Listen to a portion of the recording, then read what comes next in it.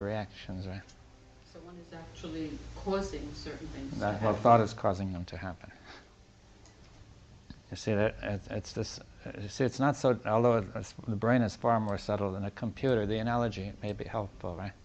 That if your computer makes all sorts of things happen, you see, it's not that it has chosen to make them happen, but it's programmed, right? So a certain part of us has been programmed to respond in a certain way, and on the other hand, we make a mistake by saying it is we who have done it. We've got to get to that later. We're going to treat it wrongly if we say it is we who are doing it, right? In fact, it may that is not very coherent or clear. Right? We have to clear that up. But you see, we find it hard to accept that a lot of our actions are fairly mechanical and automatic, or a lot of our thoughts and felts. But by not accepting it, we give it a wrong significance and a wrong value, and therefore the action is wrong. By not accepting what? That it is mechanical. You see, we tend to think everything that comes from me is vital and alive and real and true and so on, right? Necessary. Maybe we think everything that comes from me is fresh. Fresh and new. And new and fresh. And it's essentially it's like a frozen food and not fresh. But I don't know about it. I think it's fresh, jumps out. But it can be really very frozen from the deep freezer. Yeah. Yes, it jumps out from the deep freeze with the microwave, right? It's put in the microwave. It's a little excitement, the part of the excitement is the deception that this is fresh and natural and spontaneous. Yeah, so it doesn't mean we don't have what is fresh, but we mix it up. We're not clear, right? And it's a very serious mistake to treat it as fresh when it is not. So we pay a lot of money for the frozen food we are getting our daily life. Yeah, we're getting digestion too. Usefulness for technology. What? Discovering a new use for technology. Panology. David, you said you made the distinction between thought and insight. Well, maybe we'll come to that later, you see, but I'm saying that there is something beyond thought which includes, the first thing that is beyond thought is, I say, sensitivity.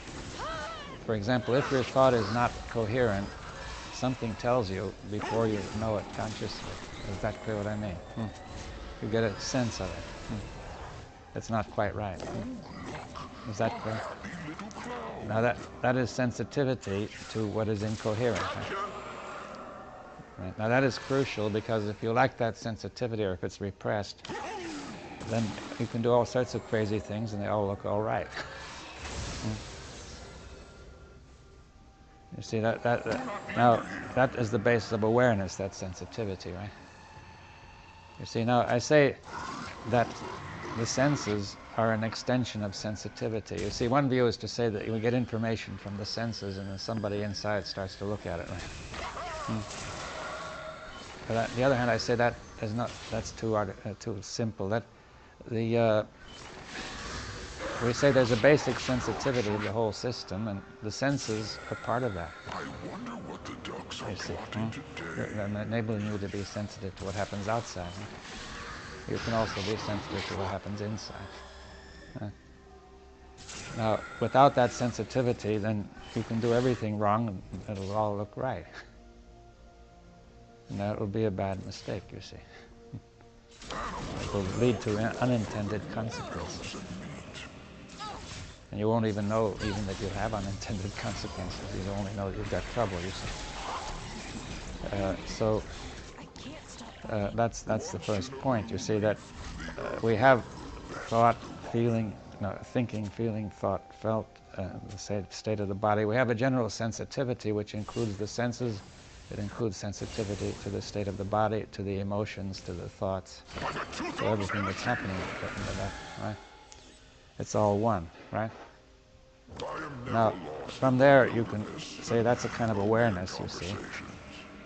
From there you can go on to build it up, to see what does it mean, right? If you sense incoherence, then the next thing is what does it mean, right? You see, I remember there was the fact every time you get a feeling, there's a natural tendency implicitly to be asking what does it mean, right? I remember there was a song we used to sing in grade school, singing the Lorelei, saying, I don't know not what it means that I am so sad today, you see. But you see, this shows the way it works, that he got a feeling of sadness and very naturally asked, what does it mean? And he says, I can't find out what it means, right? And that created a problem. You see, so the mind, that's the natural relation between the intellect and the emotions, right? The emotions, if it told you what it means, then you say, okay, I know what it means. It's not so important, or else it is important. If you can't find out what it means, it will be troubling. So you see, that goes next, to see the meaning, right? Meaning can become very subtle. Now, ultimately, what we see, we cannot see anything unless we see the meaning, right? The meaning is what puts it all together. We may see a lot of things all over the place, and they don't mean very much, right? But if we see how they all work together, fit together, we see what it means, right?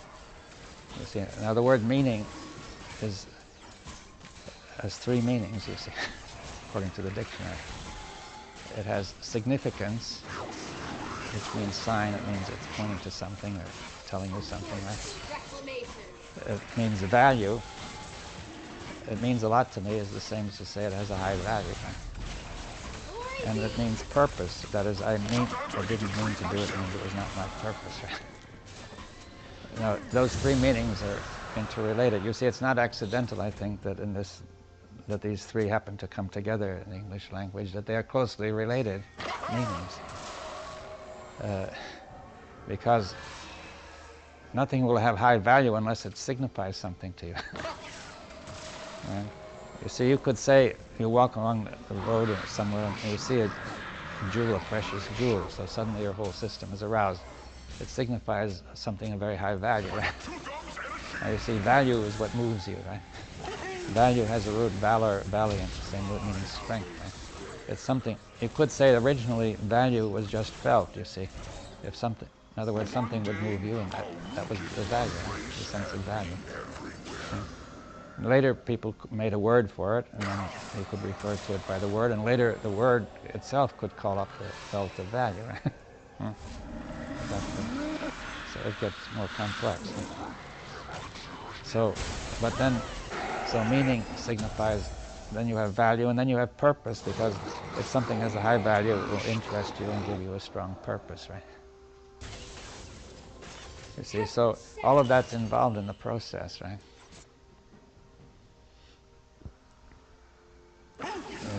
And you then can say that so you see the meaning, which is the same as to say you understand it, or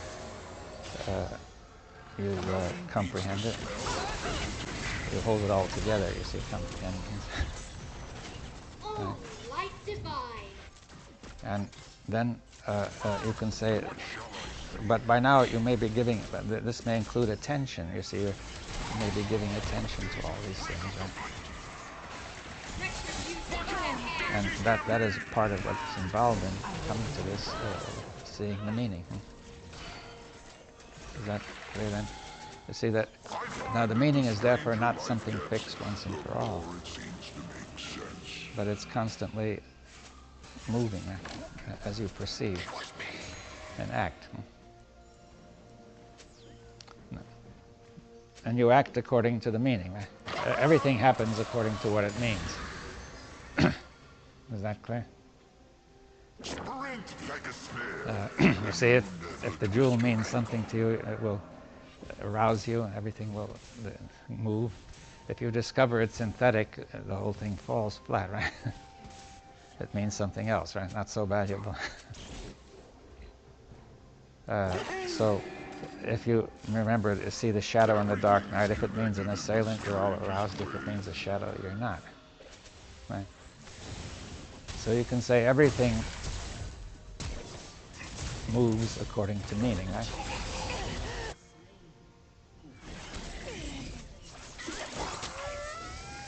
that clear? Anybody want to discuss that? Maybe I like to talk in terms of examples that I've seen in myself, because that helps me to understand. One time I was really anticipating or looking forward to watching a program on television, and in fact I'd been looking forward to it for about 3 weeks, and the night I sat down to watch it, I can't remember what it was, but something came up and it wasn't on, and there was a profound sense of disappointment, and I felt this felt came up or whatever, okay? And I was really starting to kind of embody it or get into that, and then I was looking, I don't know, whatever was looking, but there was a perception at the same time that the disappointment arose from the fact that I had been so strongly anticipating this thing. And when it didn't happen, that's when the disappointment came. And the perception of that was, it erased the disappointment, it disappeared. And I'm wondering if when you're talking about meaning, if the perception and the meaning and the action, because it wasn't a conscious thing, it was just, I didn't decide, well, I'm not going to be disappointed in anything. It just sort of fell apart, or I don't know. If this is this what you're talking about? Yes, I think it's a good example. You see the changing meaning that it had for you as you went through that, right? You see, the first meaning was something wonderful was going to happen, and your whole system was ready for that, right? Then it didn't happen, and therefore there was a reversal, right? It meant something bad. You see, the pleasure and pain systems are very closely connected. You know, that I saw once an article showing that, see, you could put a wire deep in the cat's brain and touch a pleasure center. With a very light current, it looked very pleased. With a somewhat heavier current, it looked angry, and then with a still heavier current, it looked enraged, but still somewhat pleased. Some pleasure in it. And now, but very near each pleasure center are pain centers, so when pleasure is aroused, pain is aroused. They come to a sort of a blend, right? Which has a certain meaning. Right? See, every pleasure sensation is mixed with a certain amount of pain. So you don't notice that because they're blended to the net sensation. Right? Now, if you suddenly remove the pleasure, what's left is the pain. You see? And then vice versa, if you suddenly remove, when there's pain, pleasure comes in. If you remove the pain, the pleasure. See, if you stub your toe, you will then, as it goes away, you'll get pleasure. Right? So therefore, pleasure and pain connect in that way that they're inseparable, really. And therefore, the failure to get the expected pleasure is painful. Bye-bye, Daisy. You see, because the anticipation of pleasure produces pleasure. That stirs up the pain centers to counteract. So you're in a state of balance between pleasure and pain waiting. Suddenly it doesn't happen. The pleasure centers are gone, not acting anymore, and the pain centers act for a little. You see, now, so it then means to you something painful. Now, then you see the thoughts could come up and say, this is terrible, and so on, keep that going. But then you could begin to look and see the meaning that this doesn't mean very much, right? It has no value, right? Now you see, if you have the thought, this has a very high value, then it keeps going and builds up, right? Because whatever has high value is given strength in the nervous system. Is that clear? So if you say it doesn't mean very much, then it'll go, right? So you see the meaning was changing, and the whole thing changed, right? But in each phase it was acting according to what it meant. The meaning may come from the thoughts and felts, or it may come from real thinking and feeling and sensitivity.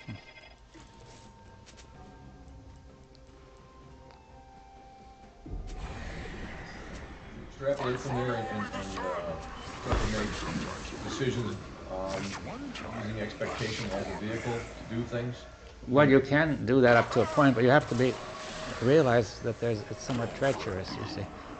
You know, expectation, you have to go on the basis of expectation. I mean, on a reasonable expectation, right? Based on reasonable assumptions. I mean, like floor will stay stable. That's right, except when there's an earthquake. uh, now, so that's a reasonable expectation, not always fulfilled. And you can act that way. Now, but the trouble is that you don't notice the emotional effect of, on the pleasure and pain of that expectation, so that when it's not fulfilled, you get a shock, right? Now, then you don't understand that shock. You take it to be something independent of thought, and therefore very important. You give it high value, and that builds it up, right? Now you get all confused, and you start something going that gets worse and worse. You may not have control over it. You just You don't. You see, that's the program, you see. You see, unless you understand the program, how it works, you cannot control it. See, even with a computer, you can't control the computer if you don't understand what to do with it, right? You have to understand. We're not going to discuss the mechanism of the program. We don't know that, you see. And nobody knows that. But we're discussing roughly the question of how does it work, in the sense of how does it work in relation to what we do and so on, right?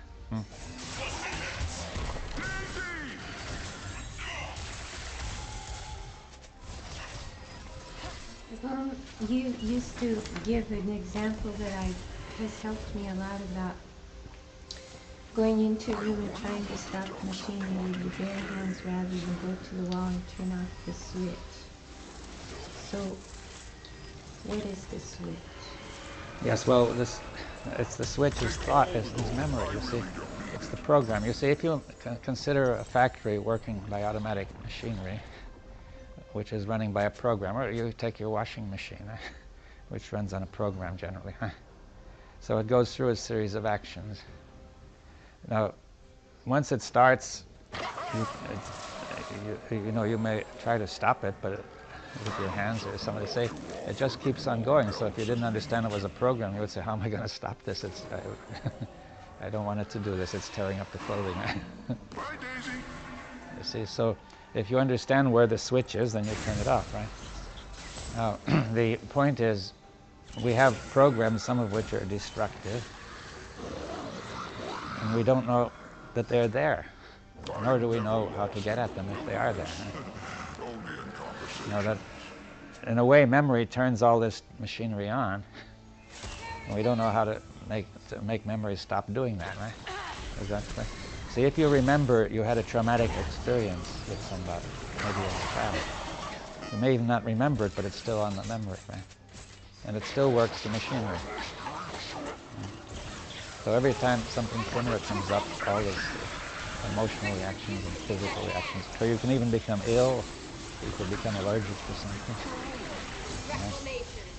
All sorts of things could happen because of that memory. Now you don't, perhaps by then you don't even know it's working, right?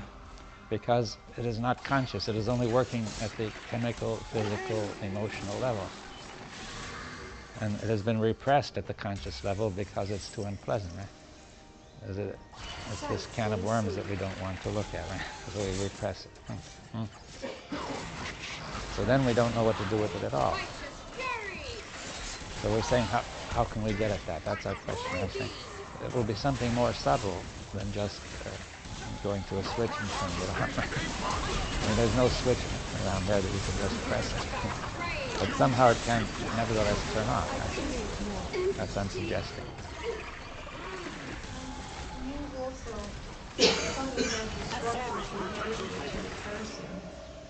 Sometimes we don't even recognize that our behavior is destructive to us. So to me, I would imagine that you first need to be able to recognize that the behavior is destructive before you can go to the next step and say why and then how. Yes, you have to really acknowledge that it's destructive and see the meaning that it is destructive, you see. Well, you see, we have to ask the question, why don't we see it? You see, is it because the brain is inadequate or something, we're just plain stupid, or,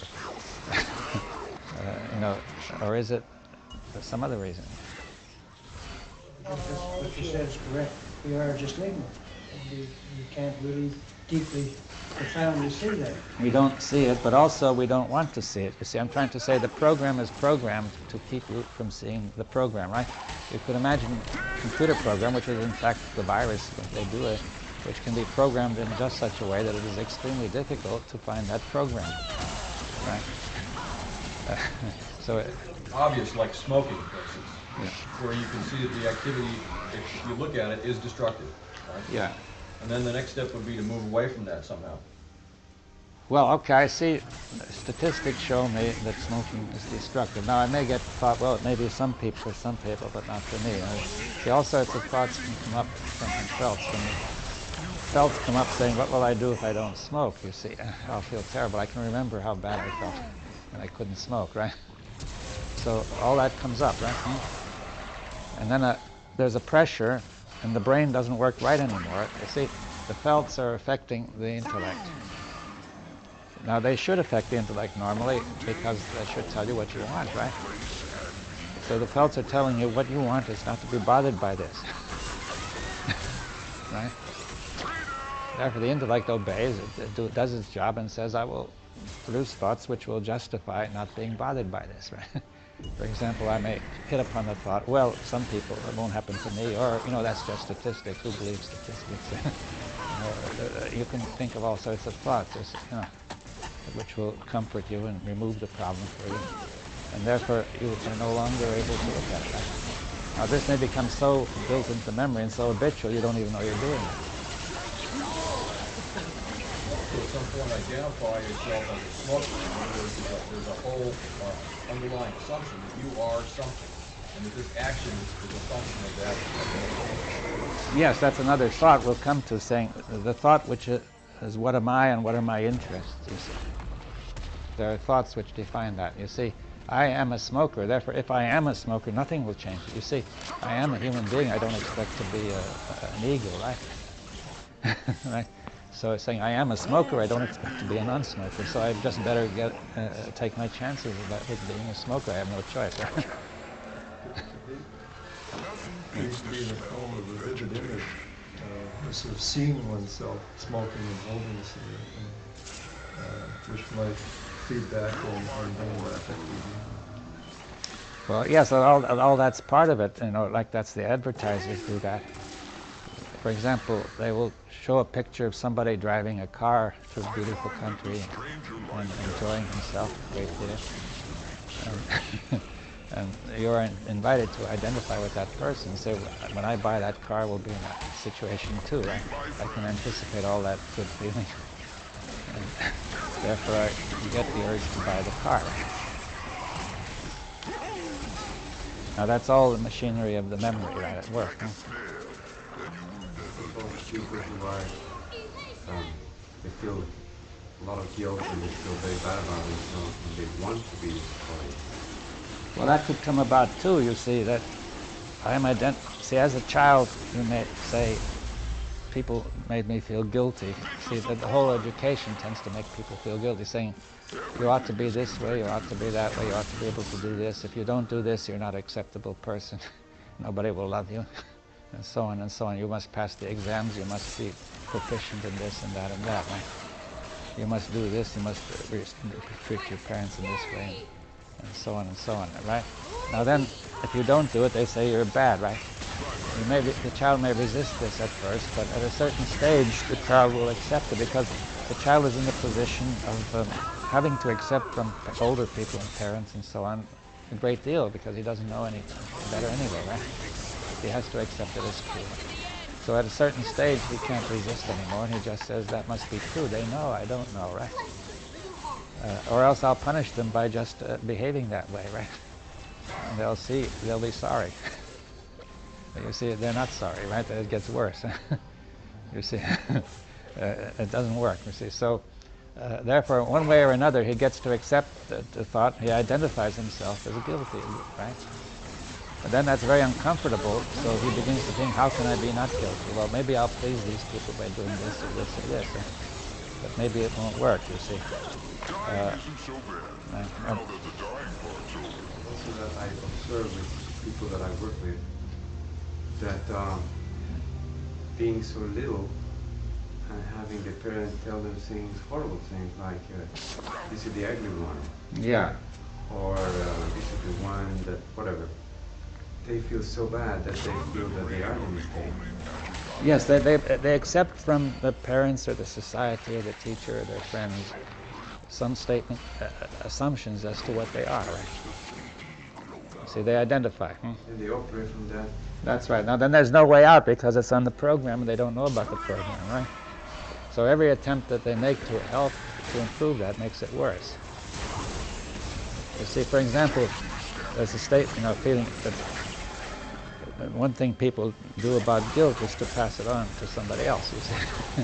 That they find it so unpleasant that it's much more pleasant to say somebody else is the guilty one. You see, that's a way of getting rid of the unpleasant feelings in the body, right? See, the body comes up with unpleasant feelings and the emotions.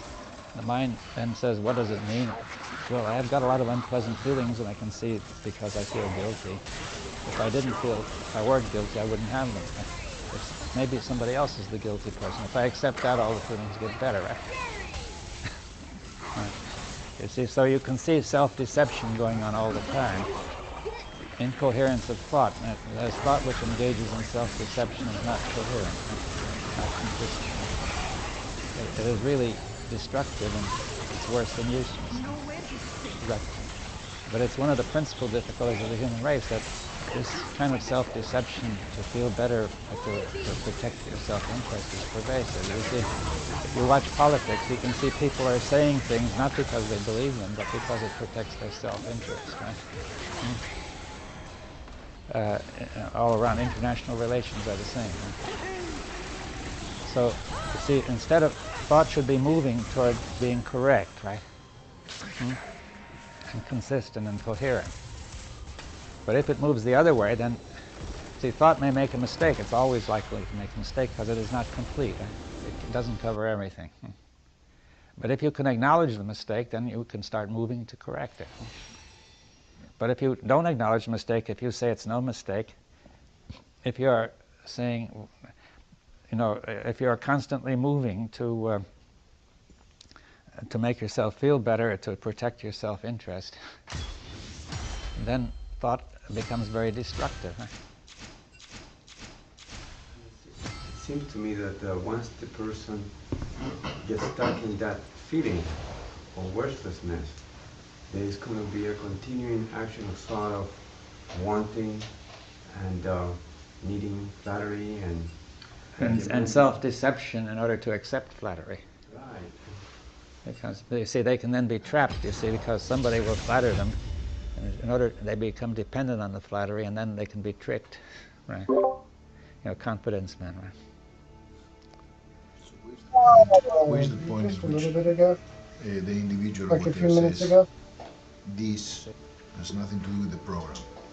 Yes, well, that's the point, that we have to discover that. I think we want to understand this process more deeply, but you raised an important point. You see, you saw it. Somebody has put it like this: are you on the...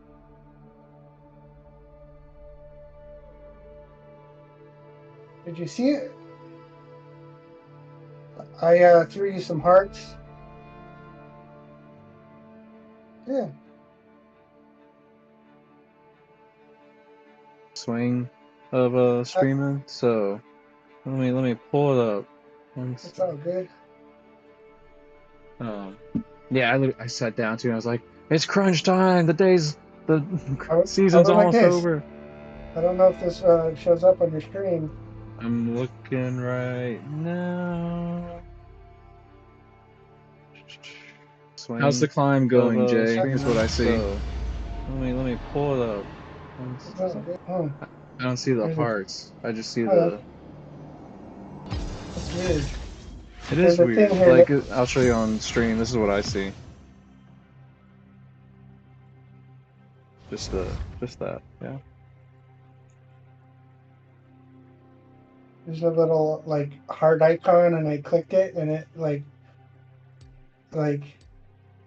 shows floating hearts. Maybe it's only visible in chat. Fuck.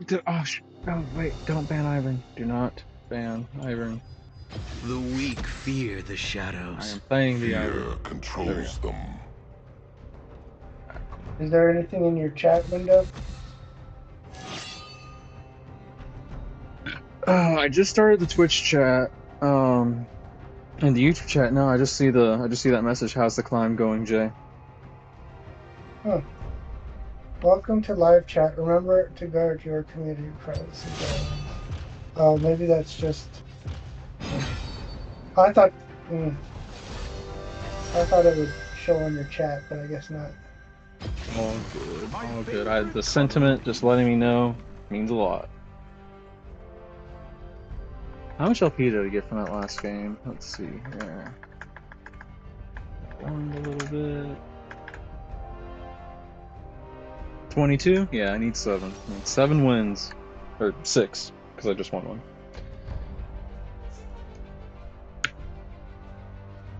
Bro, you saw that Belveth doing the crazy shit in the ganks. That was, yeah, I did good. Belveth did really well. Ash was aggressive whenever she needed to be. Not all the time. She did die a lot. I had a phone call in between. I saw the tower dive underneath the bot lane. Yeah, where I got them both. That was fun. Daisy, OP. And they were just like pinging me. I think Belveth died. Yeah, Belveth died a little unnecessarily. Like, she was, like, getting ready to secure the kills or something, and Daisy was apparently enough. Alright, let's give it a minute. I saw last night you were streaming, and I wrote Pokerick podcast. Yeah. It was a good time. Boomer was like, damn it, Jay. You're not supposed to hear that in the background. I'm like, but this is my life. I have voices in the back of my head. This one's Pokerix. So he was streaming earlier, and I guess Boomer was in his chat. Yeah. I heard that. That was pretty awesome. Boomer, how's the Teemo phase? Yeah. That was cool. I wonder how much longer till Boomer wakes up.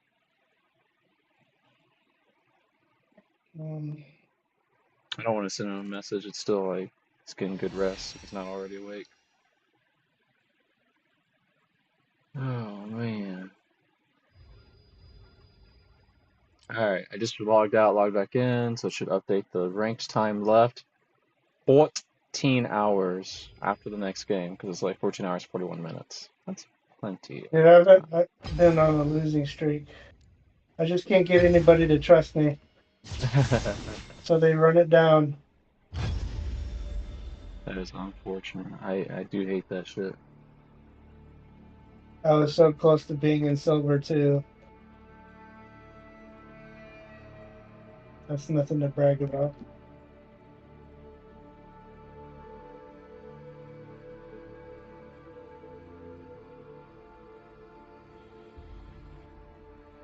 The side of, are you part of the problem or are you part of the solution? Right?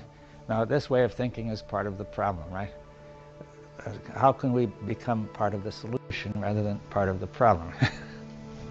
You see, somehow we are not going to give credence or power to that way of thinking, but the program is such that we tend automatically to be doing it.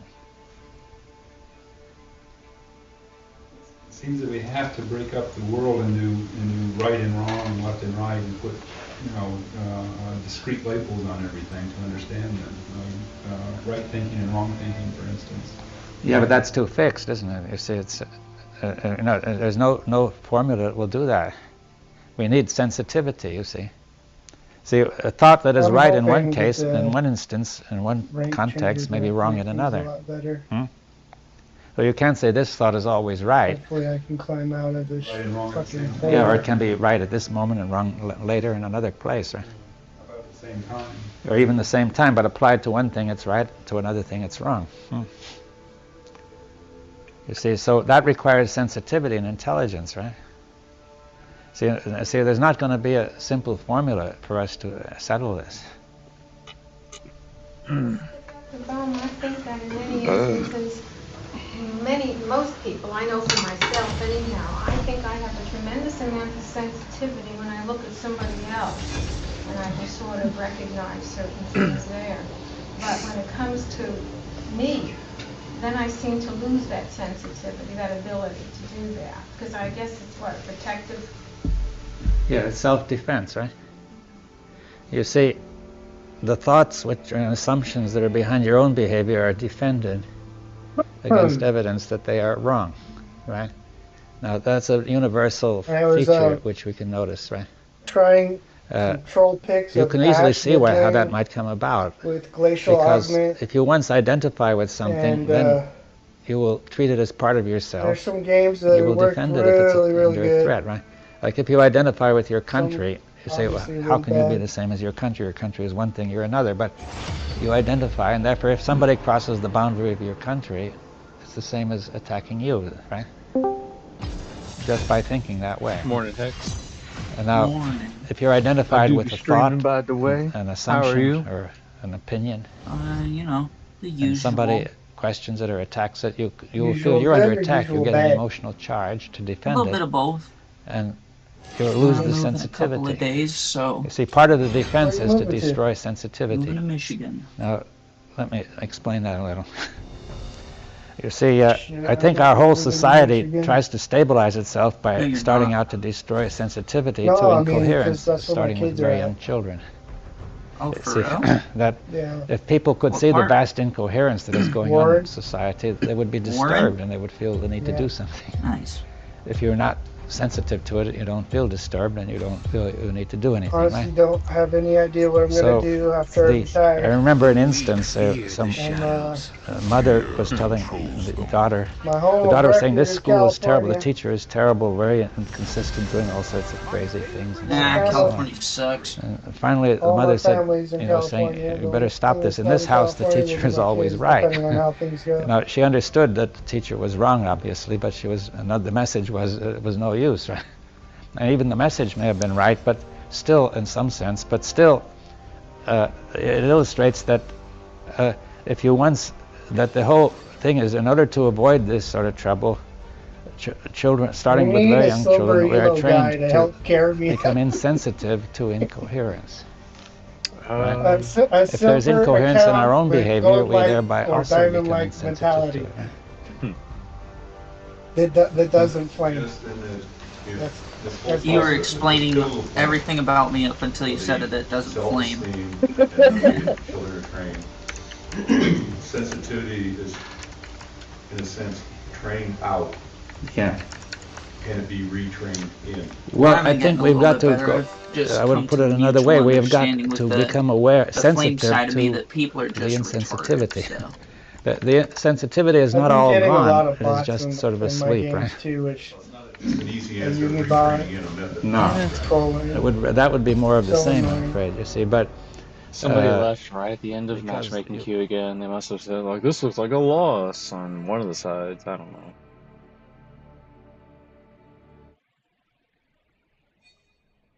But guess what? I got me my Valorant.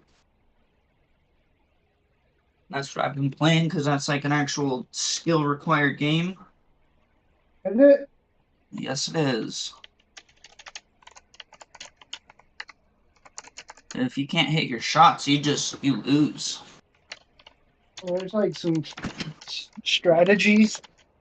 It's basically like CS:GO, but yeah, with ultimate CS:GO with abilities.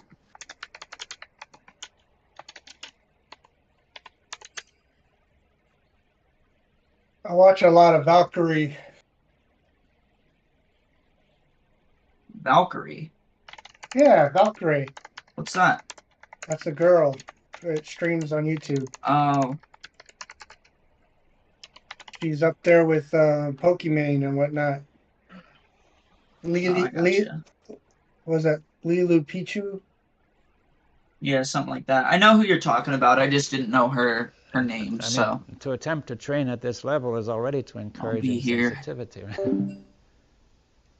Training may hold on some levels, but not at this level. But is sensitivity a quality that can be trained by a method? No. I think method implies only to mechanical qualities, but not to this essential quality, which it is within us and can be awakened but not trained. That's right, yes. The computer can be trained, our memory can be Yes. Yes, trained. But not that's- sensitivity. Yes, that's my suggestion, maybe I wasn't clear, that the idea then comes back through all this part of whether it's part of the problem, part of the solution, that some of the suggested solution is all we have to do is retrain, which is Yeah, part of the old Yeah, problem, right? that's right. So very often people trying to find the solution still fall into being part of the problem, right? See, that's where the trouble is. The human race has tried countless ways of solving all this, and most of those ways are more of the same. Because people already are rather insensitive to what's going on, so they don't notice this. If you look, this has happened to me a lot of times, maybe you'll see a cat run over on the highway or a bird being shot by a hunter. And you look at something and very deeply somehow it affects you and there's a compassion, I'll use that word, in which you actually feel something missing from yourself. But what we never seem to be able to do is to look within ourselves and see the mess that we are. You've been talking about it, Krishnamurti has talked about it for 60 years. We never see ourselves as really ignorant, pathetic, all these things. That if you can really see that, then you have what comes is sort of an automatic compassion for yourself, for the pitiful human being you've been, conditioned through your childhood, etc. All these mechanisms that you've talked about. But if you can really deeply see yourself, there's automatically a compassion just like, I don't want to step on a spider, because there's something magnificent about it. But you see, you have compassion for yourself, and with that comes a sensitivity. I don't know if you can explain it, but it's actually something that can happen to you. It's, I don't know if you can put it in words, but it's happened to me, and we never really see ourselves. Well, that's part of the insensitivity. You see that to have, it's a sort of a chicken and egg question. Sensitivity can be blocked by various happenings. Let's say living in a concrete desert, removing ourselves from this concrete desert to real proper nature, sensitivity again appears. It's a blockage of sensitivity, what is in every human being. Yes, well, society has arranged things in countless ways to block sensitivity. Some are intentional, some are not, some are accidental. But in order to stabilize the particular arrangements that society has set up, people have accepted insensitivity. You see, let's take a case. Let's see, we could think of the whole history. If we go back to probably the Stone Age, where people were hunter-gatherers, living in rather small circles of people, 20 to 40, they probably were fairly directly related. Yeah, it was just a random emoji. Those hunter-gatherer groups that have survived, you can see that they lived a rather simple life and didn't have the kind of conflict we've got. They could gather the food they needed in a few hours a day, and they enjoyed each other's company and so on. They may have, they were healthy but they died fairly young, but still, while they were alive, they were not too bad. Now, the change started to occur with the growth of civilization, right? Big society, you see. People don't know. People were knew about planting crops long before they did it on a we large started off scale. with a feeder. You can Yay! see I why like they didn't feeders. do it on a large scale, because who would want to do all this back-breaking labor if he could just go out a few hours a day and get his food, right? Now, but then maybe food became short, right? And they had to do it, and they produced a great deal of food that way, and then the population went up. It went up too far to go back to the old way, so they were stuck with agriculture and technology, right? Now they had to develop more and more agriculture and technology. The weak fear the shadows. They couldn't stop the population going up. The more food they produced, the more it went up. So they never really caught up with it. And now you produced large societies where people didn't know each other and where there was no simple relationship. Right. You had to have authority to have somebody run the thing. Somebody else might want to run it. You had to Now, don't first pick Disney. You fucking Rengar banner. First pick. Be anybody but Ivern. Thank you. It's a shake implant in the memories of people a certain amount of fear, right? Then you had to have possessions. People had to own them, or the king had to own them. See, you got in conflict with the hunter-gatherers who would gather your crops and hunt your cattle because they thought it was normal. And you had to fight them, and you had to justify killing them and saying this is perfectly right and normal and moral. You see, you began to engage. You had to become insensitive. You see, even tribes which are warlike are already far beyond that primitive Stone Age. That they're organized as warriors, and they condition the child as a warrior. Tremendous pressure on the child to be a good warrior if he's a male, right? And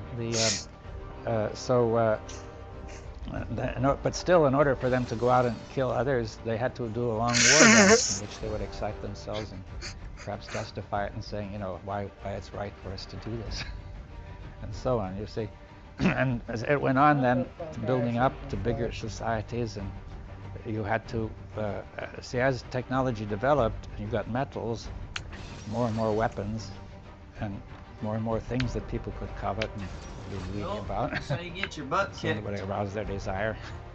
And also, at a certain stage, the metal weapons allowed a few people to dominate a great many.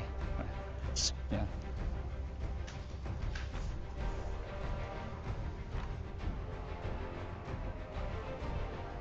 Ready? Yes, and when people could do that, they discovered they didn't have to do all that hard work. They could just go and plunder other people and make slaves of them and let them do the work.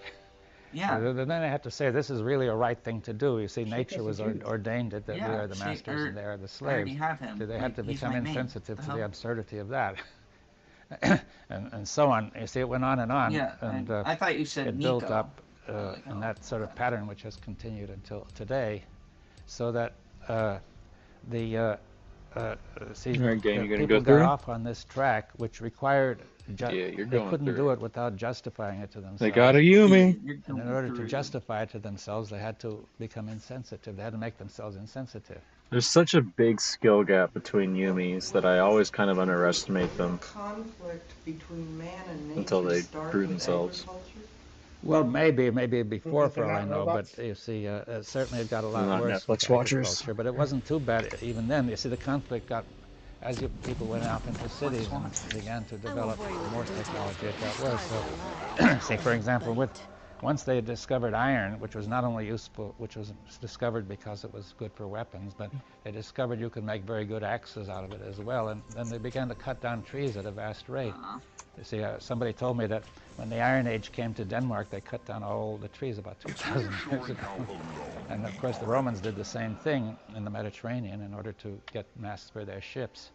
So the further technology developed, the more they came in conflict with nature because they didn't realize what they were doing, right? All they thought was, well, nature is unlimited, we're just going to go in there and take what we want, right? And the more technology you have, the better you are at doing it. See, it took the Romans a couple of centuries to make their desert, but with chainsaws we could make one very much faster. You see. Isn't there it seems to me there's a strategic mistake in assuming that technology is not part of nature, and perhaps part of, and that in fact it's not the same universal mind that makes a flower made technology. And we're making a judgment that it's leading to the wrong place, it seems. I mean, implied in that. And I'm wondering if that's not an assumption that is an error. Well, what has happened is that the technology, people have not been able to understand the effect of the interaction between thought, technology, nature, and society. Technology presented people with a problem such that the primitive Stone Age thinking couldn't handle it. And Fiora was getting low, and it ulted. The Stone Age thinking handled the Stone Age really hard, but situation then the very Rengar nicely. You see, right into for the line example, of the fucking arrow. the Australian Aborigines, their culture is said to be 30 to 40,000 years old. They have had no serious conflicts, no organized war. I mean, they have conflicts, but they have been in harmony with their land for that long time. I'm probably going to get ganked super hard for that. And their way of thinking is perfectly good for that, but the minute they were exposed to... Never mind. Okay, he used his flash, that's wonderful. He did not need to do that. They couldn't handle that, you see. So but I think that as soon as people got things like, things that would arouse desire, like golden ornaments and so on, and things, the possibility of wealth and comfort, and so on, it aroused these felts and thoughts which they couldn't handle. They didn't know what was going on. The whole thing affected the brain profoundly. It produced tremendously powerful memories. And also made more powerful because they were implanted in people by systematic education, telling people this is the way it's got to be, right? Yeah. So technology, people did not manage to make the change into technology in a coherent way. They started something which never really worked. You see, there's never been a civilization which has survived. We're surviving, but nobody has great confidence in that. Now, but every civilization has gone under, mostly because of its own inner incoherence. Time to show them who's best. Spoiler, it's me. We are observing No, you crazy bitch, you stop shooting! The problem of conflict and destructive behavior that we're seeing in the thought process right now is multi-generational process of thousands of whatever, Fix my 10,000, chatty thing because whatever. it's showing me We're dealing notifications with over something my that is mini already map. solidifying, almost in the laws, in the structures of the society. And it's very difficult. I don't know if we win I this. It think we might be have a to look bot at all diff. that. You see that we have to try to understand the source of the problem if there to be any possibility of our Hell, the scale approaching it. believes in me. I have to pull something out. Now, the source in somewhere, you see, I mean, I've used this analogy a number of times. If you have a stream which is being polluted close to the source, and people try to remove it downstream, it doesn't work. It's not much use, right? You see, pollution is pouring into the human mind somewhere deep close to the source, incoherence, and we're trying to remove bits of it by the same methods which are producing it in the first place. And it has never worked. You see, if you go back those 10,000 years, it didn't really work. But even civilizations that started out, with quite a good promise, they decay. Pass from parents to children and to the children, and it cannot stop. Alright, we're just a little bit behind. This should be fine. Yeah, it gets better, it gets worse, but you see, the new situation now is that technology has gone so far that we can destroy the world in a great many different ways. You see, and the more technology develops, the more we will be able to do this, right? See, so technology will not solve the problem, so that if anything, it could make it more dangerous. Right? You see, the point is, our thought is much less coherent than the thought of the Stone Age people, but we need thought which is much more coherent.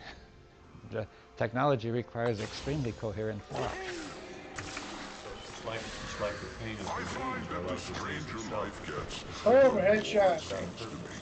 Dude, never playing Ash What? and being useful to the team In other words, it's from mid lane. It's forcing us to get very smart or perish. Yes, it may. We don't know whether it will educate us or not. You see, we hope it will, but it's a very fast process, and we don't know which one is going to win, right?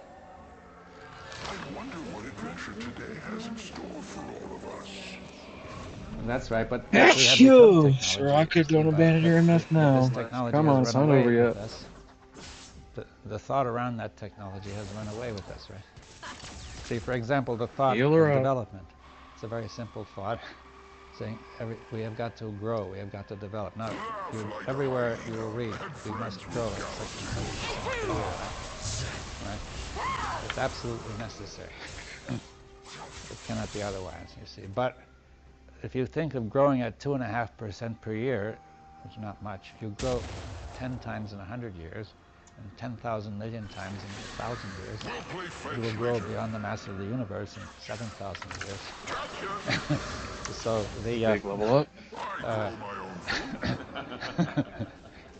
Obviously something will stop you before then. And in 1,000 years, there will be 1 trillion people per square mile at the present rate of growth. So it's got to stop somewhere. The question is when Okay, perhaps So it far, should be looked at carefully, not to say we stop killed, growing, but we might 0 reconsider dead, that whole thing, right? 3 assists. And the idea of indiscriminate growth has prevailed. Now that's a thought, right? Now that thought has taken hold. People have said, not only have taught that it's absolutely necessary, but a large number of our society has become so arranged that it doesn't work unless we grow. Okay, that's one dead. Everything Thank starts to goodness. fall The to pieces if we Mordekaiser don't said grow. to our Right? Fiora, That's he's exactly like, the state of the cancer. Fiora, I bet you're obese A cancer because you keep exists killing Yeah, them. I don't have a daisy for a minute and a half, and Soraka's gonna almost die. So Yikes. so we have to reconsider saying, is growth absolutely necessary? See, but you will find that people don't want to look at that because it's again too much self-interest is at stake. Right?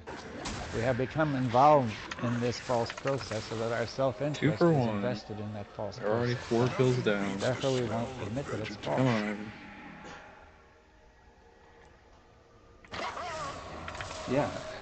I remember when I was a young girl studying history, we were told we had to have a favorable balance of trade. Favorable balance of trade, and I kept thinking, if every nation had a favorable balance of trade, how could they do that? It didn't work.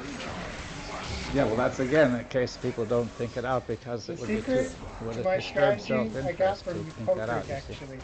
That is, And that that's people are placing convinced that the welfare of their country depends on a that pink balance board of trade. You know, on the enemy you blue see, the side Japanese are having an before the game extremely starts. favorable balance of trade, but And it's so creating far, a he very hasn't serious killed it. problem.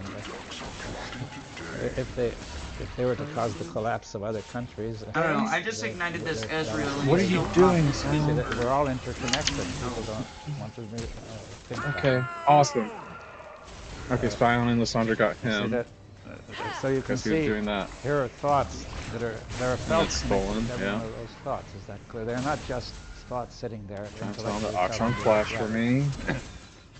But every one of those thoughts has behind it a felt. You may not notice it, but if it's challenged, it will be there, right? You will get an emotional charge. Flash means we People kill. that have defended the notion of balance of trade quite emotionally. 2 for 1. Finally, something goes right. Other notions are defended in the same way. 2 for 2. The process that causes that, 2 for 2. that fixing, like as you say, when I'm challenged and I have something that I really believe in, whatever that might be, somebody challenges that, I feel an immediate defensive or fixing posture. In other words, I become sort of rigid in my response to whatever's coming at me. I sort of solidify. Something comes up and solidifies to meet that. So it's like then it's like an opposition. Yes, well, that's a very good point. You see, the thing is to say, notice, and we'll come into that, what happens actually when one of your assumptions is challenged? What happens to you mentally and physically? Be sensitive to it. Could you go back to that word sensitivity and how Yeah, well, this example I'm going to show that suppose you say What did I fuck the up? balance of trade is what I believe in. I just smited earlier. Our country must have a good balance of trade. It's 1200 Japanese smite or evidently something. believe it, and they take very strong measures What to make it the difficult for fuck? anybody to sell stuff in Japan. Okay, and this thing's still on me? They probably don't like to admit it, you know, and so on, right? And it creates all these problems. Now, suppose you're a Japanese and somebody wants to come in and sell motor cars in Japan. And you also want to set, you know, so certain feelings will come up when that gets going. Do you see what I mean? A feeling of opposition. Now nobody notices that. They just simply act and say, well, we will pass this law, making it difficult to get in there. But suppose instead you became sensitive. Said, what's going on? Suppose instead of balance of trade, suppose we take something else closer. What would it be? Can you think of an example? The fact that living society intentionally desensitizes population for certain its own purposes rather than the best interest of the individual. So something like violence on TV or whatever. Yeah, well, that's desensitization, yes. Roosevelt saying speak softly and carry the stick. Yeah. You see, all of that's a desensitization, right? You see, saying, Ivan Ezreal, good. I have my interest to Playing protect, a bit of a right? bot diff at the start of the game. I can do that with a big stick. Or also, there's violence all around on the television and so on, and people get used to it, right? They don't seem to be moved by it. But you see, at first, if you see that violence, it will have a big effect. And gradually, it has very little effect. It seems that when somebody lacks something, has an interest, an invested interest, and when he's confronted with that, he's naturally going to contract psychologically. When somebody is willing to feel good about himself, he's going to extend the boundaries of that feeling. He's going to extend and give room to the other people's feeling. It's a process of contracting and expanding. Yeah, but contracting and expanding are kind of metaphors. Fire all weapons. Now, wait, oh my god, he went. What actually happens? You see, can you watch what it really happens? I mean, the body doesn't actually contract and expand, right? So that's a metaphor for something. No way! How do you feel it? You see, I think that's what we have to go into. He had 15 seconds in that short window? Really wow. Very active. There's a lot of motion. Where? In the knee. Well, where's that? I don't know. Well, but you mustn't accept that. You see? The awareness, our awareness. The body goes through stress. Yes. Yes. So that, I think we will have to, let's make 5 more minutes and we'll have a break, right? Now, the body goes through stress. Well, there's 9 kills on my team. I'm playing Nautilus support, and I have 8 KP. No, we got used to it as we got used to violence, as we got used to incoherence of the teacher, right? We got used to living in a society and we're insensitive to it, yes. Yeah, we have a whole habit, a whole program for becoming insensitive. Once you do it once, it's not just that you've done it, but you had the thought, tacit thought behind. This is the sort of thing I always have to do whenever I'm confronted by that sort of thing. I must become insensitive, right? In a polluted stream, and but that's normal. Yeah, you think that's normal. Right. Right? Yes. So, and therefore you don't pay it. You say it's not important, right? It doesn't demand attention. It doesn't merit attention, right? You're saying that that's the only way it can be. Yes, and therefore why pay attention to it? Not important, no meaning, right? It requires no attention. You don't have to be sensitive to it. It's called a projection. Right? Yeah, all right, so that's all thought which is on the program, right? Keeps inventing new justifications so that suppresses the sensitivity even of the body. And then she's doing this. Yeah. He's just stealing farm. Jesus Christ. So to like convincing the aliveness of the body suppresses the sensitivity of the body. Yes, and of the emotions. And of the emotions and the fresh feelings. And of the thoughts. And of the fresh thoughts. So the program becomes a dictator of the organism. Yeah. The memory program. Yes. Non-stop. Right? Non-stop. Yeah. Non-stop. That's fine. Frankly, it seems we have non-stop memory program. No. Well, it's there ready to work all the time. It can jump into action every time, anytime. It's there. The program is always there. Whenever the occasion arises, it jumps into action. Good misfortunal. And I got well, that's a good picture is a crocodile. It sits there very quietly until the animal gets very close, and then it just snap.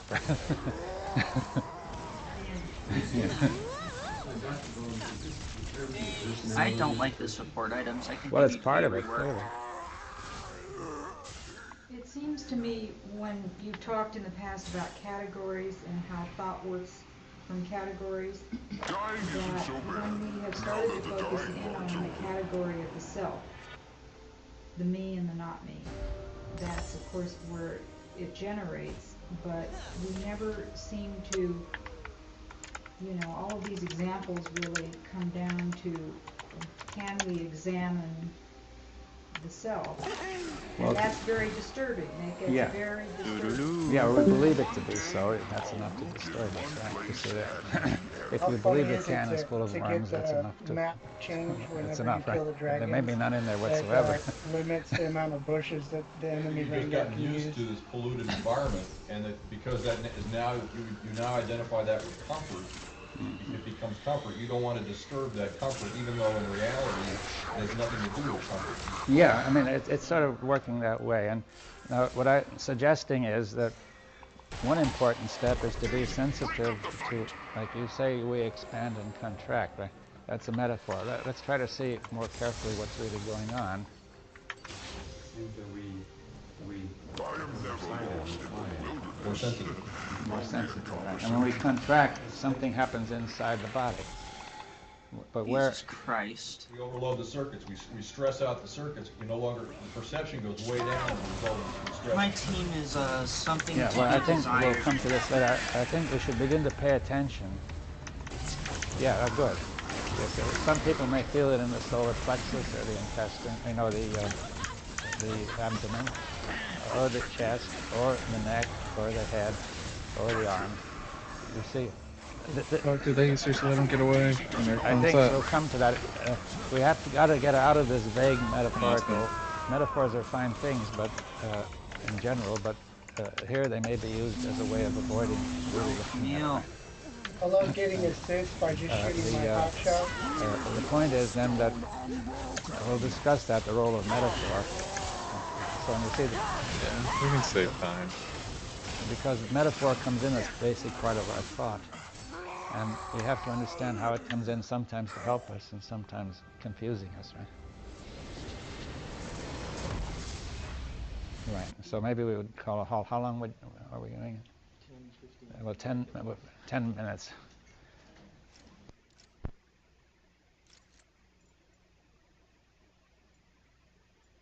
Jesus Christ, why does he do so much damage? Back to 0 LP. Let's go.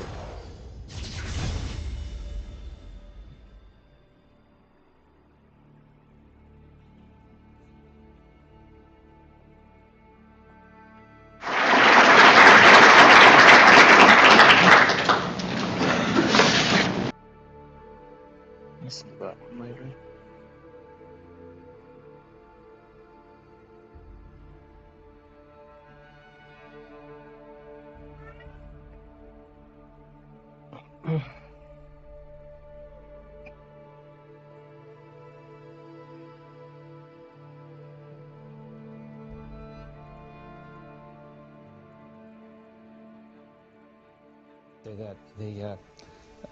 So the reason why we don't see the source of our problems is that the means by which we try to solve them are the source.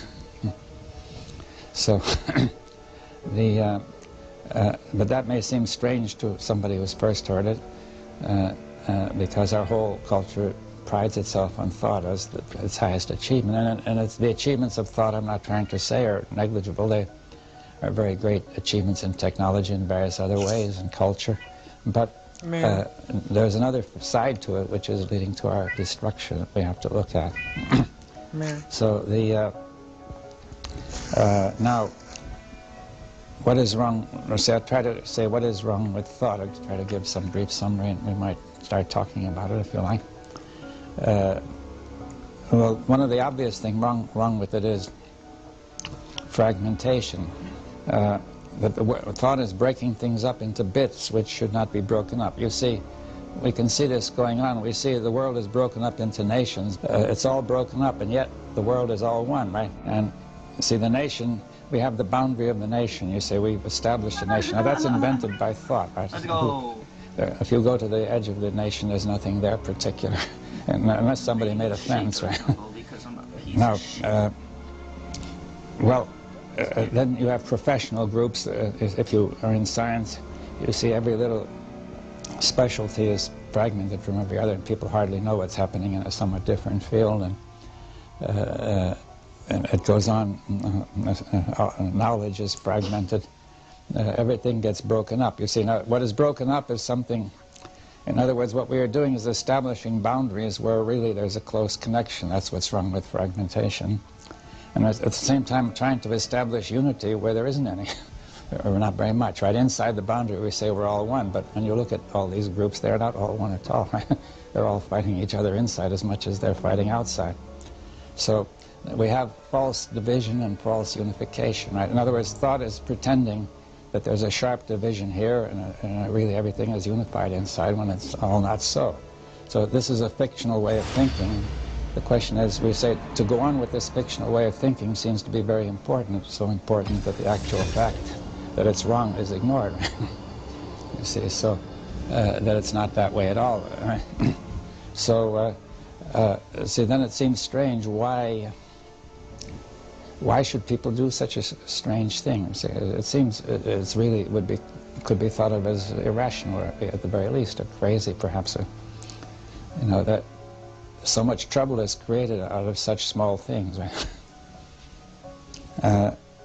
Well, now, that's only, but then that's fragmentation is itself a symptom of some more general difficulty with thought, or a particular case of it. Because there's a more general difficulty with thought, is that thought is very active and participatory. It's always doing a great deal, but it all is tending to say it hasn't done anything. But it's just telling you the way things are, right? You see, thought has created everything you see here in this building around. It has affected how all the trees are. It has affected the mountains. It has affected the plains and the farms and the factories and the science and technology. And even at the South Pole, you have quite a bit of, you have the destruction of the ozone layer, which is basically due to thought, because people thought that they want to have a refrigerant, a nice, safe refrigerant, and they built this all up by thinking more and more about it, and now we have the ozone layer, you see, being destroyed. So see, thought has produced tremendous effects outwardly, and we'll discuss further on. It produces tremendous effects inwardly in each person, and yet the general tacit assumption in thought is that it's just telling you the way things are, not doing anything, and that you are inside there deciding what to do with that information. But I want to say that you don't decide what to do with the information. The information takes over and runs you. You see, that thought runs you. But it also gives the false information that you are running it, right? That you are the one who controls thought, whereas thought is the one who controls each one of us, right? We don't, until thought is understood, which, better yet, more than understood, perceived, it will actually control us, but create the impression that it is our servant. It is just doing what we want it to do. Now, see, that's the difficulty. The thought is participating. The weak fear the shadows. And then saying it's not participating, it's taking part, it's in everything. Now, fragmentation is a particular case of that. You see, thought is creating divisions out of itself and then saying they're there naturally. The divisions between nations are regarded as being just there, you see. But obviously they were invented by people, and people came to accept them, and that made them be there, right? Therefore, in saying that thought has this character, that it is doing something and says it didn't do it. Now, we have to really go into that, because we could discuss that a great deal, because what it's doing is very much more subtle than I've said. That's only the beginning. Now, then again, another problem with fragmentation is that thought divides from feeling and from the body. Thought is said to be the mind, some sort of abstract or spiritual or immaterial. We have that feeling.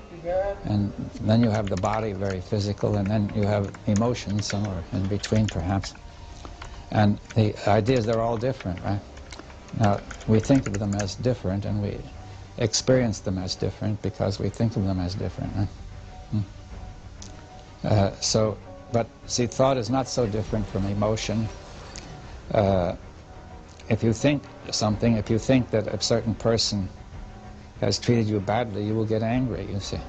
We'll discuss that more later, but a very elementary example is that if somebody keeps you waiting for a couple of hours, and you can get very angry thinking, you know, what does he mean treating me like this? You know, he has no consideration for me, and you can think of various things, he's always doing it and so on. By thinking that way, you can get very angry, and then if he comes and says the train was late, it goes. So it shows it's thought, right? By changing your thought, the anger evaporates. So thought at least sustains that feeling. And you can see the thought of something pleasant will make you feel good. You see the thought that you're doing well or great will make you feel good inside. The adrenaline will be, you know, all the good feelings will come out. And the thought that you have done something wrong, or the thought that you're guilty, may make you feel miserable. If somebody says you are guilty, which is a thought, then you can feel very miserable, right? So feelings are tremendously affected by thoughts, and obviously thoughts are tremendously affected by feelings. Because if you're angry, you don't think clearly. Now, if you have a feeling of pleasure in something, you may find yourself reluctant to give up the idea that gives you pleasure, even if it's wrong. You engage in self-deception. Therefore, they're intimately and closely related. The very wish to think must come from an emotion or from an impulse to think. So they're really almost two sides of the same process, right? But our language separates them, and our thought separates them. They're fragmented. You see, we introduce in our thought a very sharp division, just like between nations, where there really isn't such a division. We're introducing a fictional way of thinking about this situation. And if our thinking is fictional, it will mislead us. Now, that's really... so we have this question that emotions and intellect are closely connected, and I think it's worth repeating what I've said the last 2 years, that in the language we have a distinction, thinking and thought. Right? Thinking is the present sense of the thing, and some activity going on, which may include some critical sensitivity to what may go wrong, and also some new ideas and perception of some kind of insight occasionally. But then thought is the past of that. So thinking doesn't disappear. Another idea we have is that when we've been thinking something, it just goes, but it doesn't. It goes somehow into the brain and leaves something, a trace, which becomes thought, right? And a thought now acts automatically. So therefore, if you have been thinking for a while that I have a good reason to be angry, it's there, and then you remain angry. But I see what we have to do is to see some sort of notion of where what sort of trouble we're in now. In other words, we started out saying the trouble is the world is in chaos, but I think we end up by saying that thought is in chaos, right? And that's each one of us. And that is the origin of the world in chaos. Right? And the chaos of the world comes back and adds to the chaos of thought. So the point is that they are not following, you see that they are not aware of the effects of their thought, right? That the fact thought is active, participating. Now you see, there is this feeling that when you are thinking something, it does nothing except inform you the way things are, and then you choose to do something and you do it. That's the way people are talking, right? But the way you think determines the way you're going to do it. Then you don't notice a result comes back, right? You don't see it as a result of what you've done, or even less do you see it as a result of how you were thinking. Unless the thinking changes, it won't be corrected. Now, nothing you do can change their thinking, except communication to them that they're incoherent, communication which they will accept and understand. Is that clear? Otherwise, you are trying to meet thought with force, really. It's kind of violence. You see, if you say out there are some people behaving incoherently, and I will try to make them behave coherently, then you are using force, right?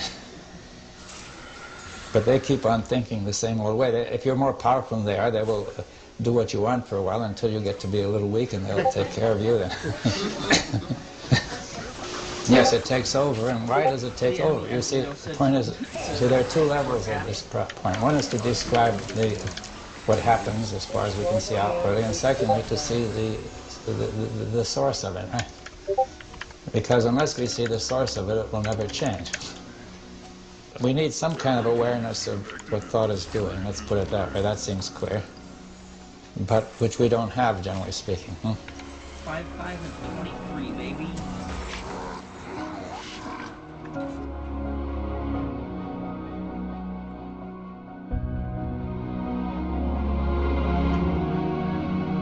Do you go glacial on Ivern? No. Seminary every game, pretty much. I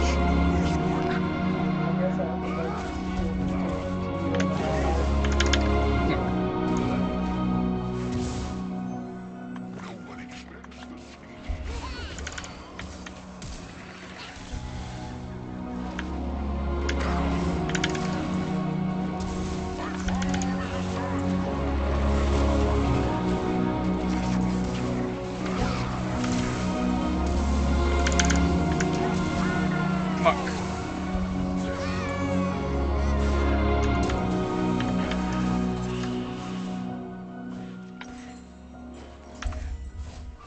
It looks good, but it wasn't. Now that the dying part's over.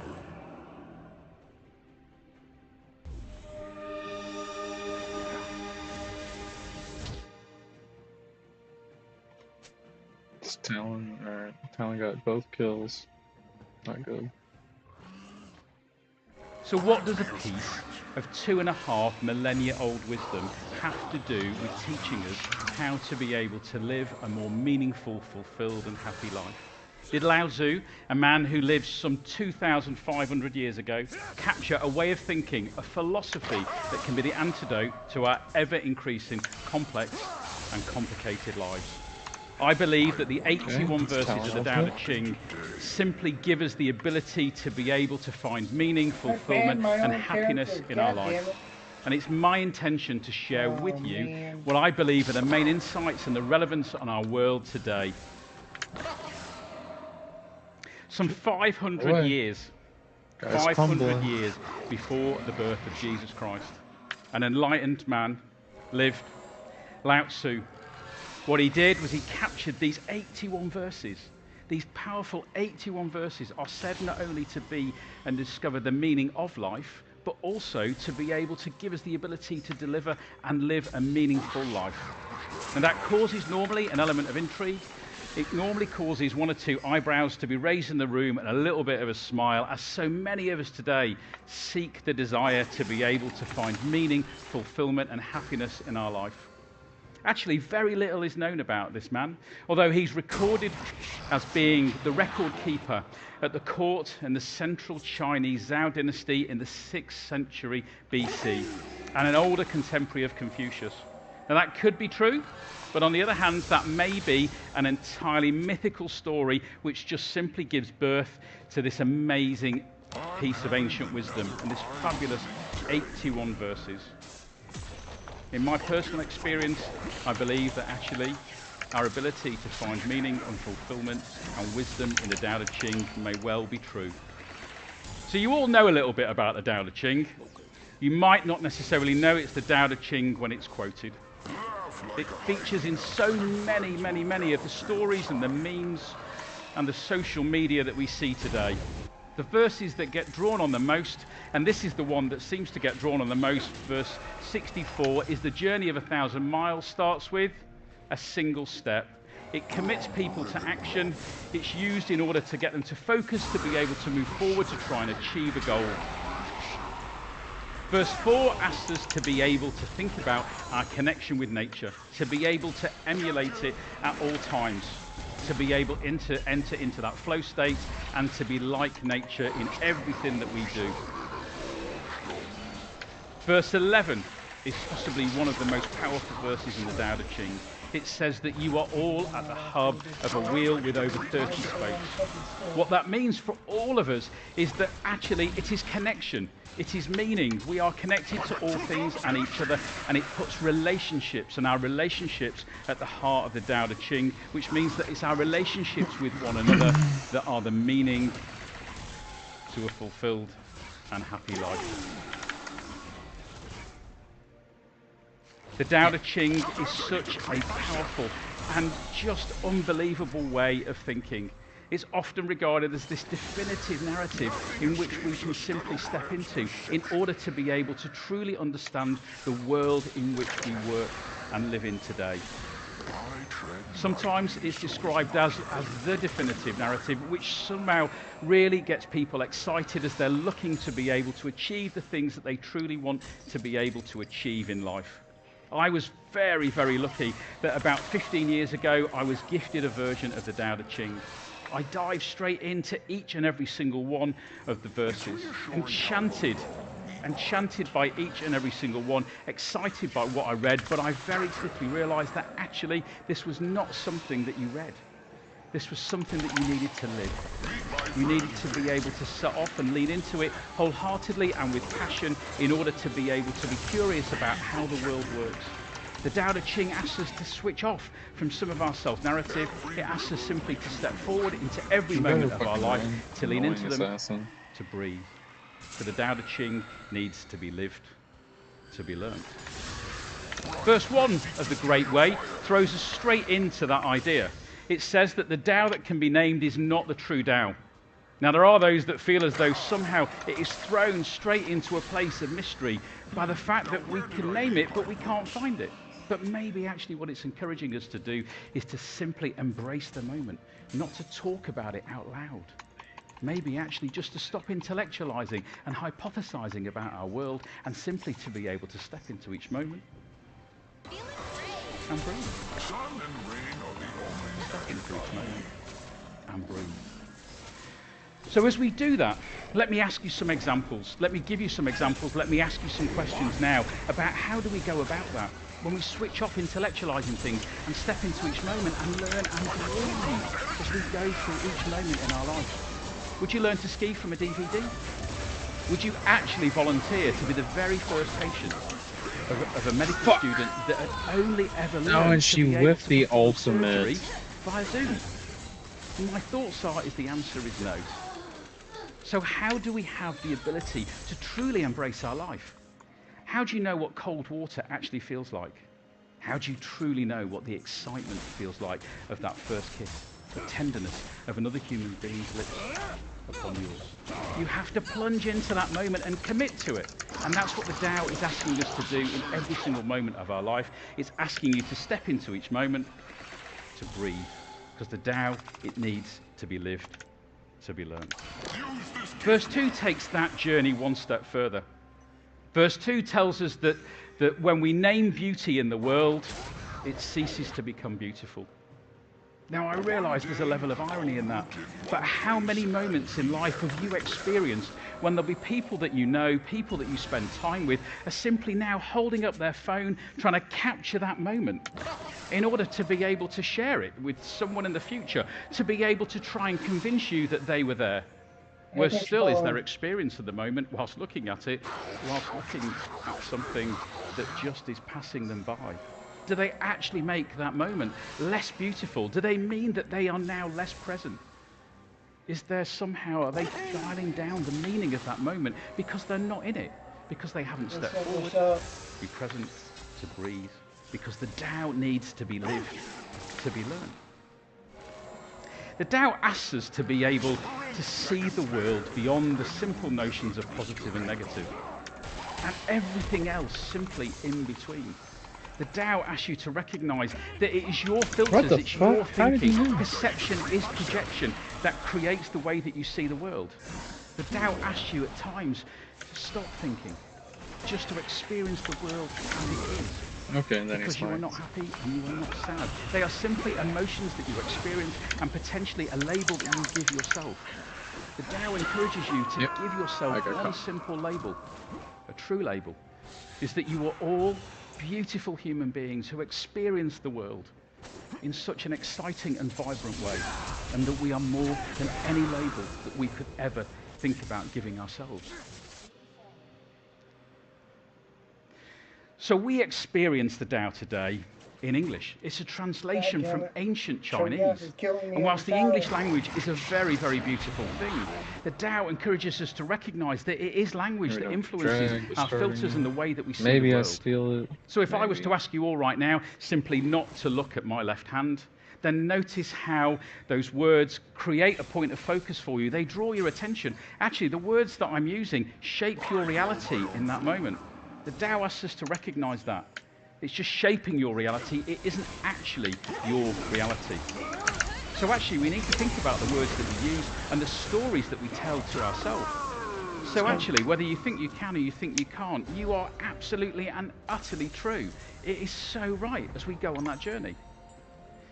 So one of the big things that we can actually really truly learn from the Tao is to step beyond language, is to recognize that sometimes the story that you tell yourself is just a story. Gandhi said that we sit at the center of a circle without a circumference, unless we tell a story to ourselves which creates that circumference. How many stories do you tell yourself that create a set of limiting beliefs for you, that create, I don't know, a shot in the foot when it comes to living your true potential? Think about wisely about the stories that you tell yourself about who you are. Ouch. So as a coach, I will tell you that actually that's the most important relationship. Whilst verse 11 tells us that we are all connected to all things at all times and all people, actually as a coach I will tell you that one of the most important relationships that you can ever invest in is the relationship that you have with yourself. We don't always think about that, but maybe we should really, truly embrace that idea. What you say to yourself truly, truly matters. It is the thing that creates your limiting belief. It is the thing that potentially creates that circumference of the circle that stops you being able to live your true and full life. Verse 10 and verse 39 are also some of my favorites and some of my best. They talk about this idea of oneness, and they talk about this idea of wholeness. Is that I am one and I am whole, and you are and we are, and this place right now simply is the most perfect it can ever be. Practically, what does that mean? Is that when I say yes to something, then maybe I'm saying no to something else if I need to consider things in the whole, in the round. So what does that mean for me in life, really? It means that if I say yes to another volunteering commitment in my community, then maybe I am saying no to more time at home. For you, maybe if you say yes to another bottle of beer, another glass of wine, or another gin and tonic at some point in time this evening, then maybe you are saying no to a clear head in the morning. So maybe actually we have a responsibility to be able to say no to some of that negative self-talk that we create for ourselves, to say no to self-doubt, because at that point in time when we say no to those things, we say yes to stepping into each moment, to breathing, to life. It's lived to be learned. You say yes to being the beautiful human beings that you are. The Tao Te Ching asks us to be in action in every single moment of your life, to take feedback from the moments you're in, to pay attention to what's going on. What does that mean for us in real life? It means that we need to be more like the aircraft that sets off from New York to cross the Atlantic to get to Heathrow. I mean, what doesn't happen is that the aircrew don't simply go, right, it's over that way, and off they go. And suddenly, when they cross the Atlantic and they're at the other side, they're going, oh my word, we've missed Heathrow. Right, ladies and gentlemen, what we need to do is go all the way back to New York and start again. Because so many of us try and do that in life. We try and be able to do it perfect first time every time. If we're truly picking up the lesson from verse 40, then what we're doing is being more like the aircraft. We are adjusting because of air traffic control, because of the weather, adjusting our altitude and our direction. We are in every moment in our life to make sure that we are still pointing towards what we're trying to achieve. Why? Because we'll spend far longer on the journey with the company that we have on that journey than we ever will at the destination. Because once we've got a goal, it's gone and we're on. So just step into each moment in life. Breathe, without, I'm going to ask you to be in action right now in your concept with 3 simple words. For most of us in life, what we spend our time doing He's doing stuff in order to be able to have things, in order then at some point in time to be the emotion that we've glued to the reward of the thing that we seek to have. So we do, we have, we be. If we were to say no to that, but to say yes to another way of thinking, is to be, and then to do, and then to have, what does that mean for us? If you were to choose right now to say it out loud to yourself, I am happy. Turn it into action and even say, I am happying. Put energy into it. When you say that, notice how it makes you smile. So it means that everything you do for the next few moments will have that golden thread of happiness running through it. Which means that everything you have, as a consequence of whatever you do, will be happy. It will have and be sown from the seed of true happiness. Take all the gold. I really don't need it. So of course, as the tiny dragon said to the panda, be, do, have. Because it is our relationship on this journey that is way more important than anything else that we can conceive of at this time. And it's such a powerful lesson from Lao Tzu and the Tao. So I've been a scholar of the Tao now for approximately 15 years.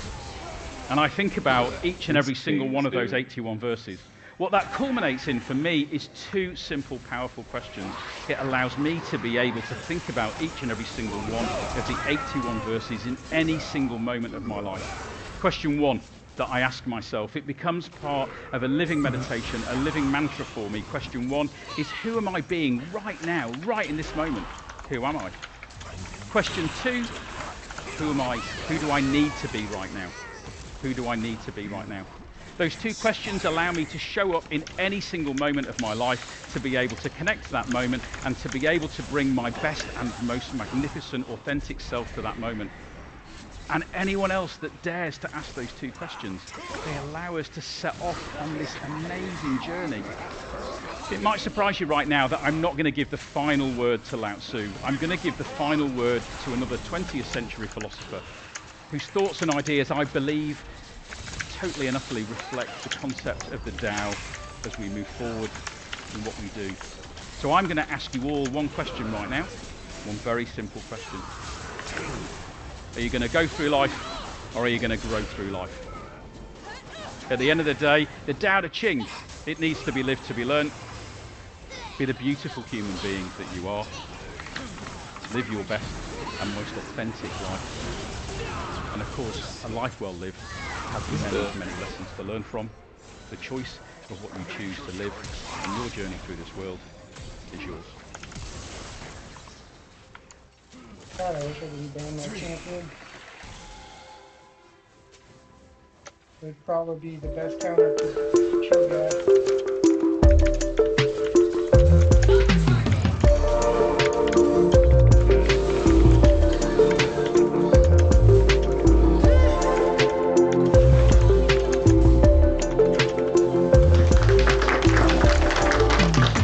Good morning.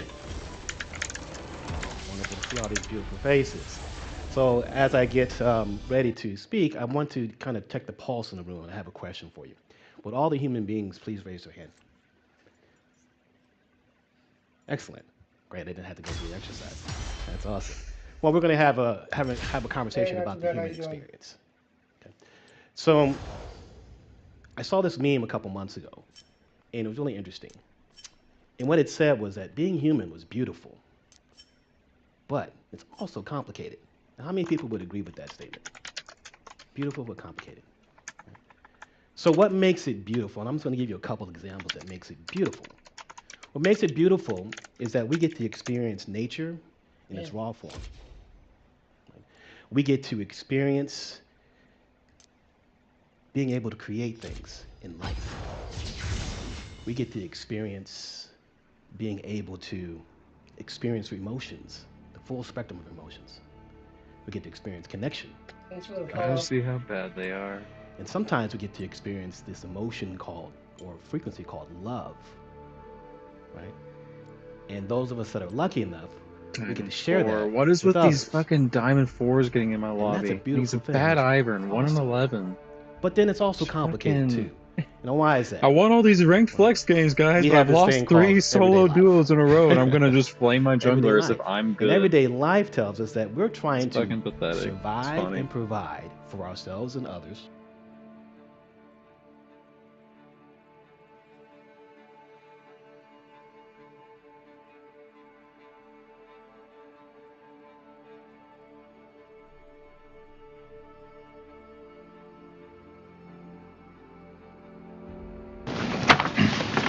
As well, as David Griffin has just said, in order to understand time, we must consider the moments of the past as enfolded in the present in a natural structure.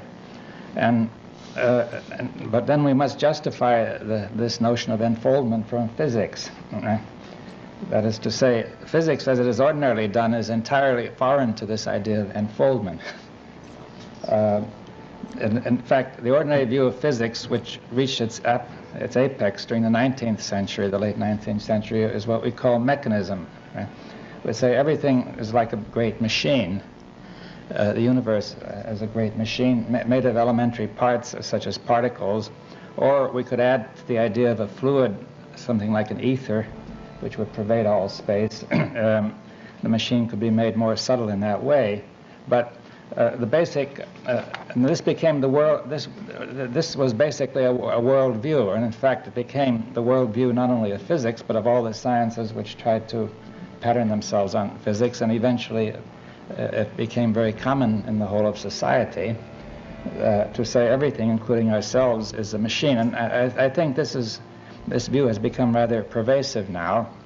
And though there are counter views, this does seem to be the dominant view in our society at the moment. Now, this view creates great, certain great psychological difficulties in the sense that it tends to remove meaning from life. It makes man a sort of a tiny machine inside a much bigger machine. Which goes on indefinitely and began with a big bang. Now, it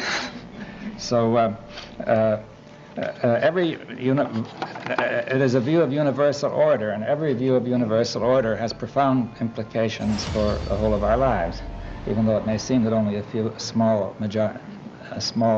group of professional people are concerned with it, such as physicists. In physics, this basic mechanism has 3 basic principles.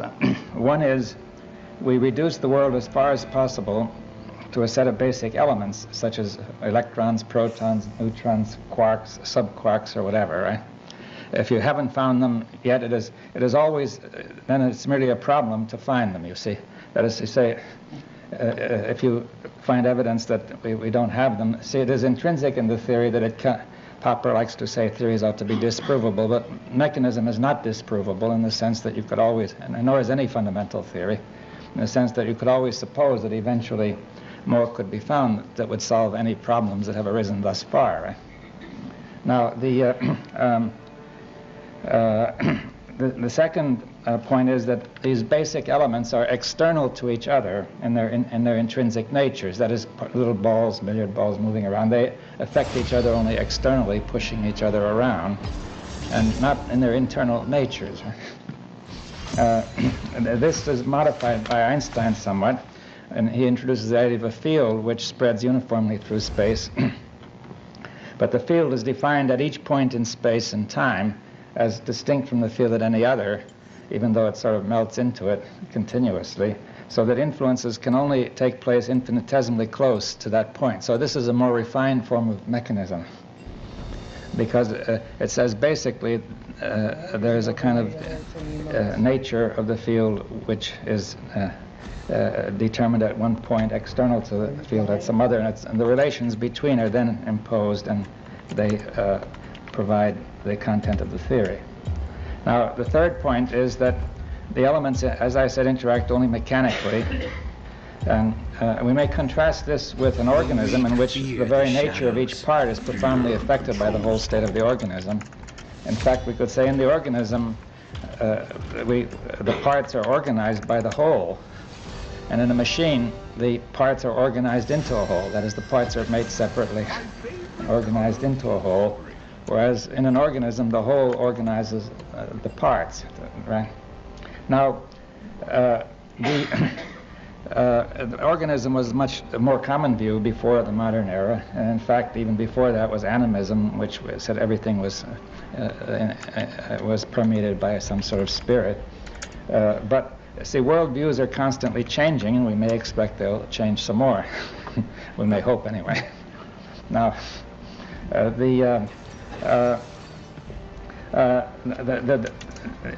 the mechanism, as I said before, it is a program. It cannot be proved to be true because there are always problems in physics and things that have not been solved, and you can always say they're going to be solved later by further extensions of mechanism. So it would be almost impossible to imagine a state of affairs in which people would be compelled by evidence alone to abandon any worldview. That is, if you, for example, if you take the Australian Aborigines, their society lasted 30,000 years, very stable. It would take a very courageous person to say ours is going to do the same. And, and their worldview was entirely consistent to them, and in fact it enabled them, they had something called dream time, as long as we're talking about time, which not only is in dreams, but a sort of a time they went into when they had to live in the desert and find food and water. In other words, they felt they had to live in a different kind of time. I'm told, I've read this anyway. You may, I mean, how much to believe, I don't know. That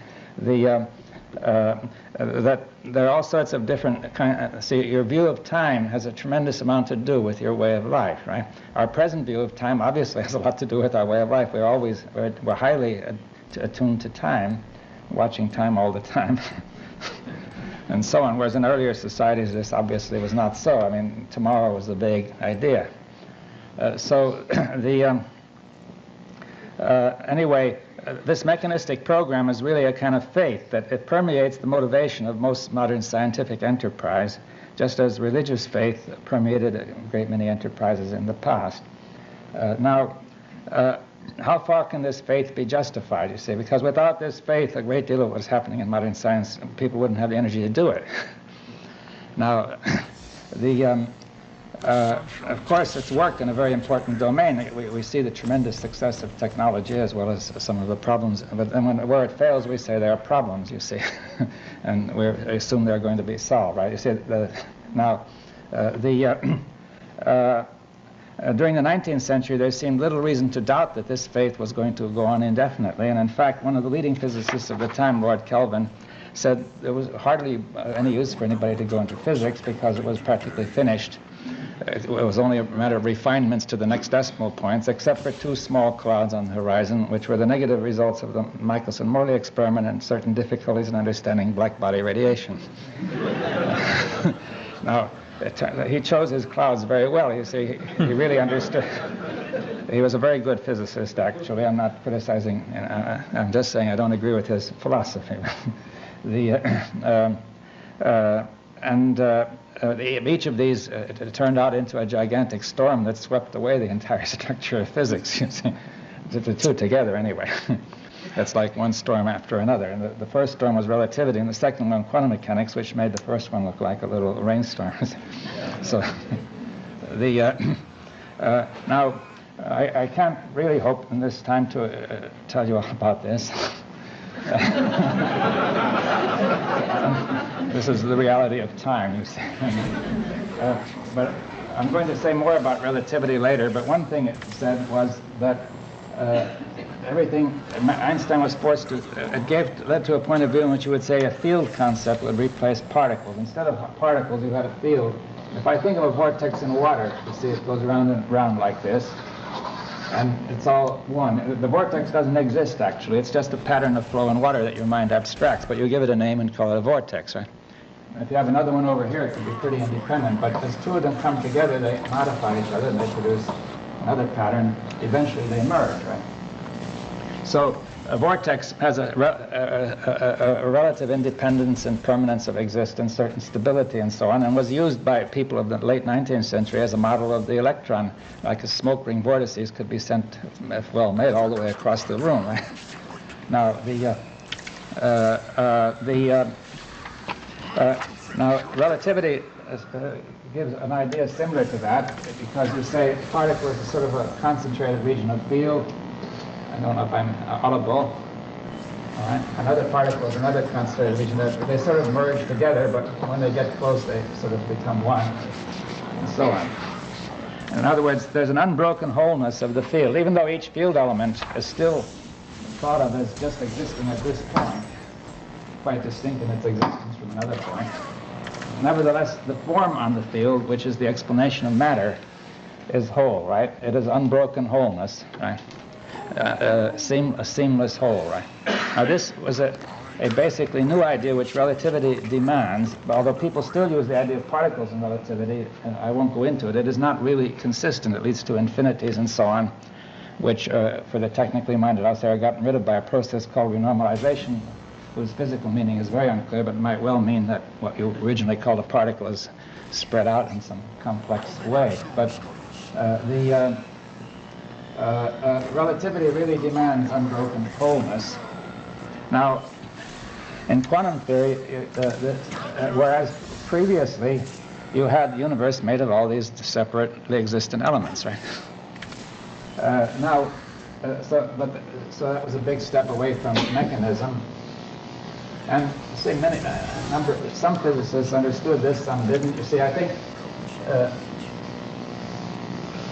in the community that the degree of understanding of the philosophical implications of these theories is very varied, of course, in the community of physicists. Now, the next point was quantum mechanics, quantum theory.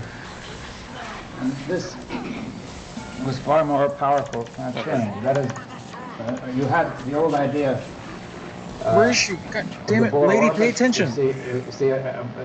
Well, first of all, you had that matter had both wave and particle nature as well as light. You see, it was well proved that light was a form of wave during the 19th century. Imagine waves coming along. Here are two slits, A and B.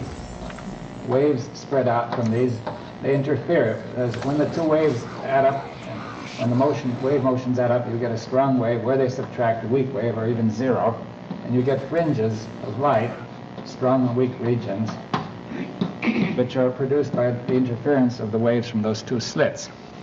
And these were exactly as calculated in countless number of experiments that nobody could possibly doubt that light was a form of wave motion. It was brilliantly proved by Maxwell and Hertz that it was electromagnetic waves, waves of the electromagnetic field. And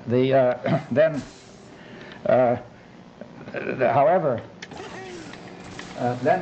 later on came the discovery by Planck that the energy of these waves had to have a certain discrete amount of energy in them. Those who are mathematically inclined, it's h, Planck's constant, times the frequency, an energy proportional to the frequency. So that light, there was evidence came up that light was made of little particles. Contrary to all this evidence that it was waves, came another equally good set of evidence that it was made up of little particles whose amount of energy was proportional to the frequency. Now, low frequencies of, and every wave would have that, sound wave, any kind of wave, but ordinary waves of, say, a few cycles a second, really low indeed. Light wave was a beginning to get high enough to matter. Say, with gamma rays and cosmic rays, then it's a tremendous energy, and it really blasts atoms apart. Now, what happens in this interference experiment is this. It can be done with beams of light so weak, there's only one of these particles of light in there at a time. Well, what happens is you detect the particle there, somewhere. You send another one in, pretty good, detect the particle somewhere else. So they accumulate at random, but gradually the random pattern approaches the fringes that you calculate by the wave theory. So you say the wave is giving the probability that you're going to find a particle here. Right. So it was already some indication that the fundamental theory was no longer deterministic, but had an element of something beyond in it. Whereas classical physics was completely determinate in the sense, as Laplace said, if you knew the positions and velocities of every atom in the universe, some omniscient observer, then he would know the entire future and the entire past. But here, those very laws which Laplace's omniscient observer would have to use were now found to be averages of probability laws, just as the laws of thermodynamics are averages of probability laws about the atoms, if you happen to know that heat is explained as a form of random molecular motion. I'm going to discuss that later. Now, I don't know if I'm going, at what level the audience is, so I hope I'm not saying anything too technical. Now, maybe if somebody thinks so, he could stop me in the middle. It makes it much easier for me, right? Now, then the second point was that Niels Bohr applied this very same idea to that energy is quantized to the electrons and atoms. Now, according to classical, Rutherford has shown that there's a nucleus which is very heavy and electrons circulate around it which are very light, like planets around the sun. This theory ran into very grave difficulties about 3 or 4 of them, but I'll tell you only one, which was that because of these electrons would radiate energy, within a fraction of a second all the electrons would fall into the nucleus and atoms would disappear. That is to say, all the experimental evidence had been that these electrons must be going around like this, and yet if you apply the theory a little further, you would say this is quite impossible, right? This is the way science goes. You make one step forward and then you find another difficulty, and this forces you to develop your ideas, right? Now, what Bohr put in a very new idea, which was that the electrons, classically electrons could move continuously and have any kind of orbit. He said only certain orbits were possible, and he deduced rules for these orbits, which explained them perfectly, explained exactly numerically what the energy levels were going to be and so on. And there was a lowest orbit below which it couldn't go, and that's why the atoms exist, right? And it explained the properties of spectra and a tremendous number of things. And this was later carried forward into modern quantum mechanics when it was found that all matter has both wave nature and particle nature. That is, just as light has which is classically a wave, has a particle constitution, so electrons, which classically look like particles, also have a wave nature, and they will show the same interference pattern. So every form of matter and energy has this universal peculiar nature called wave-particle nature, wave-particle duality. This dual nature, which is literally a contradiction, right? That is, it can't be both a wave and a particle at the same time. What it means is we don't know what it is, right? We can't say, we have a way of calculating what it does, but we have no really clear notion of what it is. Now, well, that's not an unusual state of affairs. Now, the third point now was that one finds a very peculiar new property which is called non-local connection.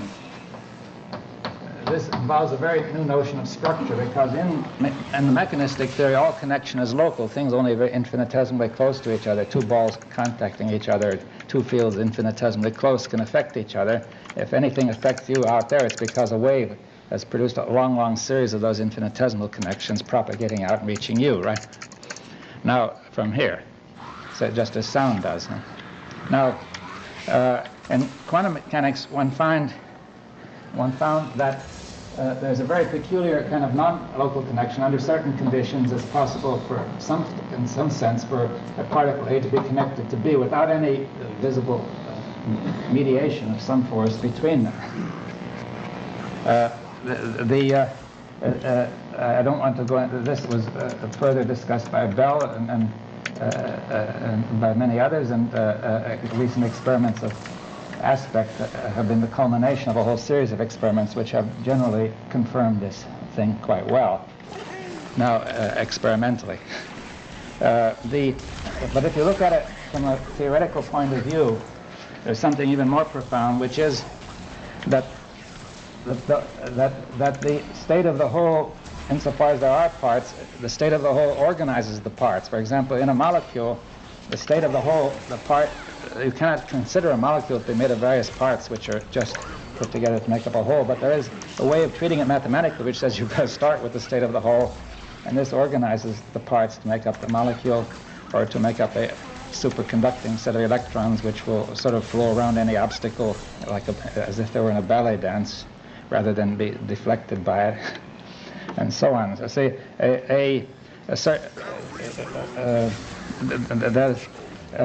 now all of this leads to a certain kind of wholeness here, because we find that energy is quantized in definite amounts, and every connection between one thing and another, therefore, is by a link of a definite amount. If it were divided, it would then be another kind of link. That is, the link is indivisible, and otherwise, to have a link of that quality is indivisible, right? So everything is sort of linked indivisibly, all of us, observer and observed and everything. It seems that there's no principle available to determine exactly what's going to happen, only in some statistical sense or in some. And but also we find that the nature of this thing depends both on whether it's a wave-like or particle-like, depends on how it's treated. You see, when we put up slit systems, we bring out its wave-like nature, and when we put in something like a particle detector, we bring out its particle nature. It's rather like an organism which can show different qualities according to the context. But as there's a tremendous context dependence of the quality of each thing on the whole, right? And of course there is this direct notion of a non-local connection on the whole organizing the parts. So in fact, you can, however, understand why the mechanistic view still works in classical physics, because under certain conditions this whole factorizes, we say mathematically, so that the effects do, so that there are subholes that are relatively independent. So depending on the conditions, say especially at high temperature, this whole tends to break up into subholes that are relatively independent. But as you lower the temperature, it tends, which is the random motion of breaking things up, this wholeness tends to assert itself more and more. But fundamentally it is always a whole, because it is the whole which determines the subholes that it is going to break up into, right?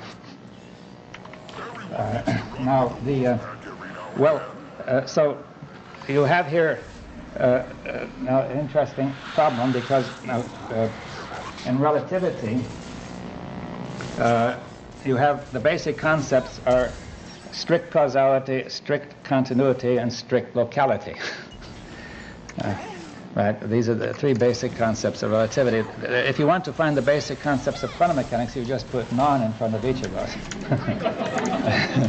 That is to say, the basic concepts contradict each other absolutely, and we don't really have any to put them together yet properly as yet. There are formal mathematical ways of doing it, but I don't think we have as yet a clear concept which could be intuitively grasped. And I think it is important.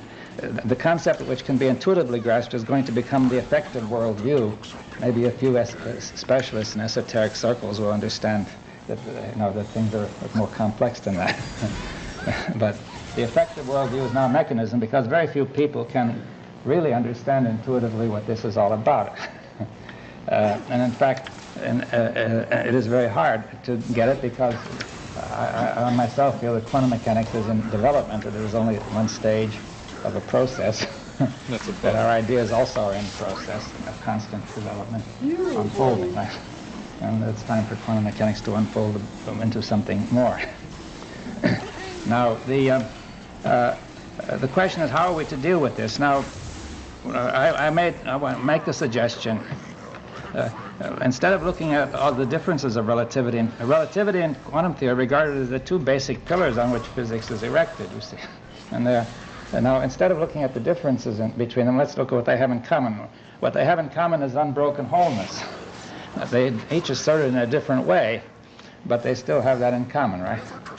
So therefore, perhaps if we begin there, we will perhaps begin to see some new view which holds both of those views in it as sub-views, right? And some approximation. Now, this raises the question of order. You see, the way things are connected and so on.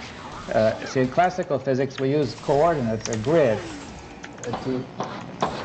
which is evidently a set of orders, each one order this way, one order this way, one order in the third dimension, and if you bring in time, there's an order in the fourth dimension. So you have a grid of 4 dimensions by which you specify an event, right? Or in 3 dimensions, a point. And that is ideal for discussing the mechanical order. In fact, this was invented by Descartes And everything has changed in physics since Descartes except one thing. The Cartesian coordinates are part of every theory that we, almost anyway, every theory that we have. We start with Cartesian coordinates, and even though we do all sorts of things which later deny their fundamental significance, we do not know yet what to do otherwise, right? Now,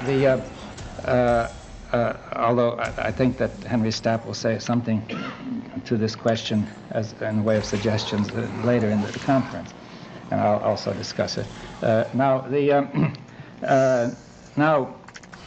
So I'm going to ask, is there another order that is suitable for thinking about unbroken wholeness? You see, once you're committed to this order, you're attached. You're also committed to mechanism in some way. That is, the order in which you say everything is a crucial part of your thought. Now, what do I mean by order? Well, we know all sorts of orders, like the order of numbers, the order of words in a language. You see the order in music, the order of intensity, of pitch, order in which we try to build up society. The order of functioning of the machine, let's say the order of thought. And now, the word order conveys a vast range of meanings, and in fact it would be impossible for me to define it without tacitly using order, because as I talk and as you think, so order is taking place. Therefore we say that order is already there, and we can merely hope to unfold some of its meaning rather than try to define it, right? Now, there would be no way to define order, because anything you do presupposes that you already knew something about order. And it's like the dictionary, that every word goes defined in terms of other words, but finally the dictionary as a whole doesn't define anything, really. Now, now I want to discuss that the order of certain instruments, certain scientific instruments have had a big effect on our notions of order. The lens has had a tremendous effect on making us think of the mechanical order of separately existent points that are elements that are external to each other, because with a lens you form an image of a point P by another point Q, and an ideal lens would do that. So here, this photograph contains knowledge of an object over here, in which there's a correspondence between every point on the photograph and every point on the object. That would suggest that the fundamental character, that brings to your mind very strongly that the fundamental way of interpreting this photograph is to think of everything that's made up of points arranged in certain ways, or small elements, right? Now, then you began to think you can make cameras that could work faster than we could see, slower than we could see far away, near, down, everything in all ways. And that would very much encourage you to think ultimately everything can be looked at this way. So the camera with its lens I think served psychologically as a very powerful force, reinforcing mechanism. Now, there has been an instrument developed by Gabor called the holograph, which I think which helps us to look another way, and you may be familiar with it. Holo means whole in Greek, and graph means writes the whole. And if we're to say, we could then say an ordinary photograph should be called really a merograph. It writes the parts. Mero being part in Greek. So I think most people have seen holograms. You use laser light, which is highly coherent and ordered, and you reflect part of it this way, and it comes off an object, and waves come off and interfere with part of the light that comes through to produce a very complex dynamic pattern of movement. Now that pattern is photographed, and that photograph is the holograph, and if that photograph is illuminated in any part with light, laser light, for example, waves will come out from it, which are similar to the waves coming out from the original object, and as you know, it produces a three-dimensional image, as if you were looking through a window at the size of this illuminated region. Now, but the really interesting point is not that, but rather that light from the whole object goes into each region in the holograph. The holograph doesn't look anything like the object. it has nevertheless enfolded within it all the information about the object in each region, but the more regions you put together, the more detailed the notion of the image of the object gets, and the better it gets, right? But it is always about the whole object. You see, so that's quite different from the camera, where each region is about some part of the object. There's knowledge of a part. The holograph, each part of the holograph is knowledge of the whole, right? Now,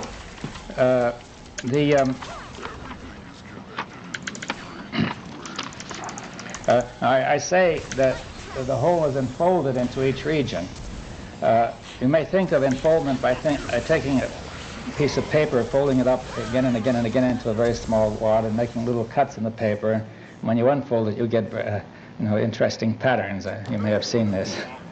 So you say, one says there is a sort of a pattern in here enfolding, which is captured in the camera, in the photographic plate, and it is unfolded as you shine light through into an image of the object, a three-dimensional image of the object. This photograph, as I said, is only a static record. See, the important thing is not the static record, but the enfoldment process itself. The information is constantly being enfolded and unfolded. For example, in this room, light is reaching me from the whole room and entering the pupil of my eye. Everybody in this room is enfolded into here. And then the lens in the brain somehow unfolded into a consciousness display in consciousness of all of you out there, right? Now this is happening to each of you, and see, the entire room is being enfolded into each part of the room and unfolded, right? And somehow in the brain and mind, right? Also a telescope. The entire universe unfolds into the telescope, or in principle, and you learn about the whole universe, the universe of time and space. Right? Now, in general, all sorts of waves will do this. Sound waves, electron waves, holograms could be made in all sorts of ways known and unknown. The principle is observed in more familiar contexts. If you the old television sets used to you have an adjustment for synchronism, and when it wouldn't synchronize, you could see the image folding up. You see, and you're synchronizing it, you see it unfold. The entire image is really folded anyway onto the pattern of the radio wave, you see, which carries it. So, of course, I'll give there in almost an unlimited number of examples I could give if I had time to say that our experience of enfoldment and unfoldment I'm going to make a strong statement, is much more common than is our mechanistic experience, but we have been trained to ignore it, regard it as unimportant or non-existent. That is, we don't pay attention to it. It's a simple word as that, right? Our whole structure of our thought has led us to pay attention to the mechanical aspect. Right? And in fact, physicists know all about enfoldment and unfoldment. They're using it all the time, but they say it is a secondary affair. That is, in a mechanistic view, we say it's true all that's going on, but it's really being carried out by little molecules which are moving this way, that way, and the other way, right? And making it all go. Now, I'm going to propose, say this was quite all right in the 19th century because there was no evidence that it was not so, right? But now, with relativity and quantum theory, it is really very hard to maintain this point of view. I mean, it's easy to maintain it, but hard to justify it.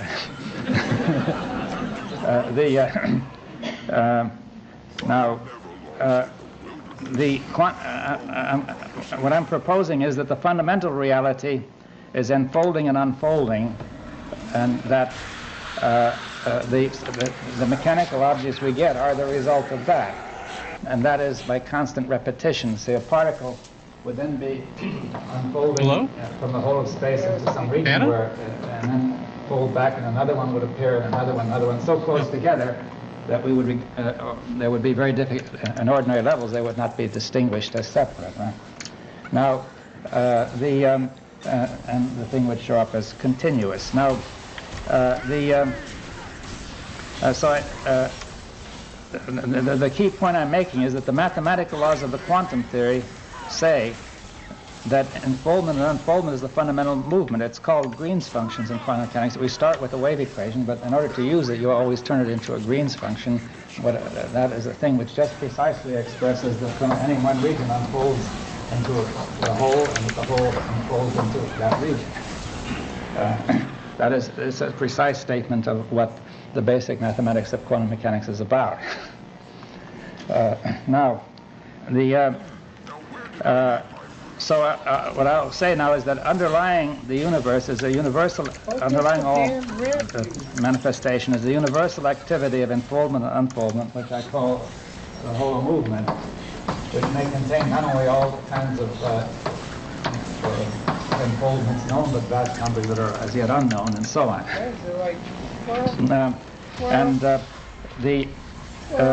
And this is an unbroken whole. Now, the basic order of this movement is unfoldment and unfoldment, and we'll call this the unfolded order, or if you like use the Latin word implicate, means the same thing. Plicare in Latin is to fold. The fold-in word implicit is the same word also.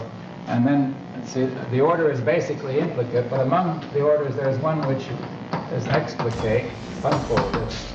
It is not sharply distinguished from the implicate, but it has a property that the basic elements that are of interest to you are seen as separate.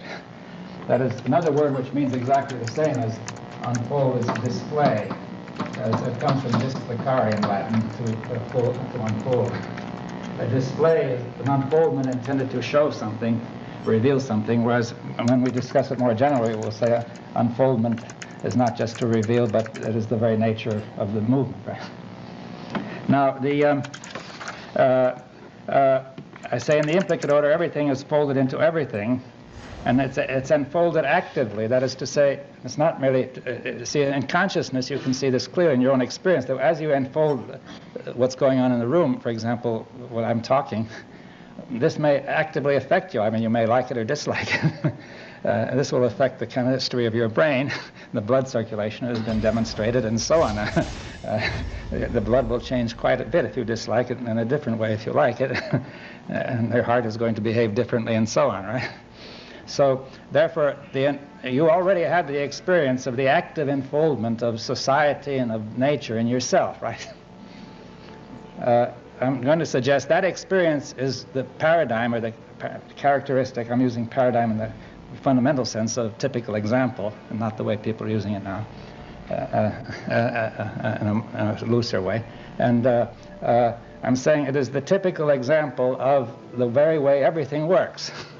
So I'm trying to say this may give you a much better intuitive notion. Quantum mechanics may ultimately be much more graspable intuitively than classical mechanics, because it really takes a terribly long training for you to get used to classical mechanics. I mean, you have to work quite hard at it to really. Of course, you have a certain amount of experience that backs it up, but you have a lot of other experience that backs up enfoldment, which we're just simply ignoring because of the tradition, right? Now, so I'm turning the usual way of thinking of the world upside down. The mechanistic way is the mechanical parts are basic, enfoldment is a secondary process. This is to say, enfoldment is the primary process, and the mechanical process is the secondary process, which is an approximation. We'll explain why the ordinary mechanistic views work so well in certain areas. Now, the holograph, as I said, is only one analogy. Every analogy is limited. Otherwise, it would be the real thing and not an analogy. Now, so we mustn't. There are parts of the holograph is not a perfect analogy to quantum mechanics. We could improve the analogy somewhat by considering another thing which you should have experienced, namely the computer game. I don't know if they're still being used here. I read somewhere that people are losing interest in them. But you see, you have here a screen, a television screen. And you see, that's a very fine example of an implicate order. You see, there's a spot of light on there. You could unfold on any form whatsoever on it, right? All the pictures you see are unfolded onto that screen according to the information fed into the moving electron beam. Instead of the information coming from some base station, it comes from a computer here, right? A computer program. And so the computer program, which is also an implicate order, it enfolds information in all sorts of bits, bits of information in silicon chips all over the place. And the information in the computer organizes, for example, spaceships, which can go pow and and therefore we have a second implicate order. We'll call this the super implicate order, which organizes this first implicate order. And over here is the player of the game, who is a third implicate order, who is affected by the first implicate order, and he operates on the second implicate order, and it forms a circuit. And all three together make a unit, right? See, when he's playing that game, he is as much, his whole thinking, he is internally affected by that game. It's not just that he's being pushed around by the computer, but rather he and the computer and that screen are one process, right? That is a whole. And his attention, if he's really playing the game, he will not be aware of very much else, right? And his whole body is determined, his stance of his body, it's as if he were really in the spaceship, Now, well, I thought that example may help later because it shows we can get much more subtle implicate orders, and in some sense each implicate order has two aspects, one we could call the material side and a mind-like side. The mind-like side is called information now in the computer theory. But clearly, what I want to say is that in the implicate order, you see, there are two poles, the physical pole and a physical like pole and a mental like pole. I mean, if you have a magnet, you could always cut it at any place, and when you cut it, it always gives a north pole here, say, and a south pole here. No matter where you cut it, you get a north and a south pole, right? You could imagine that every part of the magnet is a superposition of north and south poles, which cancel each other. And that's a potential ready to produce north and south poles. Now, so the point is to say now that this is a way of looking at the magnetic field, because if you cut it in two places, you can think of the field as going from the north pole of one to the south pole of the other. But we see it's just a way of thinking. It's not that these poles don't exist, but they're, as independent entities, they're a way of thinking. And also, I'm going to try to look at this thing in this way too, to say that every process has a physical pole and a mental pole. You may say that actually they're right on top of each other. And these are words by which we are trying to draw attention to something which is more subtle, right? And that in the implicate order, since the whole, as in quantum mechanics, the whole organizes the parts, I would say that what is now called the wave function is a bit like what we would call the mental pole. It organizes, but that's a sort of a side remark that I may try to expand on some other context. Now, then, I must say time is passing. The implicate order can be extended to life. You can say, if you have a seed containing information in the form of DNA, actually what happens is there's very little energy or matter in that. It merely sets all the matter around in motion and all the energy around motion to make a plant, whereas from the point of view of the implicate order, the only change was it was just constantly remaking itself as inorganic matter, and with this bit of information in it, it started to make something organic like a plant or an animal instead, right? That is to say, life is inherent, implicit or implicate or enfolded in all matter. It doesn't suddenly emerge at some sudden place saying, here, just this degree of organization.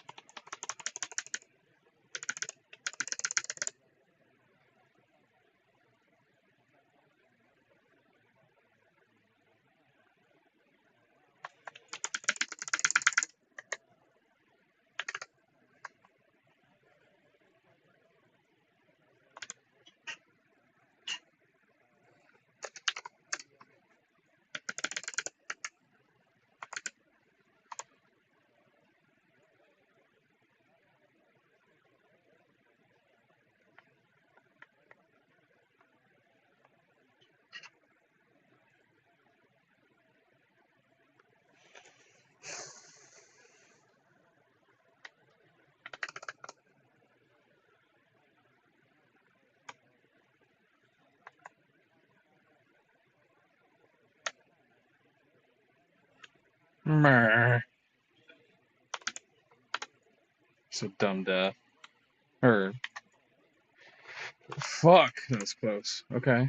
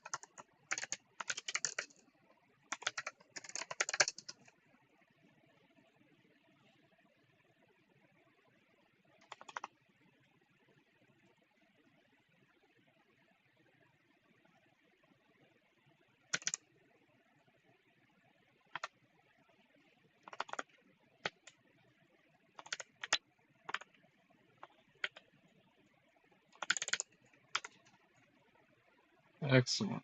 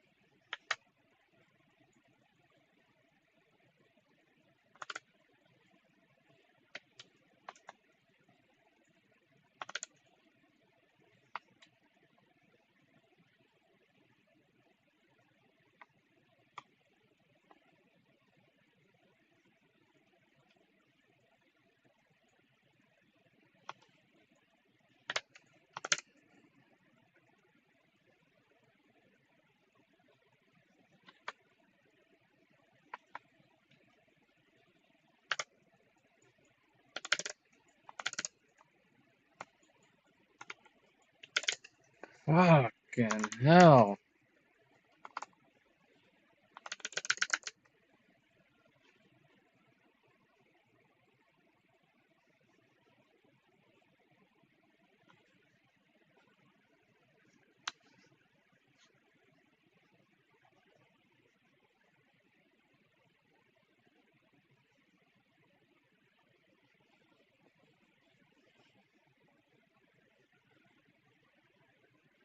Hmm.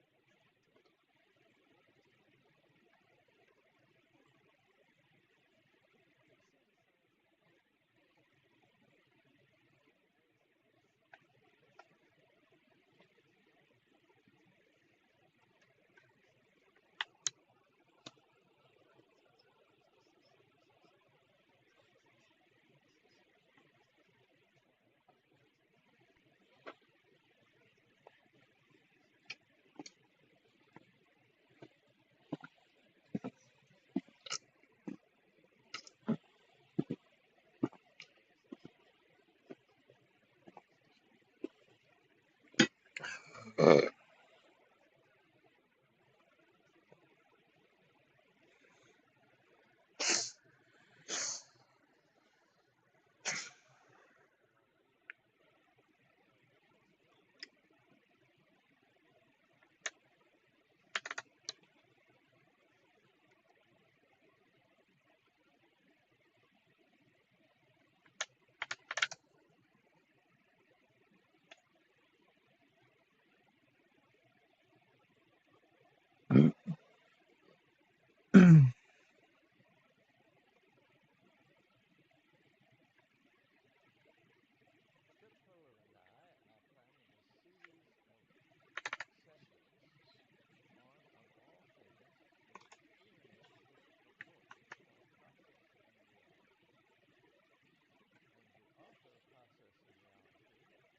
North Whitehead.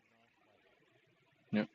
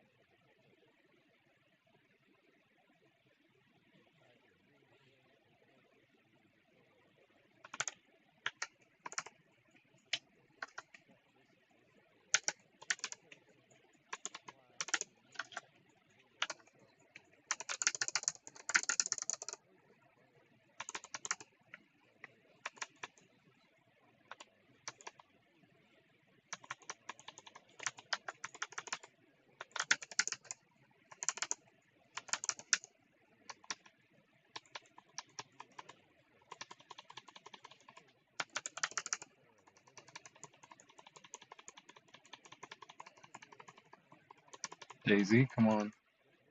Oh, good job.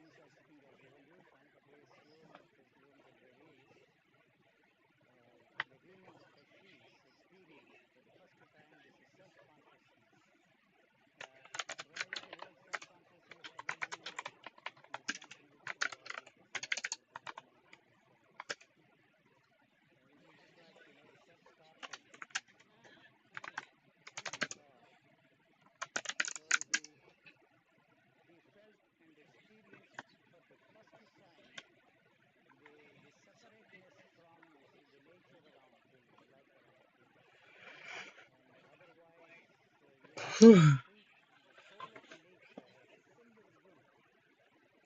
We are not created for any special purpose, the human species. What is that word called? Diffusion source of acts. If there is a shortage that happens anywhere in the universe, the nature will use all these human bodies to maintain its the energy level somewhere else. But unfortunately, the culture, the society, or whatever you want to call it, superimposed on it what we call thinking. You know, but I don't want to give a talk. We have to ask the fundamental, basic questions: what thinking is, and why do we think? These are the two important questions which we have. We take it for granted, unfortunately, but nevertheless true, that the thoughts are not spontaneous, they are not self-generated. See, they always come from outside. It's not that I have a special insight into the human brain, but from what has happened to me, what I have stumbled into, made it possible for me to realize that the human brain is just a reactor and a converter and not a creator. See? So the thought responds to the stimuli and translates them in terms of your ideas and then feelings, emotions, etc., etc. So it is a unitary movement. You can never separate yourself from the totality of things around you. And what Everything's connected. separates you from the totality of things, the nature, or whatever you want to call it, is the thought. What is thought? Are there thoughts? That is my question. Are there thoughts? Let alone what is thought? What is there is only about thoughts, you see. You know, but no thoughts. You can define a thought, but basically there is no such thing as a thought at all. What is there is only about thought. See? You have no way of separating yourself from thought and looking at thought. I don't know if you have ever tried it, you see. So, can you separate yourself from your thought and look at it? You see, the very question that we are asking is absurd because we assume and presume that there are thoughts and that we can separate ourselves from thought and look at it. Why do you want to indulge in such a frivolity of separating yourself from thought and look at thought? How? You don't understand. Well, how do you know? I know. Yes. From the knowledge that is passed on to us from generation to generation. But we don't care what others say, but what do we have to say? I don't want a definition of thought. No. I don't care what Socrates said, what Jesus said, what Buddha said, or what any philosopher said, or even what scientists say today. There's a famous Russian where angels appear to thread that will happen. God and he wants to correct him to scientists. But the fundamental thought we have is not going to be suppressed at all, because there's no such thing as a fundamental thought. If the thought is nothing ever was created, nothing never is observed, nothing ever is born, nothing ever dies. That's the way the things are infinite.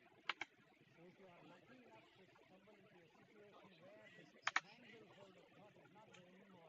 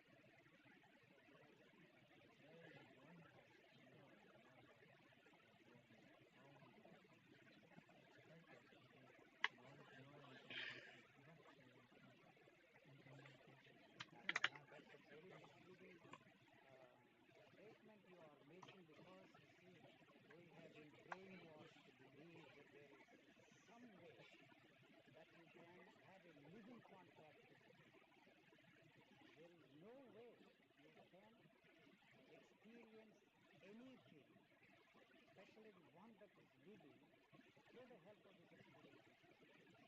The experience is born out of the knowledge that is passed on to us.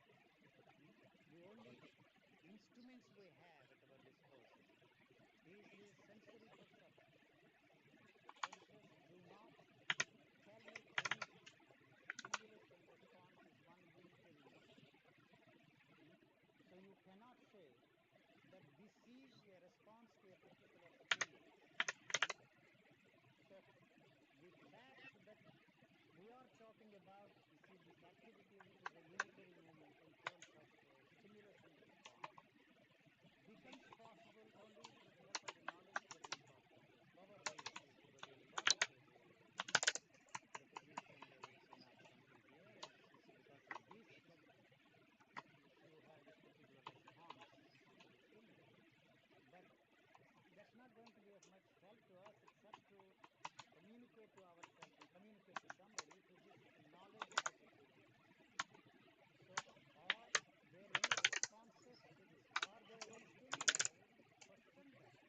How do we know that this is a response to that stimulus? The eyes are focused on that. It doesn't say that it is a bright light. It says that this is responding to that light. It is one unitary moment. Whatever is there is reflected. Reflecting what is there. So to put it this way also is misleading, because you think that I am saying all these things out of the experience I have, which is not the experience that we all experience through the help of this knowledge.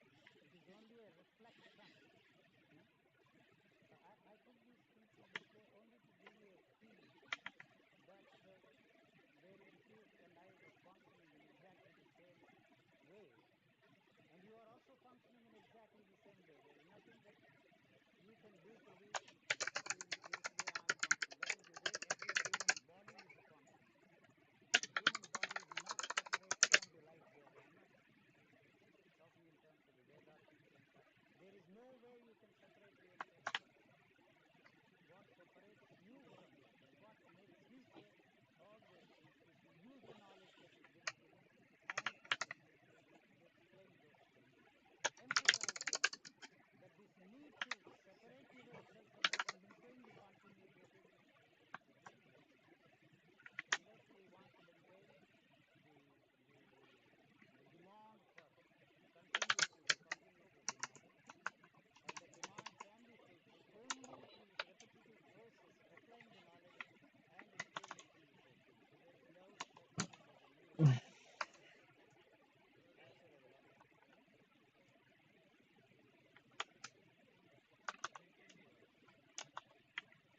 Yes. Where is it? Where is that? That I said at the very beginning, it is responding to the stimuli. All that comes from outside. You see, the culture, the society, or whatever you want to call it. You see, I want to use the word, for want of a more adequate expression, the world mind. You see, the world mind means the totality of man's experiences, thoughts, and feelings.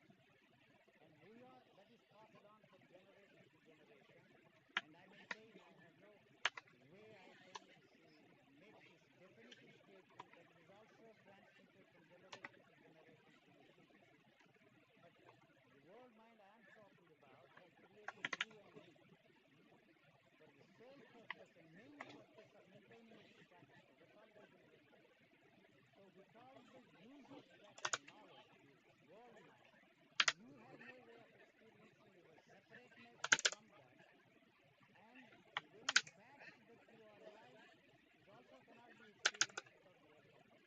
Your existence as you know yourself, as you experience yourself, is possible only through the help of that. Just the way I have to keep myself alive and active to keep this physical body going, you have to use that, the world mind, to maintain your continuity as to a separate entity. Avila? Let me just correct an earlier comment that you made. Knowledge is not the way to find experience. Go ahead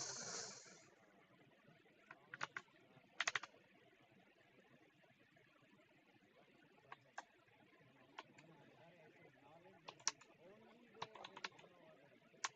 And even to bother about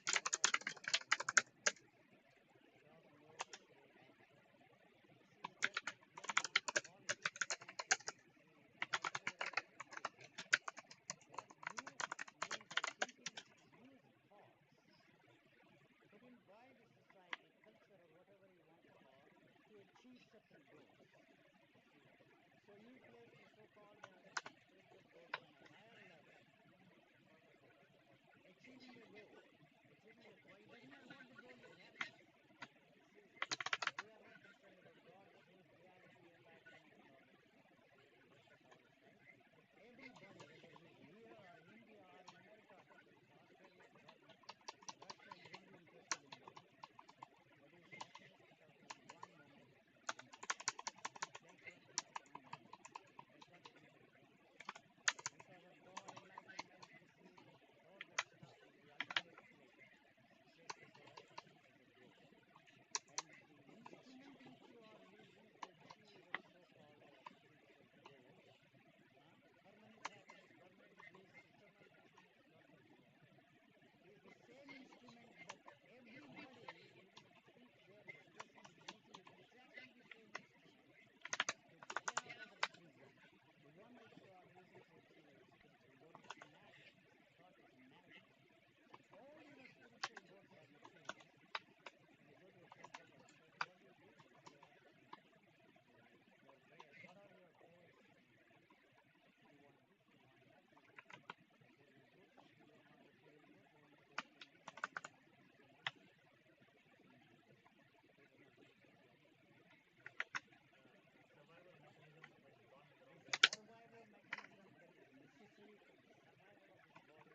Is already there. You don't have to do anything. Then why is it there? Why is the demand there? The demand is introduced by culture. That's all that I'm pointing out. It's a Culture. tragedy of man. Why it occurred is an idiotic question which we ask. Why it occurred? This self-consciousness or separateness from the causality right or wrong. This is a meaningless question. It has, it is there. You see, it is God that is responsible for my intelligence. No. I need to go back to philosophy where the philosophers, The philosopher said, mathematics, may I ask you, you are all philosophers. You are all philosophers. 12 answers. You are all philosophers. Yes. I wanted to be one and a dropout. 12 answers. No, no. You see, the philosophy has nothing to tell us about anything. Oops. It offers us no guidelines to improve our minds, to make our minds better. It only helps us to use that instrument to conquer the mind. So you had a British philosopher said he used to always play with imagination, to find out things that were going to make him better. But outlining what exists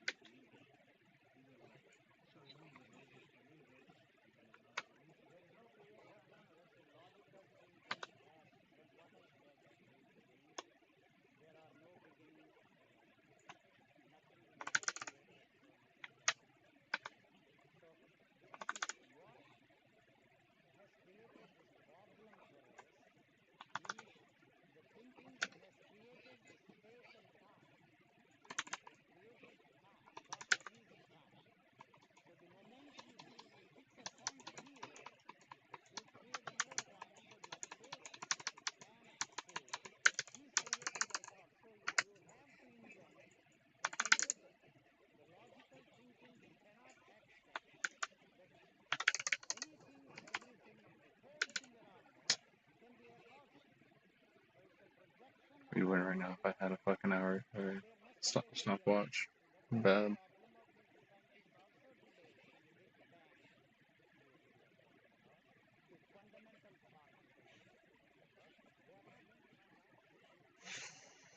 Damn, Jax. It's all okay.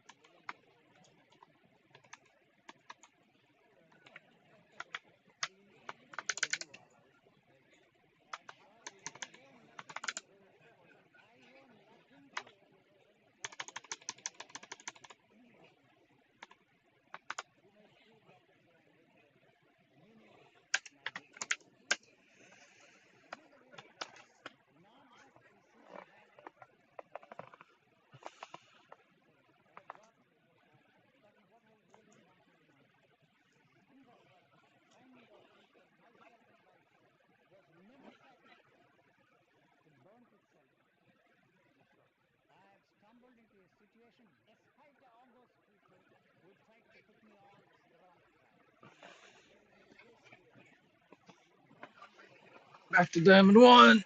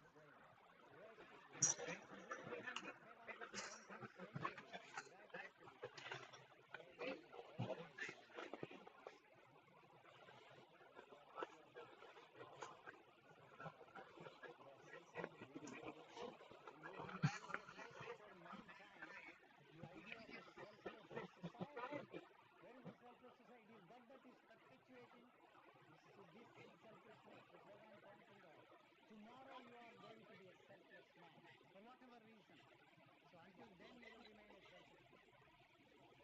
Tomorrow until daylight, you remain specialist. So when tomorrow arrives, the day after tomorrow, and Indians are very clever. They thought of next life, 84 million lives, and they go to this. See, the Indians knew very well they will not promise enlightenment in this life. Right? Here also teachings is based upon the Marxist base, right? The teachings.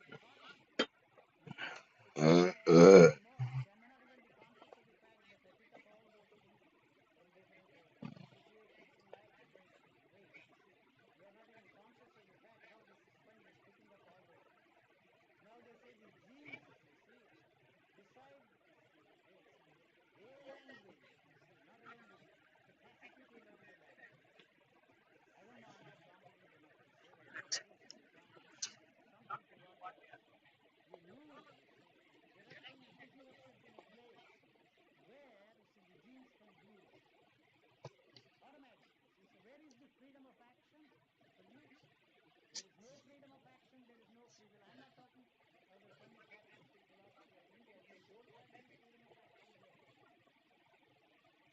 Like it or not. You have, tell me. No, I'm not saying we have freedom of action. This is from here on. Even there, I don't see so much freedom of action. I really don't see. All I have to say is I'm very much engaged in improving. This time I asked this friend to please come and go with me because I want to build across something, and then you all you know very well are essentially non-fulfilling efforts. That's the only problem. I said at the very beginning, you will like this is a labor that is going on here somewhere. And what do you call that? When you become somebody who's courageous, stillborn. I don't know how qualified you are. You are not. That's the conflict. You are the result of it will most probably be a stillborn child. And how it is. And I won't consider a stillborn child to be that helpless. It's a normal opinion. The stillborn child is okay. No, it's very much alive, especially after getting many conditions and everything told to me. No, no, I'm not joking. I'm not joking. I'm ready to place myself under this person. Anytime. This is what was it you just mentioned? This Hindu God. Yeah. It's something is happening where somehow you seem to be talking to each other. Seem to be. And in this talking, you're not participating in our logical games. Okay, knowledge games and logical games. And yet you talk, and yet you seem to be doing something in our minds and being as philosophers. Nice, cool, problem systems. I agree. Dr. Nandi mentioned that. He writes something about belief. See how where you can put me. He was Professor Lain. Let me. I can't put you in that. But Srinivas will have said this. If I say to put, you say something. I can't put this fellow in any place. So he let this bird fly. That's the way I like to think. Well, we have 200 some odd years before we give up. We have plenty of no problem. I know that. Shakespeare comes around and says, here, listen, you're not participating in my game. This is kind of a deal. No, no, no. You're not participating in my game. And it's got completely nothing to do. You seem to be doing something. What a pity that you're a skeptic who refuses to only invent and destroy the truth of constructs, but not interested in participating in the game. I think each skeptic has a motivation. See here, just to insist on this. It's very easy for you. See, to put a label on me. Probably you call me a nihilist, call me an atheist. When I say that the God is redundant, the creator is irrelevant, it does not mean that I'm an atheist. That's the absolutely perfect. No place. You use your own words, put you in a pocket, and contemplate this. And here's something like this. Here is an interesting philosopher, somebody sort of philosopher, who is sitting down and sometimes when it starts to bite and looks into you, he destroys that construct. I'm not even good at that English. You put them on daily basis. I have one sentence which can be clear. Yeah, the problem with you is as soon as you say that, you're something else. We can't get you even in your own cage, you have trouble. Now, how do we resolve this problem? It's nobody has to talk. One purpose is we have had a very nice life. I'm so bad about not buying Dark Seal before I get the assist. We don't ask you your name and everything on our. That's all that I can tell you, Mike. Even that reason, I don't know why you disagree. You don't like it. Your response has been on complete regulation. What I am emphasizing is very simple. You see, you really don't have any questions. You only have answers. So you want me to indulge in frivolity instead of life. And indulge in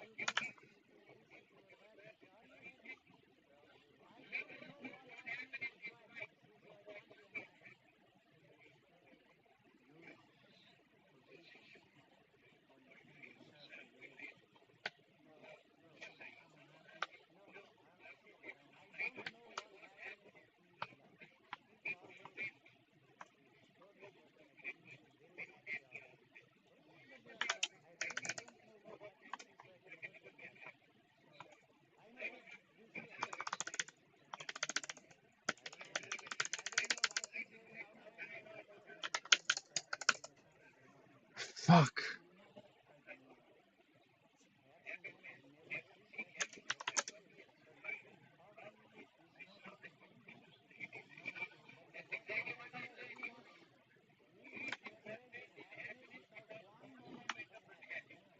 That is the best. That is the Yeah, sweet. please, man. Seriously, buddy. Hey, I love you. Can you go over here? Can you go over this way? Over here? Come on. Please? Thank you. I love you. Thank you for sitting down over there. I just sat down in front of my monitor, but blocking my shit. No certain meaning, just you see the light. That's all it is. But you say, yes, God may be evil. No, God is good. God Just loves got a us. kill. That's good. He says, don't do evil.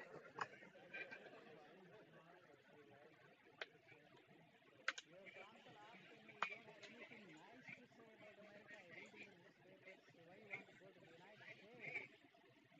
I said, you see, America is what can America offer me? And then why are you going? He said, I'm going because America is a land of entertainment. I'm going to entertain myself and have the means to do so. If he said no, no. Ken, what philosophy do you try not to use in yours anymore? No. Still your commercials are very, you don't want to use them. That's the only thing that I enjoy. I am taking all those commercials. You will be surprised, even little children, you know, the 5 years old, 6-year-old children, you see they are enjoying all these commercials. Unbelievable. Bad. You see, everybody is singing those.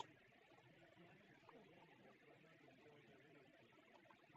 I can't say right. I mean, you see, listen, when we talk of life, we are talking of our living. You see, we don't talk about life. We really don't. Our living doesn't seem to have any meaning. That's why we are asking this question. Does life any purpose or life any meaning? There's a 95-year-old man in Bangalore came to see me.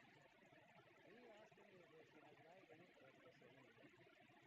I said, you have lived 95 years, you haven't found the meaning or purpose of life? In 95 years, why are you asking me that question? Obviously, you haven't found. So there may not be any meaning except to go on asking the question. By the time you get the answer, if there is an answer, you could have been dead. So when you ask me the next question, you see, I have lived 95 years of my life. I have written books on spirituality, published them. Everybody has read, you see. They have not helped me. See, I have written books on the question of death. Who is still alive? And he asked me a question, what will happen to me when I am dead? You are the only one that can answer the question. I said, you see, look here, you have lived 95 years. You may not have many more years to live. You will find out when you are dead.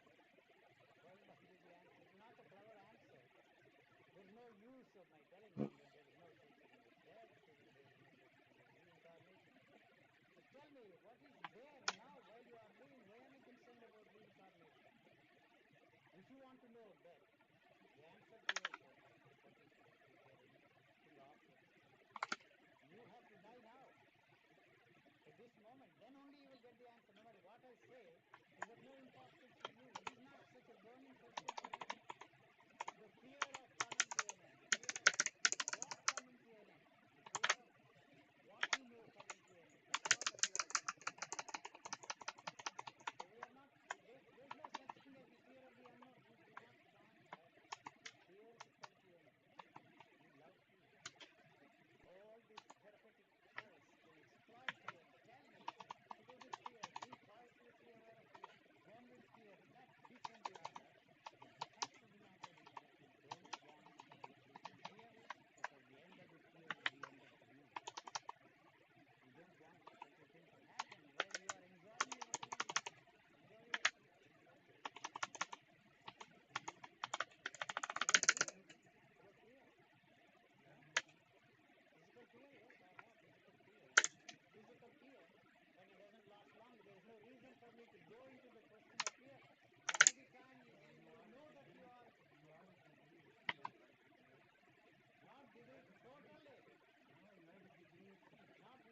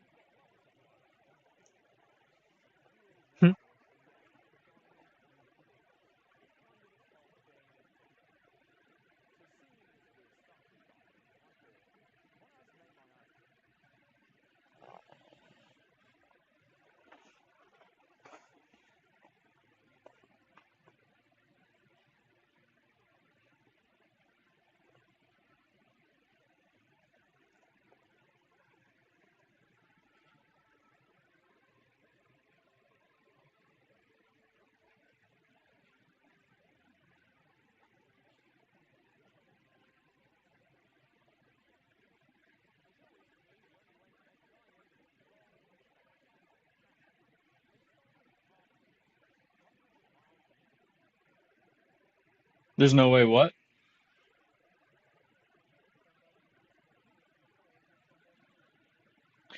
I think Obi.gg or Mobalytics, like they keep that record, but I think it's Mobalytics. So, like it tells me how bad I've been doing Boomer and how good I've been doing with other people. Uh,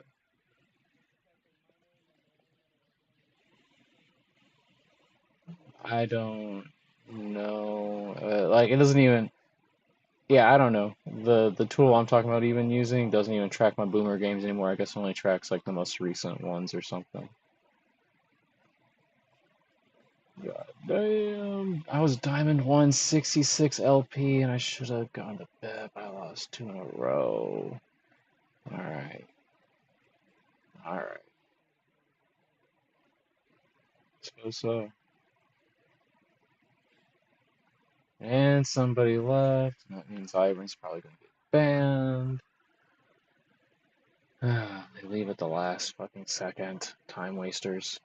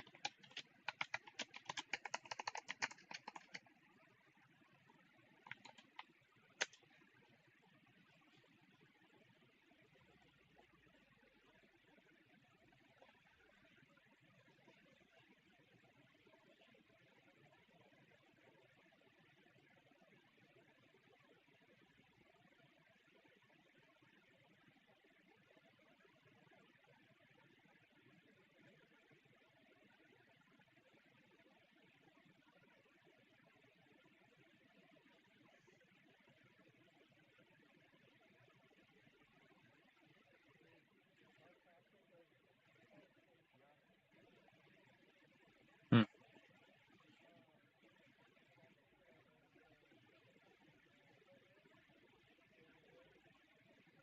Board bait, yeah. Mm-hmm. Mm. The control word. Yeah.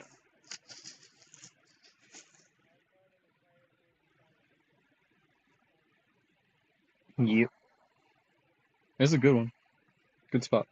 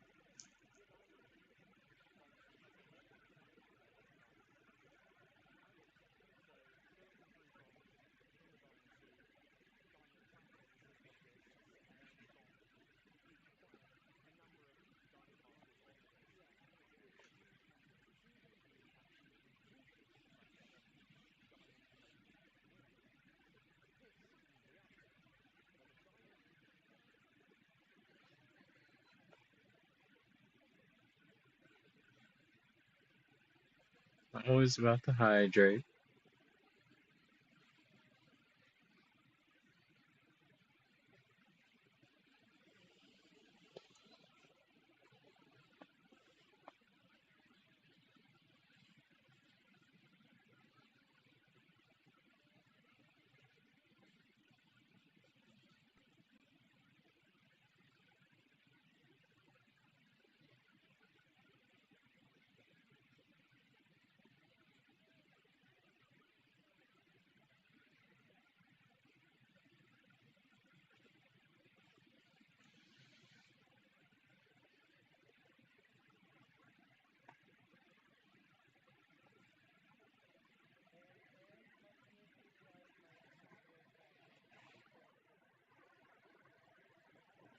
Hell yeah.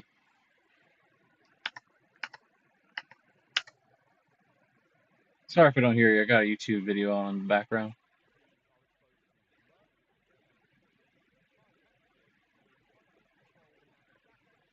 One of my favorite channels, Ordinary Things. You ever heard of them? They do little documentaries, just completely himself. I say they. It's just one guy. He does like little documentaries. This one's on diamonds, and he's usually uncovering nefarious type shit about whatever he's talking about, government or Nestle and stuff like that. You know.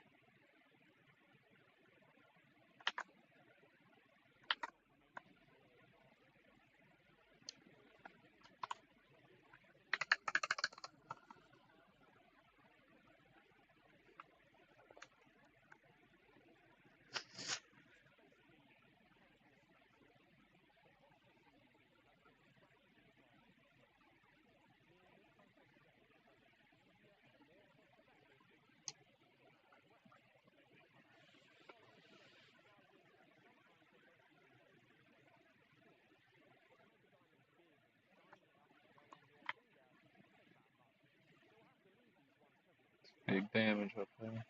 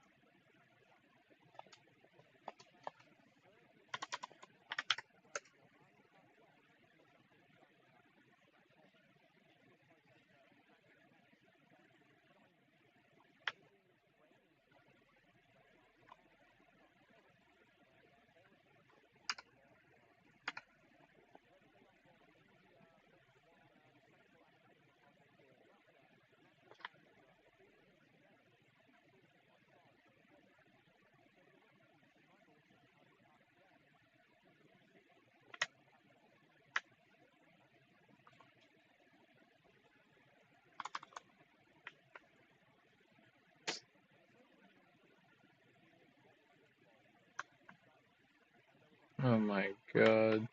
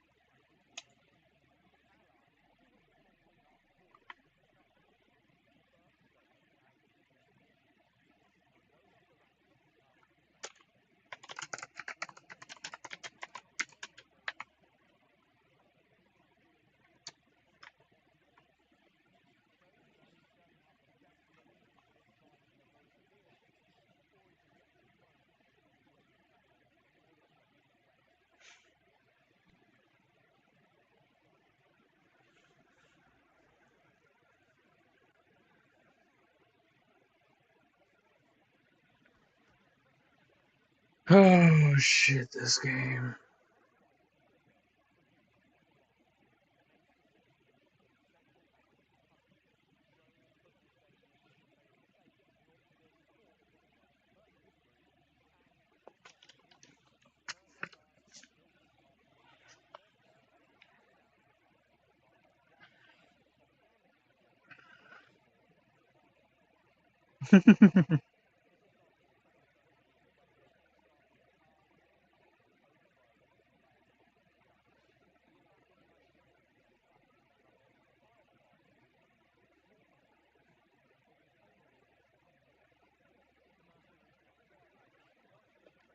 Fuck up.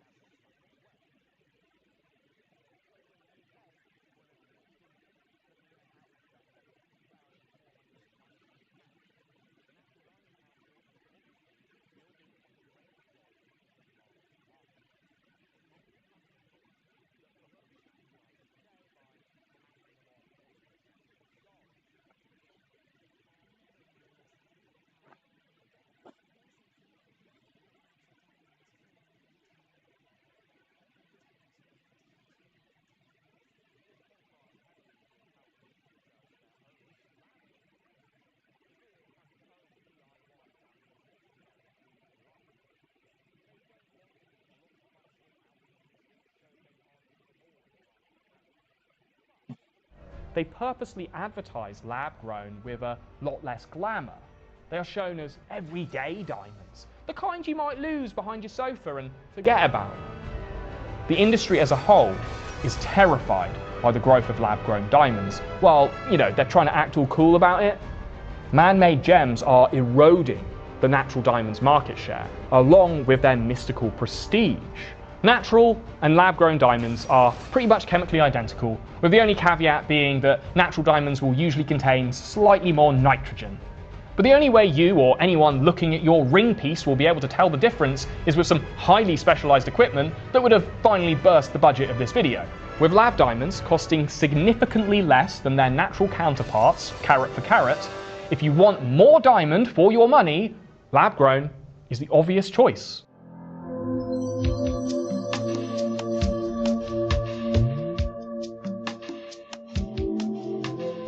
Now that is a diamond. After spending all this time looking into diamonds, I got to admit, I kind of get their appeal.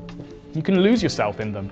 And watching someone you love walking around wearing a pair you bought them, well, that is something. Still, it's all subjective. What you're buying with a diamond is still just a story.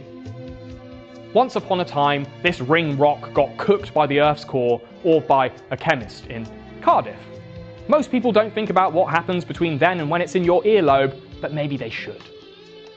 Really though, only one story matters: yours.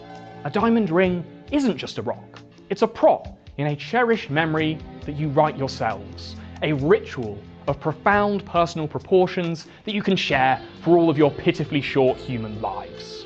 So when a 31st century grave robber pries open your coffin and snatches that rock from your skeletal finger, they'll know that once upon a time, you were loved.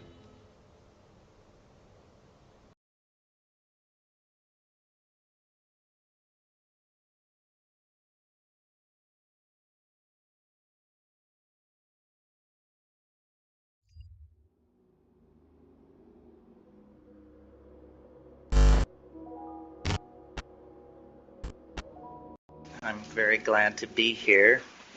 Special thanks to Ruth and Arthur and the Institute for asking me back for a third time. Perhaps the third time is the charm. We'll see here. My name is Terence McKenna, and my training is basically in shamanism and botany and ethnography. And my interest is in hallucinogenic drugs, especially plant hallucinogens as they're used in a shamanic context. And what impels me to speak to a room full of people like this is the belief that the major important point regarding hallucinogens has been largely overlooked, even though we're now 15 or 20 or 30, depending on how you count it, years into the psychedelic age. The central point about the psychedelic experience is the content of the experience. And this has been occluded or obfuscated by the behavioral and statistical and scientific methods that have been brought to bear to study hallucinogenic experience. So what I'm going to address this evening is essentially my own experience with hallucinogens and how I extrapolate it into the world based on its own being and other people's psychedelic experiences that I have interacted with. Before I get into that, I want to clarify something about shamanism. There are two schools about the basis of shamanism, shamanistic experience. One is the older school exemplified by Mircea Eliade, who holds that all narcotic shamanism is decadent. He prefers drumming, dancing, self-mutilation, even ordeal poisons, all precede the efficacy of hallucinogens. He believes they are resorted to when the tradition is vitiated and people are grasping at straws. I take this to be simply a cultural bias of the school of anthropology that he exemplified and the time in which his work was done. Now, Gordon Wasson has taken the opposite tack and takes the position that non-narcotic shamanism is decadent because it is on its way to becoming ritual. In other words, drumming, fasting, flagellation, all these things work to a degree and sometimes, and they are not dependable in the same way that hallucinogens are. And this has created this plays on Western people's biases in favor of the idea that you have to work hard to get somewhere, and if you don't work hard, it isn't useful. My own experience in looking at non-narcotic shamanism, essentially non-narcotic shamanism in Indonesia and in Nepal, was that Wasson's intuition was very correct. There is a grasping after, and I see that grasping after blending into the evolution of all higher religions. In other words, experientially, there is only one religion, and it is shamanism and shamanic ecstasy. But it is very difficult to maintain in an agrarian context. Hunting and gathering societies, which have much less structured social hierarchies, seem to be able to function with the hallucinogenic experience embedded in them. As soon as you rise even to the level of primitive agriculturalists, it becomes much more important to be able to get up in the morning and go to work than it does to have these ecstatic experiences, because the plants have to be tended, the fields tilled, and so on. I formed these opinions about non-narcotic shamanism early in my career of looking at this phenomenon.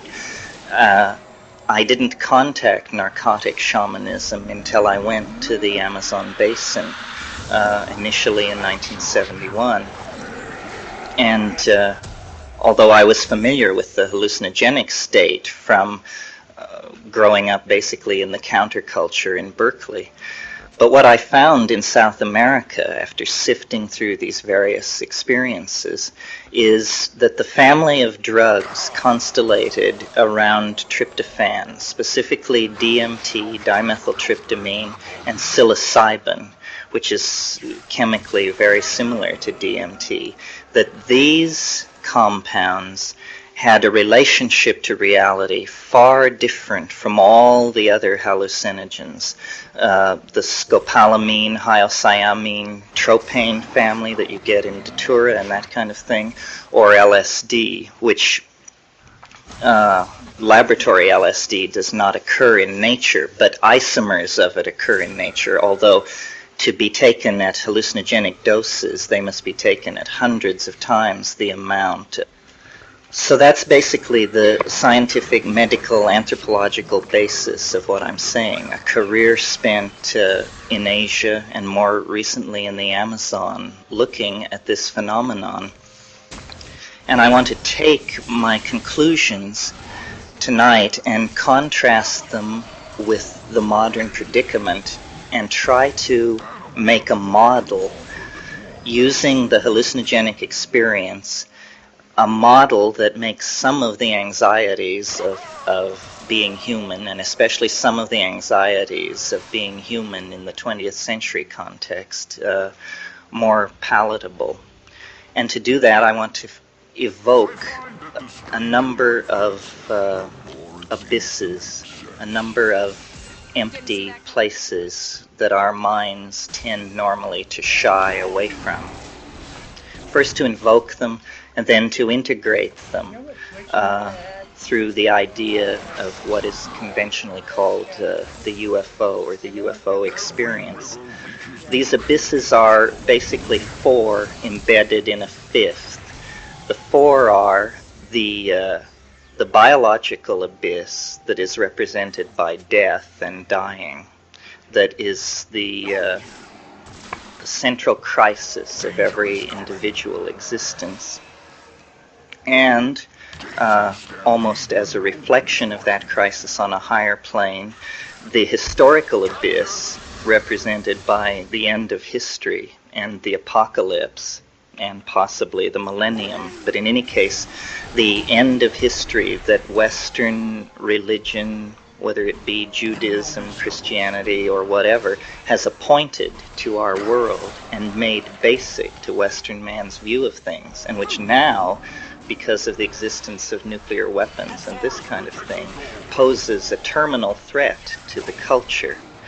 So, two abysses, the biological and the historical, the latter being symbolized in the apocalyptic crisis. A third abyss could be called the psychological, and this is represented by dreams, most in general experience, and by hallucinogens.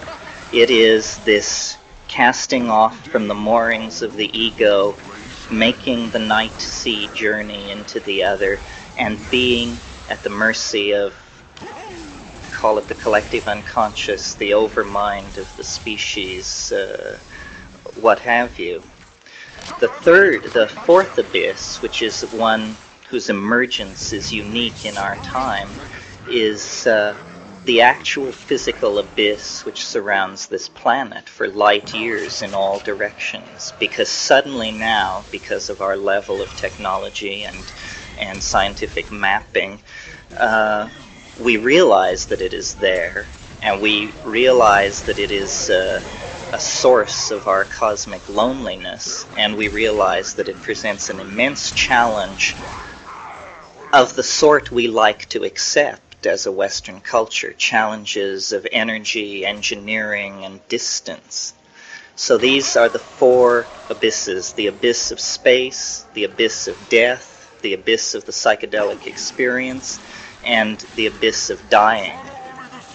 And these four general categories have to be seen embedded in a somewhat subtler kind of abyss, which is the abyss of the unspeakable. In other words, that language, which is the primary tool of cognition of the species, casts nets against these other gulfs and comes away with different kinds of maps. But you cannot put much trust in these maps unless you've carried out a thorough analysis of language. And once you've done that, for sure you will not put much trust in any of these maps, because the thinness of the web on which it all is hung will be readily apparent. Okay. It's my assumption whenever I am confronted with opposites is to try to unify them, to create a coincidentia positorum, as was done in alchemy, to not force the system to closure, to try and leave the system open enough so that the differences can resonate and become complementary rather than antithetical. So I would like to unify here not two dualisms, but these four oppose, these pairs. You could think of them as the quadripartite elements of a kind of mandala. The means to unifying that mandala is integration of the psychedelic experience. Specifically, I'm going to make the assumption, specifically the psilocybin or tryptamine experience. And what it appears to be is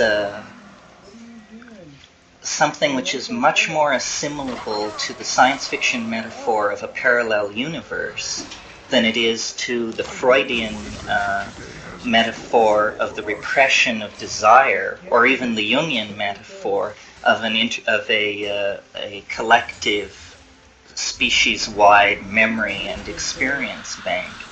It is much more, I think, of the character of a parallel continuum. And in order to erect the intellectual edifice of the past 1,000 years, this possibility has had to be ignored, much in the way that you would apply Occam's razor to a situation and just say, well, we will not admit the more complex phenomenon because we should form a theory that is true to the simplest phenomena first and then build out from it. And this has worked in a demonic kind of way, in the sense that we have taken command of the atomic world, which is a very simple world compared, for instance, to the variables that you meet in sociology or biology, but at the cost of formulating theories about how the world is put together that nowhere come tangential to experience. So we have a bizarre situation where our best models of reality that are kept for us by the priesthood of science are like exhibits in a museum, because they cannot be mapped on to the simple fact of individual experience. Shamanism, on the other hand, is this worldwide, since Paleolithic times, tradition which says that you must make your own experience the centerpiece of any model of the world that you build.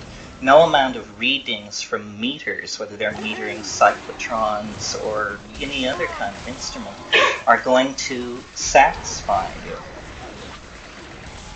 Once you understand that, then what the task becomes is one of making sense of these metaphors, so-called, or myths, so-called, that are the pre-Western, pre-print, pre-literate mappings of the world. An example of how this problem distorts other problems is the problem of extraterrestrial contact, which is the way science presents the problem of extraterrestrial contact is that we are alone, and that to assuage our cosmic loneliness, we should build ever larger radio telescopes and million-channel signal analyzers and sift the radio noise coming from the stars. And eventually, if a signal is found, an immense philosophical turning point will have occurred, and we will then place ourselves in the context of the cosmos. This is actually a red herring kind of argument, because outside of the highly technical Western societies that have evolved in the last 300 years, people have been talking to the other since man began. Angels, demons, fairies, sprites, elves, all of this is as phenomenologically a part of human experience as, we'll say, birds of paradise, which I'm sure none of you have ever had anything to do with, but believe inflexibly that such creatures exist because it is allowed by the experts that they exist. What psilocybin focuses as a problem that these other hallucinogens do not is it allows a dialogue with the other that is full of give and take. In other words, there are entities in the hallucinogenic world that psilocybin and DMT and a few other not well known or widely distributed plant hallucinogens induce. I think it was William Blake who said, the truth cannot be told so as to be understood without being believed. And this is the kind of information that is coming through the psilocybin experience. It is information which you have to believe it. You have to believe it because it has this ring of authenticity. It is the logos. It is the word somehow. And what is being said is that our alienation, and this word is interesting, alienation, our alienation from ourselves has caused us to set up a number of straw men that are keeping us from building actually a mature model of how the universe really works. The content of the dialogue with the other is a content that indicates that man's horizons are infinitely bright, that death is in fact, as Thomas Vaughan put it, the body is the placenta of the soul. And this fact has not yet been assimilated because it runs counter to Western reductionist, materialist empiricism. But this idea that the body is placenta to the soul is not an object of faith or a dogma. It's a program for activity. The activity that it implies should be undertaken is a familiarization with the soul. And the soul has been banned from Western thinking about the self for nigh on 400 years, at least in leading circles.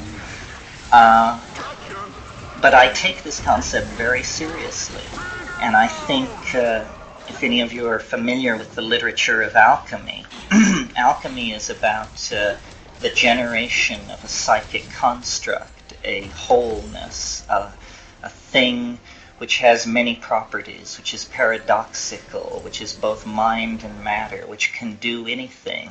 This is the last gasp of the soul before it's submerged completely. In other words, it became trapped in an association with phonic matter in the last historical epoch before it disappeared completely from Western consciousness. Psychedelic drugs, especially psilocybin, allow a searchlight to be thrown on these deeper levels of the psyche, as Jung correctly stated, but it is not a museum of archetypes or psychic constructs, as he seemed to assume.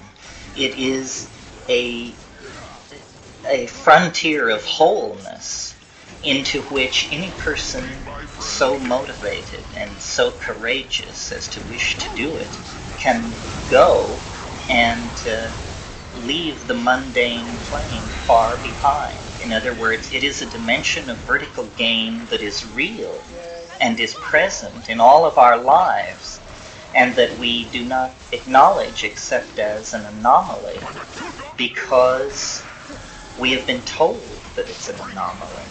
We have been told that these perceptions have to be devalued.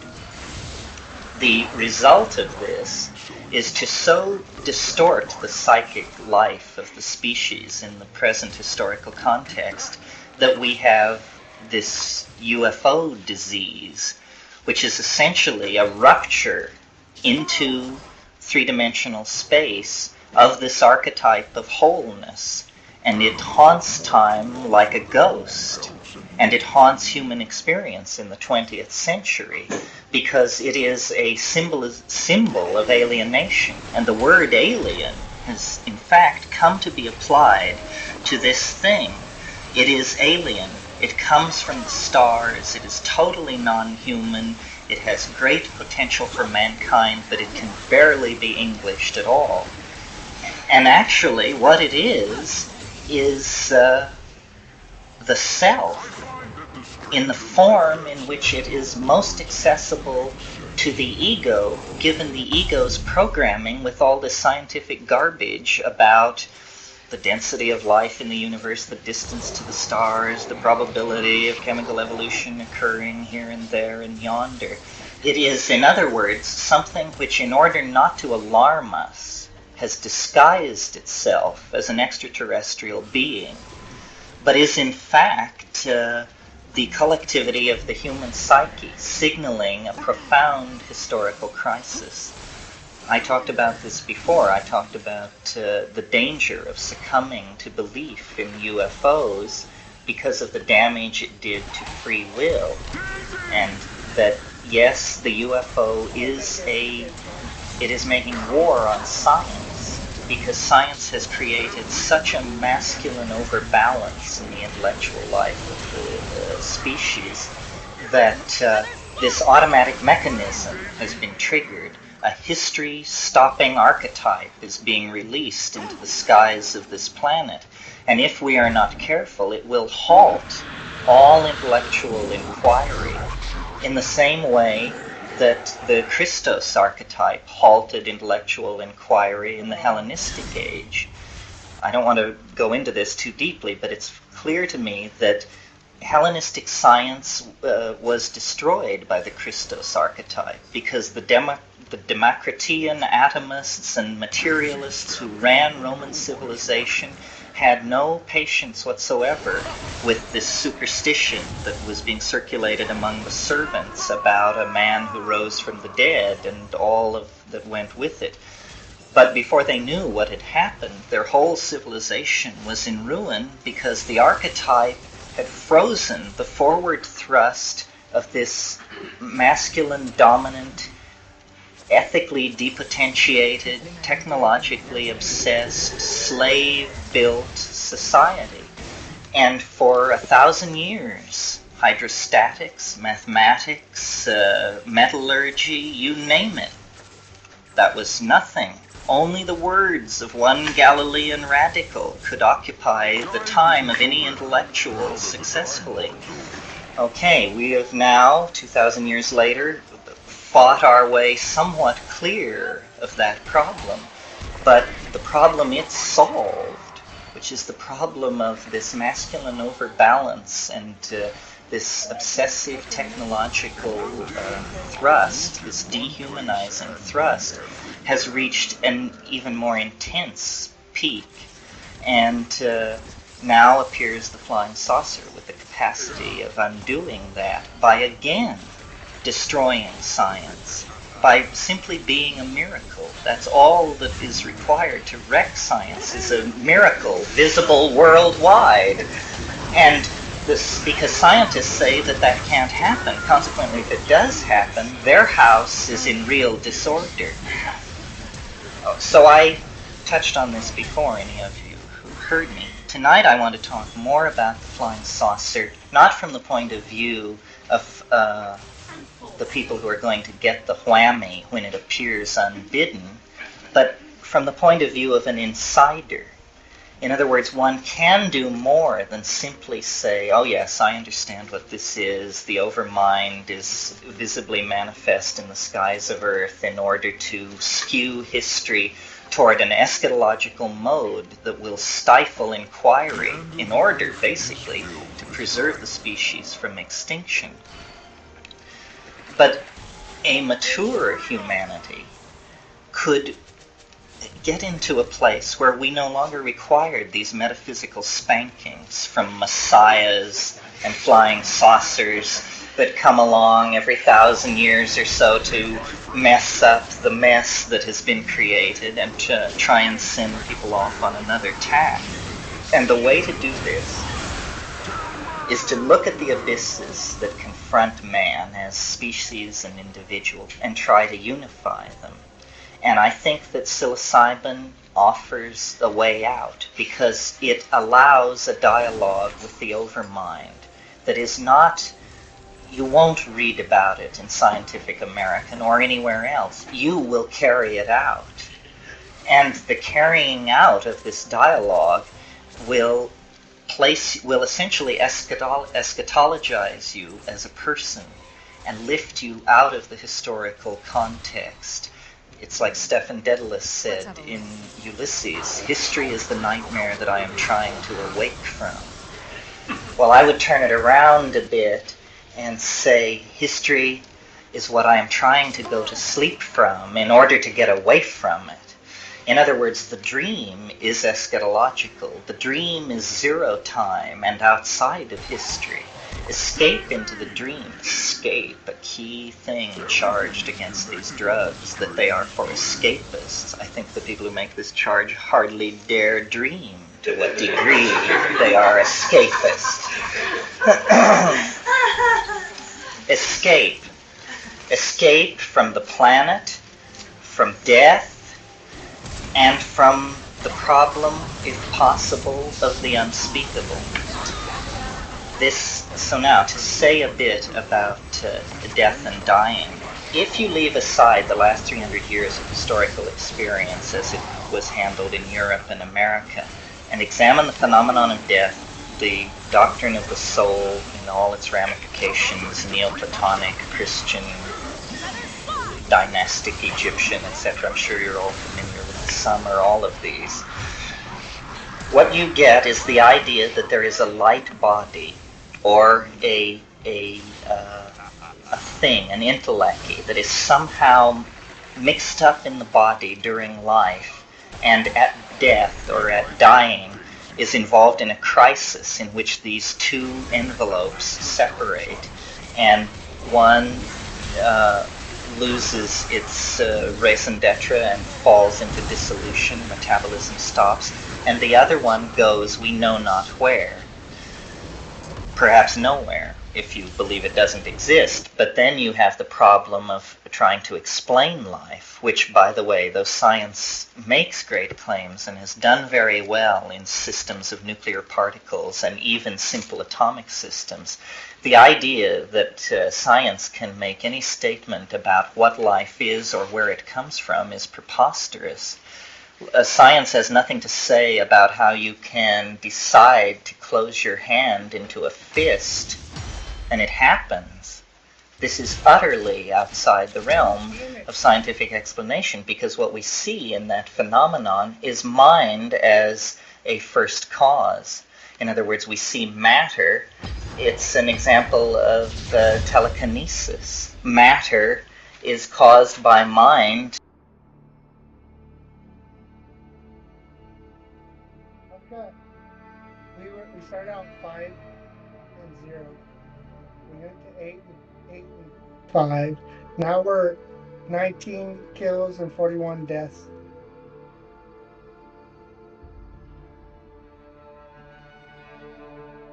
Nobody has map awareness. And this cause is running in, flashing and shit.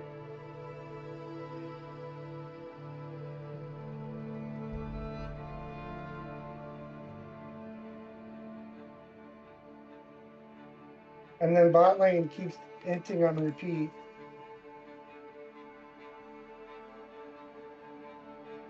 And I keep missing my damn arm. Ash.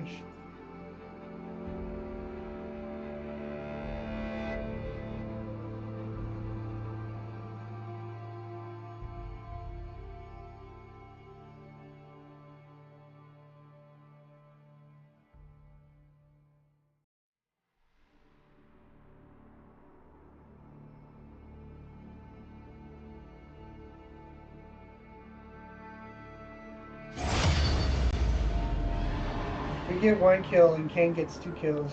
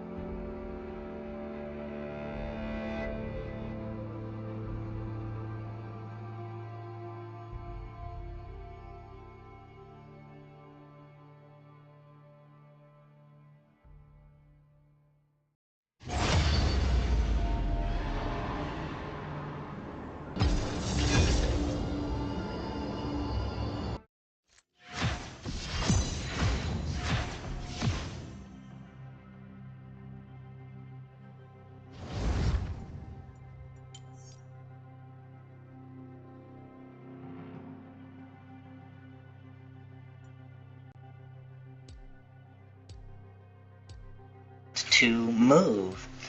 So we need not fear the sneers of science in the matter of the fate or origin of the soul.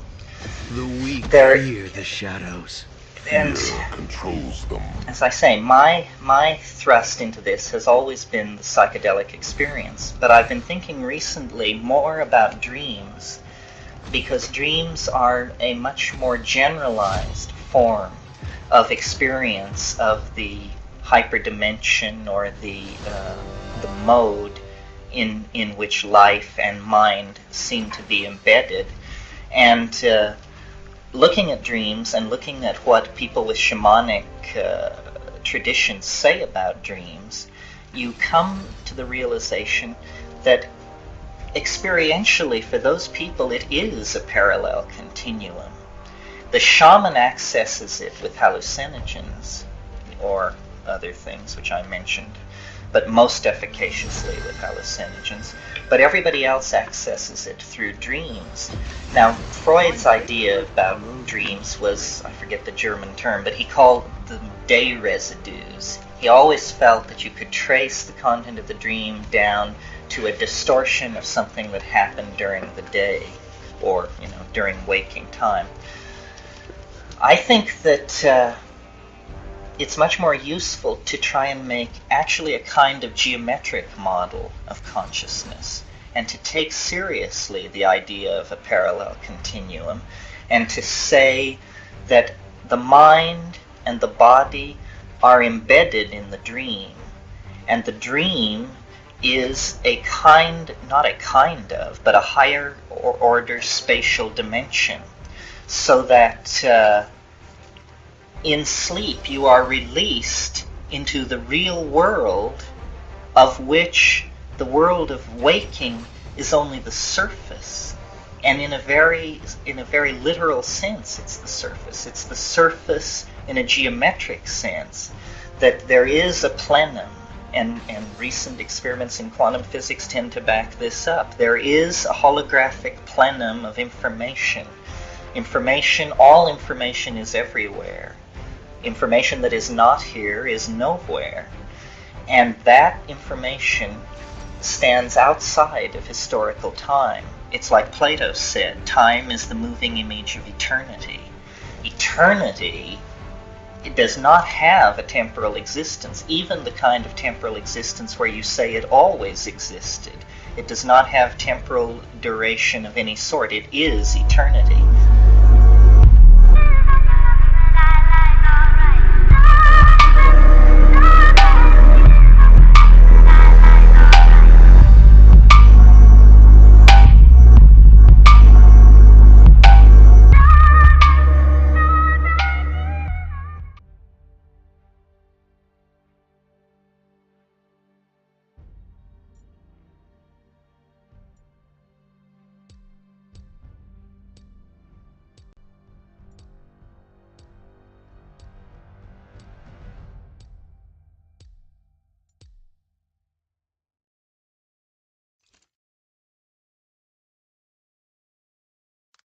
Very simple world compared, for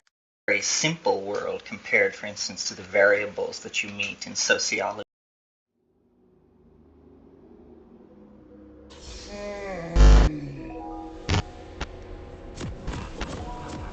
Oh, I think we're definitely in a state of transition. This is the chaos at the end of history. However, it's probably nothing to be alarmed about. I imagine it's simply the normal situation that prevails when a species is preparing to depart for the stars. You think we're preparing to depart for the stars?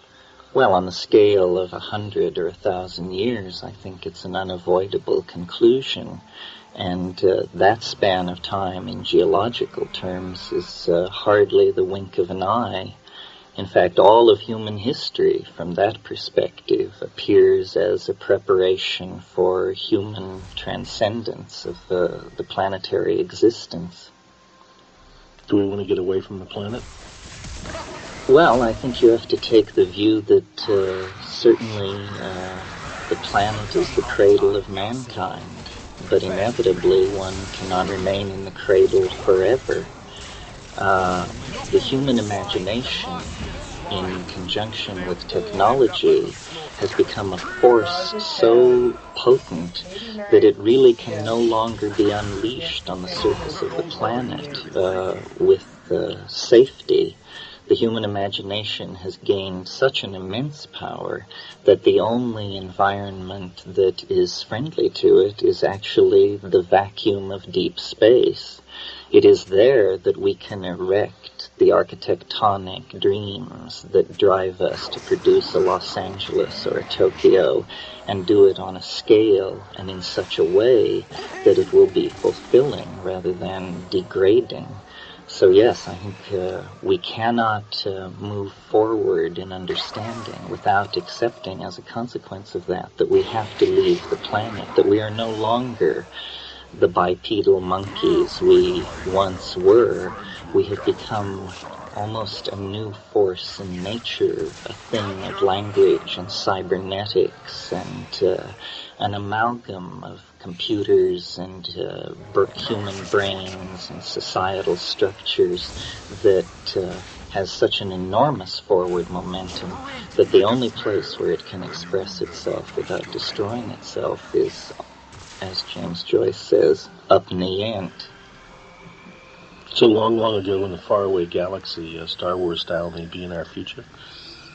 Well, as opposed to our past? It's in our present, I think. Our future is probably almost unimaginable because I think the transformation that leaving the planet will bring will also involve a transformation of our consciousness. We are not going as 1950s style human beings. We are going to have to transform our minds before we are going to be able to leave the planet with any amount of grace. This is where I think the psychedelics come in, because they are anticipations of the future. They seem to channel information that is not strictly governed by the laws of normal causality, so that there really is a prophetic dimension, a glimpse of the potential of the far centuries of the future through these compounds. And no cultural shift of this magnitude can be unambiguous. I mean, the very idea that as a species we would leave the earth behind us must be as rending an idea as that a child would leave its childhood home. Obviously, it's a turning away from something that once left behind can never be recaptured. However, this is the nature of going forward into being, a series of self-transforming ascents of level, and we now simply happen to be at that moment of ascent to a new level that is linked to leaving the planetary surface physically and to reconnecting with the contents of the unconscious collectivity of our minds. These two things will be done simultaneously. This is what the last half of the 20th century, it seems to me, is all about. Well, by and large, psychedelics have really not been accepted into the mainstream. Do you see a change in that? Well, not particularly. They hold a certain fascination for a persistent majority, and in that way they do their catalytic work upon society, which is to introduce new ideas and to release a certain kind of creative energy into society. I certainly would not like to see a return to the psychedelic hysterias of the 1960s. I think it's fine that these things are now the subject of interest of a much smaller group of people, but perhaps a group of people with a greater commitment and a better idea of exactly what these things are. And it's really the same people. It's just a smaller group of them, and they have accumulated experience over the past 20 years. However, I certainly don't think all psychedelic frontiers are conquered. One of the things that I write about and speak about are the phenomena that many people confirm with the psilocybin family of hallucinogens that no one has included in the standard model of psychedelic drugs. And by that I refer to the logos-like phenomenon of an interiorized voice that seems to be almost a superhuman agency, a kind of genus loci. And I've been writing recently about alien intelligence, which is what I call this, where you have contact with an entity so beyond the normal structure of the ego that if it is not an extraterrestrial, it might as well be, because its bizarreness and its distance from ordinary expectations about what can go on is so great that if flying saucers arrived here tomorrow from the Pleiades, it would make this mystery no less compelling.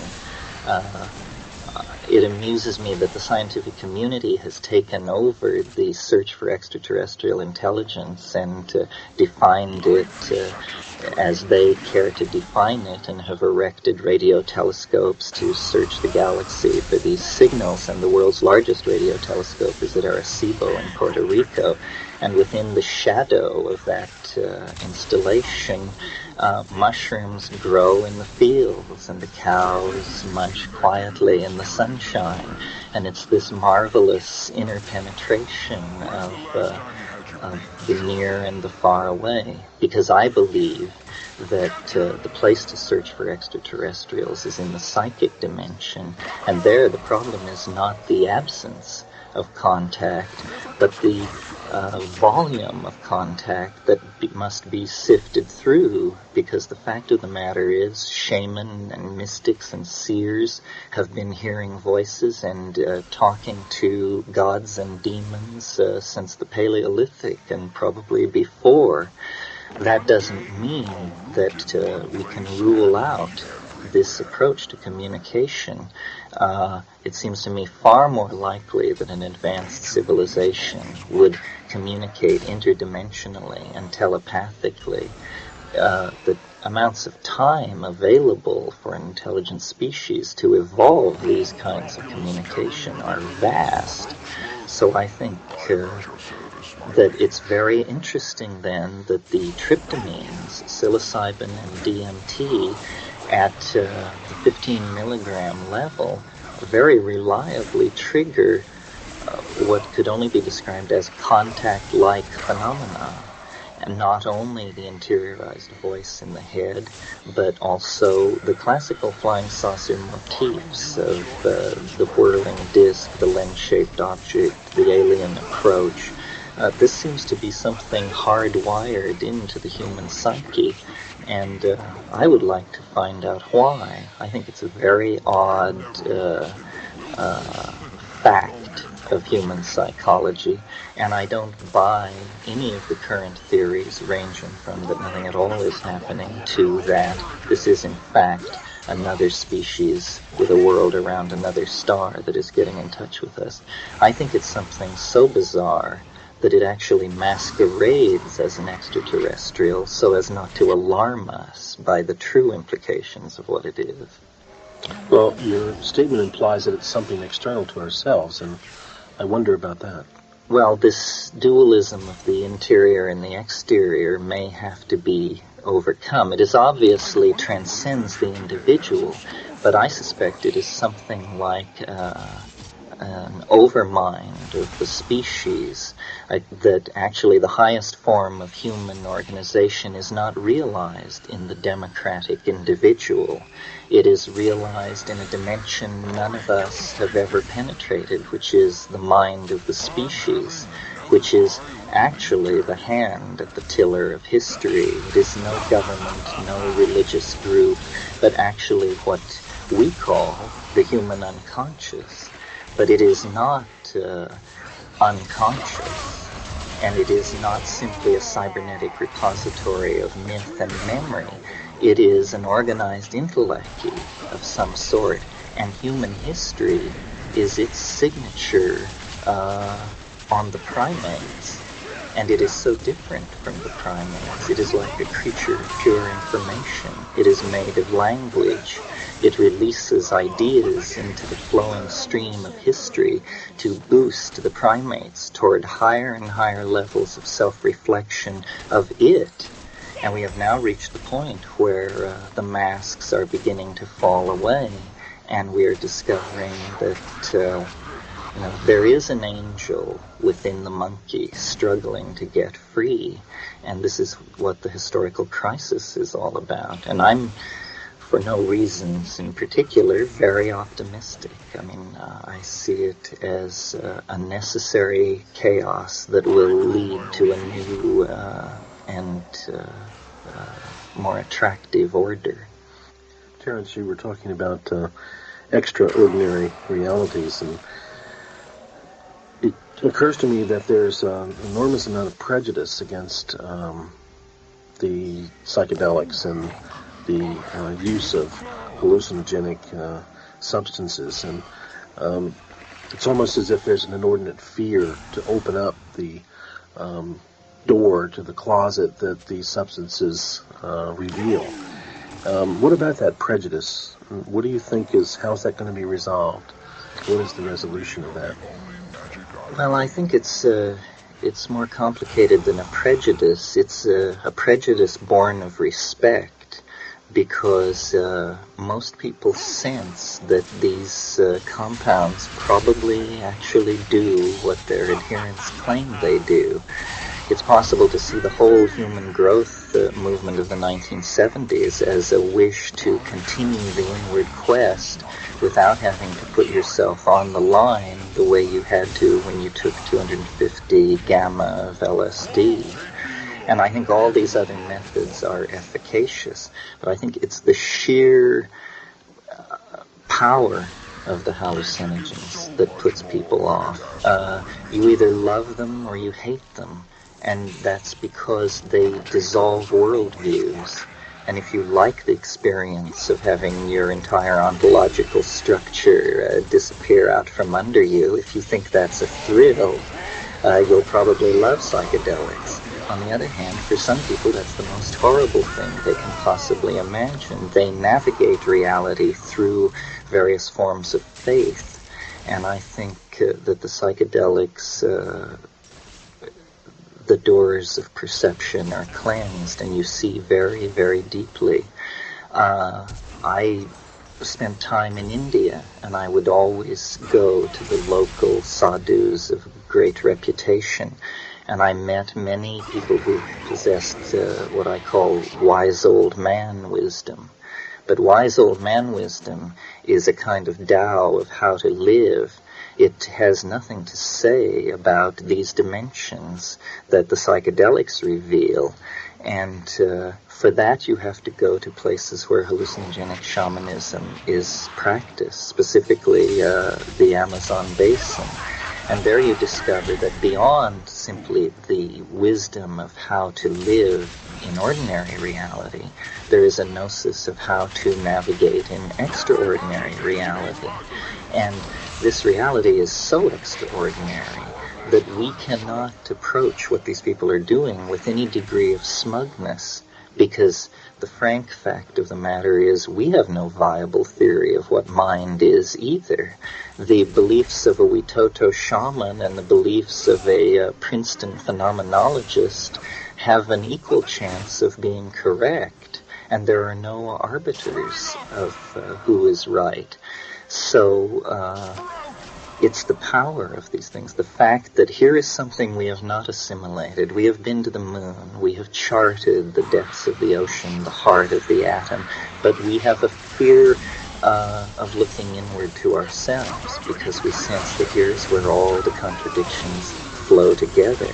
And the same prejudice against psychoanalysis that characterized the 20s and 30s, when it was thought to be superfluous or some kind of fad, attends the psychedelics now. It's because it touches a very sensitive nerve. It touches the issue of the nature of man.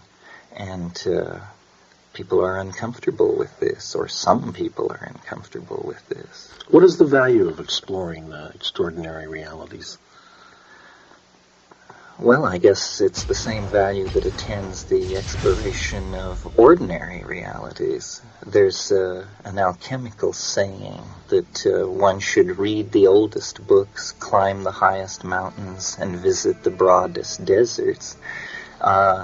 I think that being imposes some kind of obligation to find out what's going on. And since all primary information about what is going on comes through the senses, any drug or any compound which alters that sensory input has to be looked at very carefully. I've often made the point that chemically speaking, you can have a molecule which is completely inactive as a psychedelic, and you move a single atom on one of its rings, and suddenly it's a powerful psychedelic. Well, now it seems to me this is a perfect proof of the interpenetration of matter and mind. The movement of a single atom from one known position to another known position changes an experience from nothing to overwhelming. This means that mind and matter at the quantum mechanical level are all spun together. This means that in a sense, the term extraordinary reality is not correct if it implies a division of category from ordinary reality. It is simply there is more and more and more of reality, and some of it is inside our heads, and some of it is deployed out through three-dimensional Newtonian space. Most of us, I think, just simply accept the everyday reality as the only one.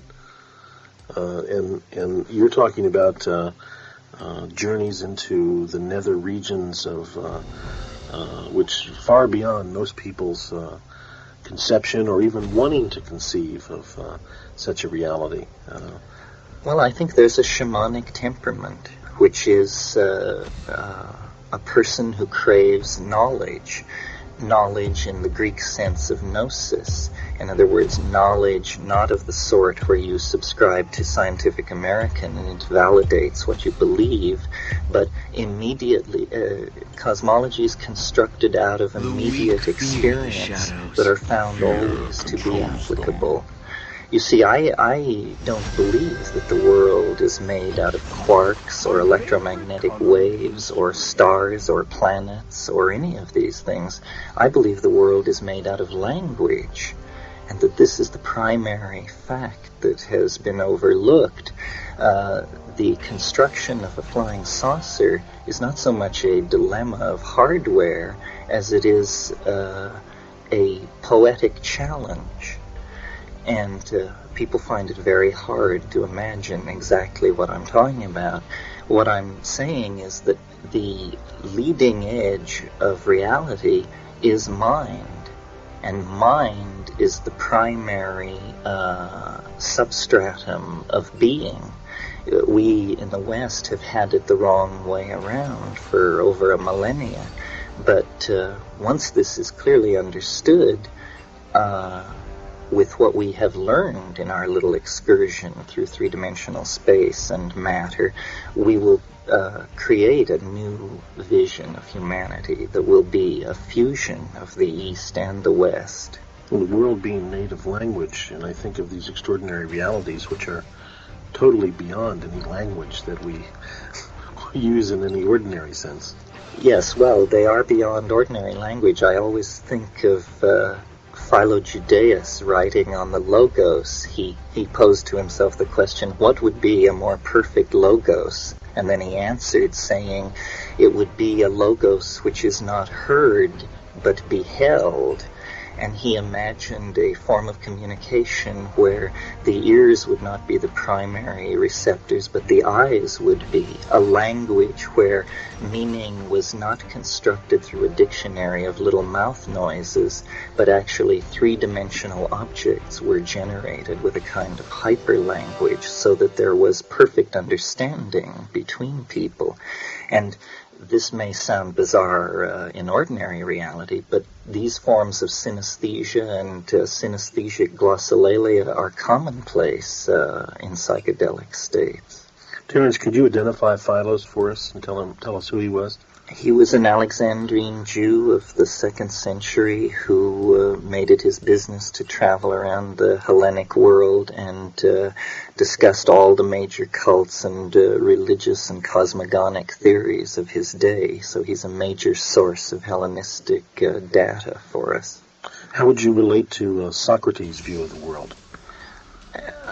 Well, I think that it's hard not to be a Platonist, but it's something perhaps we should struggle against, or at least struggle to modify. I think of myself as sort of a Whiteheadian Platonist. Certainly the central Platonic idea, which is the idea of the ideas, these archetypal forms which stand outside of time, is one which is confirmed by the psychedelic experience. And Plato's formulation of time as the moving image of eternity is another one of these aphorisms that the psychedelic state confirms. And certainly Neoplatonism, Plotinus and Porphyry and that school are psychedelic philosophers. Their idea of an ascending hierarchy of more and more rarefied states is a sophisticated presentation of the shamanic cosmology, which is the cosmology that one experientially discovers when they involve themselves with psychedelics. What I think most of us don't understand or don't really know is the fact that Greek culture and the Eleusinian mysteries incorporated the use of something that very akin to psychedelics. Yes. And essentially, Western civilization is based on the culture that had at its core root an experience and a ritual that used, as I say, something akin to psychedelics. Yes, well, for over 2,000 years, everyone who was anyone in the ancient world made the pilgrimage to Eleusis and had this experience, which Gordon Wasson and Carl Ruck have argued very convincingly was a hallucinogenic intoxication on ergot. But of course, as soon as the church solidified its power, it closed these Platonic academies and moved against pagan, so-called pagan knowledge and heretical knowledge, and not only the Platonists, but all the Gnostic sects, all of these people, all of these viewpoints were repressed. I like to think that the end of that repression came in a very odd way when, in 1953, I guess it was, Gordon Wasson and his wife Valentina in the village of Huatla de Jimenez in the Sierra Mazateca of Oaxaca discovered the psilocybin mushroom cult. It was as if Eros, who had been martyred in the old world, was then found sleeping in the mountains of Mexico and resurrected.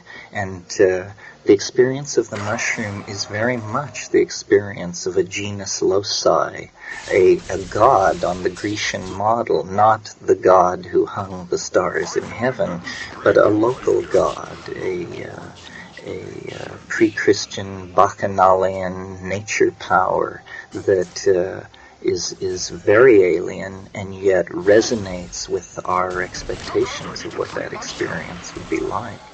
Interesting that the mushroom also is a symbol in our culture of death and destruction, being the symbol of the nuclear explosion. Yes, well, mushroom cloud.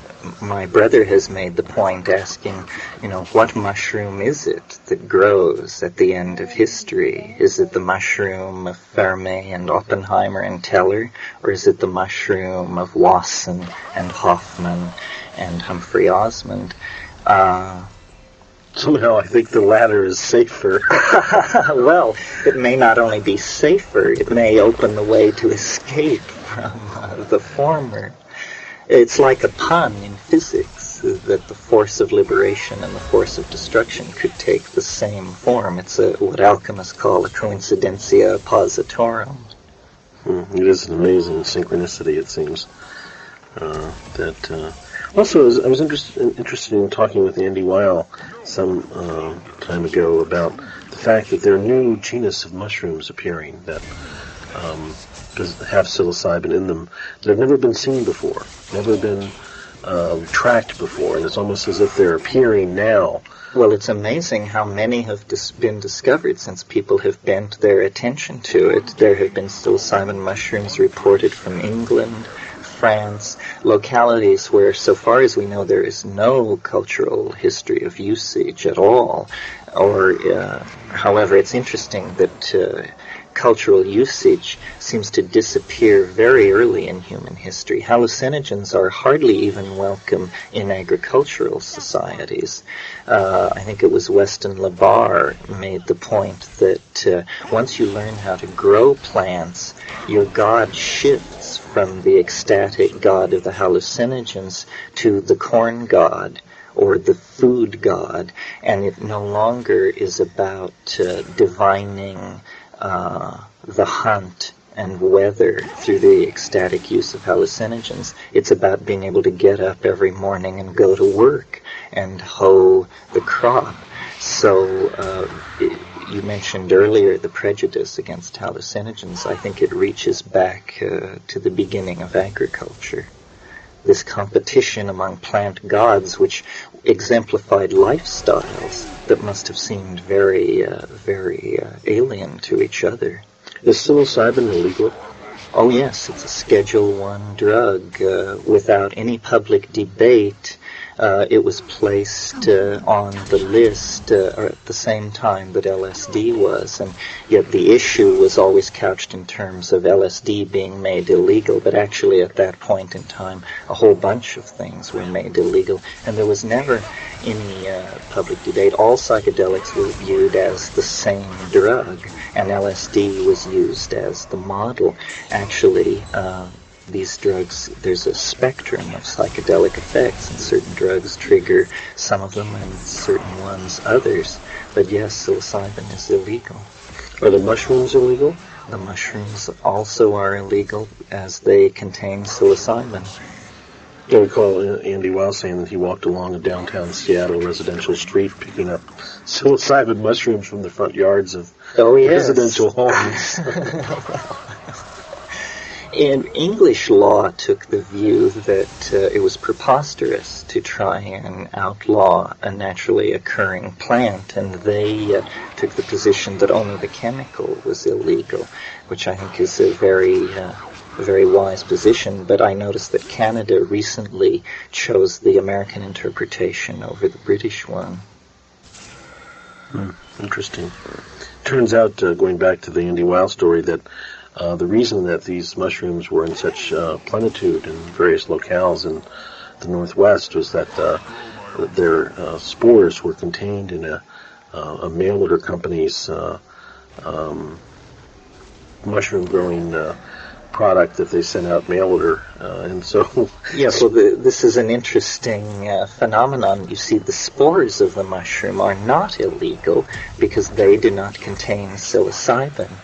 They only contain the message in the DNA of the mushroom for the production of psilocybin. So it's a kind of bizarre catch-22. The mushroom spores can move anywhere legally, can be bought and sold, but they are the sine qua non for the production of mushrooms, of course. The kind of knowledge and kind of information you're putting forward is not generally available. It's not the kind of information or knowledge that one would find in the typical academic anthropology curriculum. And yet it seems to be knowledge that is ever expanding, but somehow it's outside of the cultural, institutional entities in some way. Number one, why do you think that's the case? Of course, there's a logical answer to that one, but what do you see as the future of this kind of information, this kind of knowledge? Well, I think in a sense it signals the rebirth of the institution of shamanism in the context of modern society. And anthropologists have always made the point about shaman that they were very important social catalysts in their group, but they were always peripheral to it, peripheral to the political power, and actually usually physically peripheral, living at some distance from the village. And I think the electronic shaman, the people who pursue the exploration of these spaces, exist to return to tell the rest of us about it, that we are now coming into a period of racial maturity as a species where we can no longer have forbidden areas. of the human mind or cultural machinery. We have taken upon ourselves the acquisition of so much power that we now must understand what we are. We cannot travel much further with the definitions of man that we inherit from the Judeo-Christian tradition. We need to truly explore the problem of consciousness, because as man gains power, he is becoming the defining fact on the planet in the near space area. So the question that looms is man good? And then, if he is, what is it he's good for? And the shaman will point the way, because what they are visionaries, poets, cultural architects, forecasters, all these roles which we understand in more conventional terms, rolled into one and raised to the nth power. They are cultural models for the rest of us. This has always been true. The shaman has access to a superhuman dimension and a superhuman condition. And by being able to do that, he affirms the potential for transcendence in all people. He is an exemplar, if you will. And I see the attention that's being given to these things signaling a sense on the part of the society that we need a return to these models. This is why, for instance, in the Star Wars phenomenon, Luke Skywalker is a direct translation of the word shaman out of the Tungusic, which is where Siberian shamanism comes from. So these heroes that are being instilled in the heart of the culture are shamanic heroes. They control a force which is bigger than everybody and holds the galaxy together. This is true, as a matter of fact. And as we explore how true it is, the limitations of our previous worldview will be exposed for all to see. I think it was J.B.S. Haldane who said, the world may not only be stranger than we suppose, it may be stranger than we can suppose. I think of the character Yoda. Certainly he's a shamanic type character. Very much so.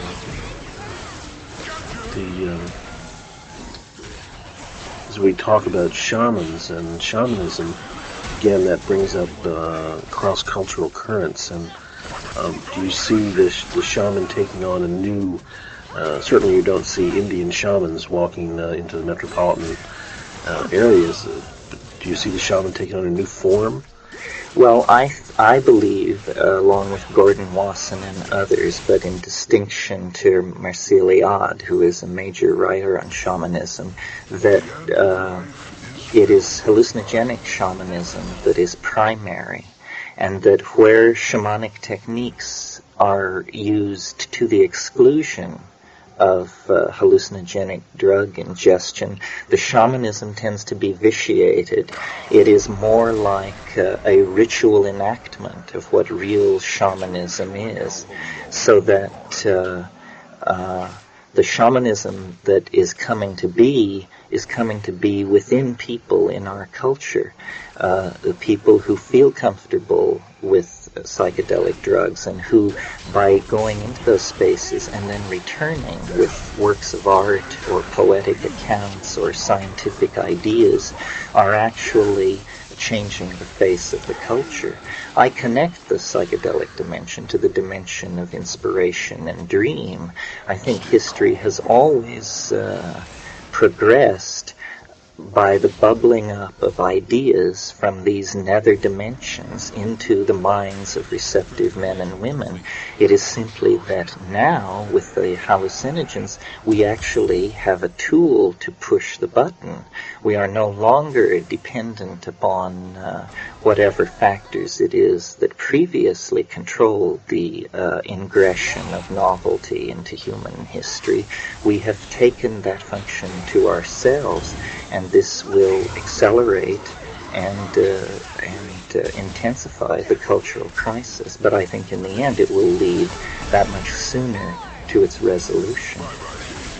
So, as we continue to move towards the further exploration of these spaces, we can expect that social change as a result, personal change. Tremendous social change. I see, in fact, what is happening is a tendency to what I call turn the body inside out. We are, through our media and our cybernetics, we are actually approaching the point where consciousness can be experienced in a state of disconnection from the body. We have changed. We are no longer, as I said, bipedal monkeys. We are instead a kind of cybernetic coral reef of organic components and inorganic technological components. We have become a force which takes unorganized raw material and excretes technical objects. We have transcended the normal definitions of man. We are like an enormous collective organism with our data banks and our forecasting agencies and our computer networks and the many levels at which we are connected into the universe. Our self-image is changing. The monkey is all but being left behind, and shortly will be left behind. The flying saucer, again, I take to be an image of the future state of humanity. It is a kind of millenarian transformation of man where the soul is exteriorized as the apotheosis of technology, and it is that eschatological event which is casting enormous shadows backward through time over the historical landscape. That is the siren at the end of time, calling all mankind across the last 10 millennia toward it, calling us out of the trees and into history and through this series of multi-leveled cultural transitions to the point where the thing within the monkeys, the creature of pure language and pure imagination, whose aspirations are entirely titanic in terms of self-transformation, that thing is emerging, and it will emerge as man leaves the planet. And it's not something quantized and clearly defined. It is, in fact, what the next 50 or so years will be about.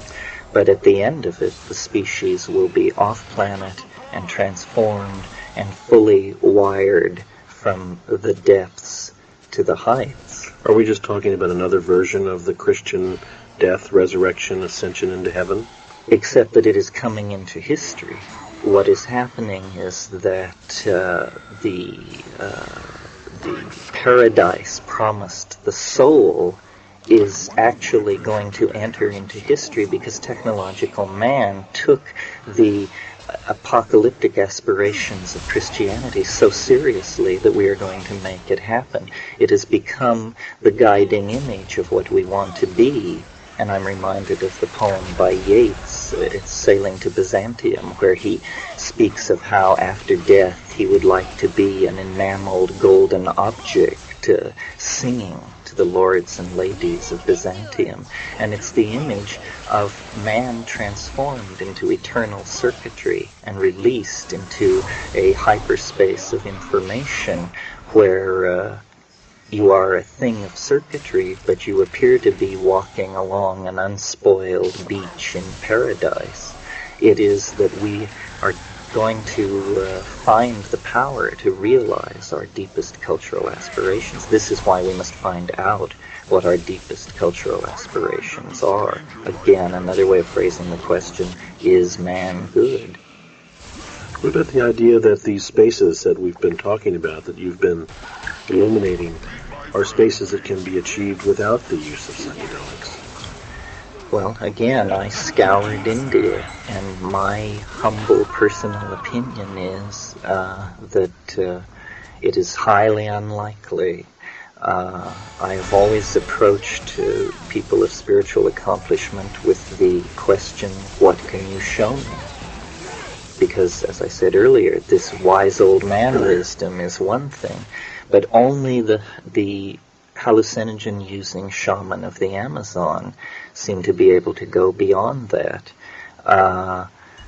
there may be techniques for doing this, but the efficacy and the dependability of the hallucinogens seems to me to make them the obvious choice. It would only be a series of cultural conventions that would cause one to want to engineer around that. It is the obvious path to transcendence. People must face the fact that at one level we are chemical machines. That doesn't mean we are that at every level, but it does mean that that is a level where we can intervene to change the pictures that are coming in and going out at higher levels. You're not suggesting that people should do this by themselves?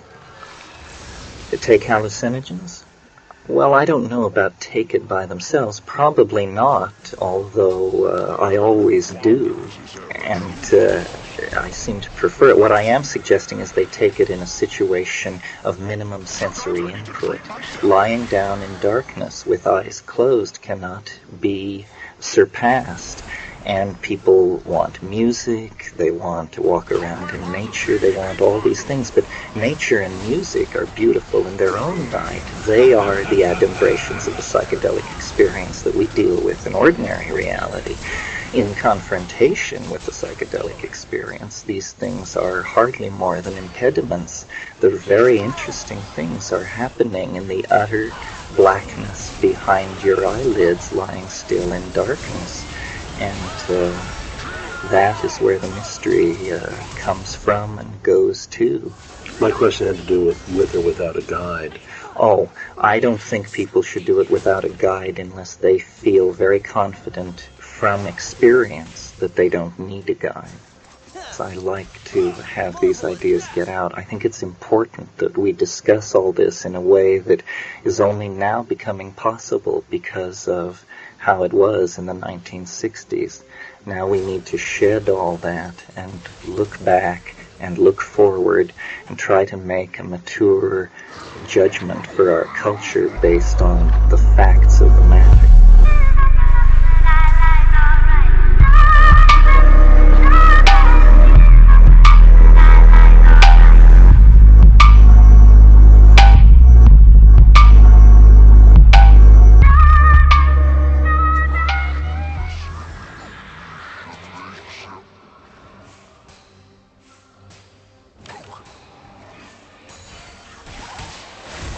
Well, let's see here.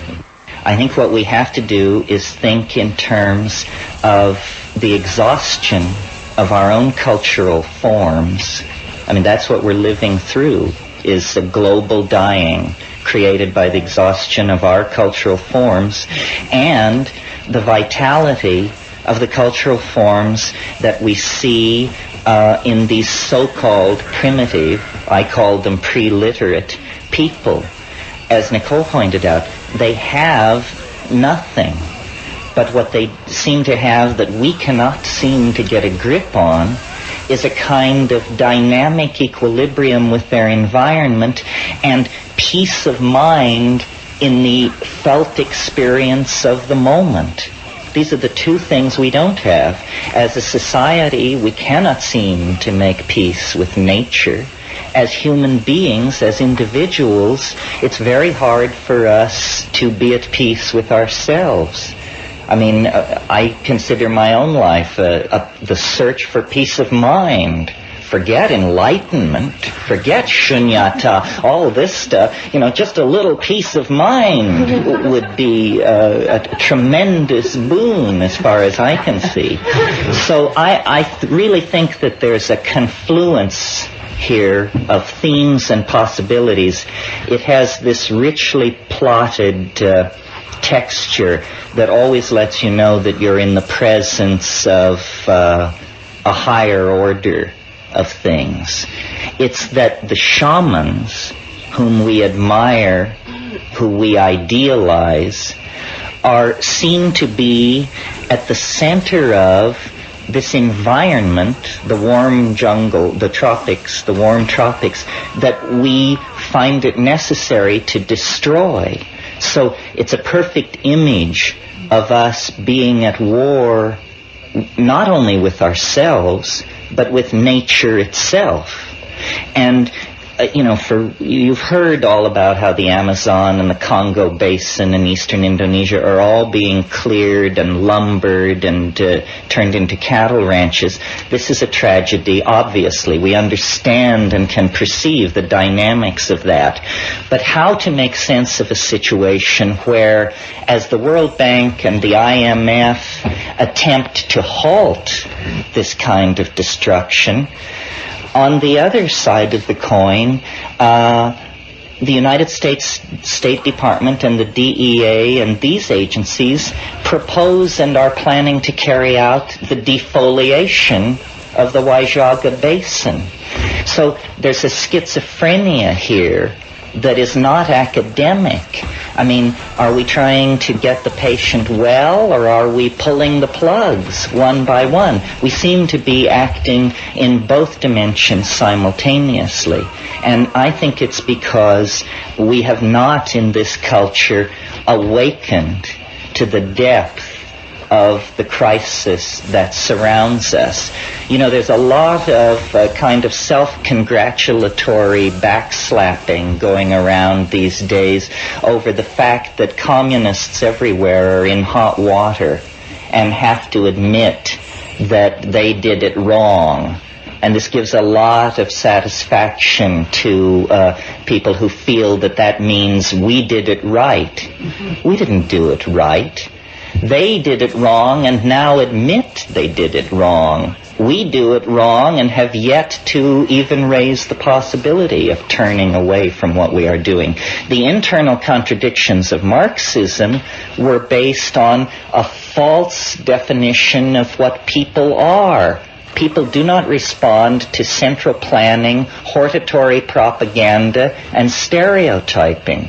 Neither do people respond to an ethos of self-denial or a view of human beings that denies the fact that we have certain itches which must be scratched. So, you know, I think that the collapse of Marxism is only the collapse of the outer edge of the societal and civilizing assumptions that we have made. After all, Marxism is nothing more than the millenarian retread of Christian millenarianism. And so is modern science, yet another secular retread of Christian millenarianism. So our culture is in trouble. Not trouble. We are at a terminal crisis, a bifurcation that it can only go one of two ways: horror beyond your wildest imagination, or breakthrough to dignity, decency, community, and caring beyond your wildest imagination. Now, where do you look for models? Where do you go? The answer is so obvious. You go to nature. Nature has been playing this game for 3 billion years on this planet. We have been playing the game, we, the apostles of Christian scientism, for about 2,000 years. Nature has an economy, an elegance, a style that if we could but emulate it, we could rise out of the rubble that we are making of the planet. You know, it was the geographer Carl Sauer who said, man found the planet a climaxed primeval forest. He, and notice the gender here, he will leave the planet a weedy lot. A weedy lot. Well, now this is a metaphor where you change climaxed rainforest for weeds, but it's also true. By clearing land, we promote the kind of plant evolution that stresses very rapid seed production and annular cycles of growth. In other words, weeds. And this tendency to find perfection and then to leave rubble in our wake has haunted us for the past 3,000 or 4,000 years of our history. Now, with the ozone shield disappearing, with acid rain falling on the earth that can melt blocks of marble, with the CO2 levels rising, with the levels of strontium and chlorofluorocarbons, and you know the litany. We have now one last chance to fish or cut bait. And the place where nature has provided the models for how to respond to this situation is the climaxed rainforest. Only the climaxed tropical rainforest has the kind of complexity of signal transfer, movement of nutritional materials, movement of electromagnetic radiation that we find in the modern city. It is a cliche of modernity that the city is a jungle. The problem is it isn't jungle enough. And I think it's the task of the new shamans to take the metaphor of the jungle, which is a metaphor of tremendous wealth, tremendous variety, a tremendous outpouring of form and of energy and of potential fulfillment of various bifurcation patterns of flow, to take that and enrich our own lives with it. And the way this is done is by empowering the presence of experience. The main thing that you get with these so-called primitive, pre-literate people, and with people like Nicole, who have spent time in this situation, is they are in the moment. They know how to have fun. They know how to work. They know how to live. And the reason they understand this is because they are focused within the confines of the felt presence of experience. They do not live by abstraction. And abstraction is the knife poised at our hearts. We are so much the victims of abstraction that with the earth in flames, we can barely rouse ourselves to wander across the room and look at the thermostat. That's the level of disimpassioning that abstraction has laid upon us. Well, hopefully this weekend there will be passion.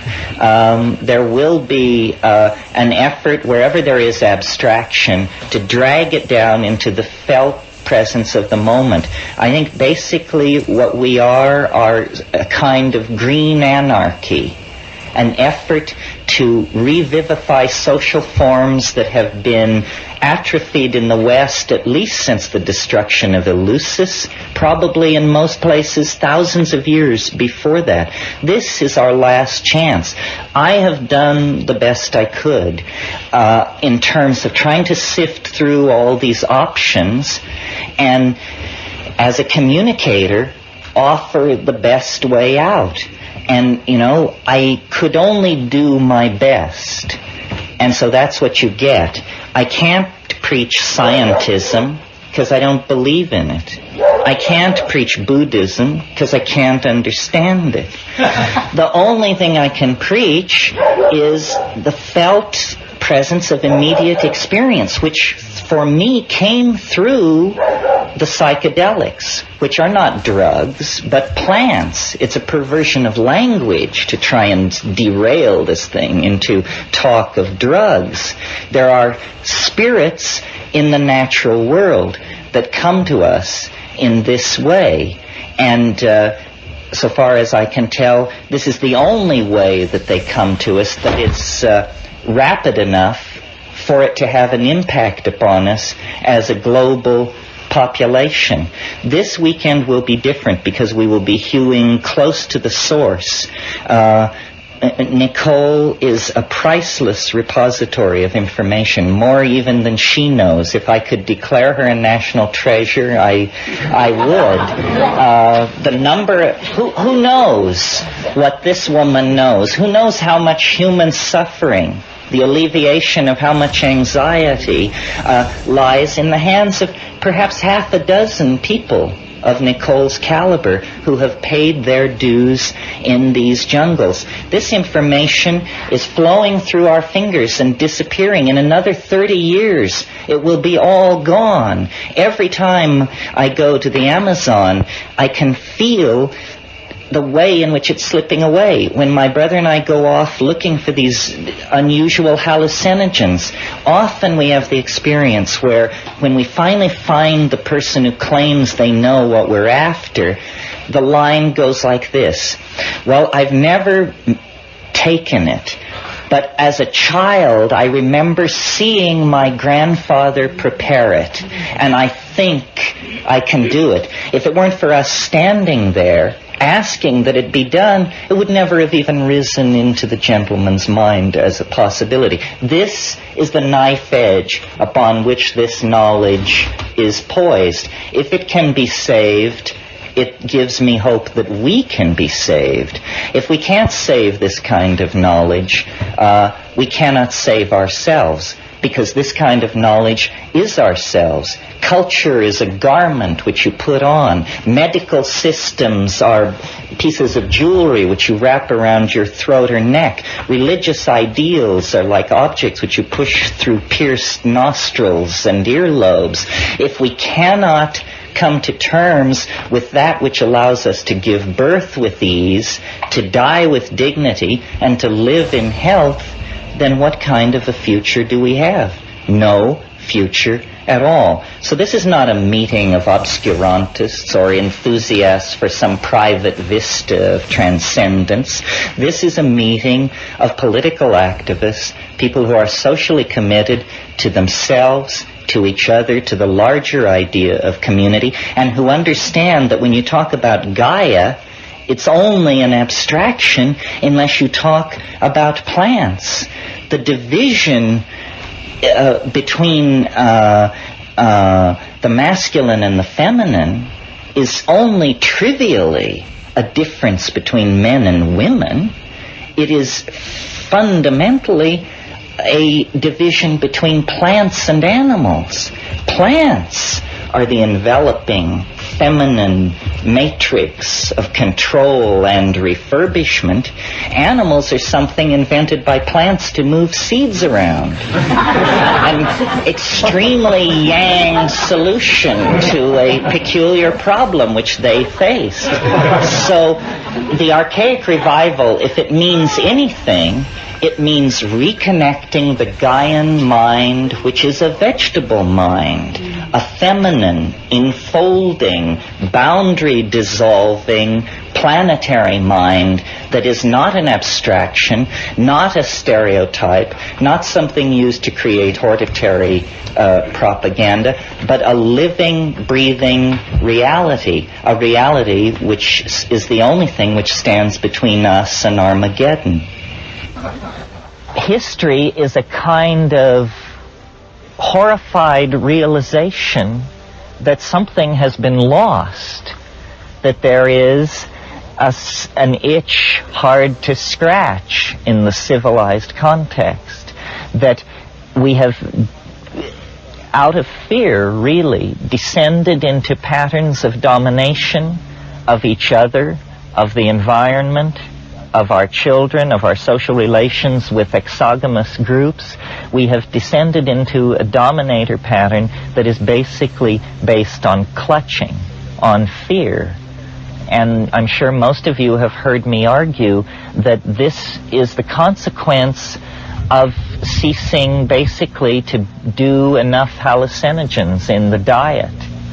That, in fact, what human beings were flirting with over many, many tens of millennia, let's say from 100,000 years ago to 15,000 years ago, human beings were in a flirtatious situation with a symbiotic relationship with this mind resident in vegetable nature. Now, you all know that what classic symbiosis is in biology. It's where, let's take the example of the little fish who lives in the sea anemone, and big fish don't bother it. It gains protection. The sea anemone gains access to larger prey, which come to investigate the little fish. That kind of symbiosis is genetically locked in. And if you take the little fish away from the anemone and put it, let us say, in an aquarium without anemones, it doesn't die. It doesn't go into an immediate physiological crisis. No, what happens is it simply has a low body weight and a short lifespan. In other words, it is under stress.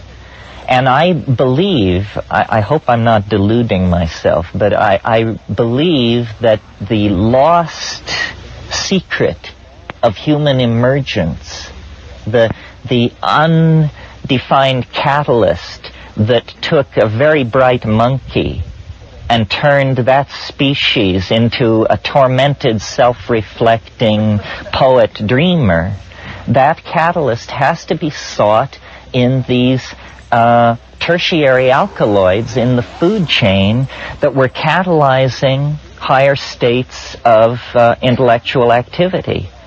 And I've pointed out to you ad nauseum, I'm sure, the reciprocal feedback relationship that was working there in the case of the mushroom, in the veldt situation in Africa. It was promoting at low doses visual acuity, which was feeding back into the hunting and gathering process, making those animals with this increased visual acuity more adaptively successful, hence more reproductively successful, hence they're outbreeding their competitors. At higher doses, psilocybin actually causes a generalized arousal, which includes sexual arousal. Again, it becomes a catalyst for increased reproductive success. More instances of copulation in a situation like that lead to more successful births of those into family structures where the alkaloid has been accepted into the food chain. Well, this would be only an obscure topic of interest to primatologists were it not for the fact that it is a crisis in consciousness which confronts us globally. Consciousness is the commodity that if we do not have enough of it, do not produce it fast enough, then the momentum of the processes we set in motion in our ignorance is going to sterilize the planet and do us all in. So we have to have consciousness. Well, then you look at the smorgasbord of ethnographic possibilities and you discover this institution of shamanism. It is the institution of planner, of visionary, of manager, of large system coordinator. That's what it's about. You call it magic on one level, you call it curing, you call it folk psychiatry, or weather prediction. Shamans have been involved in all of these things. But as Nicole was made so eloquently the point last night, to these deep forest people, it is ordinary. It is ordinary. They live in a different cultural dimension than we do. Dimensions which to us are completely value dark are to them completely transparent. And dimensions which to us are extremely rich and complex, the inner world of the nucleus of the atom, let us say, are for them totally value dark. They don't even cognize the possibility of asking the question. But nevertheless, the specialization in these various domains is not something where one is as good as another. Consciousness is the domain of immediate experience. How are we going to save this planet? How are we going to take the lethal cascade of toxic, technological, and ignorance-producing habits that are loose on this planet and channel them toward some kind of a sane and livable world? Well, the answer is emerging in culture out of the collectivity of global consciousness. It is what I call the archaic revival. It is this very large turnover in the mass mind. Some people call it a paradigm shift. It's an effort to recover the sensory ratios, the feelings, and the attitudes of 15 to 20,000 years ago, before fear, before ego, before male dominance, before hierarchy, hoarding, warfare, propaganda, child abuse, all of these things. And the answer lies, as was indicated last night, in integration into the dynamics of nature. Well, so far as my analysis gives it to me, the only way you can abandon yourself to the dynamics of nature is to break through the language shell. You must cut through the aura of programming and cultural assumptions that surround us from the moment we are able to speak. The only way this can be done is by dissolving the boundaries of ego. Ego is a structure that is erected by a neurotic individual who is a member of a neurotic culture against the facts of the matter. And culture, which we put on like an overcoat, culture is the collectivized consensus about what sort of neurotic behaviors are acceptable. Now, I don't know, so you see, what I see going on in the Amazon is a very radical psycholytic therapy, where they are dissolving, literally dissolving, the boundaries of self, culture, and ego assumption. And then what you discover is not the white light, or what William James called a blooming, buzzing confusion, although in the first few minutes it can be like that. But what you really discover is sentient, organized, living, loving nature. That nature is a force. Nature is a mind, a personality, organized with intentionality, organized with feeling, humor, grace, and conviction. Conviction. And if you can get right with that conviction, then that's the secret of dancing in the waterfall. That's the secret of the shaman's apparent transcendence of the rules of mundane statistics. Because that is what it is. The shaman doesn't violate physics. He or she simply knows how to push the improbable to its greatest extent. And in Eastern philosophy, this is called the Tao. You know, abandonment to the flow, fitting of the small pattern into the larger pattern. Well, I think these things are very important, because I think that psychology, psychiatry, psychoanalysis, it's a good idea, but it will never reach any kind of operational effectiveness until we look to these native healers all over the world and study their methods. And their methods are chemical and personal.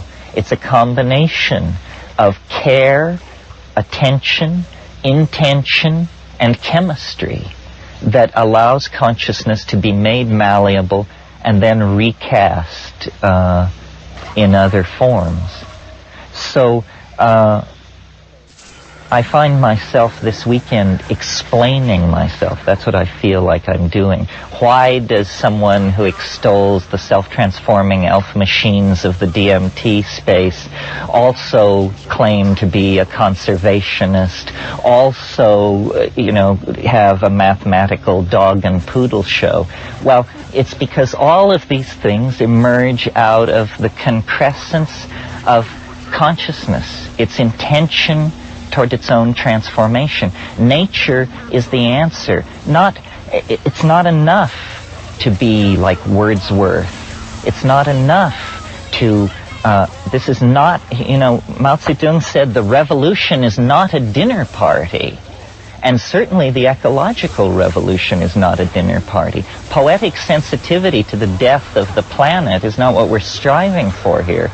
What we're striving for is to halt, overturn, and back out of the impending death of the planet. It is very clear now that consciousness will decide, that the planet, there are not rosy futures of suburban housing and ratatouille to be extended endlessly into the future. We are approaching a bifurcation where it is either going to become heaven or hell, one or the other.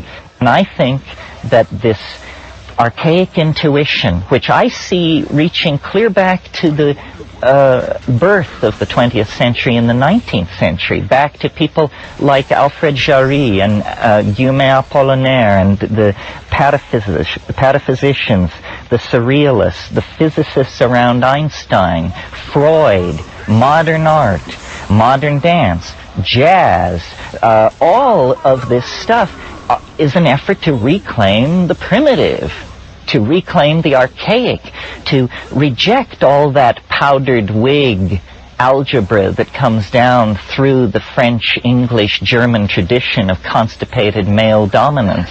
And instead, intuit, that's what it is in Freud and Jung and the New Age, and intuit our way out.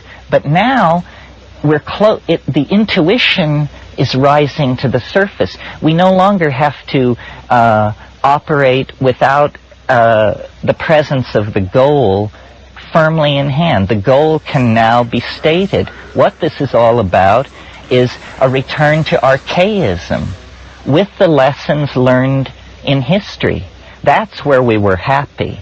The fall was a fall into a veil of tears, into a world of limitation and pain and suffering and infectious disease and so forth and so on. It's a prodigal journey into a lower dimension that can now be ended by a collective cultural decision to commit to this Taoist, shamanistic, feminized, cybernetic, caring, aware, present kind of being. I mean, it's nothing more than what each of us is in our very best moments. But we have to extend those very best moments to fill whole lifetimes. Think of the number of people who suffered and died that we could sit under this tree this morning. I mean, in the last million years, 9 times the glaciers have ground south from the poles, freezing the world into ice and confining human populations to subtropical valleys and the warm tropics. 9 times the interglacial periods have come and human populations have spread out over the earth. They didn't have radio, they didn't have antibiotics, contraception, statistical analysis, or the partial differential equation, and yet somehow they managed to get us here. Are we then, as the heirs of that wave front, of the inheritors of a billion-year process, are we in one generation to turn it into a massive pottage? I think not. I certainly hope not. I would like to believe that we could make that leap to conscious awareness that would allow us to take hold. Now, the problem, it was easy the first 10 years that I sat before you, because what we were doing was getting to know each other, to verify that we in fact existed, that I wasn't crazy, you weren't crazy, so forth and so on. Now, what looms ahead is the mess of politics. And this, I'm sure you have no stomach for. I certainly don't. I'd rather be stoned and rocked in the arms of the goddess. But as a matter of fact, this dominator thing is not going to be unhooked and put to bed without a struggle. Everyone is going to have to be counted. I've talked to you in recent months about memes. memes being the smallest potential units of ideas. They're like genes. We are the nucleus of a mutant meme, the meme of plant consciousness, hallucinogenic consciousness, shamanistic consciousness. We have to refine this meme, replicate it through repetition, and spread it through society in the same way that a plant sheds seeds into an ecosystem. The idea will compete. The idea is a good one. It's adaptive, it's clever, it's tough, it's invasive, it can make use of many contexts to promote its own existence. But it can't do any of that if we don't replicate it and get it out. So I see these kinds of meetings as an opportunity for building community, as an opportunity for people to look around themselves and connect with the other people who are here. We cannot be told from the rest of the population unless we self-select and gather together at a single point in space and time. When we do that, we recognize each other. When this meeting is concluded, we will merge back into the larger stream of the body politic. But carrying this meme of the Gaian resurgence, the Gailanic wave that must come. I mean, people say it's so wonderful that you articulate these feminist ideas and so forth. I do it because I don't want to be dead. I do it because I don't want my children to have no world to live in. There is no choice. The walls are high and the current is moving very fast. What we need to do is merely keep our spirits high and learn to sing the song.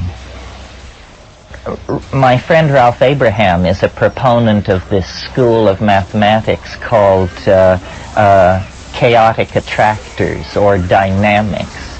And this is the notion that many processes are not pushed from behind by the momentum of casuistry, as in the ordinary Newtonian model of process, but that there are what he calls attractors, or basins of attraction.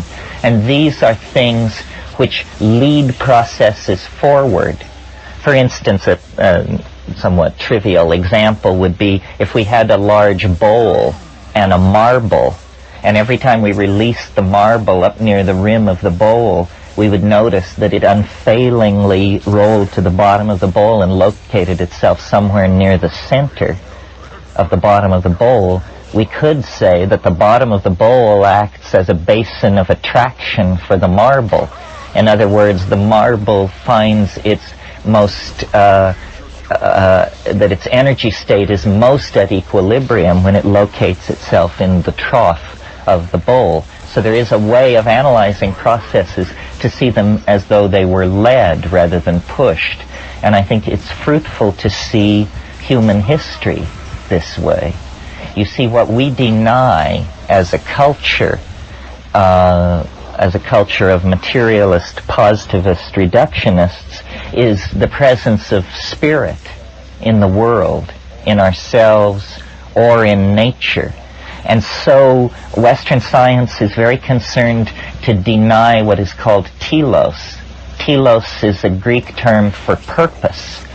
Purpose. The same idea as the attractor that I was trying. If you have a target, if you're driving a car toward a goal, the goal is your telos. It decides how you will steer the car. Well, it has been for the past 150 years extremely fashionable in sociology and biology because of Darwin to deny telos in nature, to say that, any apparent order in nature is made up of the disorder of random mutation meeting the disorder of natural selective processes, and these two streams of converging disorder create a kind of apparent or virtual order, which is an illusion. This is the orthodox theory. And when you take this Darwinism and put it into historical theory of human processes in time, you get the modern position in academic philosophy about history, which is that it is, and the official phrase is, trendlessly fluctuating. That's what we are asked to believe we are embedded in, a 10,000-year-old process of trendless fluctuation. In mathematics, this is called a random walk. It means you just go over here a few steps, and then you go this way, and then you go back. You're like a drunk, lurching around in this phase space. And this is the highest vision of human purpose that the reductionist vision can offer. Well, what the intuition of religion is, especially Western religion, and I wouldn't even bother to mention it, except that it also is the strong intuition of a lot of psychedelic experience, that there is some kind of attractor in the historical phase space. There is something which is drawing everything toward it. It's like a higher dimensional entity that casts an enormous shadow over the human landscape, so that, you know, at sitting around campfires 50,000 years ago, people felt this vague tug toward organization, order, cognitive activity, epigenetic activity. Epigenetic activity means coding stuff not in your genes, but in dance, gesture, ritual, and ultimately in clay and on paper and in electronic storage methods. This proliferation of complexity is a response to and an anticipation of this transcendental object at the end of historical process. You see, if it weren't for our presence on this planet, even modern science at its present primitive state could give a fairly good accounting of what's going on, that out of complex polymers arose super complex polymers which were self-replicating, and that was life, and then you have an animal population. But the fly in the ointment of this rational model of reality is ourselves. We are clearly imbued with a higher dimension, which we call spirit, in a way that ordinary matter, when imbued with a higher dimension, is called life. In other words, we represent a different ontological level in the career of organization, because we hope, we despair, we plan, we remember, and we misremember. You know, we lie, we fabricate, we delude ourselves and other people. All of these things are uniquely human functions. Well, I think that shamanism, which is the focus of our concern here, is a kind of anticipating of the whole pattern. And that this is really the way to think about shamanism when thinking of it as a force that can steady and complete an individual human life. The shamans are not in history in the same way that we are. By having access to this higher dimension that they go to in their trance states and their states of intoxication, they gain a fractal overview on process, on life. I mean, after all, isn't that what we mean by wisdom? Wisdom is understanding how things really work, how they really work. Love affairs, the raising of children, the managing of corporations, the prosecution of wars. How do these things really work? Not the deluded and fumbling attempts of the proponents of this or that school, but a Taoistic insight into the actual appropriate dynamics of everything. Well, how do you gain that kind of an insight? The answer is, you must have a superior model. You must have a superior model. Now, if you believe, you know, that the world is composed of 3 levels and they are held up on the back of a woman who sits on a giant tortoise who floats in space, this is a model of the universe. It can take you a certain distance. But what model of the universe can actually offer reassurance in all kinds of situations. Well, strangely enough, I think that these models come from the frontiers of mathematics, that it is not mere coincidence that the storms of visionary hallucination that the shaman encounters are very much like the storms of form and color that are spewed out of a Cray 3 supercomputer when it conducts 1,000 iterations per second inside the Julius set or the Mandelbrot set or one of these other compound complex mathematical objects that we are beginning to see.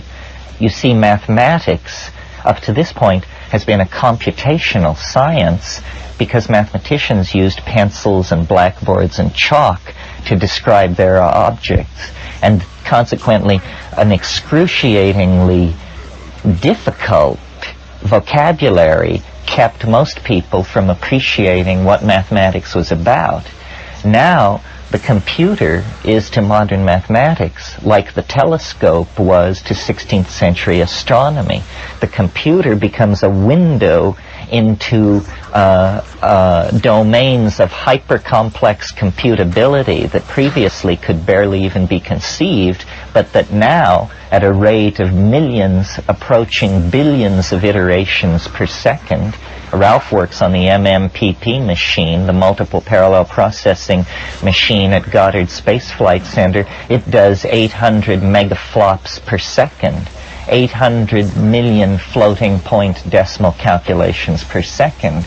Well, you can dream dreams with a machine like that, and strangely enough, at the edge of the super technology of the dominator culture at Goddard Space Flight Center with guys, high priests standing around in white coats, when you get it up and running, what you see is what an ayahuasca shaman sees on a Saturday night in the Amazon. You see that you are navigating through a complex, higher dimensional phase space where, by varying the inputs of amplitude and frequency, in one case using an electronic box, in the other case using the human voice, you sing your way through a mathematical domain which is a higher resonance of reality. And you learn how the world really works, how things happen. Well, how the hell do they happen? Well, on the simplest level, they happen like this. They have a beginning, they have a middle, and then they die away as an oscillation, a damped oscillation. Now, this simple truth to which we all nod assent is in fact the hardest thing, the hardest swallow there is for the dominator ego and the dominator personality, because what this simple truth says, things come into being, they achieve their inflorescence and they fade away, is, as Heraclitus put it, pantitreia, all flows, nothing lasts. Nothing is saved. And this is, our glory and our agony. That, the people we love and the people we hate are swept away by time. Empires, dynasties, continents are swept away by time. And yet our search for security is cast in the dominator culture as a search for permanence. I want to buy a house. I'd like to get my trust fund functioning a little better. I'd like to pay off X, Y, and Z. A search for permanence. So what you do when you do that is you set yourself at war against the cosmos, which is a heroic stance if you're trying to produce Melvillian opera out of your life. Ahab says in Moby Dick, he's talking to his first mate Starbuck, who signifies Christian right reason, and he says he's raving about going after the whale, And he says, we'll chase it over both sides of earth and round perdition's flame. And Starbuck says, to seek revenge on a dumb brute seems blasphemy. And he says, blasphemy, Starbuck? Speak not to me of blasphemy. I would strike out the sun if it insulted me. For could it do that, then could I do the other, since there is ever a sort of fair play. Well, this is locker room talk. The notion that there is fair play between a man and a nearby star is the finest expression of the dominator ego I can imagine. And of course, the story of Moby Dick can be read on many levels, but finally it is the story of the submersion of the male ego in the oceans of the unconscious, born to its destruction and transformation by an encounter with the maternal matrix in the form of the vagina dentata of the sperm whale and everything that it symbolized. So I don't think we want to go that way. I don't think we want to set ourselves up as the crusaders for permanence, but that means softening to the fact of the flow and of the impermanence. Nicole has made the point very eloquently that these people in the Amazon have nothing. The wonderful thing about the Amazon is that nothing lasts. Nothing is worth having. I mean, a book, forget it. Clothing, houses, everything is just swept away by the incessant recycling of material. So all that is permanent are values. Personality, strength, honesty, decency, dignity. These are things which can be erected against the flow and have some hope of permanence. So I think, shamanism is permission to transcend anxiety by accepting the transience of all form. And this is a truth of the universe that cannot be ignored. So once it is integrated, then it's as though resistance in the electrical circuits that surround your integration into the world begins to fall. You accept that the present moment is the richest apex of being, that on the downside back into the past, it shades off into memory and its vagaries. In the future, it shades off into a series of adumbrations and anticipations. I think that the shamans gain this tremendous authenticity that you feel in their presence, the good ones, because they have seen the end.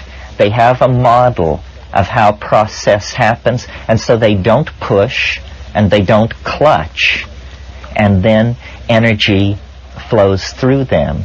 And our civilization has to learn this. I think I said at one point in this weekend, only Gorbachev is taking the position that we did it wrong and that we need to deconstruct. And yet every society did it wrong. We all did it wrong.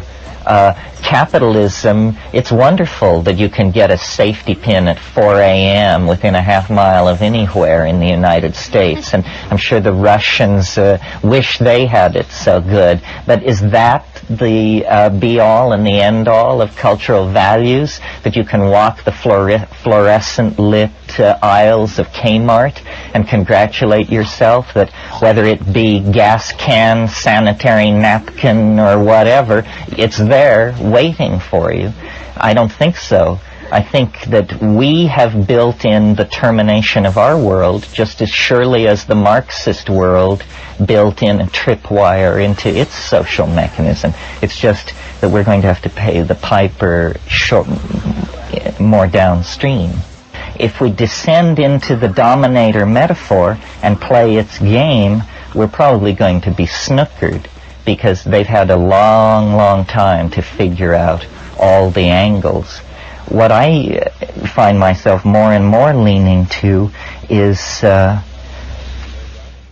sharing the meme of the irrelevance of conservative institutions. History is not a process for which you ask permission. History is just something you make, and then other people pick up the pieces. Henry David Thoreau understood this very well when he wrote his famous treatise on civil disobedience. The growth of culture is something that comes out of the animal body. Rousseau called it the general will. Man proposes and God disposes. But in the realm of civil polity, the people dispose, and government is allowed to propose, but that's all. And now what we are involved in really is a debate about human nature. Who are we? What are we? The French cartoonist Mobius put it very well in his book where he asked the question, is man good? This is what we're going to find out. And my feeling is that it isn't decided yet. That it is, H.G. Wells called history a race between education and disaster. Well, they're in the home stretch, neck and neck. It's clearly going to be a photo finish. But there is a responsibility on everyone who sees this to communicate it to other people and to act upon it.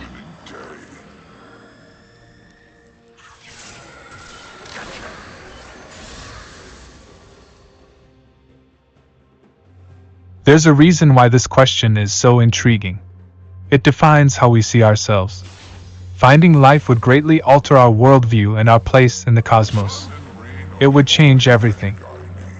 Space is vast, full of billions of habitable planets and potential life forms, yet we've never detected any. It's the great silence. The perplexing nature of this is known as the Fermi paradox. There are many theories to explain this paradox away. Maybe we're too far away from one another, or we're being isolated on purpose, or we haven't found anything because our search for extraterrestrial life has just begun. It's also entirely possible that we are the only intelligent life out here in the universe. Or maybe they're already here, but we can't sense them. Or maybe another more extreme theory. Maybe we haven't detected life because we're searching in the wrong way.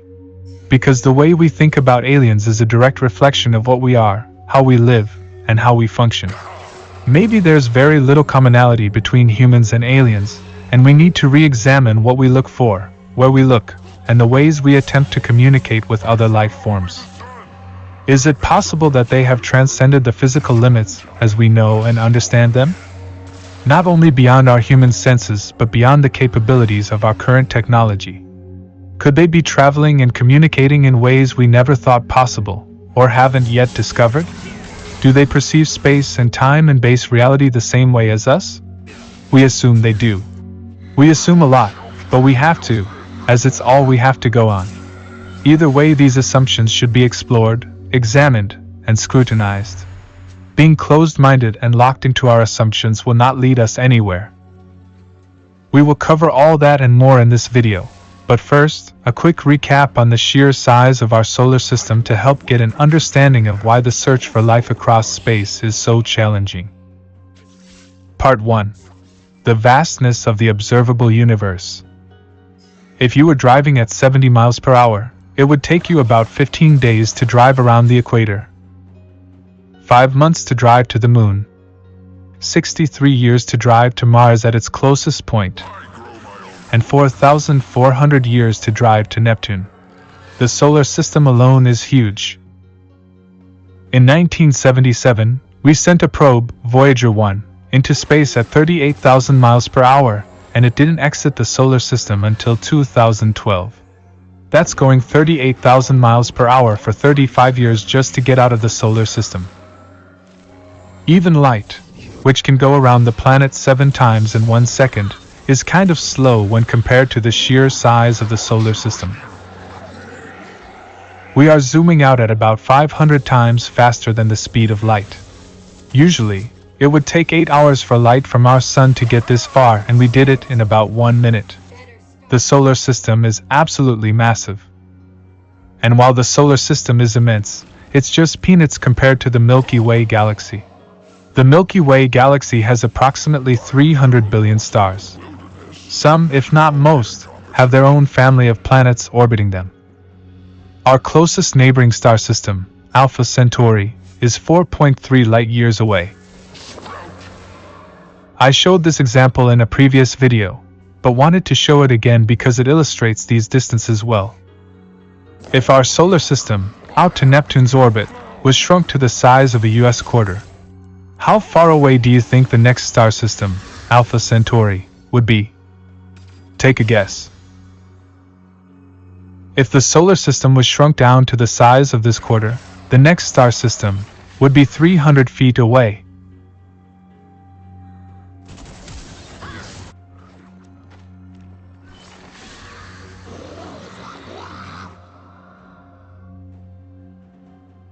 Earlier, I mentioned that it would take 4,400 years to drive to Neptune.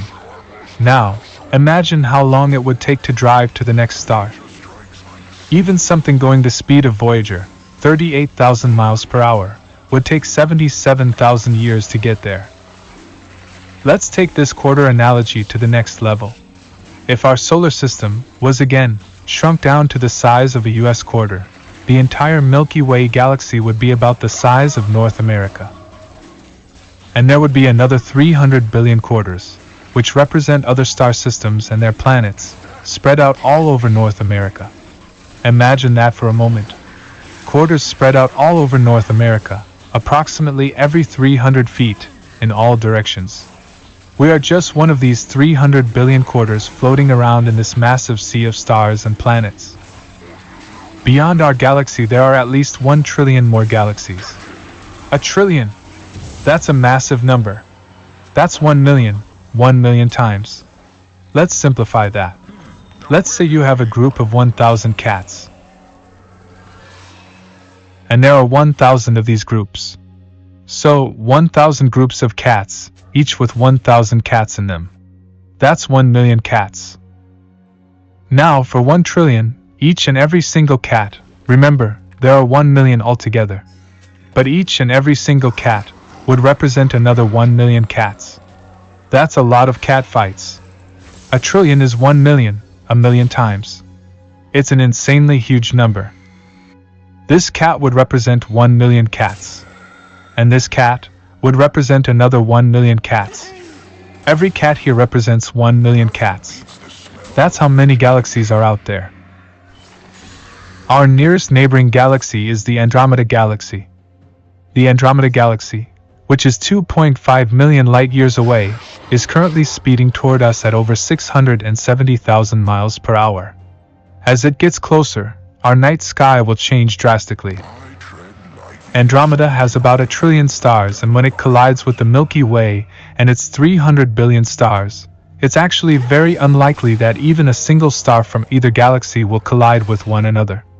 I'm sure this comes as a surprise to some, but that really illustrates the sheer amount of space between stars in the galaxy.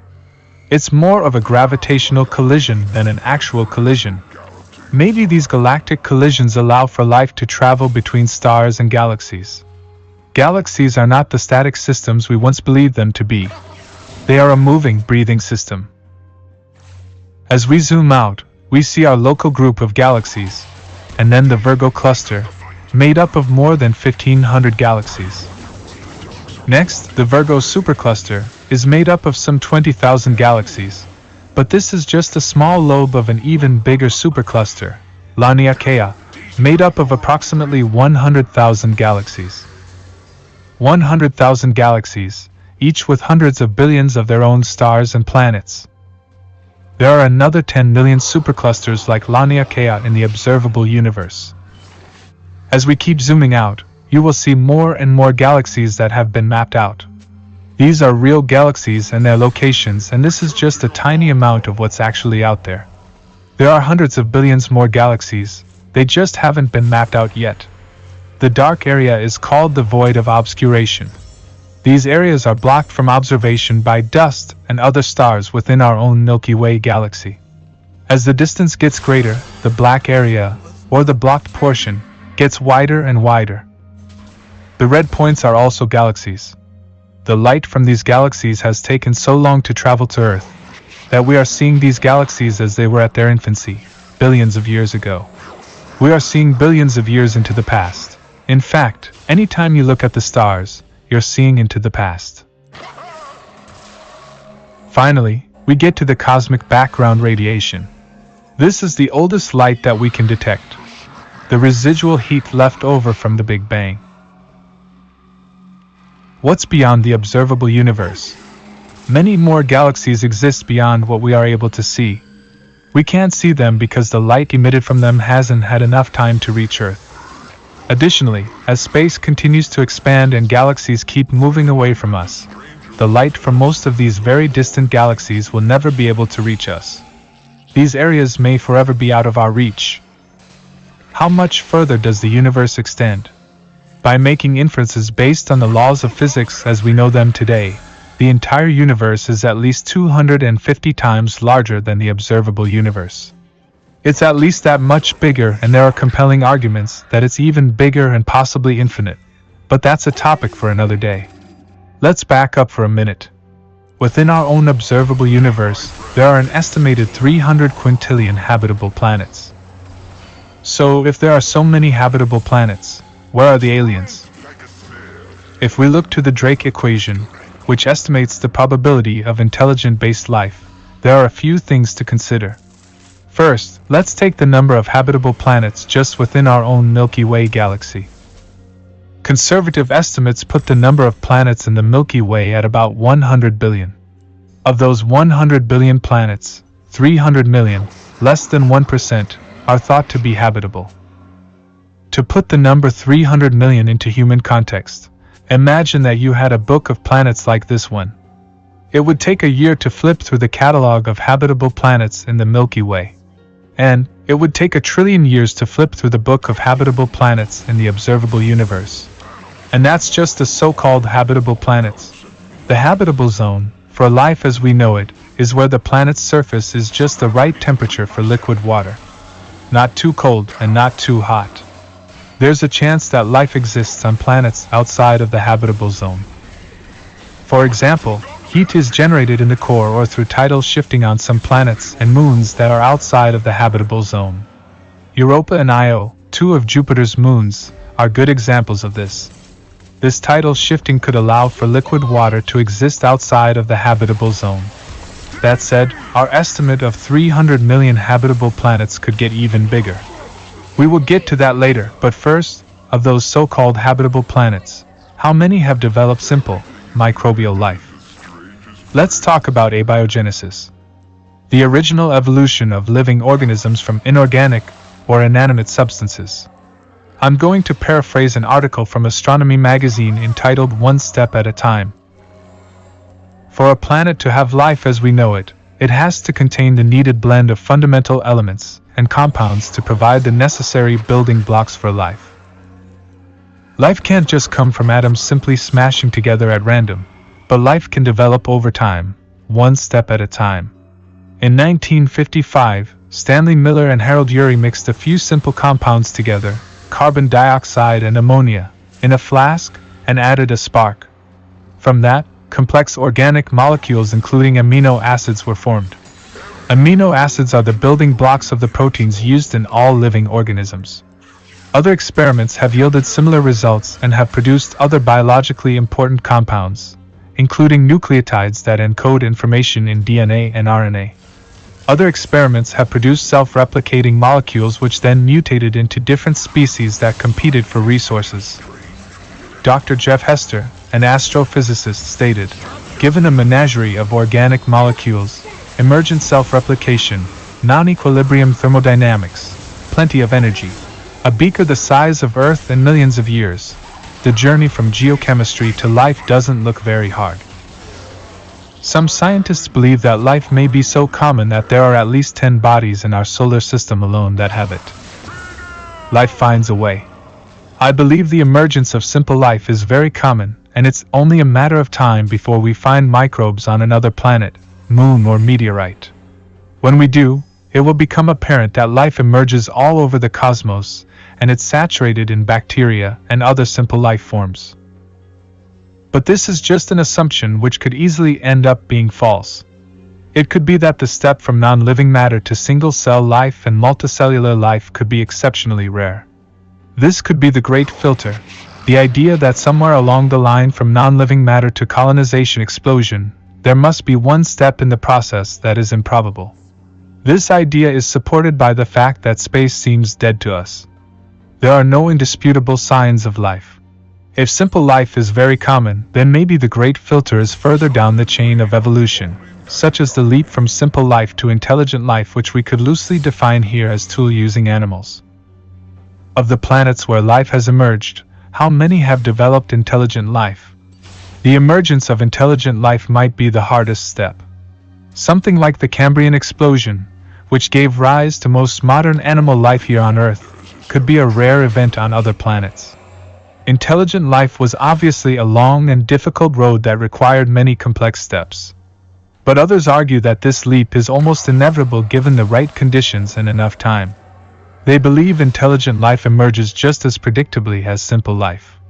Could it be that intelligent and complex life forms are a natural property or a fundamental aspect of the universe itself? Of those planets where intelligent life has emerged, how many have developed a technology that releases detectable signs of their existence into space? This is where the numbers really start to drop. A few things to consider. First, how many could send signals into space? There is a vast spectrum of intelligent life. There could be millions of intelligent, tool-using species that are not yet at our level. They may be out there, but we can't detect them. There could even be millions of civilizations at our level of development, and we wouldn't even know, because like us, they can't communicate across vast distances. Our radiosphere is only 100 light-years in radius, and as you can see, there could be many non-intersecting radiospheres. And then you have many species above our level and species above their level, and on and on. We humans still fight, eat, and breed most of the time. We're still heavily dictated by our lizard brains. As much as we may deny it, we are still a primitive species. It's a wide spectrum, so we have to ask a critical question here. Could we actually detect and understand signals from some super advanced being? With detection, we assume a type of technological commensurability, and that we could communicate with them using our methods. But how inevitable is our technological evolution? Our technological path is just one way of advancement, especially when you consider that there could be other elements, chemistry, and biology out there. If we did receive a signal, would we even know or understand it? There would be a huge linguistic gap as well as an intelligence gap. More on that later. Another big consideration. If they could send detectable and understandable signals, a big if, would they? They would have to blast a continuous repeating signal into space for us to detect them with current methods, and there are many reasons why a civilization wouldn't want to do this. And the last factor in the Drake equation to consider. How long have these civilizations released detectable signals into space?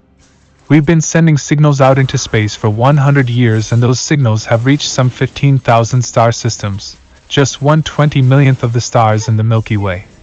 The universe is 13.8 billion years old, so there has been plenty of time for other advanced beings to permeate space with signals, if they wanted to. Clearly, there are many barriers in the journey from habitable planet to a civilization releasing detectable signals into space. If we speculate that 1% of habitable planets in our galaxy have simple life, that leaves 3 million planets, and if 1 out of 1,000 of those simple life forms evolve into intelligent life, we could have about 3,000 intelligent species in our galaxy. That's just one intelligent civilization for every 100,000 habitable planets, or one for every 33 million planets in the whole Milky Way. This is a very conservative number in my opinion. Obviously, some of these numbers are complete guesses. Make up your own numbers and have fun with it. How many intelligent species do you think are living in our galaxy? It's all speculation and nobody really knows. But even if the chances were low at every stage, there should still be many civilizations. Our galaxy, our universe, should be teeming with life. So again, why aren't we seeing them all over the place? The curious nature of this is referred to as the Fermi paradox. If there is so much life out there, why haven't we seen anything? Sure, there are UFO sightings and even unknown aerial phenomena acknowledged by our government, which is a topic for another day. But why isn't there any real, clear, and convincing evidence for extraterrestrial life? Why isn't it like Star Wars out there? Part 2. Hypothetical solutions for the Fermi paradox. Number 1. The first and most obvious answer is that we are simply too far away from other species. The space between stars is just too great. Perhaps if we were closer to the center of the galaxy, where stars are closer together, the odds of an encounter would be higher. We are about 27,000 light-years from the center of the galaxy. Here, stars are scattered several light-years away from one another. But imagine living in an area closer to the center of the galaxy where there are 10 stars within 1 light-year. We're just way out here in the sticks. And not to compound this problem further, but on the galactic level we may be in what some theorize as the local hole, a less dense part of space about 2 billion light-years in diameter. If true, this would make the chances of finding life near us even more unlikely. We could be in an area as unpopulated as the desert, while other parts of the universe, like galaxy clusters, could be teeming with advanced civilizations. Not only are we too distant across space, but also across time. We are a momentary pulse in time. We have been around for a tiny fraction on the time scale of the universe. If the age of the universe was compressed to 1 calendar year, the last ice age would have ended just 1 minute ago on the cosmic calendar. The last ice age ended 25,000 years ago, and that's only 1 minute ago on the cosmic calendar.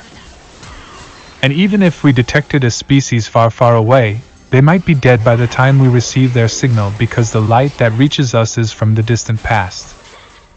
There could be just a handful of advanced beings in our galaxy at any given period in time, and the likelihood of us bumping into each other is slim, especially when you consider that there are hundreds of billions of planets to be examined. Maybe there are some chance encounters. Some get to meet up and others never get the chance to. Number 2. Perhaps it's not as bleak as that. An advanced civilization could, by some estimates, probe and spread over an entire galaxy in 50 million years. Given that the universe is 13.8 billion years old, that is plenty of time for several civilizations to spread out. Perhaps there are plenty of advanced beings out there, but they are leaving us alone on purpose. Why would they do that? Maybe aliens want nothing to do with us. Either because we're too simple for them to even want to communicate with, or they saw our 1-star rating and they're hanging out over at the 5-star star systems. Or we could be considered a conservation, an untouched tribe of the Amazon, but on the galactic level. They don't want us to lose our identity and culture. They want to see what we become. Or we're simply too primitive, too dualistic, and too blind to our true nature of oneness, and they are waiting for us to develop into a more advanced and peaceful species before allowing and helping us spread into the cosmos. Species either implode on themselves due to their inherently violent and destructive nature, or they explode into the cosmos as consciously evolved beings. Or we're a zoo attraction, the greatest show this side of the Milky Way. If aliens had the technology to travel here, they are clearly very advanced and likely have the technology to watch us and remain hidden from human detection. Similar to how a hunter puts up cameras to watch a deer. The deer hasn't a clue it's being watched, and neither do we. Which leads to the next theory. Number 3. They're already here, but we just can't see them. There could be one in your room, studying you right now, and you wouldn't even know it. Again, if they could travel to another star system light years away from their planet, then they would also have technology advanced enough to achieve some kind of cloaking. And now that you are freaked out, I will add this. For a species to advance to the point where they can travel great distances, they would have to be altruistic. I believe it's the natural filter of the cosmos. consciously superior beings are allowed out of their solar system cage. These civilizations have developed well beyond internal fighting and divisions among their own species, something that we humans need to learn. These beings are advanced enough that they don't need to fight over resources. There are endless planets and asteroids to mine or harvest, and not to mention billions of stars they can gather energy from. They don't need our resources. The problem with thinking about aliens is that we apply our level of maturity and development to them. It makes sense why we do this. We are the only life we know of, and we have a very dualistic nature. The "I'm an independent creature and I must survive" mentality. The old lizard brain, but again, that mentality is probably not accurate of a super advanced species that have a better understanding of their place in the universe. Their inherent unity and interconnectedness with the cosmos. So, don't worry if there are aliens in your room, they are probably peaceful. But I will admit that this is a hopeful assumption of mine. We don't know if other species are altruistic. We have no way of knowing how an alien would think. We don't know their motives. To them we may be nothing more than some planetary bacteria, and they won't think twice about wiping us out in order to build their intergalactic superhighway. One more tangent before moving on to the next theory. Aliens could be in our solar system right now. Some believe that they could be living at the edge of our solar system in the Kuiper Belt. The Kuiper Belt is made up of millions of objects from small bodies to dwarf-sized planets, like Pluto and Eris. If some advanced life form wanted to live in a space habitat and remain hidden, this would be an excellent place to do so. Number 4. We haven't detected aliens because we are at the beginning of our search. It takes a ton of time and resources to search for extraterrestrial life, and what we have done thus far is just a drop in the bucket. We've barely begun the search. Even with all the work done by SETI, METI, Breakthrough Listen Project, and other groups, we've barely scratched the surface. We are scanning the skies for radio signals, repeating radio bursts that are designed to attract attention, and we are looking within a very specific window of time. The search is hindered by many limits such as sensitivity, frequency range, the types of signals the equipment can detect, and of course the number of stars we can observe. Additionally, our search for exoplanets is in its infancy. Many stars have planets, but they are incredibly hard to detect. They are very dim as they only reflect light, so the main method we use to find them is to look for dips in the star's brightness as a planet passes in front of it. But we have to be on the right plane for that to work.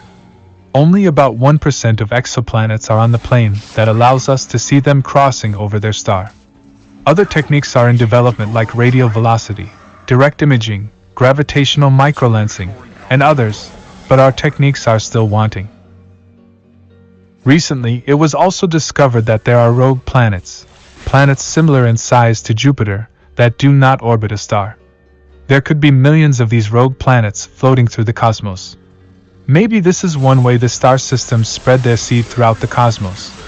The bottom line is, we are still just beginning our search. This is why it's so difficult to estimate how many planets are orbiting other stars and how many are in the habitable zone. In the early stages of our search, we have to be careful not to jump to conclusions based on very limited data. You don't just take a cup of water from the ocean, examine it, see nothing, and declare that there is no life in the ocean. So why do that with the universe? In truth, we have a long way to go. People are working hard to make progress, and I'm hopeful that we'll detect something soon. Maybe even with the recently launched James Webb Space Telescope. Number 5. The Transcension Hypothesis. When aliens get to a certain level of development, they don't expand into the galaxy as we assume they would. They have no desire to waste their efforts in exploring other regions of space. Instead, they move towards something like an inner space. Vast digital realities on computers. Basically, they live in video game universes of unimaginable brilliance. Or as futurist John Smart stated, the Transcension Hypothesis proposes that a universal process of evolutionary development guides all sufficiently advanced civilizations into what may be called inner space, a computationally optimal domain of increasingly dense, productive, miniaturized, and efficient scales of space, time, energy, and matter, and eventually, to a black hole-like destination. If these beings have moved beyond the space-time environment altogether, how would they perceive the universe? They would have a very different perspective of reality, and would be beyond our detection. If a universal process of evolutionary development guides all sufficiently advanced civilizations, then this could be our path into the future as well. Number 6. We are the first intelligent life out here in the universe. Either because we have a very unique planet, the rare Earth hypothesis, or because we're early to the party. First, the rare Earth hypothesis. There are many reasons to think our Earth is uniquely suited for complex life, from our planet's composition, atmosphere, magnetic field, and plate tectonics, to our planet's orbital distance, large moon, stable orbit, and the arrangement of planets around us.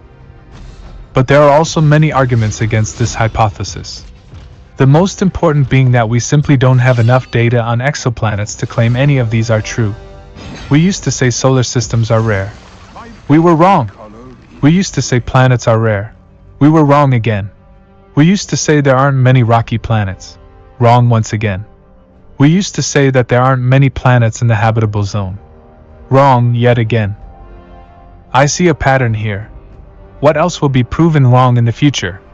We're constantly discovering rocky exoplanets around main sequence stars, and there is no evidence to suggest that these other planets don't have plate tectonics, stable orbits, or a magnetic field. Assuming Earth-like planets are rare is simply assuming too much. We think Earth is special and unique, but that's just a reflection of our own self-importance. We think it's special and different, but it's really not. There is no evidence to say that there is something special about this solar system or this planet.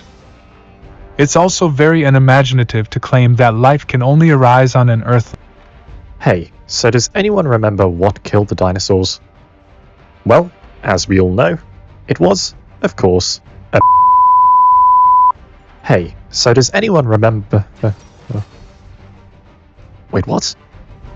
Okay, I know I've always interrupted my own intros because of extremely contrived mistakes, but I didn't even have the chance to make a mistake there.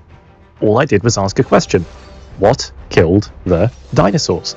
You see, very simple question. Granted, maybe there's a complicated answer, but the question is fine, right? There's nothing wrong with that. Millions of years ago there were dinosaurs, and then there weren't. Something must have killed them, because they're all dead. Every single one. Gone. Perished. Expired. Wiped out. Pushing up daisies. Dead as a... dodo.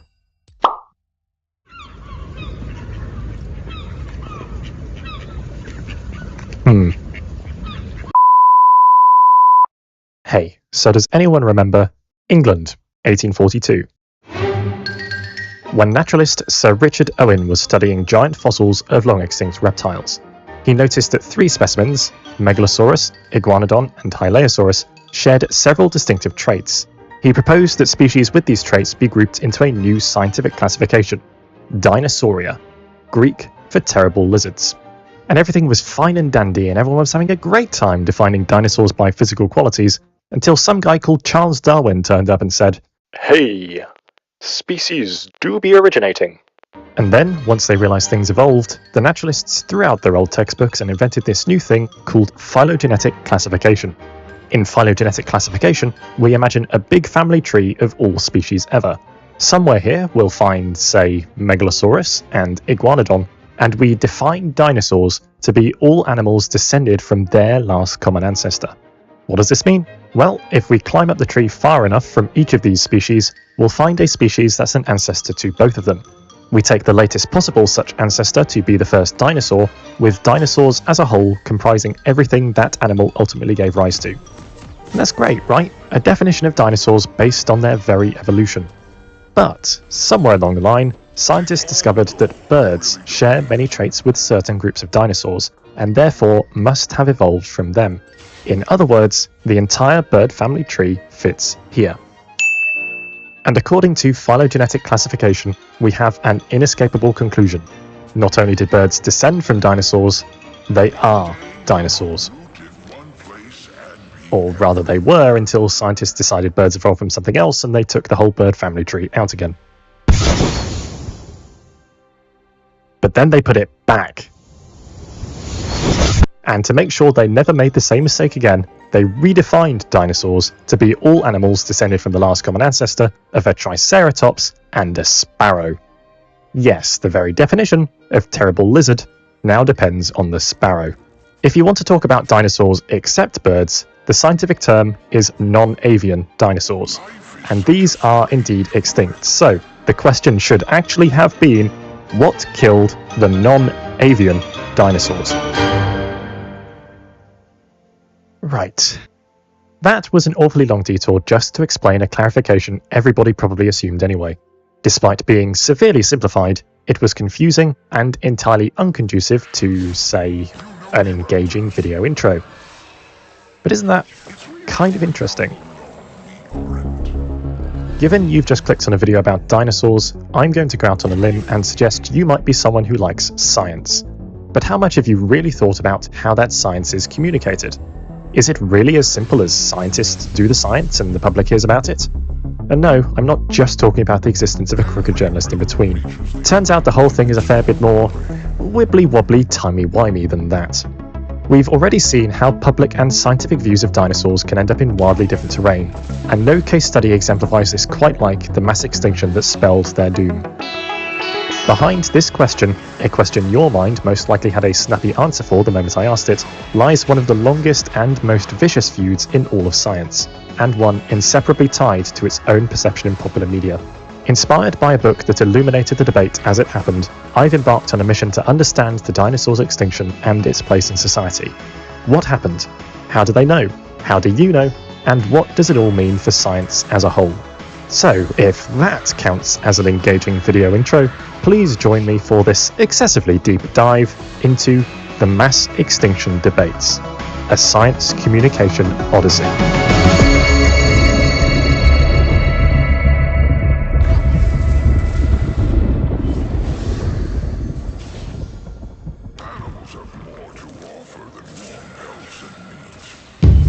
Part 1.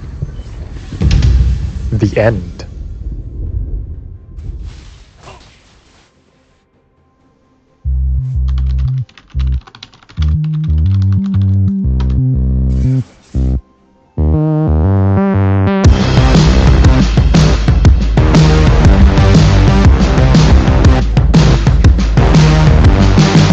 Asteroid impact.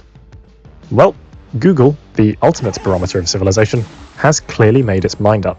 And, never one to miss the chance to copy Google, so has Bing. Your mind too probably sprang straight for a big space rock. No matter whether you actually believe that's what killed the dinosaurs, I'm willing to bet it's the first thought you had. Google's confident verdict comes from the website for London's Natural History Museum, which covers the basics pretty succinctly. 66 million years ago, over a relatively short time, dinosaurs disappeared completely, except for birds. Evidence suggests an asteroid impact was the main culprit. Obviously, not all dinosaurs disappeared at once. Most lived and died naturally, and there were plenty of smaller extinctions during their time on Earth. But this extinction marks the eradication of all non-avian dinosaurs, the boundary between the age of reptiles and the age of mammals. The periods of geological history at this divide are called the Cretaceous and Paleogene. Other sources might use Cretaceous Tertiary instead of Cretaceous Paleogene, tertiary being a now outdated term for the post-dinosaur world. So, using the German word for Cretaceous, it's complicated, we call this event the KPG or KT extinction. You might be more familiar with 65 million years ago as the KPG extinction date.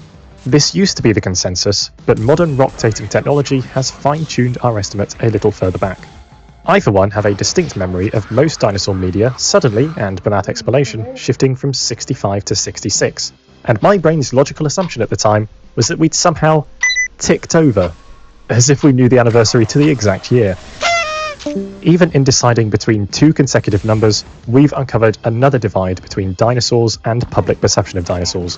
One number is iconic, inseparable from the extinct reptile's very notion. The other is what the science actually suggests.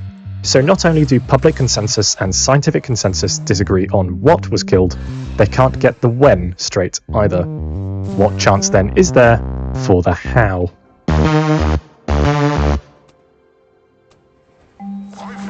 Since Google has crowned the Natural History Museum the arbiter of KPG extinction truth, I thought I might as well pay it a visit.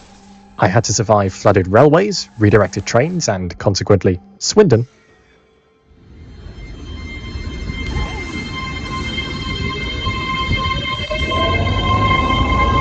But I did, in fact, make it, as this highly incriminating footage shows. For nearly 150 years, the Natural History Museum has stood as a shining dinosaurian beacon, the British public's first port of call for learning about giants of the past. Given its natural science pedigree, which we'll return to later, how does it present the dinosaurs' extinction? Zooming in on these displays, I was too timid to ask people to move, we find the dinosaur exhibit gives two primary theories behind the KPG event: asteroid impact and intense volcanism.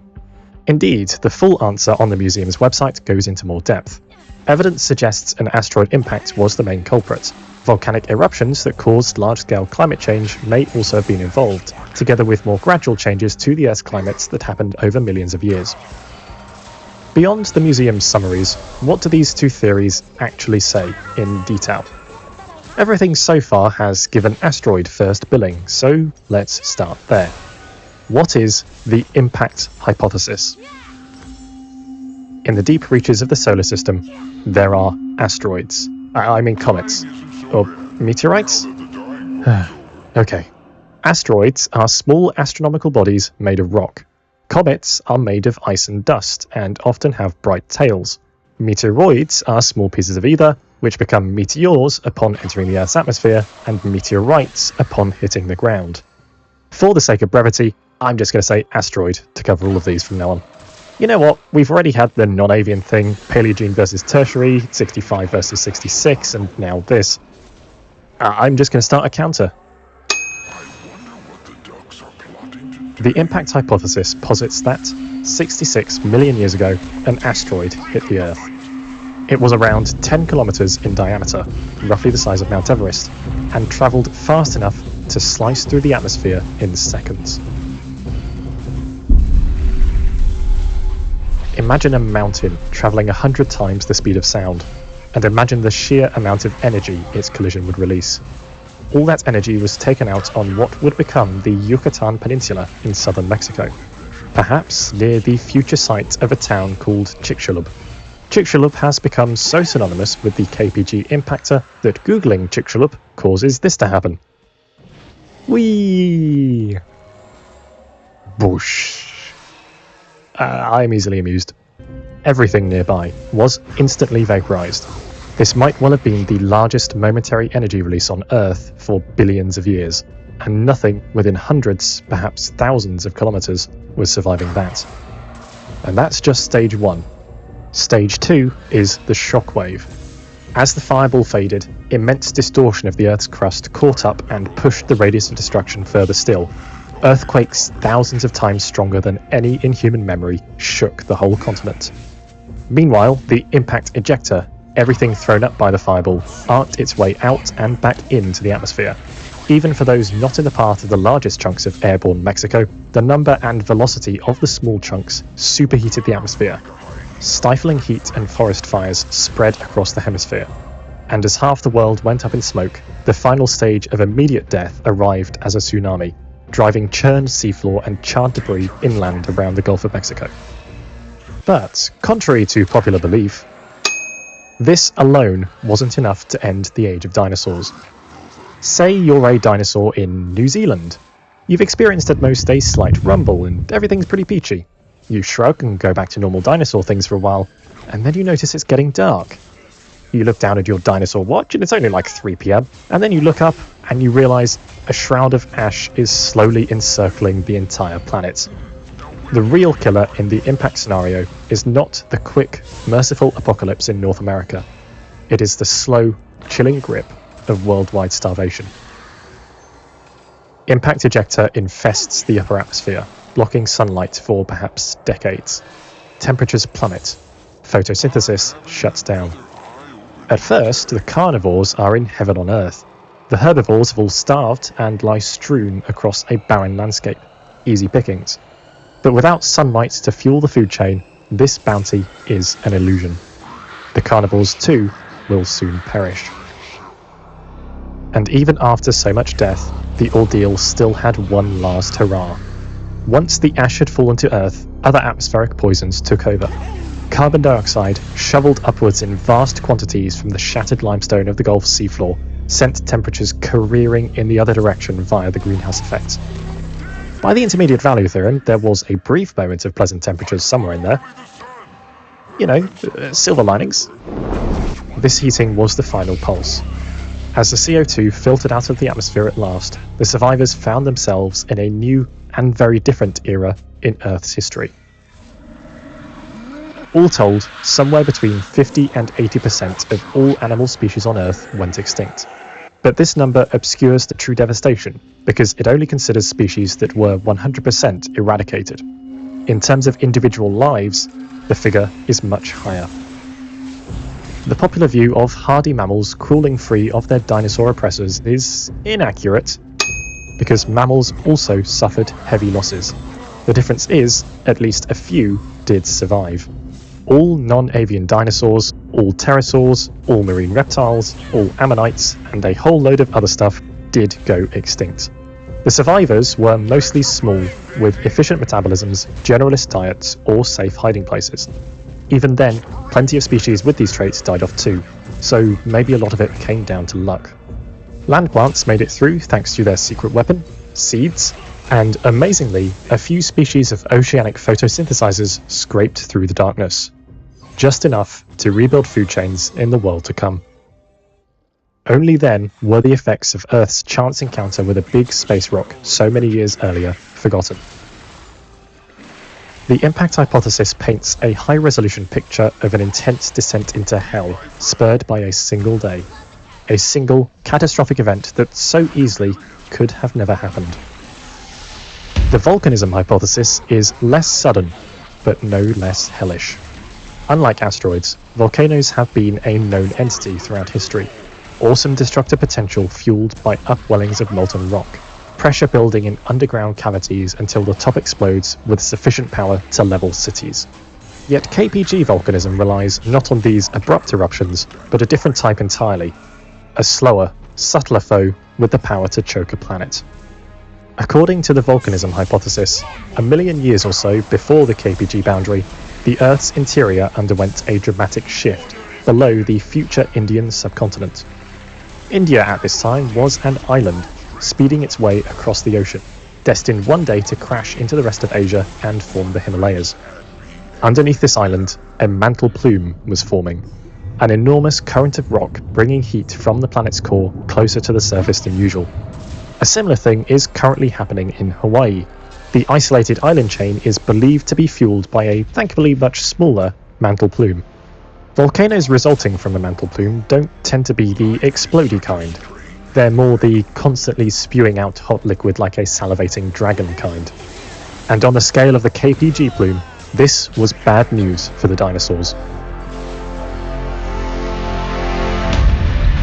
For perhaps hundreds of thousands of years, India became an ocean of lava.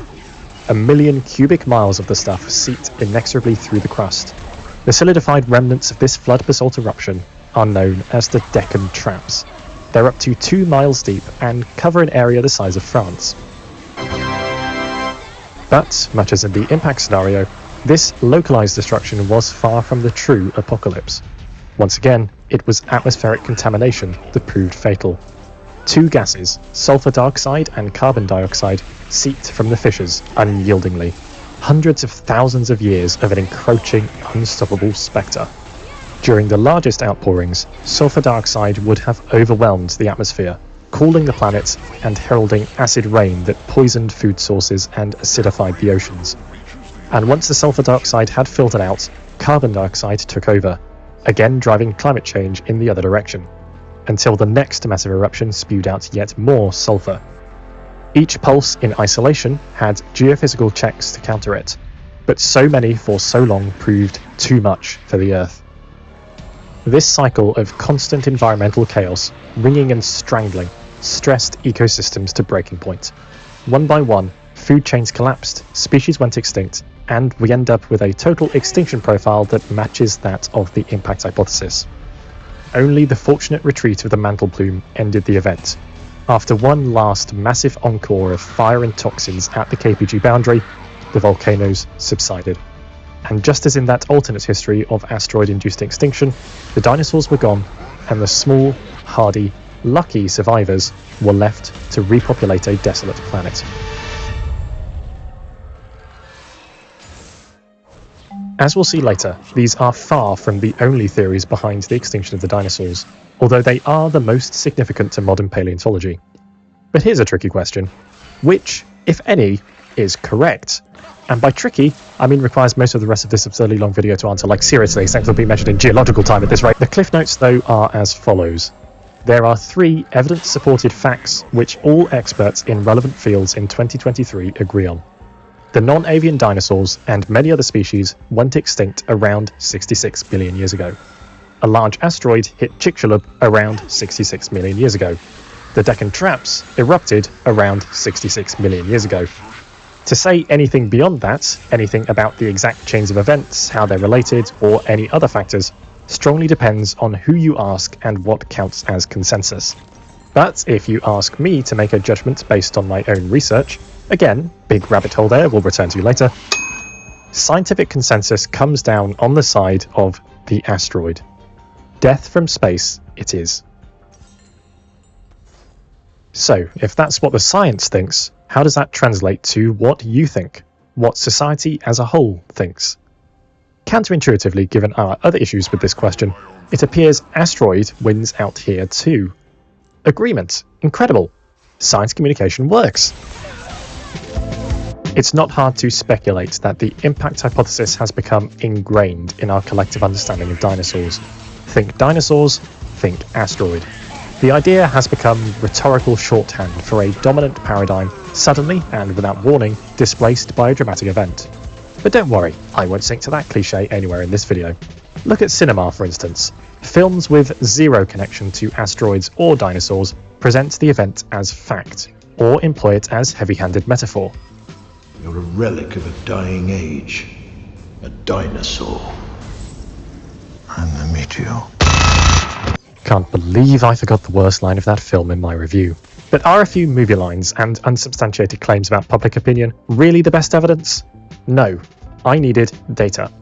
While there's no shortage of reviews of expert opinion, I found data lacking when it came to the public's beliefs about dinosaur extinction. Luckily, I happen to have my own segment of the public to exploit for research purposes.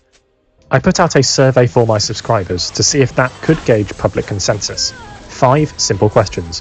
What killed the dinosaurs? Please answer off the top of your head. What killed the dinosaurs? Please research before answering. How old are you? Which country are you from? And how interested and knowledgeable are you when it comes to dinosaurs and paleontology? It's important first to note the likely sampling bias here. Given YouTube's demographics and my channel's past output, I expected a bias towards respondents who are young and from English-speaking countries with above-average interest in STEM fields. And despite attempts to hide the subject of my survey whenever posting it, I expected a fair degree of self-selection bias, both in terms of interest in answering random surveys and interest in dinosaurs. And while we're on the topic of doing research properly, I should note I made several hypotheses before conducting the survey. Off-the-cuff answers strongly favour asteroid as the single cause. Researched answers favour asteroid, but to a lesser extent. Preference for asteroid is present across all countries. Preference for asteroid is present across all age groups, with a stronger effect in younger groups. Preference for asteroid is present across all interest levels, with a stronger effect in those less interested. Essentially, I thought asteroid impact would be favoured as the single cause in any group, but that older groups, those with more expertise, and those who had done research, would show more recognition of the nuance. I hope that by the end of this video you'll understand why I singled out those parameters. Classifying answers proved a bit of a nightmare. Giving people the freedom to write anything, while necessary, led to a lot of headaches. But I did come up with a system which I'll quickly run through for transparency. Obviously the whole asteroid, comet, meteor debacle got crushed into one answer, and the same for some other things. If someone gave 2 or more factors with a clear causal link between them, I classified their answer according to its root cause. So asteroid begets ash begets starvation became asteroid.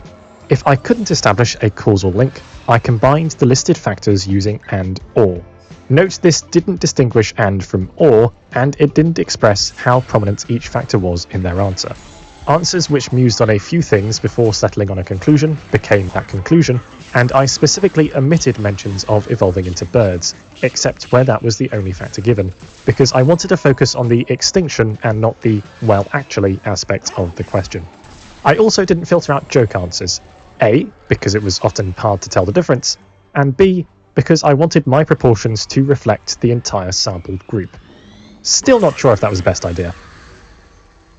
That covers the methodology, so let's get to the exciting bit, the results.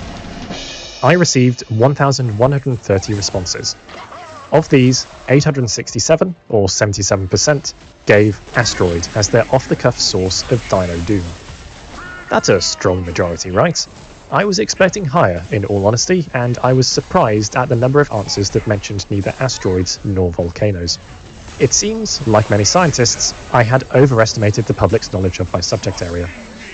Unlike many scientists, I had underestimated the public's memory of the 1997 film Batman and Robin. What killed the dinosaurs? The Ice Age! Second to asteroid was asteroid and or volcanoes, with a pitiful 3.8%. Volcanoes on their own came way down in 8th, with 0.9%. That's 10 people. For comparison, 9 people said dinosaurs were killed by extinction. Just extinction. If you're concerned about the first past the post approach here, don't worry, I've considered that. Responses mentioning asteroids as any factor came to 85%, compared to 5.8% for volcanoes. Some improvement for volcanoes there, but yet more asteroid dominance. What though happens if you ask people to look something up before answering? Well, you get some people who put hours into a properly sourced, well-written argument, and you also get, "I've already done research, bro. I'm too busy for this shit." You get 21 people quoting the Natural History Museum verbatim, 13 of whom did so without credit and clearly thought I wouldn't recognise it. And you get 2 people asking ChatGPT, producing answers that only mention asteroids without extra prompting. It's almost as if this isn't the best tool for resolving nuanced questions. 58% of respondents this time gave answers boiling down to asteroid. Still the majority, but a sizable drop. Asteroid and or volcanoes remained in second with an increased representation of 14%. Volcanoes on their own lost support, dropping to 0.4%. Though in alternative vote world, volcanoes did better. Asteroid share also increased. A quick interpretation of these results suggests research is likely to make people more aware of the volcanism theory, but not more likely to support it. They are, however, much more likely to support multiple or competing factors that include asteroids and volcanoes. Turning to age now. This graph shows proportion of respondents who answered asteroid versus something else in the first question. Unfortunately, due to demographic problems, I had very few answers from older individuals, so I've excluded them here. We can see a slight trend. Younger individuals were more likely to say asteroid. Geographically, it was almost an asteroid sweep. Excluding countries with small sample sizes, every country was 50% asteroid or higher, with Switzerland and Chile the most asteroid skeptic. Ukraine, Hungary and Argentina, meanwhile, were 100% pro-asteroid. I have no idea what to do with this information. And finally, interest and expertise. I ended up creating groups with low, mediocre, high and expert levels of the 2 measures combined according to my own judgment. Note though I only received responses from 5 experts as identified by me, so take that category with a grain of salt. Excluding experts, the trend is in fact towards asteroid as interest grows. Again, I overestimated familiarity with the idea among low interest groups. Whew, that was some data analysis. Prime YouTube content right there. Of my 5 hypotheses, I think it's fair to say I found strong evidence for 2, reasonable evidence for 2, and uncertain evidence for 1. Not bad going. I can therefore say with a bit of confidence what I had only speculated before. public consensus across many ages, many countries, and many knowledge levels supports the impact hypothesis. Whether representing scientists or the average Joe, Google is right. An asteroid impact killed the dinosaurs. But I wouldn't have made this video if it was that simple. Every theory and belief we have covered exists in the present. At the end. One thin slice of time without context, without the richer understanding of how we got here and why it matters. A single layer piled atop countless unknown layers of the past. We have but scratched the surface, and if paleontology has taught us anything, it's that to go back to the beginning, to understand the whole story and our place within it, we need to dig.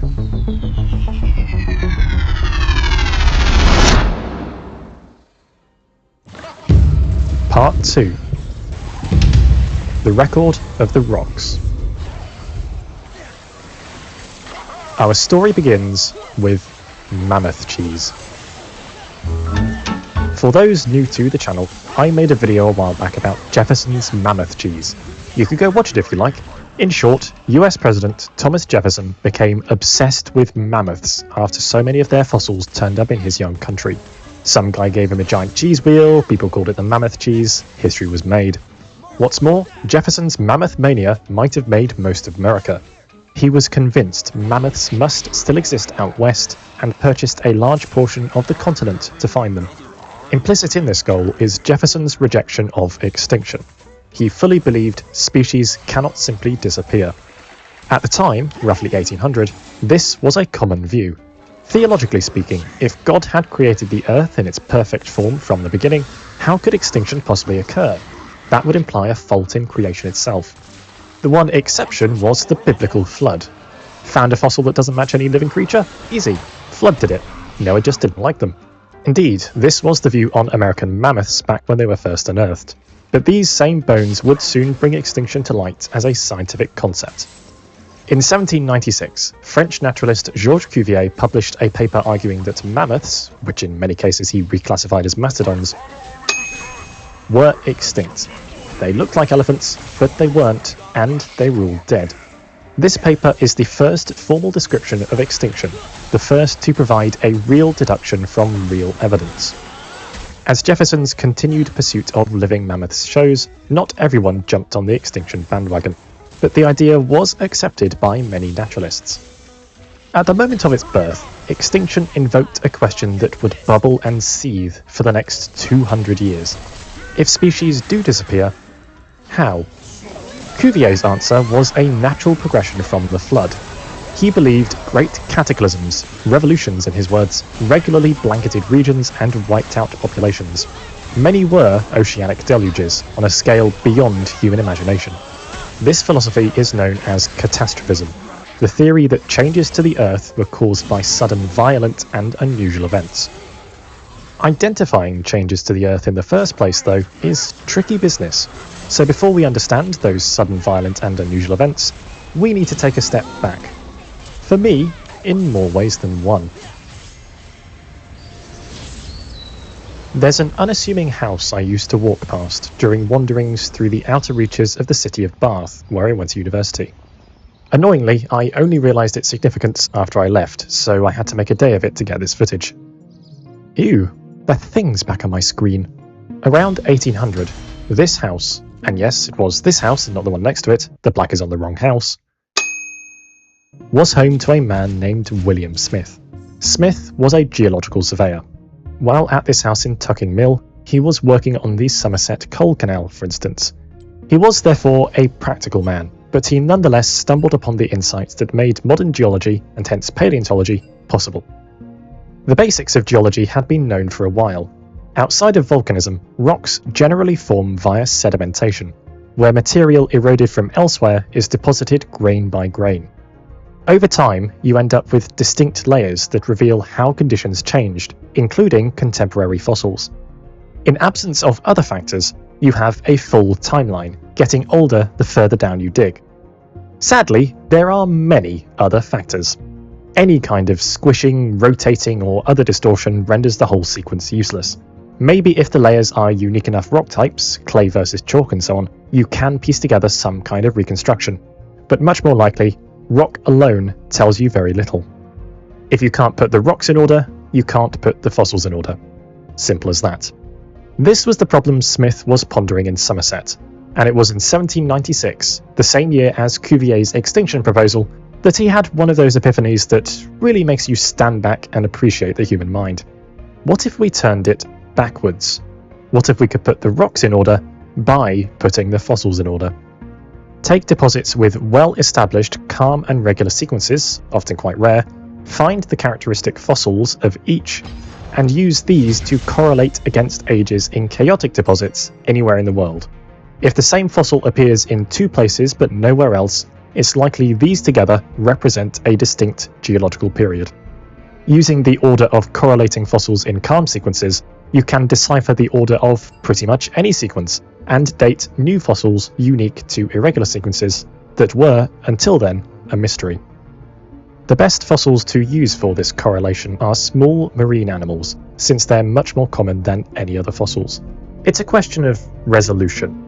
Smith named this technique the law of faunal succession, the clear progression of species across time that could help index rock layers. In 1799, Smith produced the world's first fossil-supported geological map. This humble map of Bath is the basis for everything we've learnt about prehistory since, often earning William Smith the title of Father of Geology. I mean, you could say he cracked rock, which is something people named Will Smith keep doing. Oh, wow! Epic rap battle of history when? Yet, caring mainly for practical applications, Smith didn't much ponder why different layers contained different groups of species. From the modern perspective, the answer is obvious. Some had gone extinct, and new forms had evolved to replace them. But Smith never made that connection. So while we can say he found the evidence for many extinctions, he never inferred the extinctions themselves. Over the next decade, Smith extended his work from Bath to the whole country. Based on correlations from his travels, he published the first geological map of England and Wales in 1815. And I don't know why. Hold on. What's up, Dry? How's it going? My friend stained my white carpet with Takis the other day. Kick him out. Make him vacuum the carpet with his mouth. That's what he deserves. Untold Thing with 100 bits and 80th Jordan Thank you for the 100 bits. This is the run? Dog, I hope so. It's gotta be the run, surely, right? I have been through too much Alien for this not to be the run.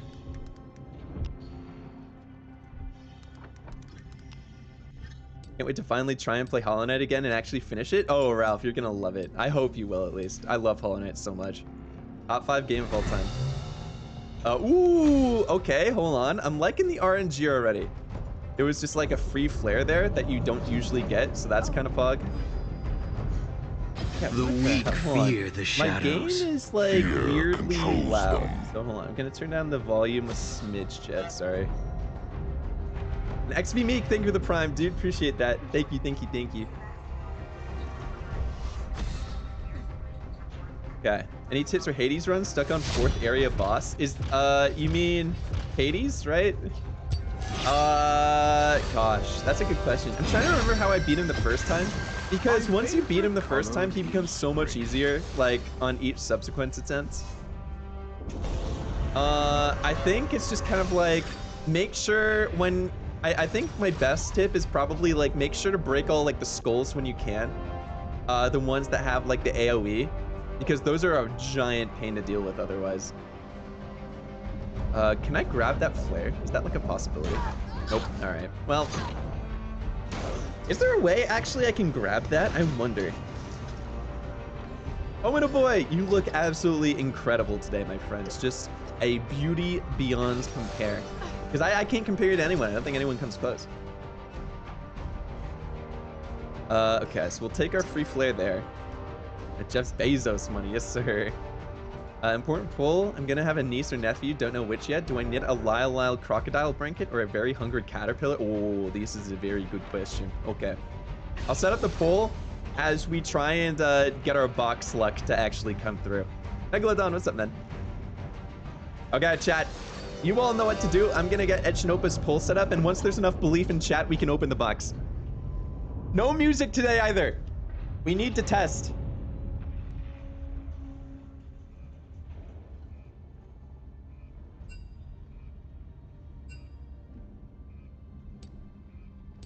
Oh, wait a second. Oh, Flipsy's already here. Oh, well, awkward.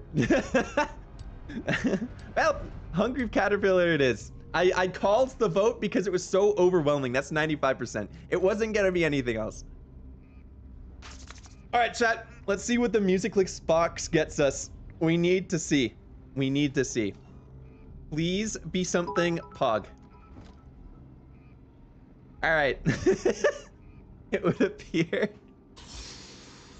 It would appear as though the music seemed to have no effect.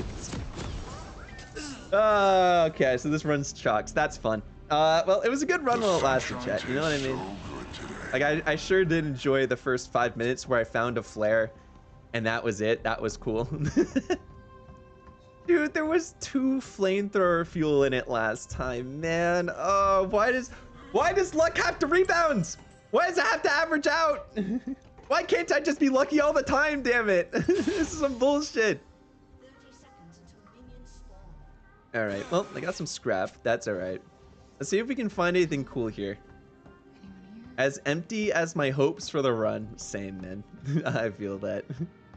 Alright, well, now that we know that the box music isn't cursed, we could probably do box music in future runs anyway. Because that's actually kind of hype. We just had to be sure that I wasn't gonna get flamethrower fuel every single time I didn't do the music. That's a bummer, dude. Empty after... Gosh, I was so spoiled last run, dude. Everything that I try to loot this run is going to be just like such a major disappointment. You lost a run? Yeah, we did this on Friday because we finished Alan Wake pretty early on Wednesday. So we tried to do a run. We got literal God RNG, and then the alien pathing kind of screwed us over, so we died in Chapter 10 again. Which was really sad because we were getting like so much stuff. And I was willing to like blow so much flamethrower fuel, but it didn't really matter because the alien just kind of ran towards us. There's nothing here. Damn. All right, well. Well, yeah, this seems like a normal run, which is sad. The game's RNG cruelty knows no bounds. Yeah, I mean, it wasn't like, I can't really say that it was all RNG because it was the game like performing as intended. It was just like kind of unlucky, I would say, that the alien decided to run forward instead of back in that like specific position. What's up, Mega B McBlock? Hello. I'll be doing an aggressive alien mod. Dog. I might do alien runs in the future after this, but after I beat this, I probably need a fucking break. This shit's hard. I've been doing this for like 20-something streams at this point. The flamethrower fuel for Snam throwing to run? Alright. Oh, that's true. Maybe if I don't get any flamethrower fuel, there's no way I can throw. Thoughts? Possible? That's the thing, you use flamethrower too much and the alien just starts to get angry and ignores it. Yeah. Yeah, you can't do that either, which is very sedge. Does it do that? For some reason I thought flamethrower works like all the time. I could be wrong. You found out that's because you stood in his way, right? Yeah, pretty much. Well, it was basically really unlucky because the place I flamethrowed him, the nearest vent was like in my direction, so he ran at me in his like frenzied state where he's supposed to like run away, and then because he ran into me, it counts as me getting hit, and then, you know, I just died. So it was kind of a bummer because I took every single precaution. I made sure that he was in a position where I could flamethrower him well. I decided to use flamethrower instead of be risky and like sneak by him, which probably wouldn't have worked either. Like I did everything possible like to be safe about it, and I still kind of lost because it was just like a really unfortunate spot that he was in, I guess. If you hold out flamethrower, alien will stop charging and slowly walk towards you. Good for some. No, I know. Yeah. I'm aware of that. I feel like I have like a general grip on like most of like the advanced mechanics of this game, if you can even call them that. It's just there are some things, like, every so often just something happens where it's like, oh, I didn't realize that could happen. And then I take the L kind of because of it. And 4G, what's up, dude? How's it going? Sparta, thank you for the Prime, dude, for the 2 months. Thank you for the good luck, dude. Hello. Oh. Spooky. This is not only a sci-fi game, chat, it's actually supernatural, apparently.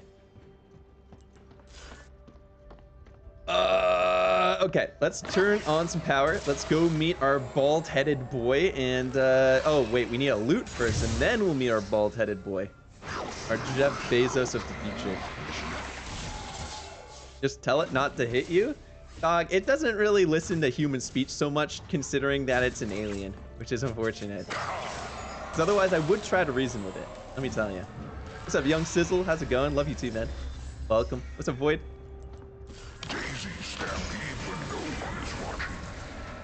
Have I phone tuned to the stream? No worries, Chris. Have a good one, dude. Hopefully you get your stuff done. Just got done watching Yu's video. Hey, thank you, 4G. Appreciate that. And welcome to stream, by the way.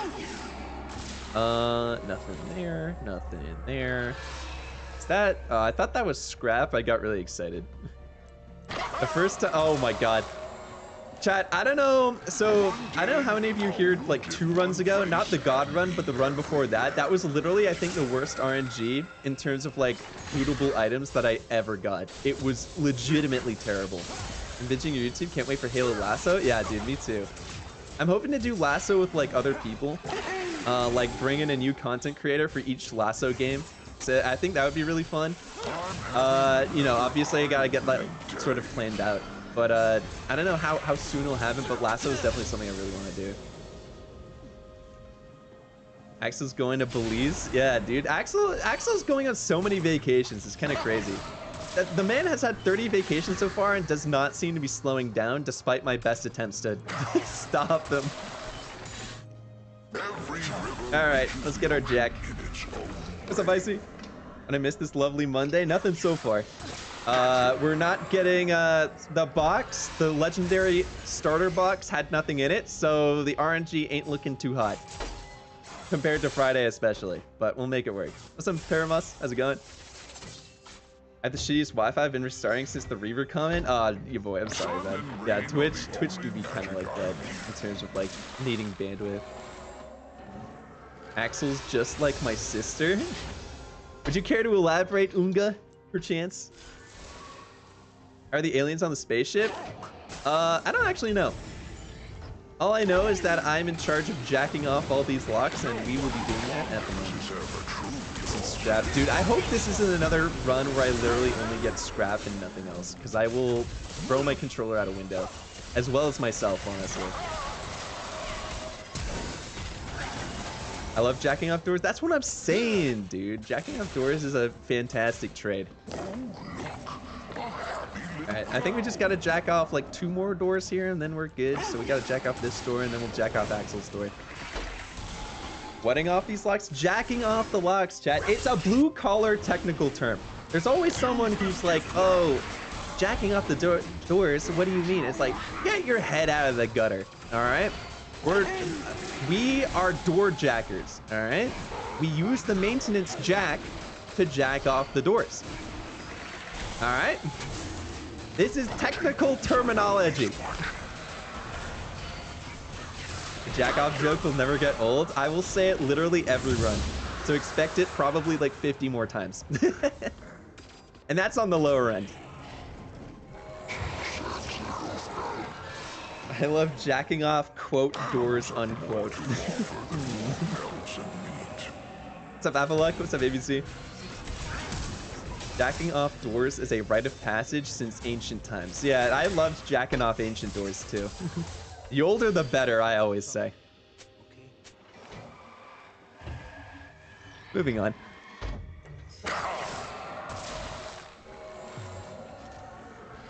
I don't think there's anything over here, but I could be, like, horribly wrong.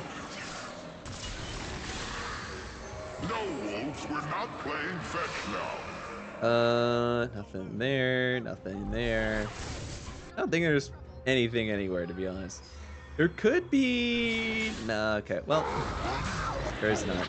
Sometimes there's something on this cart here, but basic maintenance talk. That's what I'm saying, dude. Everyone always gets up in arms about it. I'm just trying to be accurate for all the blue-collar workers out there.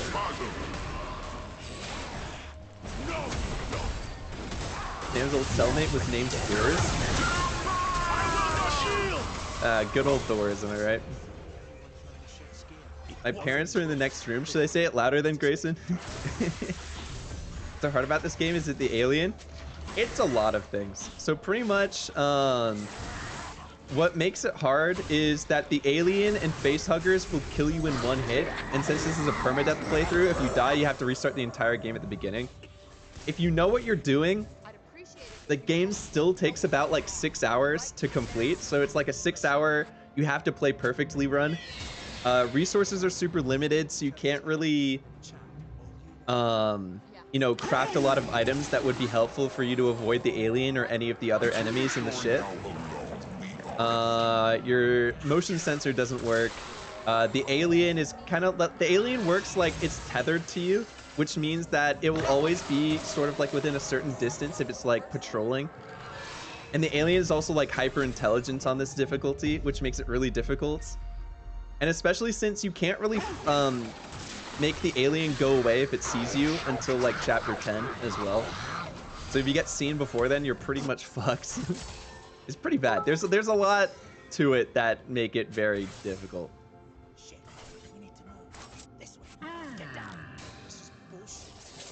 Tried to go backwards because I thought there might be something there, but I kind of forgot to even do that. First thing for the 100 bits, imagine how much easier this would have been if you just stunned this on hard. Don't remind me. Let's straight their eyes. Is this difficulty part of the game or something you just have to stick to yourself? You can literally do this on the easiest possible difficulty, and I probably could have done this like 9 separate times if I was playing on like easier storyteller. But we're not about to fucking quit. So we're beating this at some point. Is this harder than Halo 2 Lasso, you think? I don't know, I'd have to play both. I feel like there's such like different games that require such different skill sets that I don't think I can really say without experiencing them both myself. I attempted this playthrough, but I just kept getting and gave up. I understand, it's all good. I mean, if you want to cheese the achievement, you can theoretically, like, as you're about to die, just quit out and reload your last save, and it won't count. That's how I got it the first time. The second time I did it on easy, and if you know what you're doing on easy, you can actually get it within, like, a reasonable amount of attempts. Nightmare, do not do this on Nightmare. I literally would highly recommend against this unless you're literally just trying to look for something that will butt blast you. You honestly need an alien shirt where you do merch. It has to be you jacking a door. Is all my merch just going to be just like sexual innuendos? Is that kind of like what this stream has come to? Do you have any hilarious video game stories and memories? I mean, you could probably just go through most of the past streams and you'll find something. Nothing that really stands out to me though. Axel has seen God like 100 times by now. That's not nice. It's probably in the 90s, okay? Let's not exaggerate here.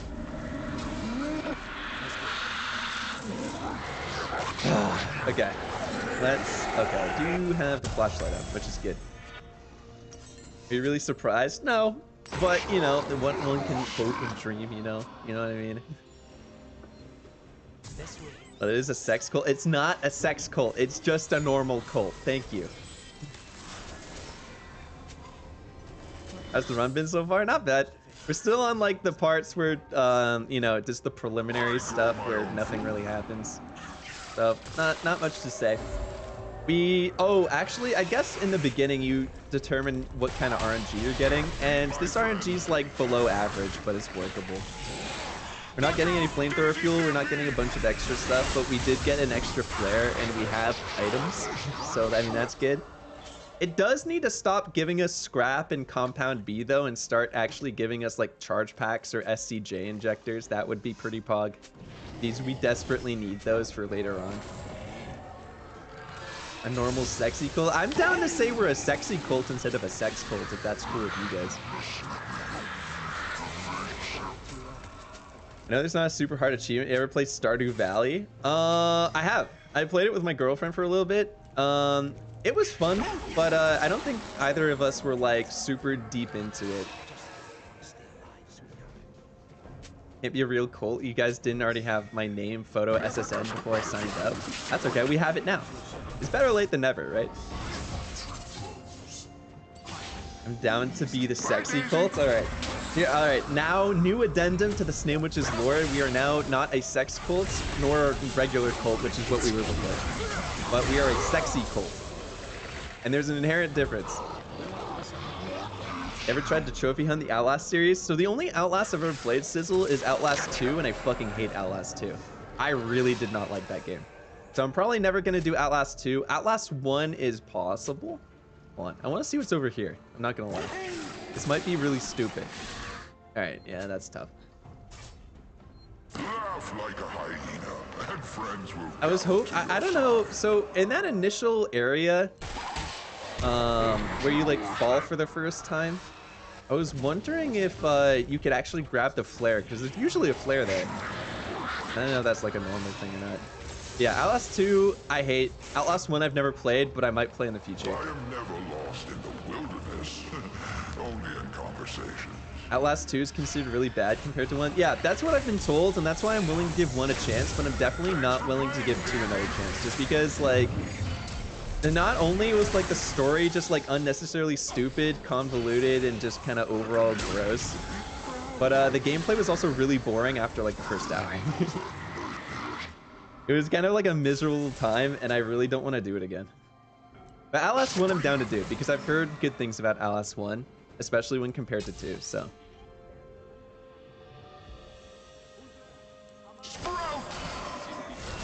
It's also really funny, whenever I say I hate Outlast 2, everyone always like clamors to Outlast 1's defense too. They don't really even try to defend 2. They're like, oh, but Outlast 1 is good. I'm like, okay, yeah, I mean, I'll try it. More scrap? God fucking damn. This better not be a scrap compound B run, or I'm actually... I've already said that before, didn't I? I'm a broken record at this point. But still, it still holds. I'm throwing myself out a window. Couldn't stand Outlast 2, but I love Outlast 1. That's good. I mean, that's honestly kind of reassuring for whenever I get around to that. I tread lightly so as not to hurt the dandelions. I am on... Hold on. I need to check something really quick, chat. Give me a second. I'm so sorry. We're good, right? We are good. Okay. That was weird. I find that the stranger life gets, the more it seems. That's because we all hate Outlast 2? Good. I'm with my people. That's what really matters. Time to scrap the run, Snam? Yeah, whatever.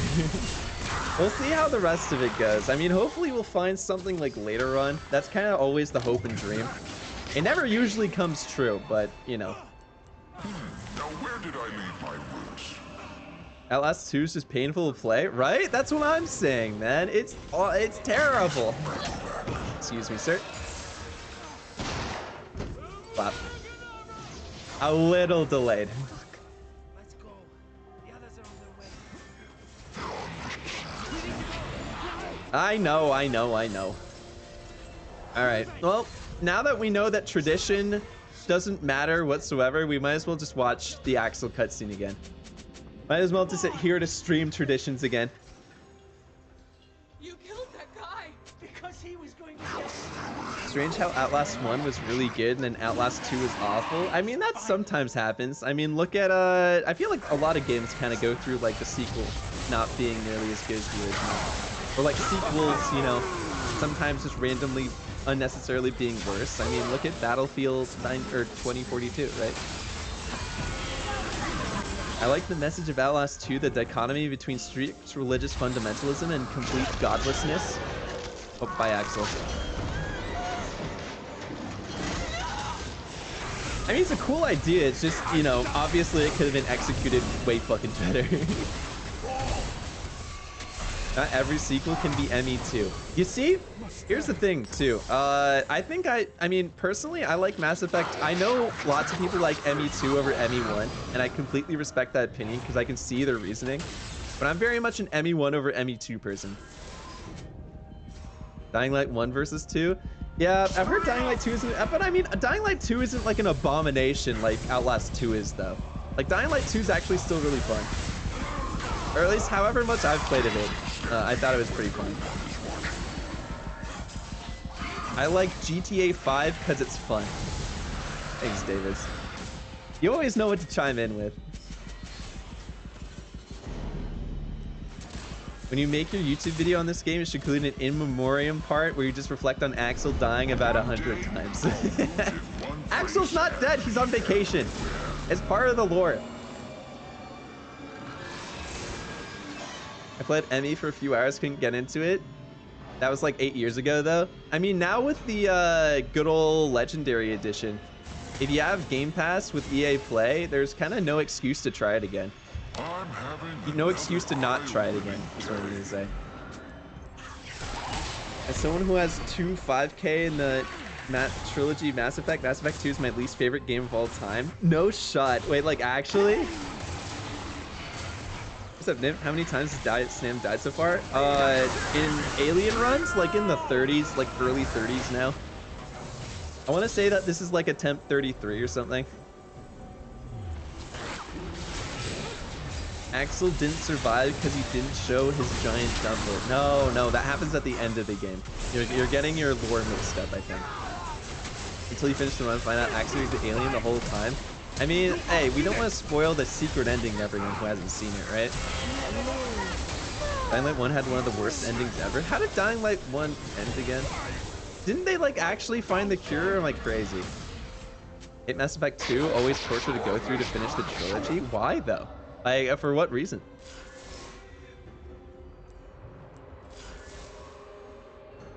Because I don't think Mass Effect 2 is bad. I think it's really good. But I just prefer 1. Because I think I value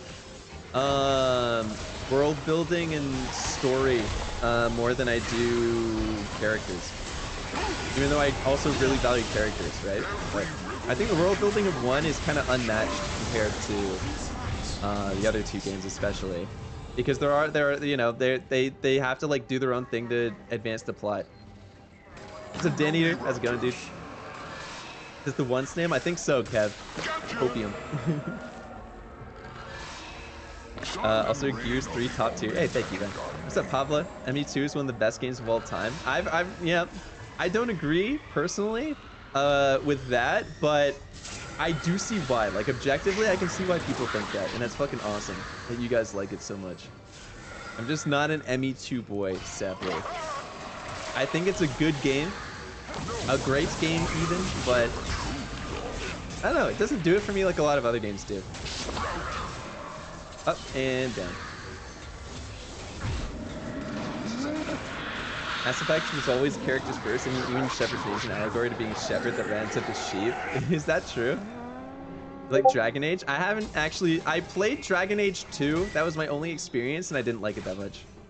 So I'll have to get around to like trying it again soon. Ooh, SCJ? Okay. If we find a charge pack, we might actually be in like a decent position for this run. That would be good. Get up the stretch. I will do that shortly. I've never played the Viva Pinata, so I can't answer that. ME3 is better if you play the Citadel DLC. I agree. I think they did a lot of good with ME3 post-launch. But it's still the worst Mass Effect. Was that a sensor? I could get that in Chapter 10. We're fine.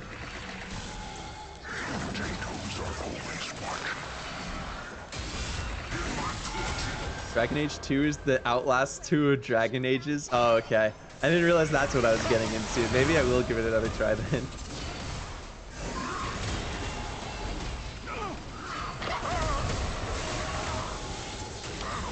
Low-key, ME1 is goated. That's what I'm saying, dude. ME1 is the best Mass Effect.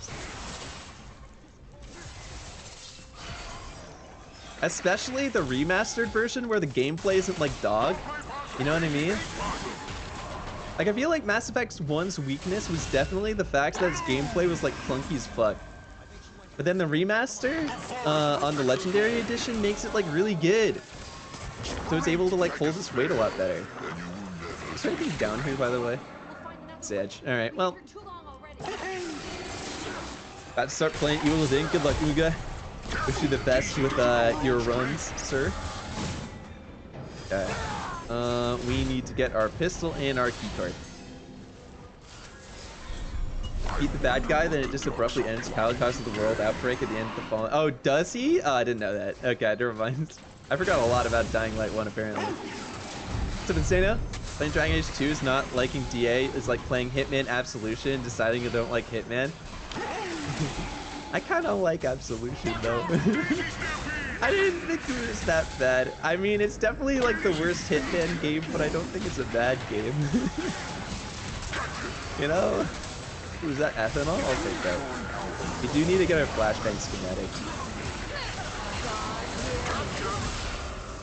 The only video game I like is Returnal. What a niche pick. For the only video game that you actually enjoy. I honestly enjoyed Absolution. It's not the best, but it's not the worst. I mean, it is the worst, but even the worst Hitman game's like not bad. Me through was irritating because if a character died in 2, someone just replaced them and moved to the best ending for that storyline. Did it? I didn't know that. I always kept my people alive. Yeah, Lon, what's up, dude? There are some games that I enjoy watching way more than playing. Like what? What are we talking here? Actually force you into combat scenarios opposite of Hitman? No, absolutely, yeah. The open world like missions were pretty fun, but then playing those like linear missions was like really weird. What's up, Eli? Dragon Age 2's gameplay loop is the worst in the series. Dude, why am I getting into like a bunch of, I guess all the games that I don't like, I'm just end up accidentally playing like the worst one first and then not being into it. Could you imagine if I started with the Yakuza 4 chat? Oh my god, I'd never give Yakuza 0 the fucking light of day, and I would miss out on a top 3 video game of all time. That would be crazy. I would actually be robbed.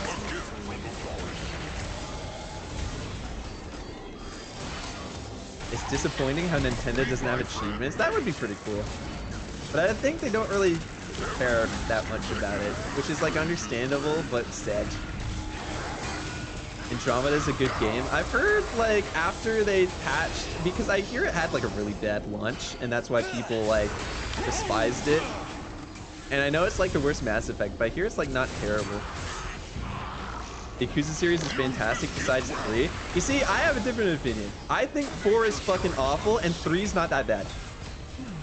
3 is underrated and 4 is fucking dog water. And almost made me not want to play Yakuza anymore. What's up, Luce? How's it going? On launch, it was bad, like burnt pork chop with no sauce bad. Yeah, I'm really thankful that speaking of bad launches, I'm really thankful that I got into Fallout 76 after Wastelanders instead of like right away. Because I really like Fallout 76. Like it's, again, worst Fallout game, similar to Absolution, but the game itself is actually kind of fun when it's not a piece of shit. So that I guess in that case I got kind of fortunate. And I'm sure like I might enjoy Andromeda a lot because this is like way after they like fixed a bunch of stuff, I'm assuming. You know what we're gonna do? We're not gonna open this. We usually jack off that lock over there, but I'm gonna try not doing that and see what happens. Gotta change something up. I thought 4 wasn't too bad. I think it's because Yakuza, I'm always like really into the story, which is why I think 3 is really good, because I love fucking the characters in 3 and I like the story of 3. And like a lot of stuff happens. And then 4 is just like fucking hypocrisy after hypocrisy and makes me just hate every single minute of it. And just like a bunch of just like very convenient plot developments that make 0 sense. Even for a Yakuza game. Like I can deal with silly, but I can't deal with just like contradictory.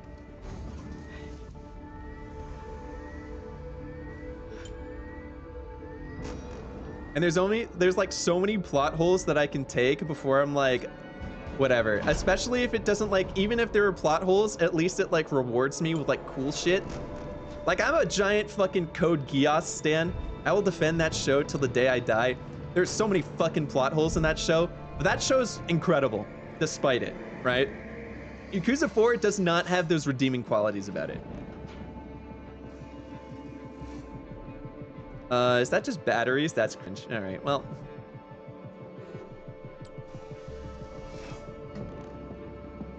Okay. Right. So we're almost done with chapter 3, though, so that's kind of sick. I'll take that. Bullet's tail? Yeah, I'm sure that's gonna go over well. 3 is truly grueling gameplay-wise? Yeah, no, absolutely. Yakuza 3 is just a fucking blocking simulator, and I hate that part about it. But that's honestly, like, that's the worst part, and everything else is, like, pretty fun, other than when the story kind of stalls in the middle. That also kind of sucks. Plot holes in Code Geass? Surely not. Oh, yeah, of course. What am I saying? Code Geass?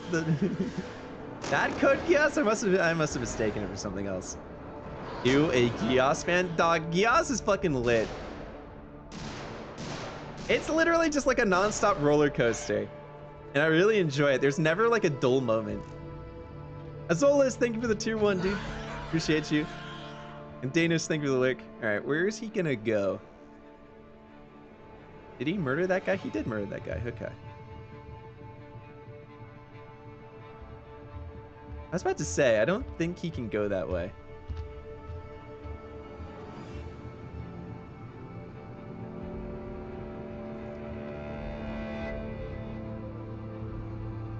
I think we're good. In theory.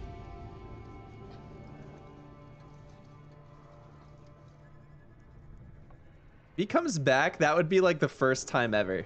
That'd be crazy. I'm not gonna lie.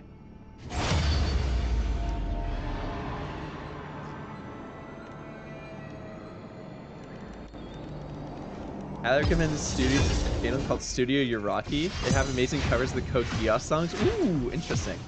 Yeah, Code Geass openings are also lit. I sometimes like rewatch every so often. Guilty Crown has a special place in my heart. Guilty Crown was really good up until the end. The end was kind of whack, but I really enjoyed it for the most part.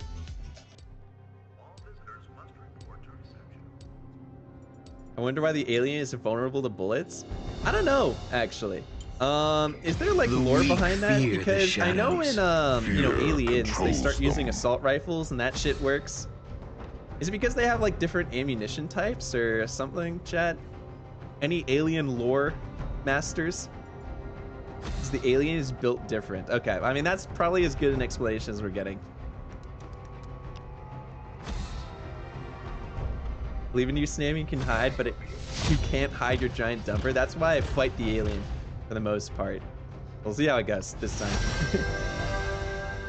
Alright, let's see what we got here. Any cool items? Alright, I mean, there's Compound B, which kind of sucks, but there's also a SCJ injector, which is pretty sick. They shoot harder, fair enough. The blood dissolves normal bullets. So, I'm assuming that the rifle, it's like, is it like a pulse rifle, or like, what's the ammunition they use for that? Your bullets have 50% less bullet in them. Okay, gotcha. Understandable. Okay. Oh, let's go up here. I really do need like one more charge pack though, before I feel like pretty comfortable with this run. Because ideally we make 2 noisemakers before chapter 10, and we don't have to do the stupid flare thing again that didn't even work, so... They use explosive rounds? Oh, interesting. Okay, didn't know that. That would make sense. Alright, well, let's yoink that. I know Sigourney Weaver beat this run first try. That's because Sigourney's built different, though. She's actually been in this shit, whereas I am just a lowly gamer on my couch, you know? Remember when Ripley 360 no-scoped the Queen? Yeah, and it was fucking sick. That flare thing was very entertaining. It wasn't to me! It was a pain in the ass! I threw the flare, and then somehow the stupid shotgun lady, instead of like being a normal person and going down to investigate the flare with everyone else, decided to like stay up on the stupid barricade, or the barrier. It was a pain in the ass. Tofu, thank you for the 6 months, by the way. I'm happy you are happy to stay here. What's up, Calypso? Has something to do with them being able to survive in a vacuum, thick skin confined with a hard shell. I guess that would make sense. Yeah, I assumed it had to do more with the gun than it did with the alien. Like, or I guess my question was more along the lines of like why those bullets work and the other ones didn't. But explosive rounds would make sense. We've got to reestablish long-range communication. All right, let's say goodbye to our friend Tua. Get back! I'm warning you.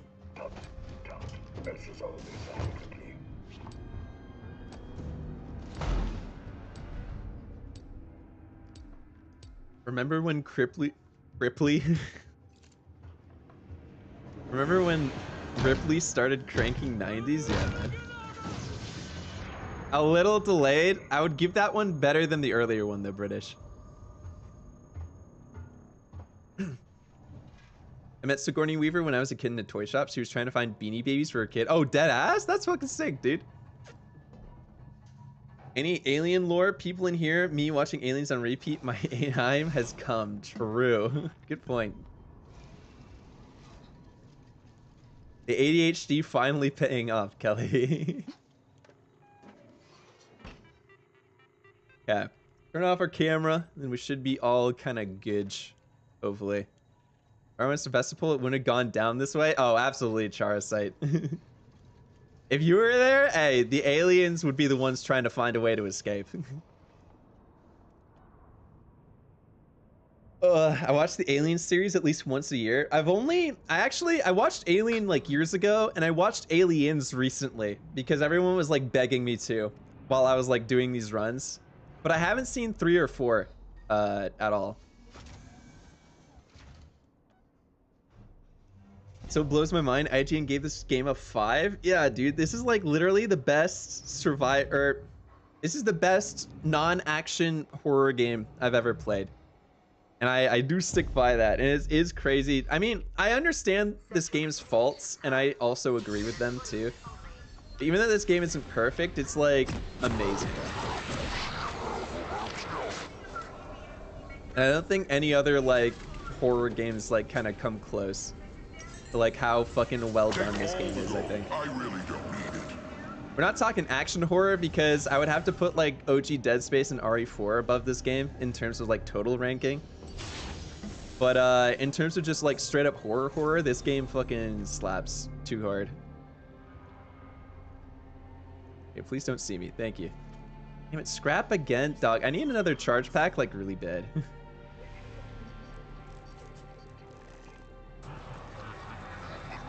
Have you played the new Amnesia Bunker game? No, but I did play Soma recently. I got all the achievements in it. That game's awesome. And it's made by the same people who made, really that guy didn't see me, right? Like, that was fucking and that game was awesome. And it's made by the same people who made Amnesia, so. Maybe I'll have to give the Amnesia a shot. Have you played Inscription? No, but I really want to. I think that game also looks sick.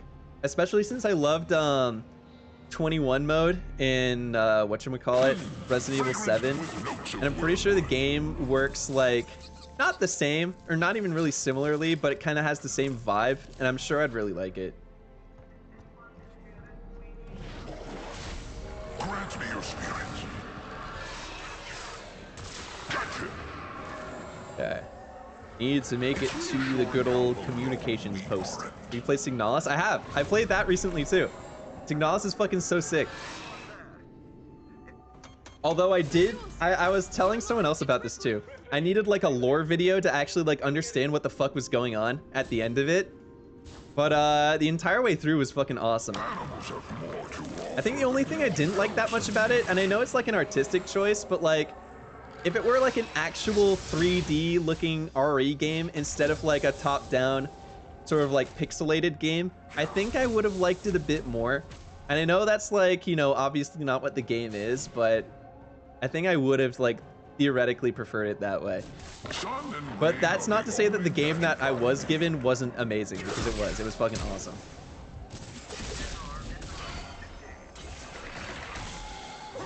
Okay, need to sneak over here. We're talking about Signalis, Dragon. It's a indie game that came out like late last year. It's on Game Pass too. The achievements aren't too bad either. It's pretty easy to like get all of them in one playthrough. Although some of the game is also kind of hard at some points, especially the boss fights. Especially the fucking last boss fight, dude. That took me forever. I had no idea what the fuck I was doing, and I kept dying, and it was miserable. But then once I figured it out, it was like I got it down a little bit later.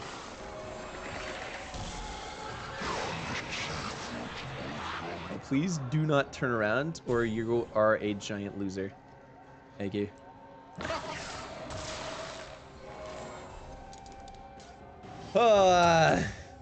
Alien 3's original script was nuts. It focused on Hudson beating space communists while fighting xenomorphs. What the fuck? Hey, that's so sick. Why they retcon it? That sounds awesome.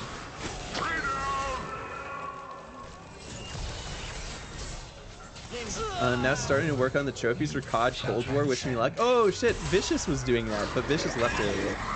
Good luck with it though. Hopefully it's not too terrible. That guy, is that android gonna... Hello? Surely... Wait, am I... That's... Okay. Hopefully the android already passed by. I should switch to my revolver just in case this man is a buggy boy. No, he's not a buggy boy. Wait. Excuse me. Pardon me. Any good strategy? I might try this run again. There's a lot actually. If you look up like a... I used a combination... So there's two dudes on YouTube that I learned this run from. There's one called Free M's and there's one called Carcinogen. And both of them have like really good tips for each of the sections. They both do it on Nightmare difficulty. But if you apply the same tips for Nightmare difficulty on like an easy difficulty, you'll get it fucking no problem. I guarantee it.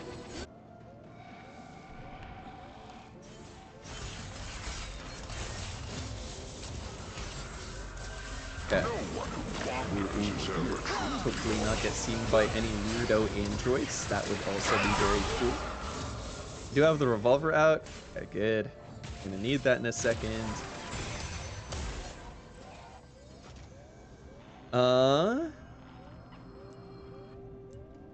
Apparently Michael Bean was getting cost too much and the ideas would be over budget. That's a shame. That's crazy too, considering like both of those. I mean, I don't know.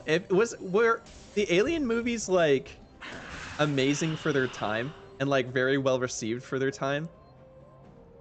Because I know some horror movies weren't and only became like cult classics later on. Like I'm pretty sure The Thing was like widely panned when it first came out, and then you know, as time went on, it became like an actual like horror classic because its themes were so prevalent throughout the future years that it's just kind of like everyone kind of was able to like understand it better, I guess.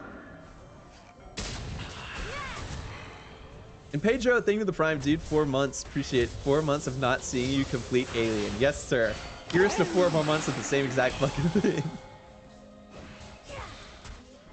A Thing, Tron, and a few others. Yeah, right, yeah. Was it the same with Alien chat or Negatory?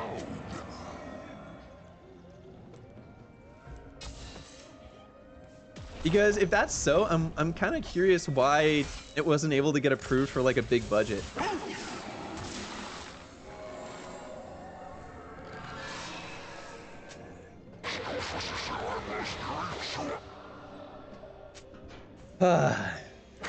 Alien rules. Okay. Alien was popular and successful enough to get a sequel. I mean, that's true, but they did kind of have to like overhaul it from being a horror movie to a action movie.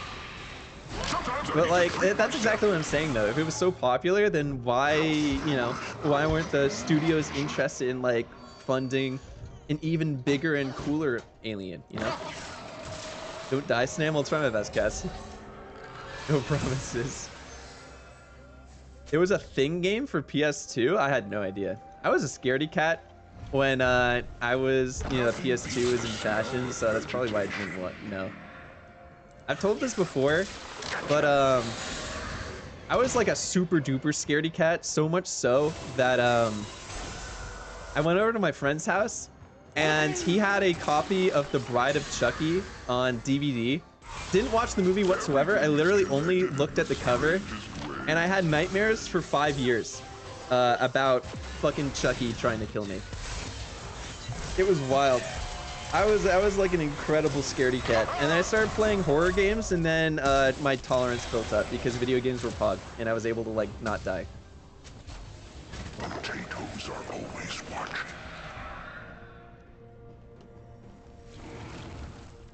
Fuck Chainsaw Man and Evil Within. At least the first encounter with Chainsaw, every subsequent encounter with Chainsaw Man isn't too bad.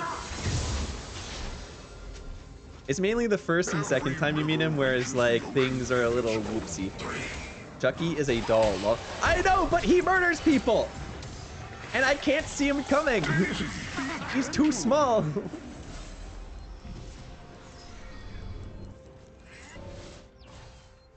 My aunt had a life-size Chucky doll when I was a kid. She made me sleep with it one time as a punishment. That's fucking child abuse. That's terrible.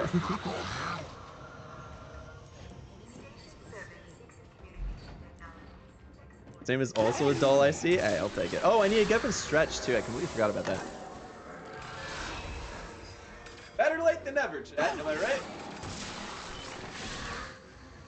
Chucky is a short king. Where did I leave my roots?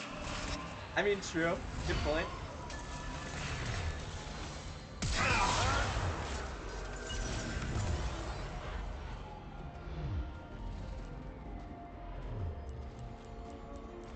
Wait, chat.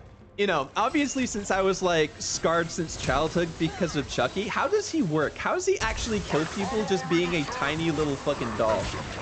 Like, does he have the strength of a person? Or does he like sneak up on people and just stab them? And Dodo, you look absolutely amazing today. I would like to turn my gamma all the way up so everything is so bright. So that I can see your face even better because you look absolutely fantastic. I think it's Voodoo. He has normal strength. Like, normal strength or doll strength, right? He uses tools, knife. I mean, yeah, of course, but a human can have a knife too, and a human also has a fucking leg he can use to punch Chucky. You know what I mean? It's voodoo magic. No, I know it's voodoo magic, but like, does he have magical powers? Because I think the voodoo magic just like turns him into the doll, right? I believe he usually catches people off guard. Okay, that's what I'm asking. Because literally, if I just saw Chucky running at me, I'm sure I could get like a fucking 50-yard field goal off that guy. You know what I mean? So I was just wondering how he murdered so many people with his like little fucking chubby cheeks and shit.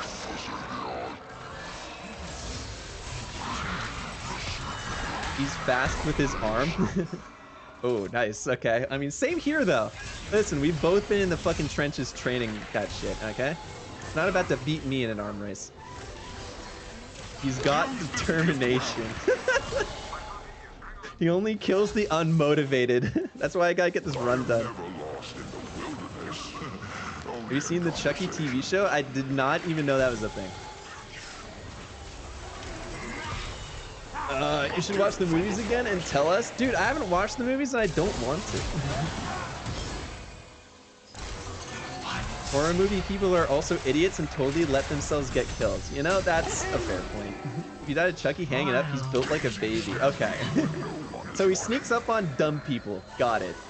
That's basically what I've gotten out of this conversation. Okay, hold on. Let me pay out the believers. We need to do another bet. So the next bet for Chapter 7, there's a chance we could get bad RNG in Chapter 6 and die very unfortunately. So just a heads up, chat. We managed to get by it for the most part recently, but there's always like a chance that Chapter 6 completely screws us and we don't get like randomly miracle luck. What's up, Cam the Lamb? My time to shine. I adore the Chucky series. Okay, Cam, fill me in. Why is Chucky able to kill so many people? What's his strategy? What's his secret? What are his stats?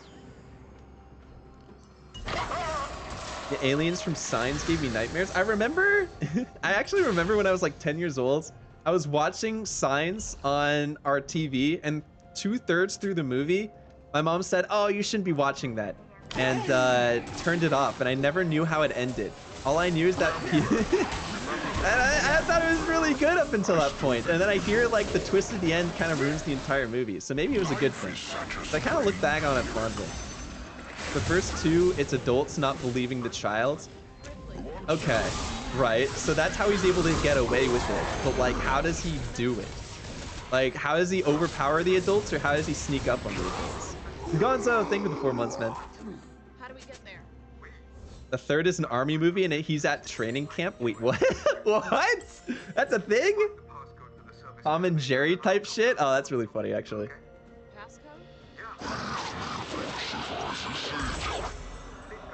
I think Chucky just puts his mind to it. Yeah, manifests people dying and just makes it happen. What's up, Daryl? What's up, Gerard? Might be the magical teleportation powers. Killers in movies get it for no reason. True. Good point. Can't actually be a horror movie killer unless you just randomly appear in the door after you were like 20 meters away previously. Dude, we're getting a lot of flares, which is really cool, but I still need like one more charge pack. Kinda desperately.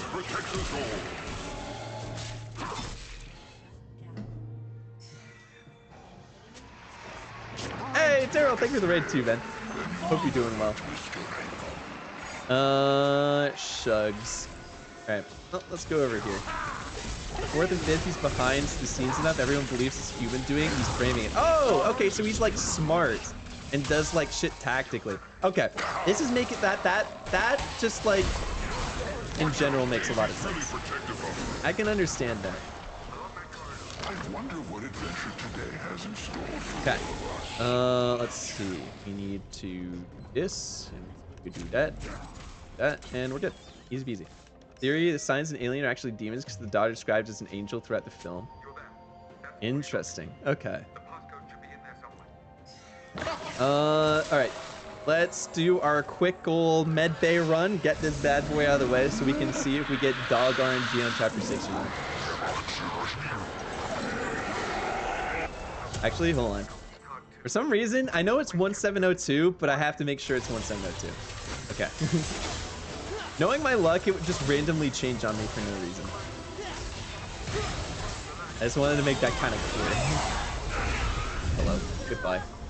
It's reassuring how alone we are. Excuse me. Pardon me.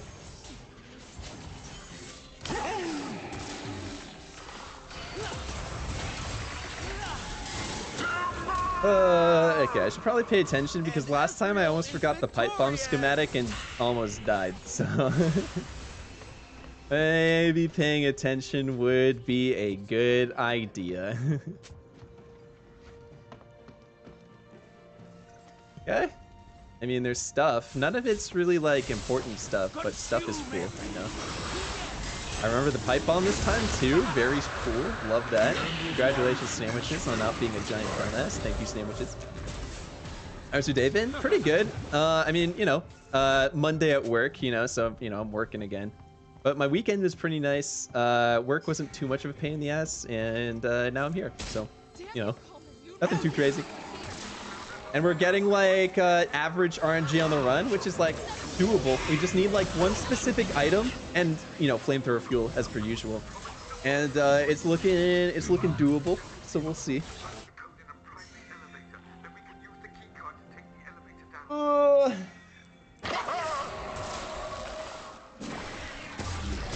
Whoa, what the fuck? My friend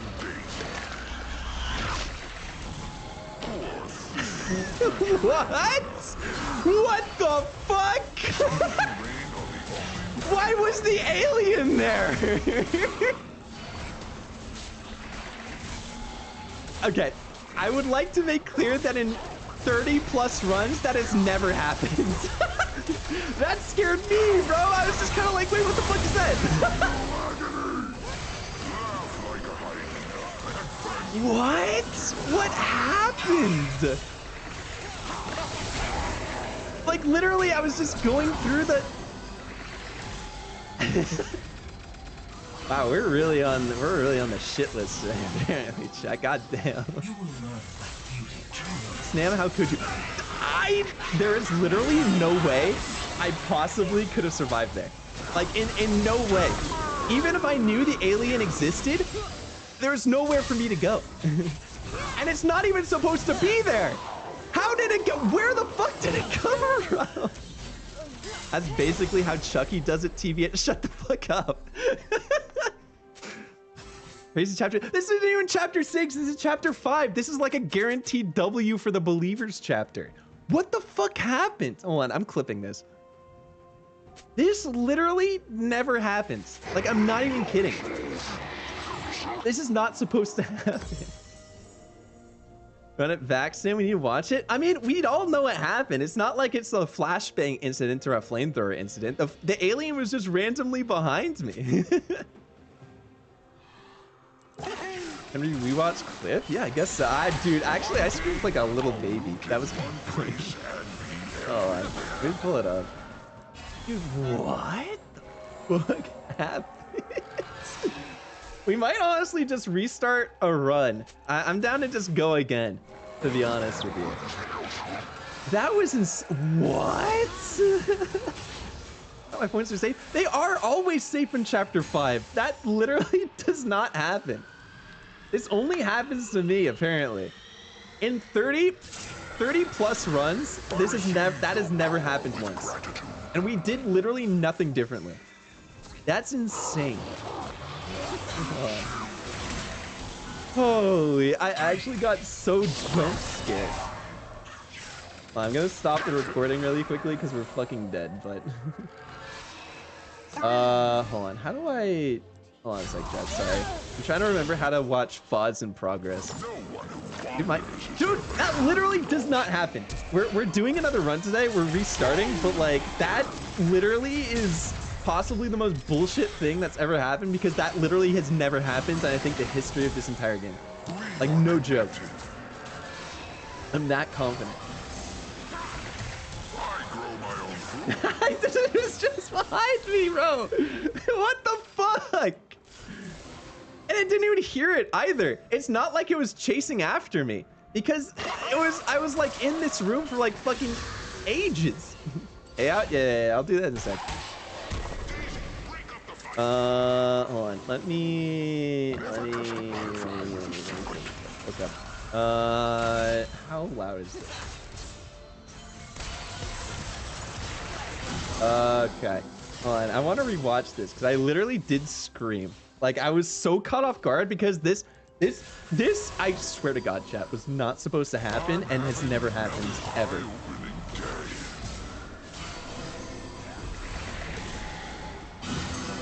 Like, I'm just sitting there, I'm stretching, dude, and I turn around. Oh, what the fuck? Like, I was caught so off guard, dude. What the fuck happens? Why was he there? That doesn't happen, bro. I didn't even know this alien can be in the part level. Hey, me fucking too, Alan. Let me tell ya. I didn't know either.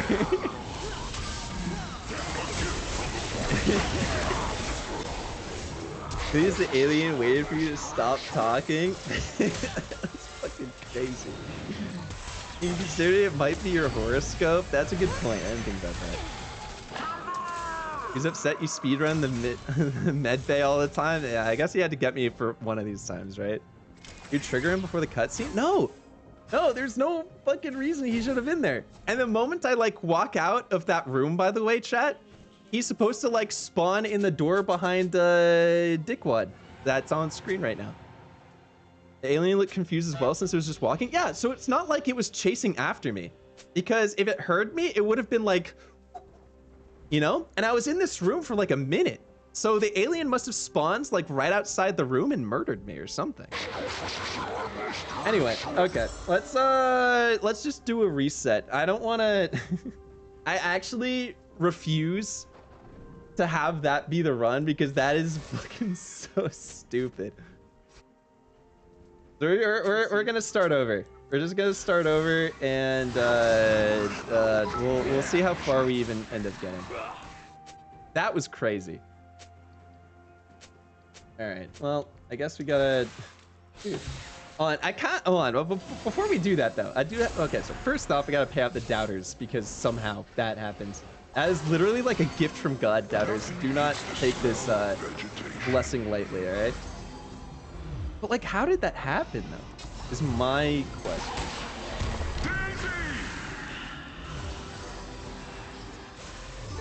You got freaking sad. Jen, thank you for the gifted sub, by the way. We gotta run an ad break? That's okay. We gotta set up the thing anyway, so I'll run it then. And I also have to pee, so even better. Oh, I'm at the beginning of the level? Okay, yeah. Let's not waste any time then. We'll just reset. Click the main menu. I bought an ad break with the doubter payout. That's actually really funny. Alright, chat. We'll get another run going today, since we died so early due to particularly unforeseen circumstances. So I'm gonna run some ads. I'm gonna use the bathroom. We're not gonna start until the ads are done. So feel free to stick around and we'll get another one going. Give me but a moment. Yeah, that's tough. That's crazy. What a wild event that was. I literally had...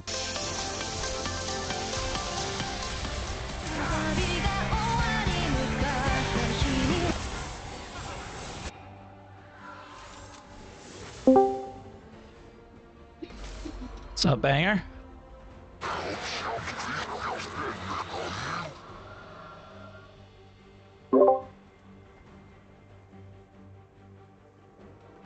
Oh yeah, how you doing, my man? You winning?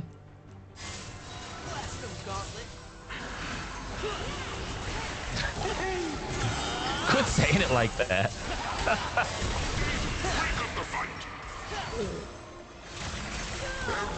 Hard stuff.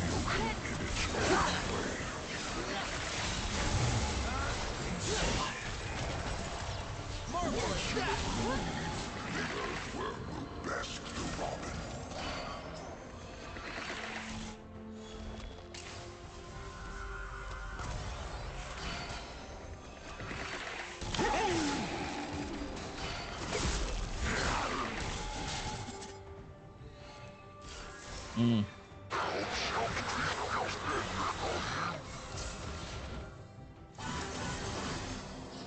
What's up?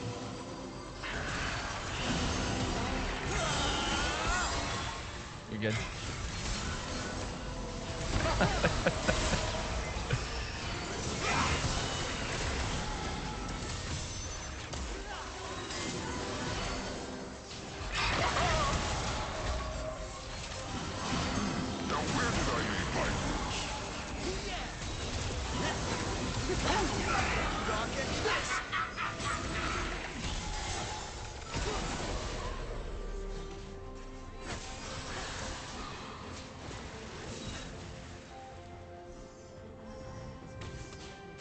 I follow only the sun, and sometimes a river.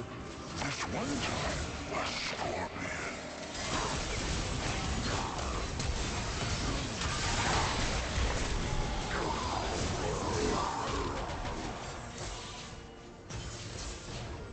Thanks for playing, baby.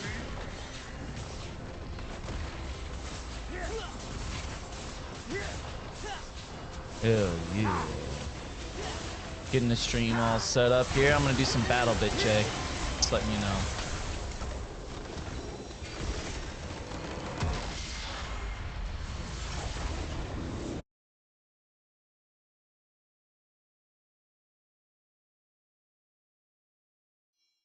Oh, you lost? Damn, dude. What happened?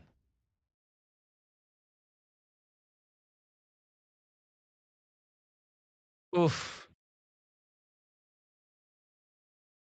The classic mental state.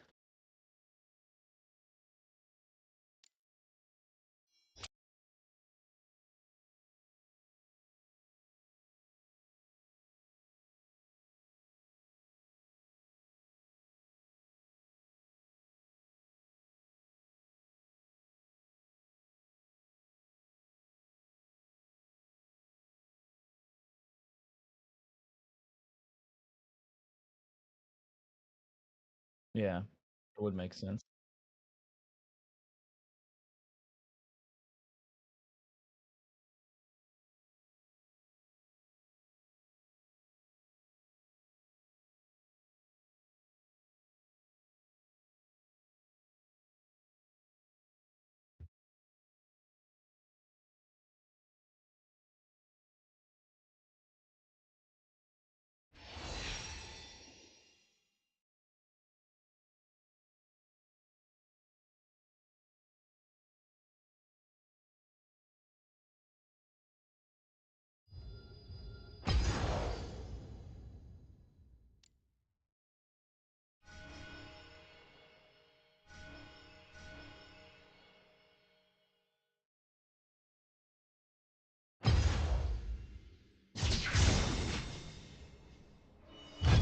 Yeah, everybody's got to blame somebody, you know, in the game, and you know, I'm learning more and more and more that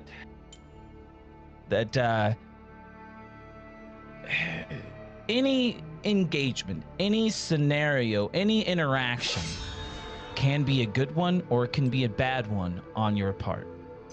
Just, it could be you pushed a button a millisecond too late or whatever the fuck, right? And all of a sudden it turns the engagement. Obviously, this becomes way more prevalent as you go up in tiers. Lower tiers, it's way more forgiving. You can mess up here and there and it doesn't really completely affect the outcome. But as you go up in tiers, people are less likely to make mistakes, so you got to be on your fucking A game and everything. And the thing is like, there obviously are in scenarios that you both play well in the interaction, but one just does it better because their champion's stronger at the moment, or they have more items or whatever, right? And it's like, people are not as understanding of those things. Like, okay, man, I lost that interaction. Get past it. Let's fucking go to the next one, okay? I lost it because either one, I played bad, or I played it pretty well, but maybe I should have done a little bit differently, or I didn't have as much items, or just shut the fuck up and play the goddamn game. Move to the next scenario, dude. And think about what could you have done differently. You know, instead of pushing on somebody else, they're playing shitty. What can I do differently to try to pick up their slack? That's what people need to do. Because some people are going to slack in the game. And you got to try to work together to pick up that slack. And hopefully you can bring their mental and their gameplay back in it to where you don't have to cover for their slack anymore. Maybe they'll cover for your slack in a different scenario.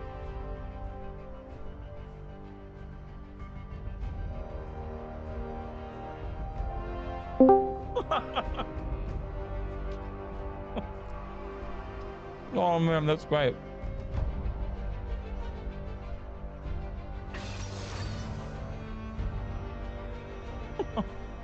It's all good, man. It's all good. You play to the next, you know? Never give up.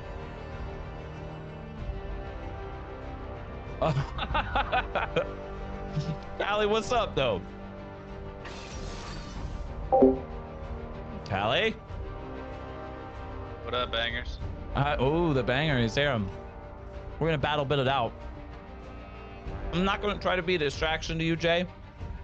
I'm gonna move Callie and I to the shooters channel whenever you're ready, ma'am. If you want to come fucking shoot it up, you know, squad up, come on over. I'm moving right.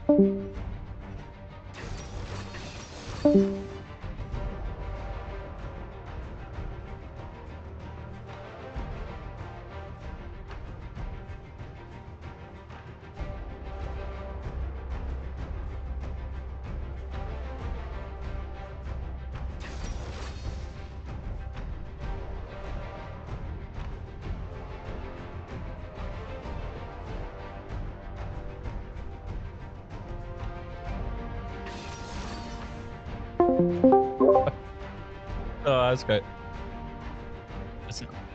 Yeah, I'm live. Oh, what's up? I just wasn't, you know, I saw that you were live too. So I'm like, well, you know, you're playing a different game. And the idea of the channels is to have people playing different games in different channels. So we're not all like talking about shit that's not prevalent to our game. Yeah, yeah. Oh, How that's the a surprise. fuck does Luke not distract you? That's like the most distracting person. Get A! We're going A! We're going A! Oh, if I was playing CS with Luke in the chat, I would die.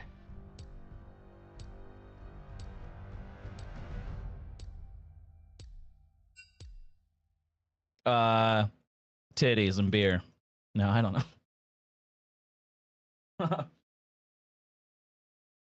I mean,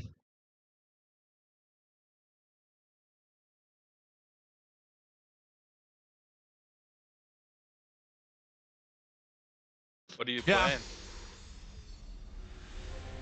He's playing League in the top tier. The top tier. So. Live each day as if it's your first. I mean, you're in the upper end, you're in the top tier. Because, like, challenger players, so challenger's the top, right? Challenger players, grandmaster players, master players, those are the top three. Yeah. And those three play with Diamond 1, and he's in Diamond 1. So, yeah, he's like not in that tier exactly, but they all play together when they matchmake. Yeah, they matchmake together.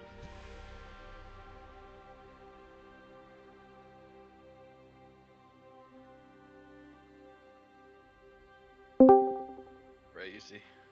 It's nuts because challengers there's only, what is it, 200? We looked it up.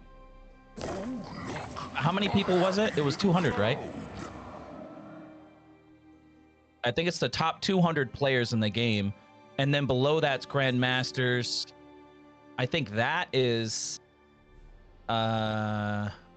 isn't that a number 2? I think that's like top 500 or something like that. I can't remember. Oh, I gotta make my Discord push to talk again. Uh-oh, why is that? So if I talk to chat. Oh, I got you. You just fucking talk to your chat. Fuck it. I'm cool with it. I mean, I do it, so like, fuck. It's not allowed. Not allowed? No. Wait, who's that? Please don't do Just that came in again. here. Oh, it's Shane. What's up, Shane? Hey, Are you what's coming up? to squad up? I saw something like that. I see you. I see Corn Dog. It's gonna take more than that to entice me to play. What, an invite? What the fuck? My time's pretty expensive. I'm kidding. I'm so excited to play BattleBit. Are you? Yeah. I've been waiting for like weeks. Ever since the last time I played with you, I've been waiting. You were high as shit. No, I'm not. You were. Oh, okay. I was about to be like, how'd you know? Because you said it like all the time. You're like, dude, I'm so high. Dude, I was like, my friend got me this new pen. I don't know what the fuck's in it, but it's like some. It was like backwards, you know, but forwards. Matchup. We gave him the invite. I'd take more than an invite.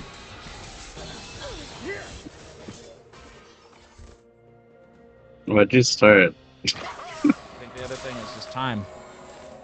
Huh? It's gonna take time, huh? No, I'm in the game with you. Oh, you are? Oh, wow. Yeah. Okay. All right, I just joined this shit right now. Oh, wow, you guys got in here fast as fuck. Yeah. Okay. Wait, Alright, what the go hell? eat, Why go is it eat, go called eat. Eat. Alright, let's see. Yeah, I'll probably go D. I think we go D back to A. I think it's a good squad. A good A, strat. then D, then B. I mean, we could wrap around, but I feel like A's gonna have enough action for us. Oh, this is that small map. Okay. Wait, maybe not. Oh, is this a... Where we at, squad? Where we at, soldiers? There's a skin that's just black. Like, what? It's just black. Alright, we got a squad mate on me. Let's go, let's go, let's go. Oh my goodness. Hell yeah. Alright, Oh, you just yeah? sit in this little pocket. Jump this fence. Push him. Yeah, the vertical grip for the Oh, I know this M249 is the spot. best. Yeah, there's a lot of action back here, and it really sucks to stay on A, so maybe we don't stay A, we just cap it real quick. Because the vehicles will just sit back there and fucking slam your ass. I'm on you guys. I'm on you guys. Hey, you don't I don't want want to your get ass slammed. I don't want to get slammed in the ass. Yeah. Yeah. Oh, getting sniped from the spawn. They just changed it too. They added some shit, or they tweaked some things. You have to be within 20 meters now. Or actually, I think it's 15 meters to cap. It used to be fucking 50, then it was 30, now it's fucking like 15. They're sniping from the window across They're the. tired of people like sitting in buildings and stuff and just preventing caps. Oh shit. That makes sense. Yeah. All right, let's I get like the that. fuck out of here. There's snipers towards B. Yeah, a lot of like campers and stuff. Be careful, Callie. Right where you're rolling, there's snipers shooting from that direction. Oh, let's go. What's up, Don Davis? Thanks for the like. Squad up, Don. Squad up, baby. Oh shit, I forgot to open my chat up. People could be saying shit. Whoops. I'll open chat in just a sec. All right, we gotta pop down claymores. I'll get you. How close is he? Not close. All right, I'm dragging. They're like 30 meters. All right, get them claymores up. Settle down, raptors. I want claymores up. I am never lost in the wilderness. Here, an IED drone. Only in conversations. Gotta love those. All right, we're right towards C. Callie, come over to me. There's a nice little window here. Oh wait, you're far away now. Never mind. I'm dead. Shit, how far away are you? Oh, I see you through the window over there. Here, I'll try to run to you. Good, someone's grabbing me. Someone's grabbing me. All right, cool. I'm gonna get a fucking sandbag up. Oh shit! Up on the Yeah, I need a roof. heal. I'm behind enemy lines for real, The for real. roof on my fucking ping. I'm getting picked up. We're good. Oh baby. Dude, I don't know. My team left me. I don't know. I was just left behind. What, on A? Dude, we Yes, I was on the bridge the whole time. Oh, we do not stay A, dude. That shit's volatile as Yeah. fuck. That's funny as fuck. He's like, What do we why got are here? you I think we here? keep B and we'll just look towards A. Let's look back towards A because they're gonna come from A now. Funny. Oh, it's sniping from it. He's in the bushes. Oh fuck! Snipe from behind, you little biznatch, dude. Fucking Oh bitch. shit, bro. I'm getting us squad points. Good. I'm 4-1, baby. We start from humble beginnings.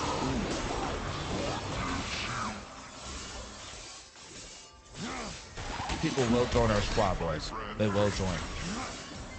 In time. Whoa, Callie, you're way the fuck out here, bro. Yeah, bro. I went back and got E. What a beast. Alright, we're working That on guy, C. he deserves a medal. Ooh, got a claymore? Oh yeah. You got me, bro. Drag me, bro. Kill. Don't die for me. Oh shit. No, die for me. I'm holding, I'm holding.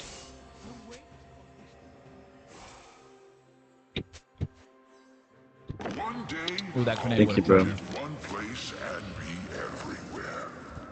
Oh my god. Semi. Oh man. My claymore just killed me. That's a bitch.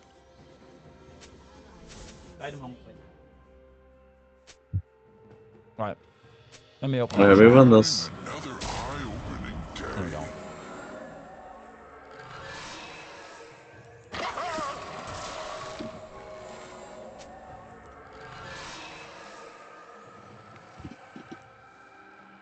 Man, I got a teammate 2 meters from me. Where the fuck is Oh, fuck my he? Pick me up. ass. Pick me up, baby.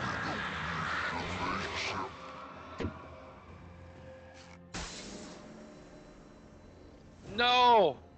Fucking grenades, man. Thank you. I'll suck your dick if you hear me. Oh no. Please. Tyler, where you going? I was just shooting. I'm fragging, bro. That guy's up to the right, out the door. Oh my god. Several of them in the street. I softened them up. He's coming up the stairs. I think I got No, it. you smell like cheese. Oh my god. Oh. You getting picked up? Oh, you just bled out. What the fuck? Who, me? Wait. You bleed out? You did. Me? Yeah, you. Yeah, I got killed a lot. Oh, dude. Boomer, I died. Oh Yeah, no. me too. I got Alright. Oh, he picked me up. I'll pick you up. I'll pick you up. You gotta drag me or I'm fucked. No, I got you. I got you. Doing it through the wall. Doing it through the wall. Oh. I wonder what adventure today has in store for all of us. Alright.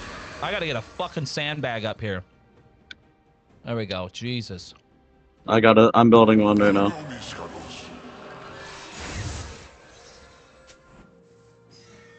I built it. Oh shit, my fucking helmet. Alright, looks like we're doing alright here. We should move towards C though.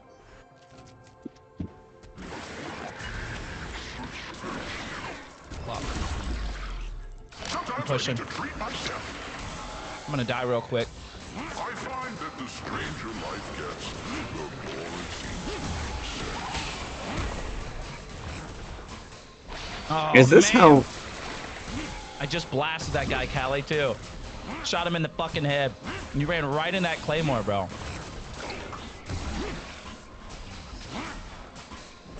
Just ran right. Oh, shit. And I'm fucking C4. God damn it.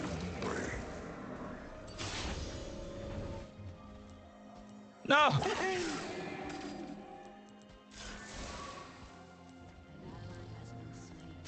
Oh, getting dragged.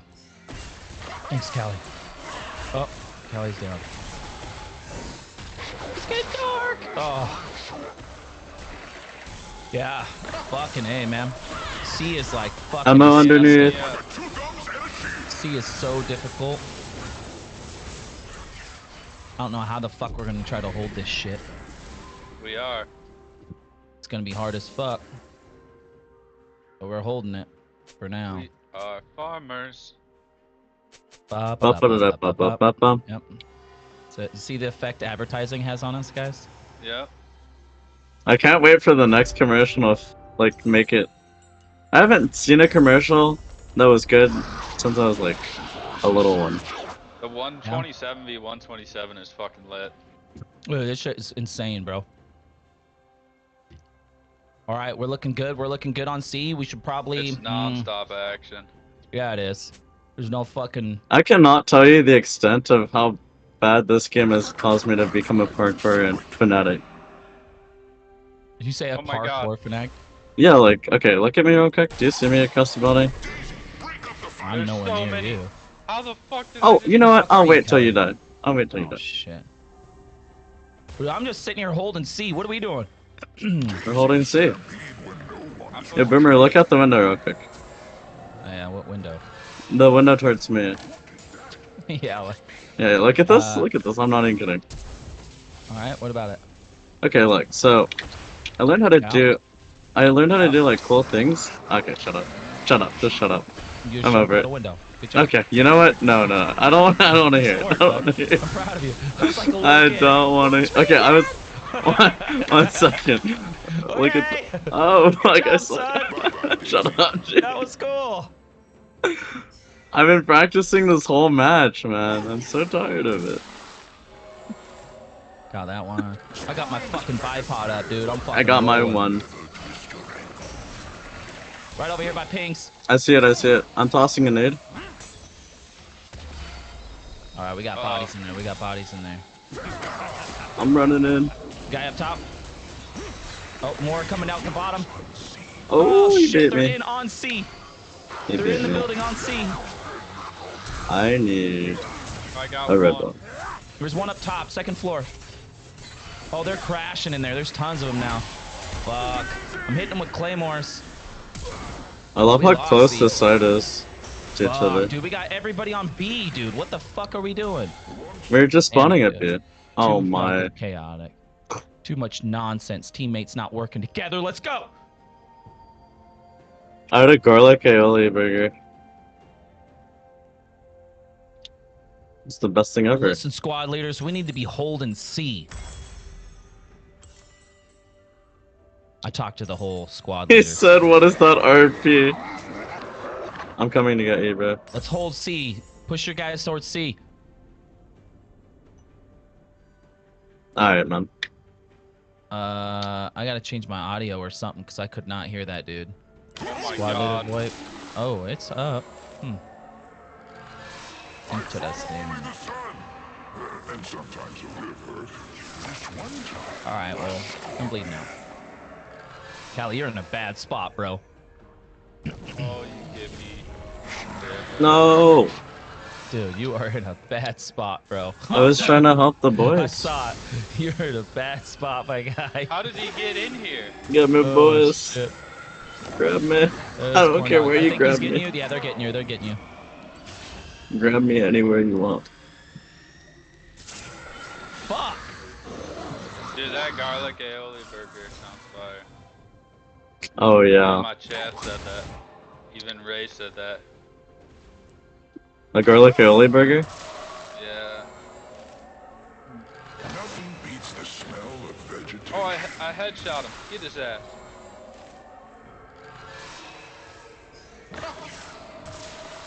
I can revive you, Where Boomer. my medics at? I can revive you. Okay. Wait, I'm pulling you over this way? I'm in the fucking wall, bro. Yeah, no, I'm still dragging you. Are you getting dragged still?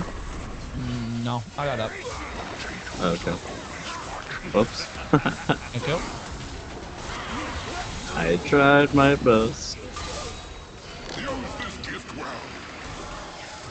Okay, I'm gonna be honest, we should just leave this area. It's so bad. Yep. Yes, we do. Oh my, he's in the water.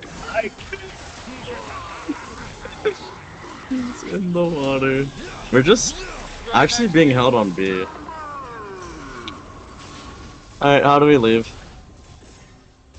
I think we go E. I think we go E to D. What do you think? Let's take a look. I'm smoked out. I'm smoked the fuck out. I think if we can just stay pushing on C, we're golden.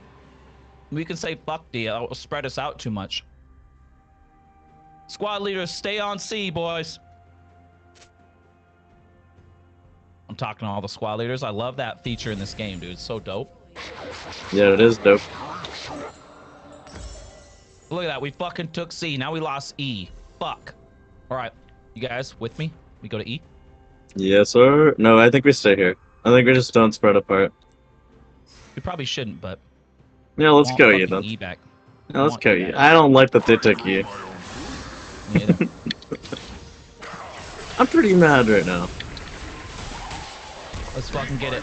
Let's go E, boys.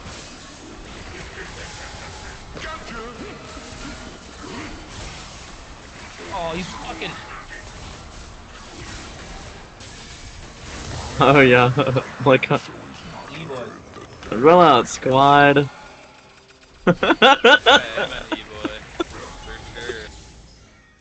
Yeah, I can see. Let's go, gamers. Let's get some. Let's get some dubs today. I can see that. Yo, Medipoo. Oh man, I'm definitely not gonna get picked up, am I? Ow! Ow! Yep. Fuck. On my pings around this corner. Get him, Callie. Hey, nice. remember when I rezzed you? Remember when I rezzed Callie. you? Huge plays. Callie's got me, dude. This guy's a beast right now. Got him, got him, got him.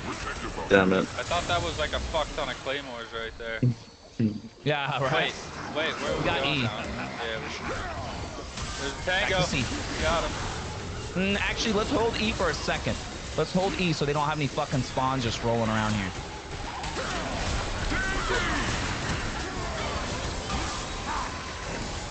Stay on C, boys. I bet you those guys fucking hate that I'm like telling them what to do. Bro, you should hear Squad. That's what I was telling you about. I You have a watched Squad. commander. I saw it. Yeah, it looks cool. Yeah, and the commander's an unironic Discord mod. Yeah, There's a guy right over here, Callie. Watch straight ahead. Or, yeah, whoever that is. Oh, that's corn. Go res him, go res him, I got this. Alright. You're the fucking... Oh, he's dead, he's dead, he's That's dead. my boy. I am the MVP. Alright. We need to push I on wonder what C. Stay takes with to it. be at the top of the leaderboard. A lot of points. Yeah. Headshots count a lot. Oh, that's my specialty. I got you, soldier. I love back shot. Headshots. Both. Bleed.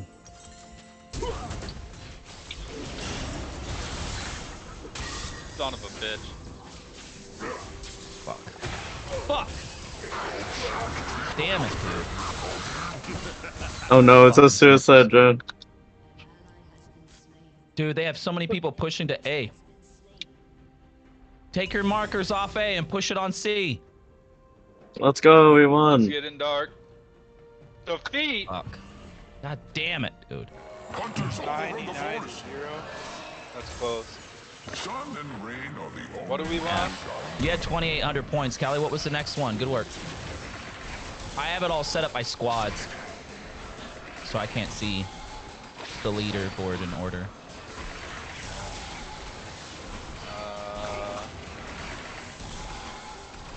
I don't know. Hold tab. Yeah, all I see is you.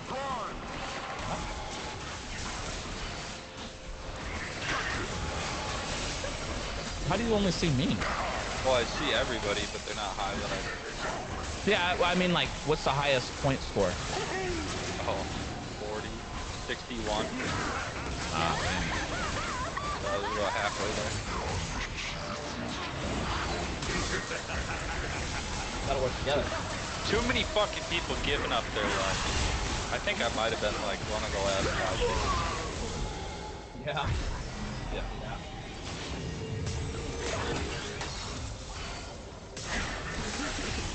I am never lost in the wilderness, only in conversations. I like winning, guys.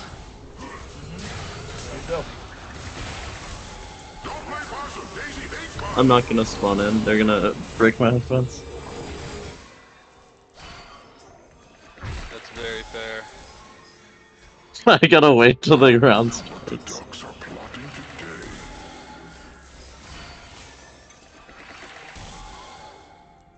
That's some wisdom right there. I just turned him down, dude. That's all. I think I muted them. That's the whole game. I did for a while, yeah. Yeah, but I was getting too many cussed. Now where did I leave my roots?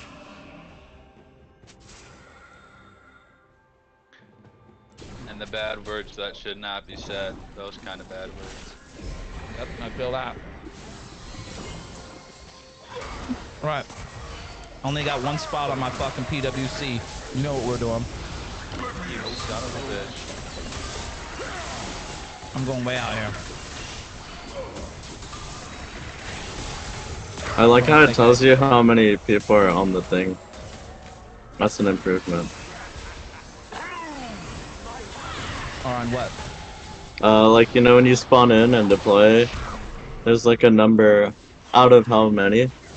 Back in the like first iteration of the game, they didn't have that. Like, they're making so many improvements to the game. It's awesome. Yeah, I know, it's crazy. There's so much feedback coming in, so they're just reading it. They actually just made a deal with the company that Activision works Blizzard? with. I'm trying to think who they made a deal with. I think it's the one that works with Call of Duty. I think. Activision Blizzard?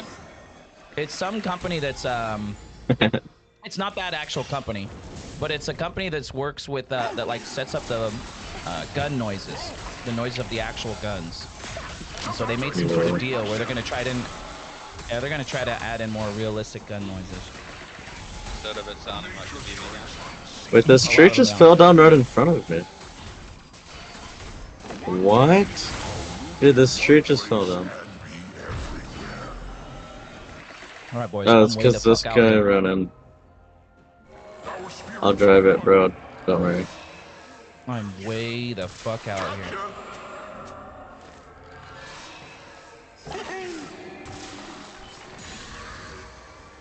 I'm having another eye-opening day. I'm right on A. If you guys die, spawn with me. I'm just sneaking over on A. Nature gives so much more than it asks for in return. Squad objective followed. Nice work. Even though that wasn't the objective. What, C? Yeah. Like, I have it on A, and we're still getting points for the fucking objective being followed. I got C. I'm working my way up. I'm way back by A, so I'm taking it by myself right now. There's nobody over here. Okay, I'm spawning in. I just died. Okay. I'm getting a transportation bonus. If they're far away, don't fucking just smash at them. You know what I mean? We don't want to give away our position. Well, if you got fucking... Well, I got that. Yeah, Are make we sure, even yeah, you're capping? throwing. Yeah, we're camping right now. You see it? Yeah. Just feel like we far away. I wonder what adventure today has in store for all of us. Staying down. There could be somebody here because there's 2 of us here now, so I don't know if...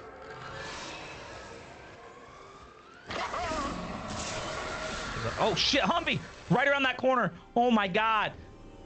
If you got anything to blow him... Oh shit. Fuck. Yeah, that guy just popped right out. Well, yeah, of course. I probably should have waited until I fucking capped it too. My bad. I didn't know if there was anybody here. Fuck. That's okay. Oh, wait. No, we're not still capping. Alright, let's get on the boys and see. Yeah, I'm gonna try to actually just leave C and push towards B. I'm with you. Oh, fucking A, man. I am just getting smashed. I gotta get a better situated spot, dude. You are like in the open, bro. Can't even fucking see what's going on. Guy right there on around the corner. Nice. Damn, I was just fucking suppressing. Damn, I'm bleeding out. Every river reaches the ocean. Oh, and then I got downed. Fucking game. This guy's got me. Alright, we're good. Oh my god, those guys are horrible. Okay, I got that one. I'm just gonna sit here and fucking... I got my bipod out, dude. Yeah, I got my bipod out. I'll fucking mow their ass down, dude. Looks like everyone's dead right here, though. Oh, I'm staying on it. I'm staying right here. Another one coming. Yep, I see him. Get him. Get him. Higher. Nah, he got out. He got out. I gotta reload. This is Hold bad. the I gotta line, hold the reload. line, hold the line. I'm holding you. Wait, are you healer? No, I'm not. You need to be bandaged, though. Yeah. I'm chilling. Let's just hold this. I'm holding I'm behind just actually. chilling right here. Yeah, you got me? Got another one? Oh, there's so many people all around us, man. I got you, I got you. I was one Oh. tapped, so... No, there's like 4 people that overwhelmed me to the right. Fucking A, man. Our team's got it, though. Our team's got it. Ah, shit. Wait, the guy who tried to res me died. Yeah, no, we're not We're getting looking well. good. Why did I get out of the car? I bled out. Fuck. I ask myself that every day. Why did I get out of the Hey, let's car? push it on D real quick. There's people over here. Just real quick. Just real quick. Let's clear this shit out. Wherever Real the fuck they quick. are. Got it. I've heard that one before. I know, but they're hiding out in these fucking buildings, probably on this left side where there's nobody here. I've Probably heard over here. that one before. Dude, every time you go, there's always a firing squad. Every time you die. True. Never just one. I'm trying to clear these rooms. You clear it, my BFC, because we lost it. Oh, son of a bitch. Oh, you fucker. Everything is connected in the strangest way. Do you play Feral Druid? Boomer? Alright, we got D. No, I play Guardian. Okay. Guardian where it's at. Alright, I'm coming to C now. I'm coming to C. When you play Figured out PvP, do you also play Guardian? I try to as much as I can, but I'll play a lot of Balance Druid too, because Balance Druid's a lot of fun. Okay. There's just 7 snipers Guardian, here, dude, man. I've set things up with Guardian to where it's like fucking really good. Like, I'll fucking 1v1 some DPS, dude. Okay. I'll smash. And it's like a Lowy in League, where like the more people that are fighting me, the stronger I am a lot of times, because I'll do more damage. Yeah, It's yeah, like a I Rammus. do know I have that. like a Rammus effect. You have like more defenses. It's like Jack Show. Yeah. Because like the more people around you, the more you get to suck, the more tankier you get. More you get us stuck. Yeah, let's go up right here. Yeah, Kelly, you know, let's go, because let's go, Jack let's Show go, let's go, let's sucks. go. And it go also here, does let's go. damage, makes you tankier. Who is that over here? Is that you, Callie? Oh, you're down. Somebody's down. I'll come to you. Fucking I'm blood dead, out. bro. I'm so dead. Okay, I'm Yeah. right behind you, Callie. This is what I was talking about right here. Let's climb right up this shit and try to fortify from above. It's gonna be... Oh, shit. Alright, we are situated here. I'm gonna throw ammo box back on my ping. Well, no, situate on the backside on the top. Can you put a spawn thing down? I can't. I need 200. How did that guy get the fuck up here past the fucking claymores? What the fuck? The guy just like jumped over the claymores or what? We need 50 more points, Kelly. Oh, there's snipers. Stay down.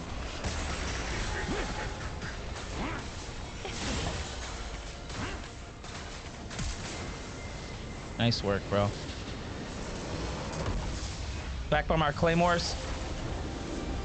Behind us, Callie. I'm pushing forward, baby. I got one.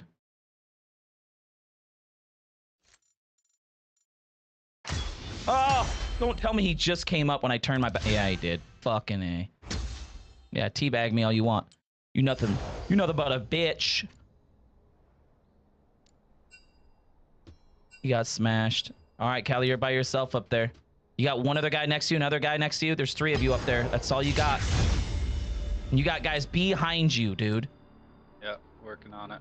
Fuck, I just got down behind you. He's far out. He's back by my ping.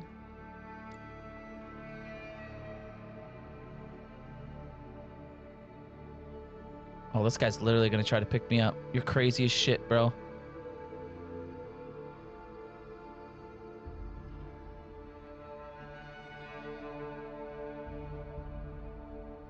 Fucking, I have nothing to fucking heal me up.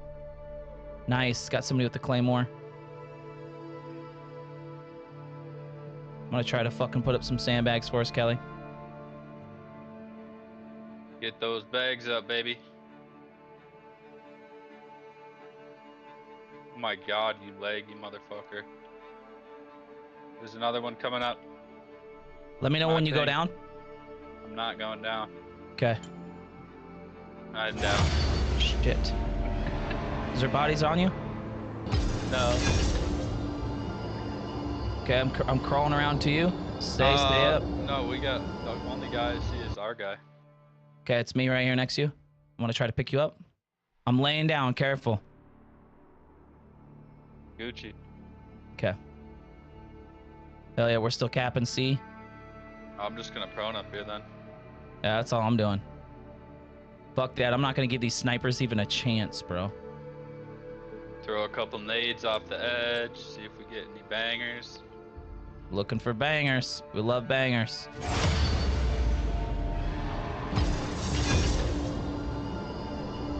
I'm watching your backside. Oh yeah, we're vibing out here with my...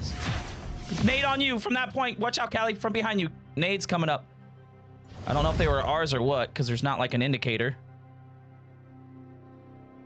I'm looking below us. It's being contested, so there's got to be guys below. Yeah, I got one.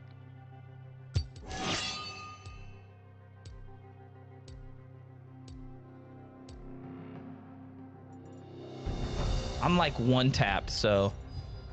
The weak fear the shadows. Fear controls Oh, fucking got him too. Damn. I'm down. You down? Yeah. Oh, I'm down. Damn. I am. We took out C though. We do need to make a push because C is like the only thing we have. Fucking A, dude. Our whole squad came here. Yeah, we're gonna have to push back, it looks like. Alright, I got somebody who's gonna pick me up, maybe? Oh, maybe not. Oh, I'm just... Yeah, I'm gonna bleed out. Does he got me? He got me just in time. Wow, bro. Can I not spawn on C? Oh, No, because it's being... Oh, no, it should be good now. It's not being contested anymore. It's gonna be easier to spawn on points now that they, like, made that change. Is E our side? I can't remember. No, D is. Yeah, E is our side. Oh, yeah, E and D. Yeah. We need to go back to fucking B. Damn it, dude. Oh, wait, Shane, where'd you go? I'm playing World of Warcraft. He just tips out. Okay, see you later, dude. I'm right here. Alright, do you see this fucking tank over here, Callie? Oh, he's gonna smoke my ass. Oh, fuck. Oh, you're assault. Damn, okay. I thought you were an engineer. Nada. Let's see, fucking A. There's no way. Oh, this guy is gonna get me. Damn. Okay. I'm gonna try to make this wide ass push towards fucking B. We got this fucking tank down.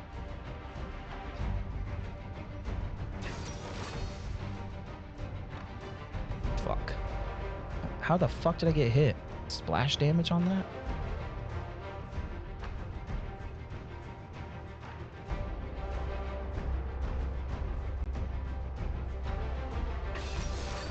I'm putting down a rally point back here, Callie. It's a distance away, but at least it's towards the backside of the enemy. Towards B. Yeah. And yeah, you gotta be careful once you spawn, because there's fucking peeps. I'm still alive, right? Meow. Oh, fuck. Got hit by a Graza. Really? All the way out there, dude. Fucking A. I was just one tapped. No, you went down. Alright. I gotta throw out smokes, dude. If we're gonna try to survive this little swim. Yeah. There we go. We got enough smoke. Night after night. There we go. I don't know if we pinch in right here, though. Do I have to go there now, then? Sure. Fucking pinch in. Why This is not? where I died. Like really close to here. Yeah, that was the guy that killed me with the Graza.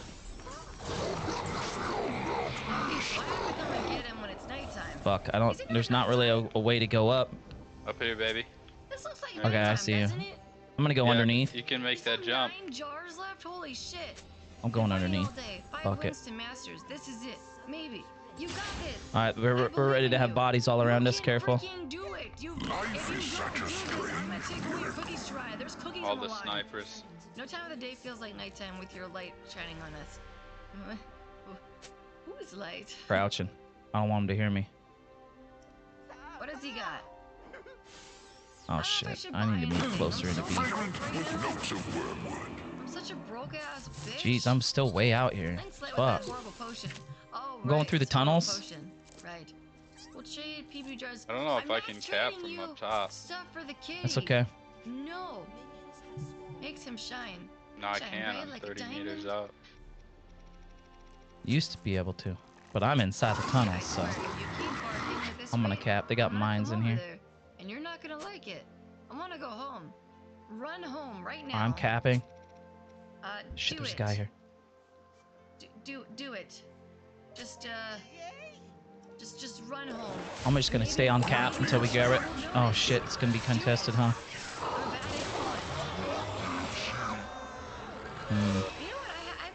I'm staying here until you spawn on me. Yeah, I'm giving up right now. I'm hiding underneath the stairs. You might not be able to get on me here. Let me move. There you go. Should be able to. Oh. Really?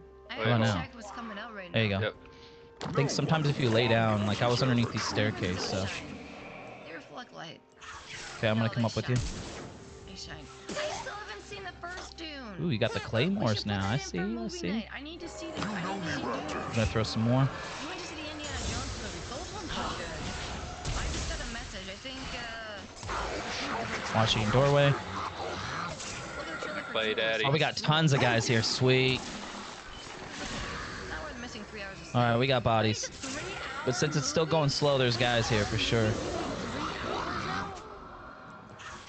Going fast as fuck. Dude, your claymore's horrible right there. Look at the strings, dude, that are out. They're like barely out at all. Fine, I'll pick it up. Oh shit. All right. I think we just defend this spot, dude. I do not know which direction people can come from here, so. But here, I'll give you more claymores. Let me put some. I'm gonna put an ammo right here. So you can get some more. Oh, you can give. Yep, you can. You can get more claymores, dude, and place them all, dude. But it runs out of points, so here, I'll throw down another ammo kit. Kind of cool, not gonna lie. Yeah, we should. I'm just gonna fill this fucker with fucking claymores I kind of want to see Dune. everywhere I can. I'm pretty sure it's on Netflix too. An old man whose garden was destroyed by a small. Fill the fucker. Oh shit, someone's fucking smashing. Claymores, I saw Claymore go down.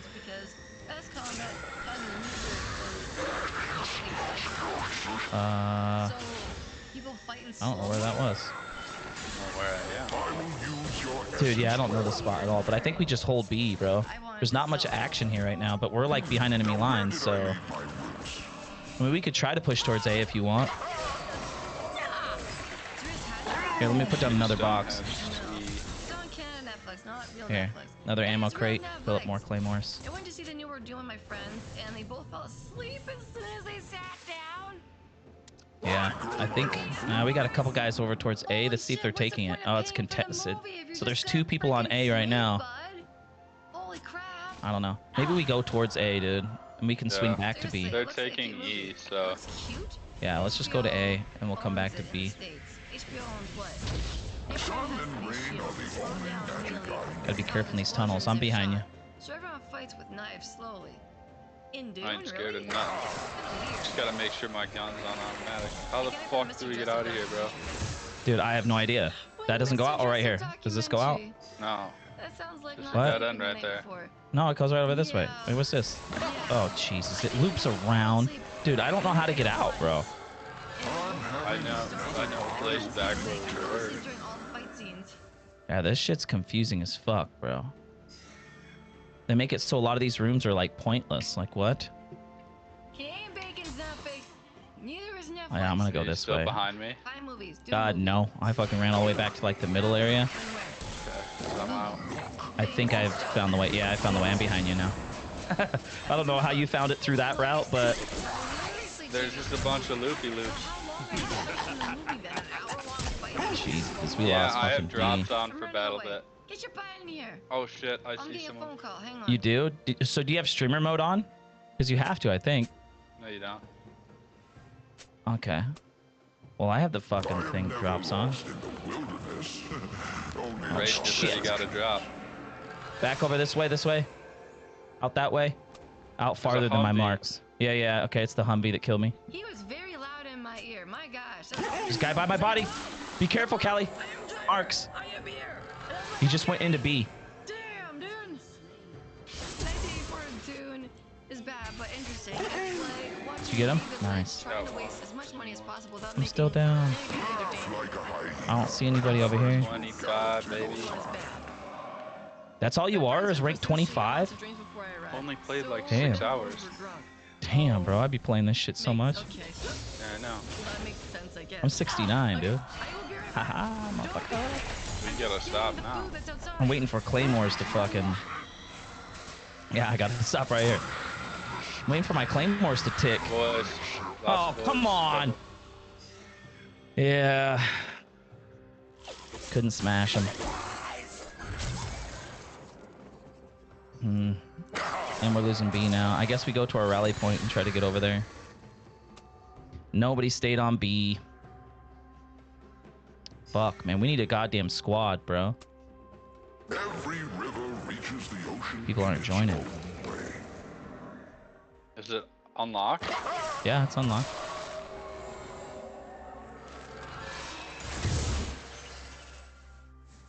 Oh, they only have one guy on B? Because it's capping slow as fuck. I'm gonna go the left side towards B. See if we can get on it before they fucking cap it. Animals have more to offer than warm pelts and meat. Shit. There's one guy out this way. Oh, I didn't think he was gonna see me. How the fuck did you get in this way? Oh, I see.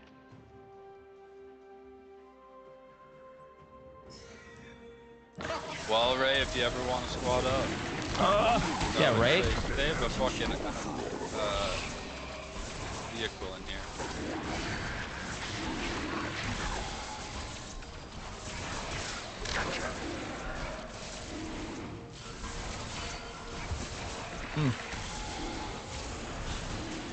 Oh, I think my camera's still fucked, isn't it? Damn it. Oh my god, I didn't want to bolt. I find that the stranger life gets, the more... Alright, we got C and D, which is good.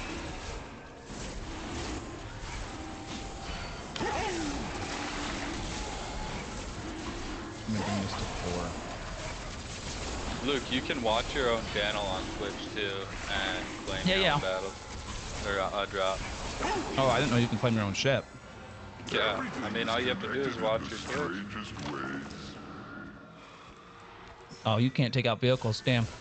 Fucking tank is gonna roll right behind us, bro, and smash us. Yep, he's coming to you. There's a guy above you, too. He's right up on my pings. He's coming. He knows you're there. I'm dead. Damn. From the tank. Fucking BTR, dude. Piece of shit. Fuck, what do we do? I think we keep pushing. Our team's got A, C, D, E. It's just our rally point fucking blows. Do we have enough? I'm gonna swim around to the right. I'm gonna swim. I don't think. Oh, shit. I gotta dance. I gotta dance. I'm dead. Dude, I don't know if I can pick you up. No, I can't. Don't. Damn. I have stolen your cookies and you will never see them again. This fuck, dude. Okay, this tank is right there. I'm just gonna spawn as an engineer, dude. Fuck this, dude. We got a tank right there, dude. I'm gonna smash his ass, dude. You guys ride while I was gone? Did you, ride? Doing 2020. Shut the front door, Trixie! Oh, I missed. I fucking overshot. I'm bleeding. No! I would have hit him. He was fucking smoking. The rally point is D-Day. What the ducks are plotting today.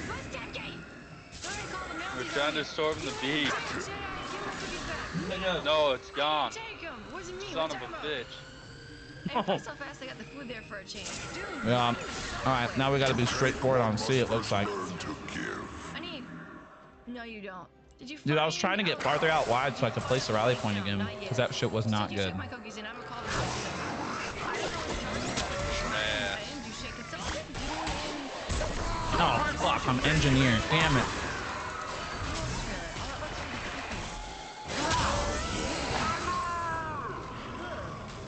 Ugh, it's an alien! Ugh! Ah! Give me... No. No. If you guys want me to give you cookies, you gotta give me a reason to want to give you cookies. I can't just give you cookies. Is that how this works? I can't just be like, hey guys, here, have a cookie. That's cool. It's fine. I can't just do that, okay? Might have to do some run and gun. You gotta earn this shit. You took my cookies, I want them back. I'll take them again. Run and You gun? know any John Candy? Yeah. My specialty. No, what are those? Medic. Wait, I want to sell my wood. Oh, I'm going medic. I want to play that Belgian map that starts with Never an mind, I'll F. give you some of my wood. I can't give you Frugus? all of my wood, Frugies? Frugies, that map's fucking hilarious. Frugies. I'll be in trouble if I have no more wood. Stop talking about yourself. Ooh, that really? site's disgusting. You're not an alien. I'm not an alien. Planes, trains. How close am I to this P9? I think I've seen that one. Phrasing. 125? Fuck, I want the vector, dude. I am so close to getting this vector. Pupils, I think. Fucking A, bro. Do I have anything unlocked here? No, I don't. Let's not do that. Let's fucking do the PP2000, dude. We love that PP2000. I just got that. Is it good? It just shoots really fast, and I love how fast it shoots. I mean, the fucking MP7 shoots a little bit faster than it. I haven't used any of this stuff. Oh, it's fucking MP7's like MP7's the better one, I think, out of all of them. Well, actually, no, the Chris Vector's the best one, but that's at rank 70. So let's see. Let's go. Yeah, we'll go that. Let's see. Do we have an under barrel? No, we don't. We have a side rail? No. Main sight. Ooh, we got the red dot, dude. MP7's the way to go. And then you just gotta unlock the fucking 150 kills so you can get the quick clip. So you can reload a lot faster. Shit, I'm gonna spawn on this fucking... This tank. We're taking B right now. I'm getting out of this tank though. Oh fuck! How'd I fucking spawn right into death? Jesus! Holy shit! I can heal up though. Bitch! I see where you're at, Callie. Are you pushing out towards B? Okay. Oh yeah, I'm so far away from C. Alright. I'm gonna come up towards your backside. I'm gonna get right on that ass. I don't know how I feel about that. I gotta fucking heal up this guy. What if I took all of Blend's cookies? Heal up, baby. Oh, fuck. Where? Where? Blend do? Dude, there's a sniper by the water tower way back. I got pings on him. That is good, girl. But we also like. He's just sitting out there. Fuck that guy. He ain't nothing but a bitch. I'm gonna go kill him. I think I just died by a sniper. Dude, it's probably from it's the water not tower. on the fucking, no, it's on the. I'm rushing this guy. Fuck this I'm dude. with you. Shit, I'm getting hit from behind. Fuck.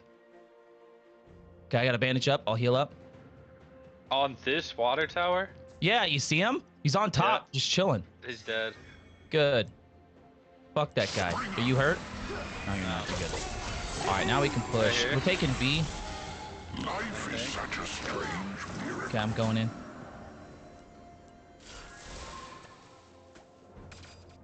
Going in, baby. Going in. Looks clear. Got one down. Oof. Fucking. I got Gotta heal up. Come over to me. Come over to me. Come over to me. Let me heal you. Just watch out while I'm healing you. Cover my ass. All right, we can push up. Oh. One very close. Got him. Got him. Nice. I'm dragging. Drag that Just get up and ass, start. I'm gonna heal you. You keep looking. Above. Fuck. Shit. I'm trying to heal. Damn, you were so low. Oh shit, guy right there. Guy on the marks. Fuck. Straight ahead by my marks. Oh no. The forest protects us all. I gotta throw smokes on these bitches. Shit. Oh no. We're fucking losing. Yeah, we're getting smashed, bro.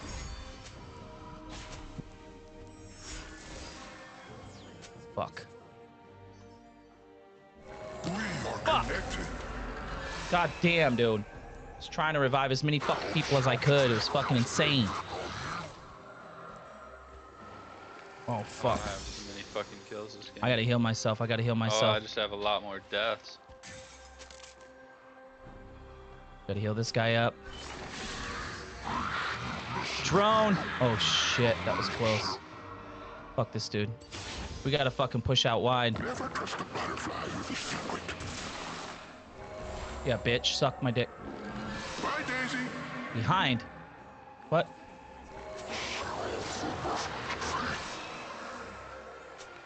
Oh, shit. No! God damn, dude. There's nowhere safe.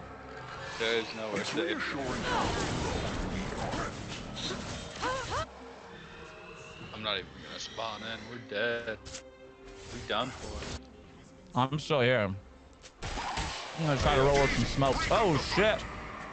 I got a I bandage. haven't been able to spawn in on you in like a minute and a half. Yeah, dude. I'm like, he's getting pegged from different directions. I'm gonna try to fucking get the better spot.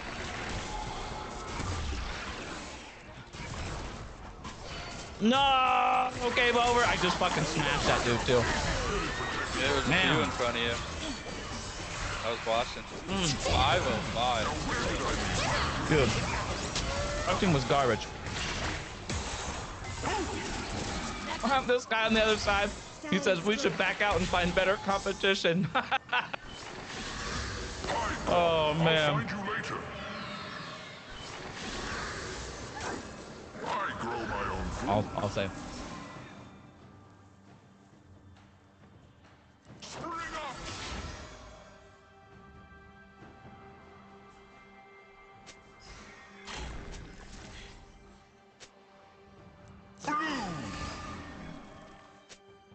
Alright, I got one more of this in me. Fruges! Frugies! Then I gotta Yep, it squat wins. up on CS.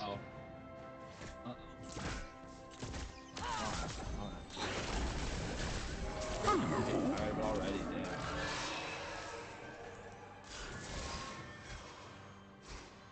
damn. That's not a good sign. I'm having another eye-opening day.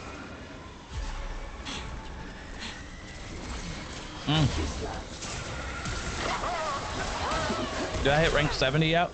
I don't know if I did. I gotta be close.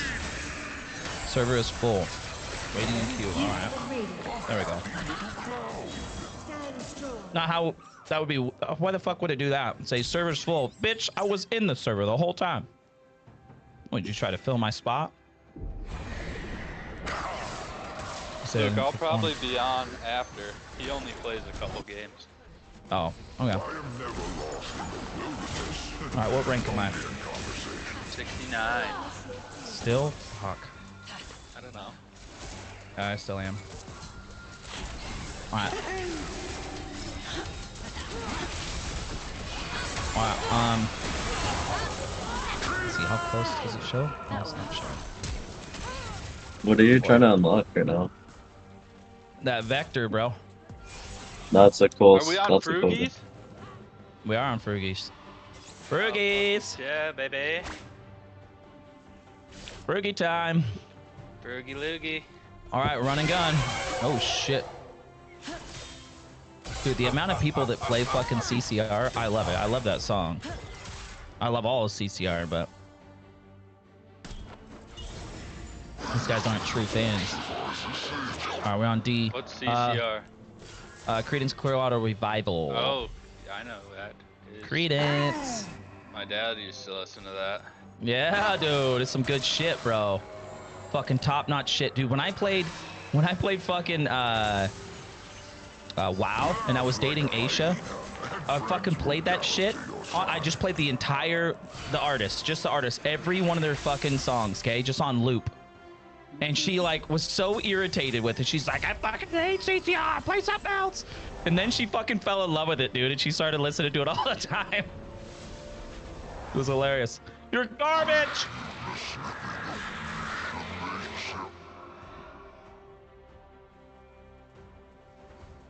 Oh, Shit, you dead fuck. too? Yeah, I got smashed down. That's okay. We're spawning over here. We're gonna grab A. Let's grab A. Let's grab A. Let's go, go, go, go. Oh shit! Over this way. I'm a little bit run and gun. I'm medic. This is the way to roll if you roll with the squad. If I'm gonna lead the pack, I gotta lead the pack. I went through windows and shit, bro. Where you at? We're gonna cross this bridge. Smoking out, smoking. Smoking bridge again. Okay, smoking it. I'll smoke it one more time and then we're going. 3, 2, 1. Russian bridge. This is an American bridge. Oh! I fucking just fell down in the water. God damn it.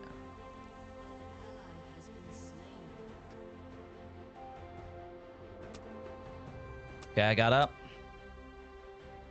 I'm way behind you, Callie. Stay with it. In the window, in the window. Yeah, above me. Yep. I'm rushing with you. I'm right behind you. I have half a clip. He dead. Well, that guy He's fucking dead. jumped up. Damn. Let's go.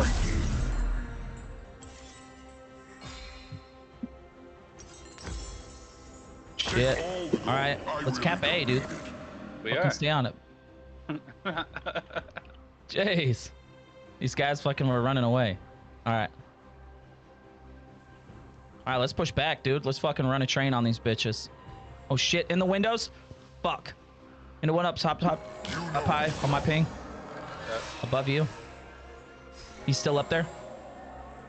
I got a guy gonna revive me. He's gonna get fucking smashed. I killed him.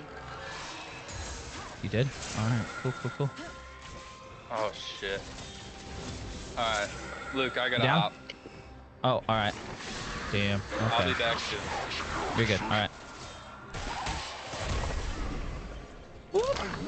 Out the windows. Let's go. Let's go. A gift from the forest. Fucking roll this shit by myself. I'll roll this shit by Gotta hold it myself. down. I'll be Fucking back. no squad to shout out orders to. Shit. Yeah. You're gonna have to lead some randoms. That's okay. I'll get him. I'll get him. You got this. I believe in you. Oh, I know, dude. I know. We'll get this. I've seen you win these, I think. Oh, this fucking bitch tit up top. Oh, this guy gonna fucking pick me up. Oh my god, he's risky. Okay. Good try, bro. Everything is connected in the strangest way. These guys don't know to throw up cover. All you gotta do is throw up cover before you pick me up, dude.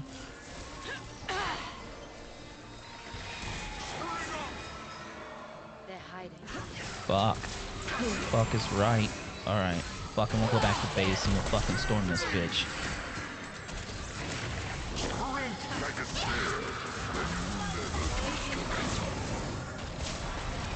Alright, we're gonna fucking get E.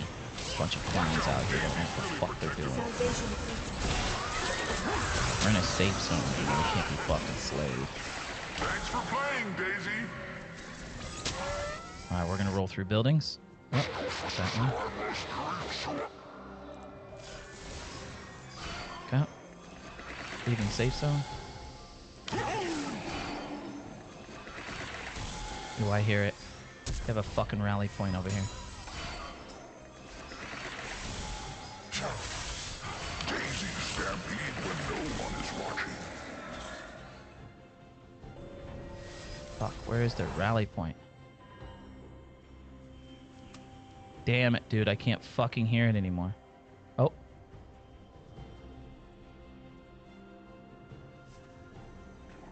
Did he get smashed? I think he got smashed. What the ducks are plotting today. Somebody somehow got it?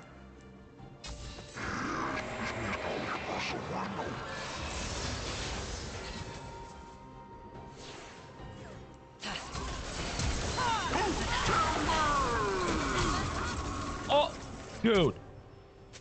What the fuck? How did I not have my gun out? What the fuck was that?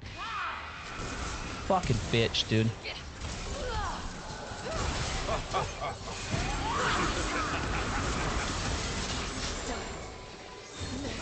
Yeah, that's right. You got killed by a boomer, bitch. Bitch. Alright, we're gonna fucking hold this up.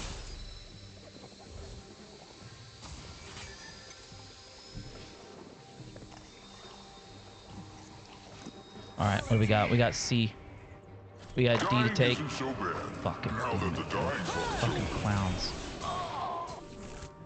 We're gonna end up losing E, I can tell. I can just tell. Run over here and fucking take B. Okay, grab D back.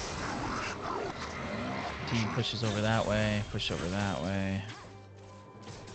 I think we stay away from C and F. Push towards A. Yeah, we'll do that. We'll push towards A. Do you know where the heirloom vendor is in Ogrimmar? Is it the guy on top of the bridge over the portal? Oh, I don't remember exactly, but I think it's in the back. Like if I you're found looking at the him. map, I I found think it's in him. like northeast. It's in the front one. I guess I can buy some plate.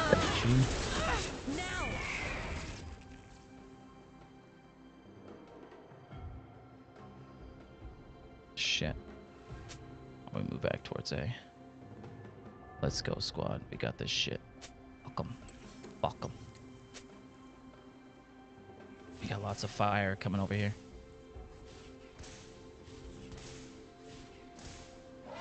Fuck. Fuck it. Dude, where's that sniper at? How come I couldn't see him? Fuck, bitch.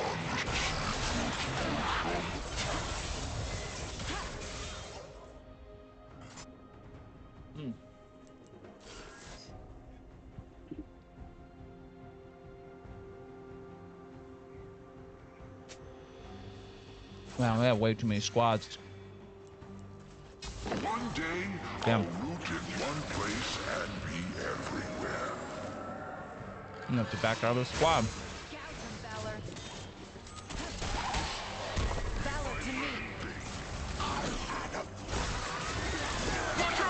Come on, squad, let's go to A, baby.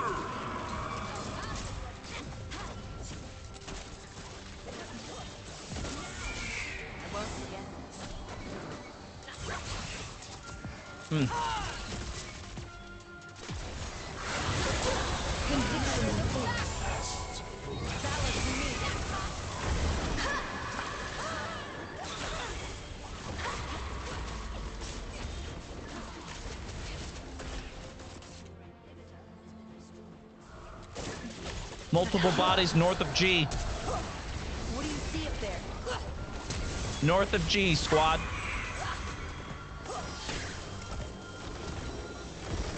The end of life is filled with life. All right.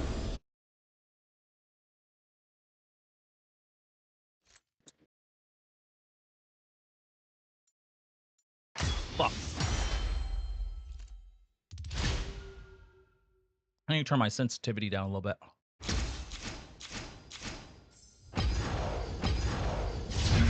Where is that at? Controls. Beam down sight, horizontal sensitivity. Let's turn this to like 80.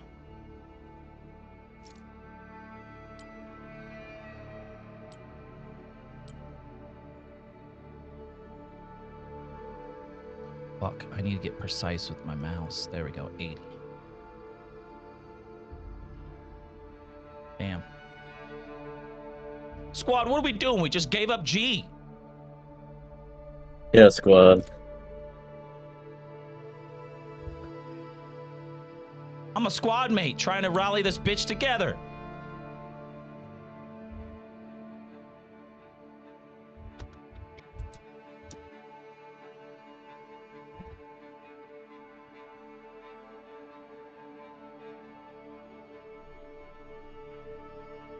Fuck. Who are you? Who are you?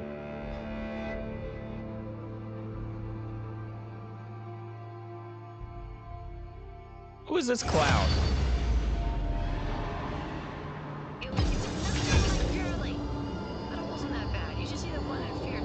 This shit ain't fucking COD, bro.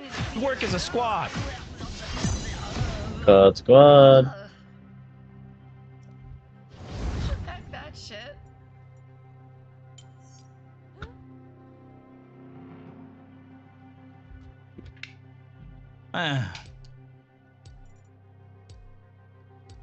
All right, we'll go D to G, I guess. Leave that. What are you talking about?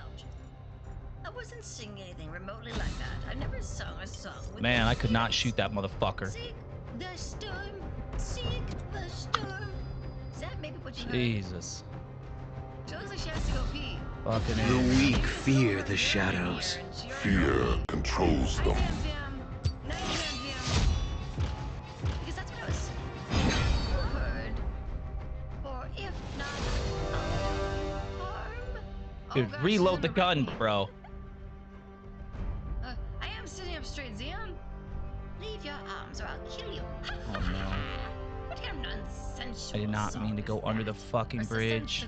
Unsensical song. Yellow spot under your I'm feet. fucked. God. Fucking swimming, dude. I don't got a yellow spot. Fucking swimming. Unreal. Those are the lyrics I was singing. My favorite color is spring. Why we spread out? I thought we were on D. Let's go. Fear it not. You will stay warm. She has been down here for some time. Yeah, she's been down here too long. Oh, whoa. I didn't mean to do that. Fucking hit that dude in the fucking head. Song about a cute little fox Didn't who's die. proud of her warm fur coat, and they chase storms so they don't get cold. Anyway, I'm not trying to cause trouble or anything, but Oh my god, I'm fucking horrible. things either. I just like how my voice sounds here. Prettier, more refined. Thanks for the Come on love. down, bitch. I know you want me. Living on mushrooms. Like, why are we living on shrooms? No. It sounded fine to me, but everyone else is hearing dire threats. Leave the arms. It's okay, I gotta guess get that picked up. explains why weapons kept getting thrown in the boat every morning. It could be dangerous, so I collected them all over there. I've got no interest in them, so feel free to help yourself. No, Where's my progress bar at? no dinga dinga dinga dinga Fucking A, man. I just want to be level 70. I want this Chris explains her Vector. being there. She's just being So I a can be creeper. beasting with everybody else. Hey, that you down there, partner? Of stream. What's going on? Tell me everything. Are we holding D or are we going to G? Why do Well, I I guess we're always coming get back the out. worst of the worst? That would be creepy though. If you Why am I heard getting a singing person coming on the from inside a 27th well, hour of a stream? would you go check it out, or would you the Oh, fuck out of there, fucking no man? way, dude. Hodo-san. Pretty easy to type into Twitch. I mean, they have to be sleeping. Like, why do I get that? fucking nade, bro. Nade.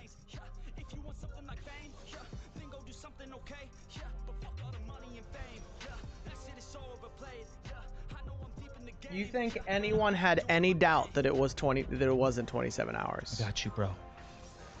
Oh.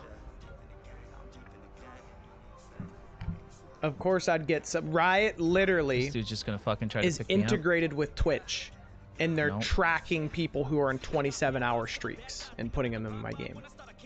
There's just no way. Name the last time I versed someone who's 27 hours. Dude, in. I pick you up and you just sat there. Never. Didn't even try to pick me up. What the fuck, bro? Who did I verse that was 27 hours in? Clown. Fucking clown. Who is this fucking squad? My squad's a bunch of clowns out here.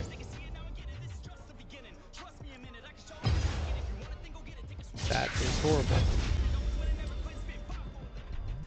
I'm gonna roll around like a bunch of morons or what? Oh. In the building. Good pick Has up. anyone played Dave the Diver? I'd love to hear people talk about it. I watched a little bit of game footage. It looks like shit. Why is it so popular?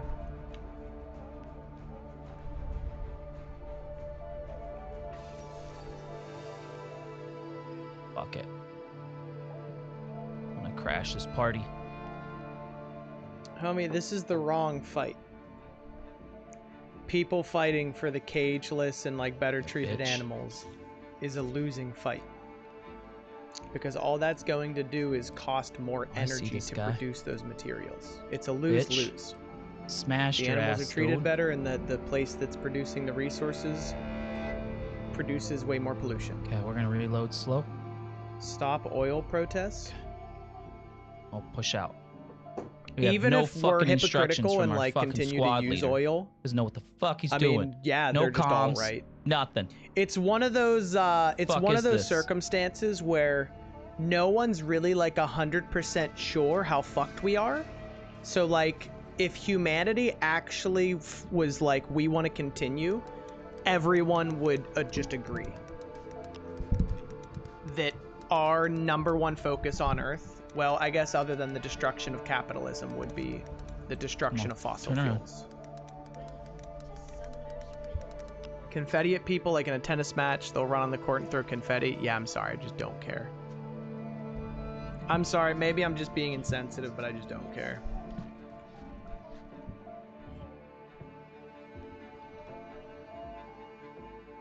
Because like those people are just right. If every event in the world just always got interrupted by like more important things, like I can't really complain. Genetically engineer animals not feel pain. Yes, you can grow meat in labs. That's what lab-grown meat is. It is the same meat from animals, but they don't feel because it's just the meat. No, from behind, instead I of knew the it. Animal. You just nailed it on the head right there, actually.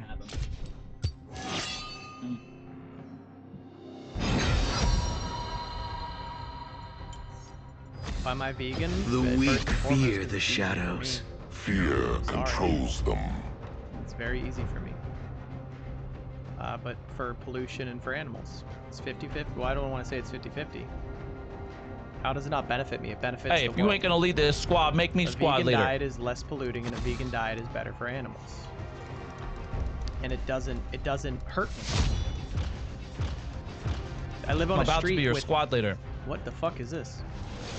I live on a street where almost every single block has 3 places I could get something vegan from.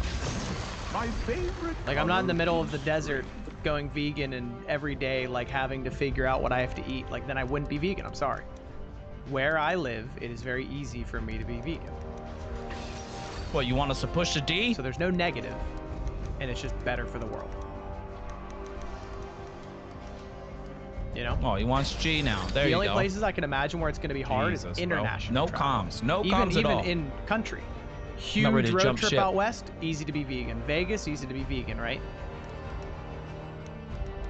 But I internationally, yeah. I actually have no idea what's going to happen. I don't mind having to go vegetarian in like the couple weeks of my life I spend out of the country, you know? Fuck. Still easy to be vegetarian. For sure.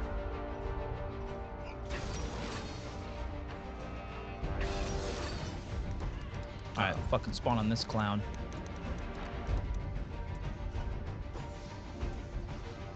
Okay, 4K. Gimme, baby.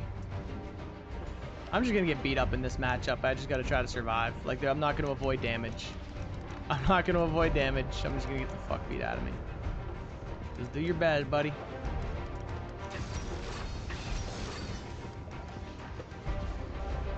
Okay. She's landing every skill Fucking shot. I up a guess little she's bit. scripting or something. I could take a couple of shots. Cap and G, good work, boys. Stackation there, walk up. It's okay, I get my first grass stack. Pretty big grass stack. She does not have fuck Ignite, this which squad. is fucking We don't work massive, together dude. then. That Atlas guy's a I clown. fucked up my W or I would have blasted them, dude. Oh, we leave that guy. He's an idiot. Oh, we leave that squad. We go to a better squad. Encompasses the welfare of animals, both food stock or human. There we go. All right, squad. We going to F. Is that the game plan? What did you just say?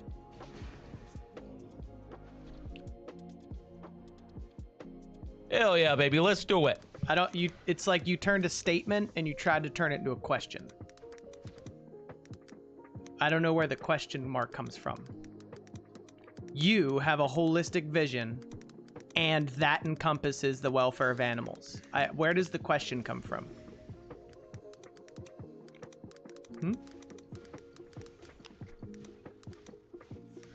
Good luck, truck. There's a question mark. And then you said contrarian, which means like contrary. Like a contrarian would bring up Humvee dead, differentiating points. Do I agree? You just said vector unlocked, baby. Why did it have to be a question? And then do you agree? Hell yeah. I think I'm getting trolled. Oh my god. Now you're gonna have to word it differently because I don't know what you're saying. Are you saying, do I care about humans or animals? All right.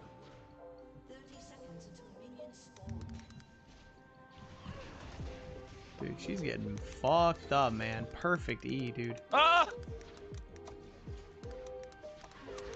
Just flawless E. Man, they're really holding down.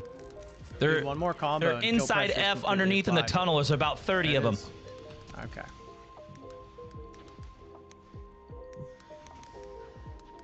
On my pings.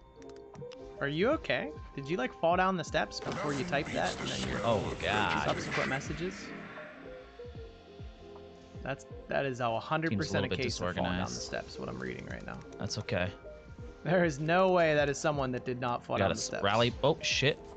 Let me switch my loadout. We gotta go with that fucking vector, baby. The vector. Oh wait, well, I'm on the assault class. The rampage of random words continue. The fuck was that? Vector time, baby. All right, what do we got for vector? We need 5 kills for that unlock. I don't know. Are humans dense? I think we're mostly water. We got basic barrel for accuracy. Hell yeah. Under barrel, nothing. Side rail, nothing. Mag. We'll get that quick mag. All factory farming should be banned. Hell yeah. These are the weirdest, most non-productive All right. movements. Like, all right, let's there's use so this much gun. energy that is wasted in this Ooh, movie. we got F now? No way, dude. We smash these tunnels. Banning factory farming, unfortunately, isn't a good thing. As insane as that sounds for a vegan to say. Jesus. Because the animal... Okay, so this is why useless. It is an impossible tug of war. All right. What is good about factory farming? Drag this guy's let's ass. do it. Let's do it. Let's have some dialogue. Can anyone raise your hand and answer why is factory farming good? Heal your ass. Heal your ass. Heal your ass. Anyone? Fuck. Go ahead. You don't have. You just not literally raise your hand. Shane loves alpacas. What's up? Just going to watch my playing WoW. Oh, no. All right, Shane. Maybe you gotta go a little bit further than that. What is good about factory farming? Man. The environment. You gotta go a little bit more than that. Animal. No, it's the worst for the animal. Dude, I want to get farming fucking is the squad worst rolling, but these for boys the are like well-being fucking... of animals because they are given the least space, given the least amount of resources, etc.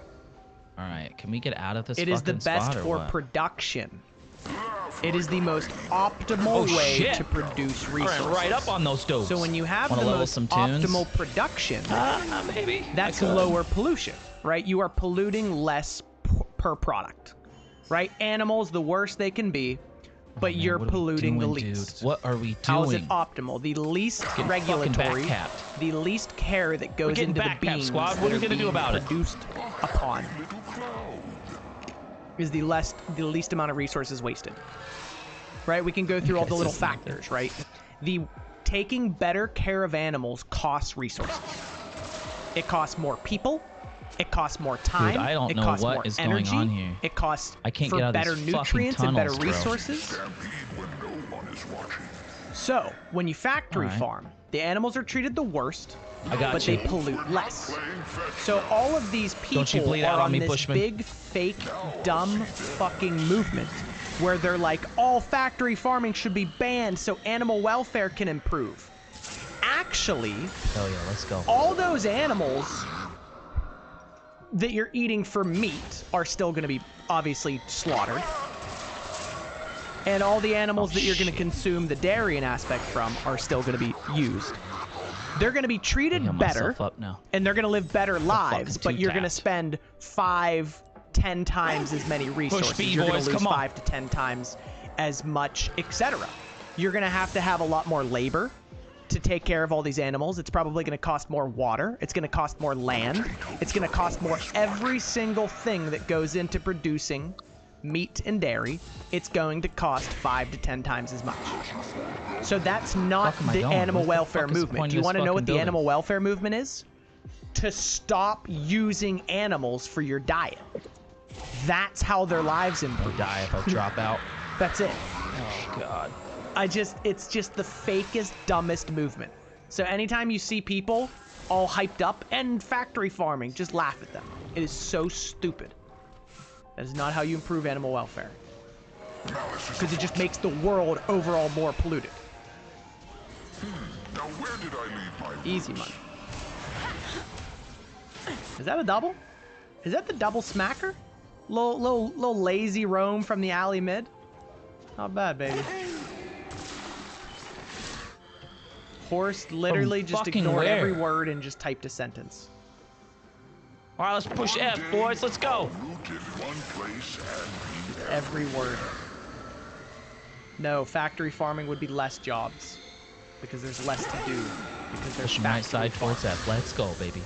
Make some plays out here. Gotta make some plays out here. Come You on. have a billion chickens in a square foot. I hate this fucking. Let's go get our sunflower. Dude, Syndra's supposed to counter Alistair, but I just find the champion so so transparent. That it just like There's doesn't another throw guy me off at all. top. Oh, you're dead though. Nope, it's just that one. Good work, boys. That's how you do it. Animal welfare should be our #1 priority. These people. Why don't we just pay people? Yeah, that would be like when the government subsidized things. I'm pretty sure the meat industry is extremely subsidized by the government. That's literally what it is paying, is helping ease burdens in that industry, pretty much paying for people to go to eat. Can I stack that? Yeah, that was pretty massive. I didn't even ult, by the way. I didn't even ult. That was very decent. Oh, that sucks, dude. That really sucks. Sorry. You just have to pretty much get a new car at that point. It's just like wrap it up, I guess. I would right? Stab. Okay. Do they think this is gonna hurt me or something? Look at that, dude. They're still attacking me, by the way. All right, moderators. All right, let me open up. Wow, Okay. took a peek. Oh my goodness. No way. All right, I'm on my way. Dude. I'll take a peek at it. Second. Okay.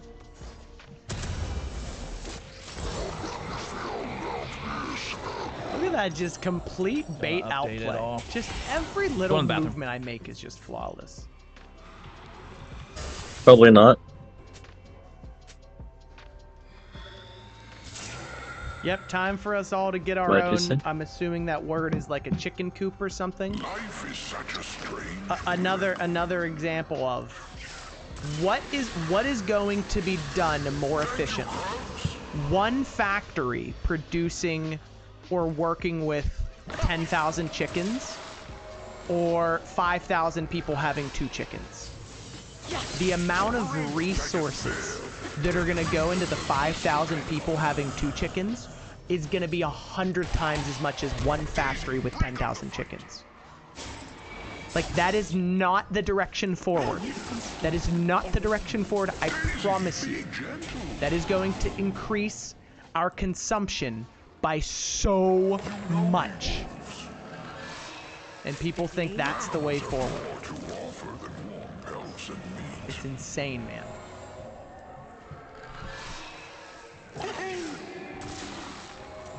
Oh my gosh, it's just so much ignorance, dude.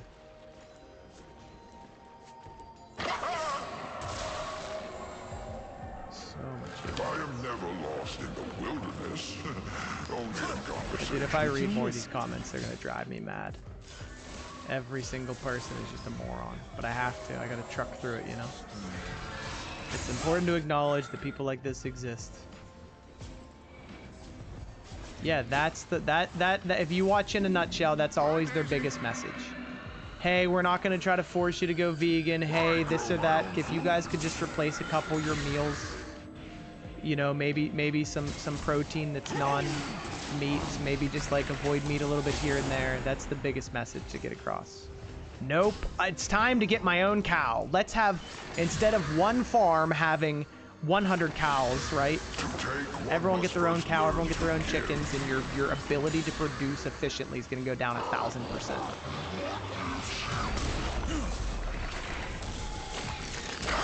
What are you saying? I don't know what you're saying. You need factory, what? Let me get that kill real quick, baby. Sometimes I need to treat myself. Syndra, your stun is already down, my friend. Oh, they thought. They thought, huh? Too easy. Oh, shit, man.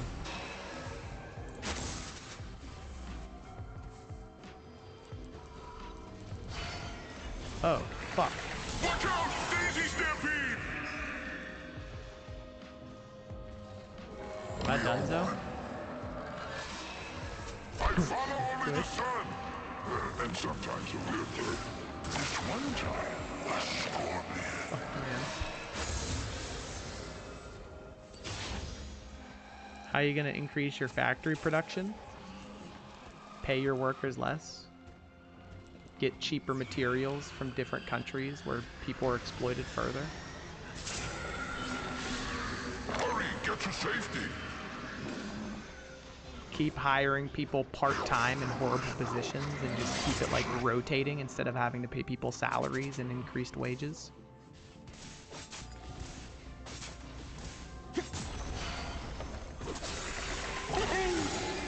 Market your products more exploitatively instead of actually improve them. There's your production increase, baby. I'm having another eye-opening day.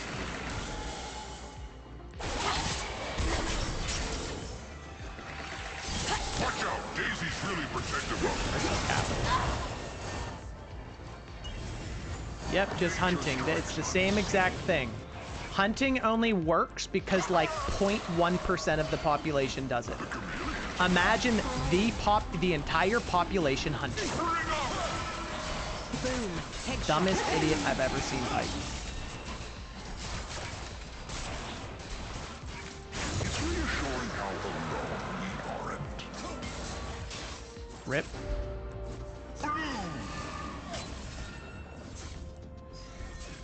Ripperoni.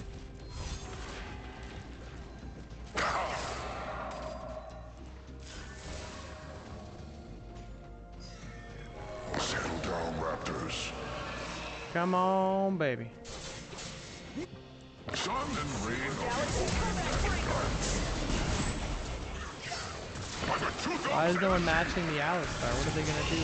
I'm gonna end the game, bot lane. Look at this. Look at this split push, man. Unmatched. Oh shit. Oh fuck. Oh damn. So go mid. Oh. Did someone try to attack me? Alright, I'm gonna launch in there, team. You guys want on this? I think he just dies. I didn't get a stack there? No way, man. Draven? That was one of the worst things I've ever seen. Kane? Kane? Looks like I can go through the wall too, buddy. Oh my gosh, dude. That's pretty good. Split pea soup. You know what I've been craving since I got home? Olive Garden. We should get some tomorrow. Nothing beats the smell of vegetation. Boop. Gotcha!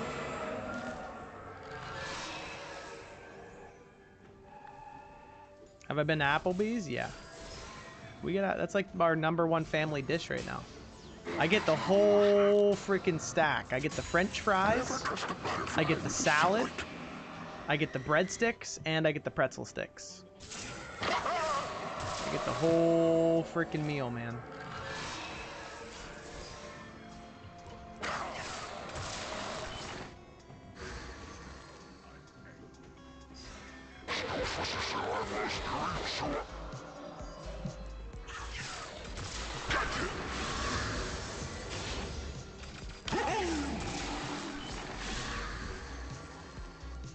Easy game, this game, baby.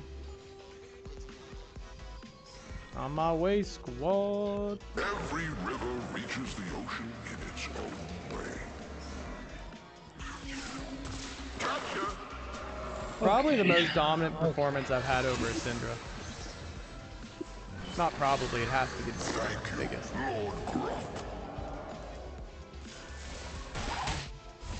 Okay. Technically. Oh, Draven's dead, never mind.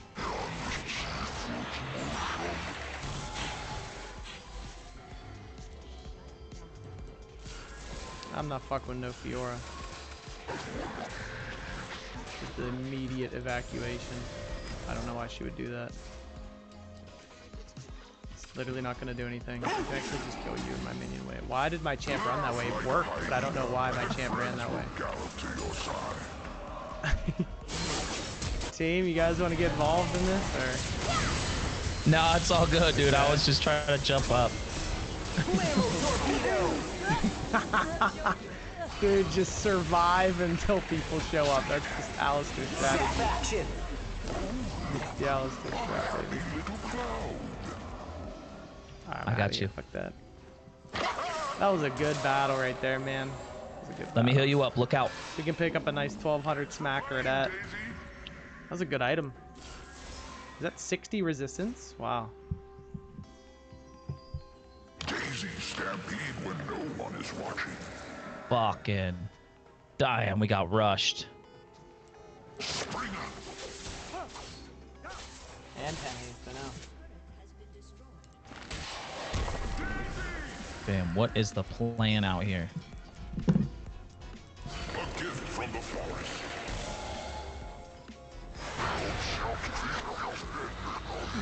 Stackerino that. They literally got boys on C. Oh Squadron. shit. Flash engage gets the kill. Hello, my good friend. Well, I'm in good shape. How about you? Still in very, very good shape. Just gonna heal guys up.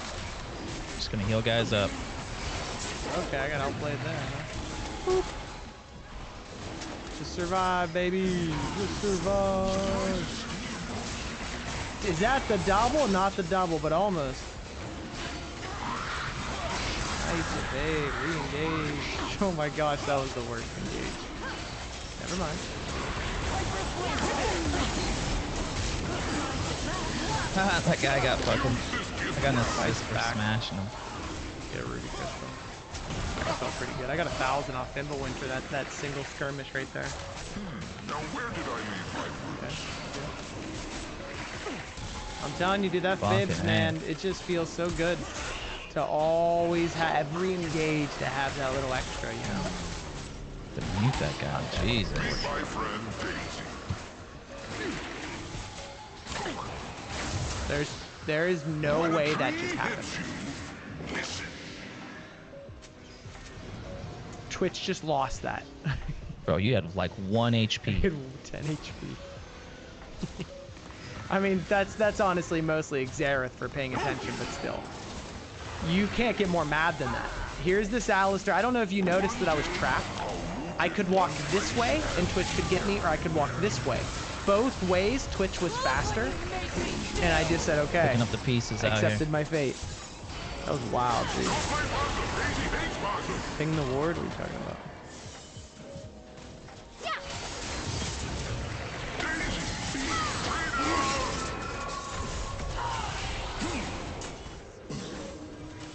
Do I have a blue buff? No. I think I did. Sprinted down mid, team. Sprinted. I thought you said the Draven was dying. They look like they're doing all right. Now we can rush. Shock rockets. All right, that Cinder is very bad. Fuck.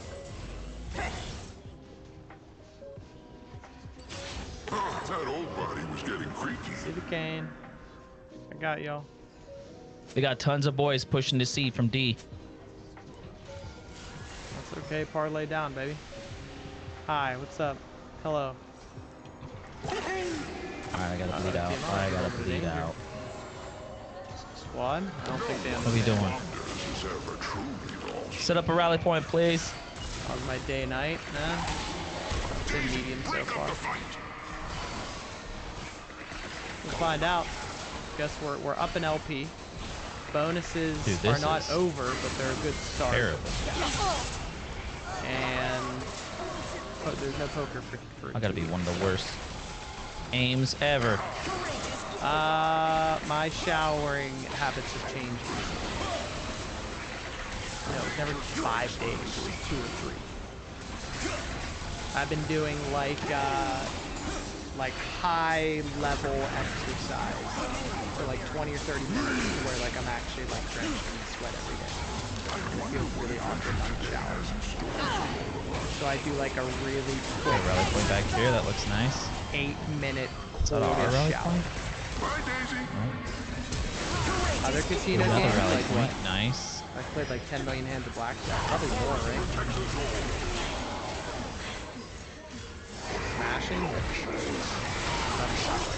Sorry, bro.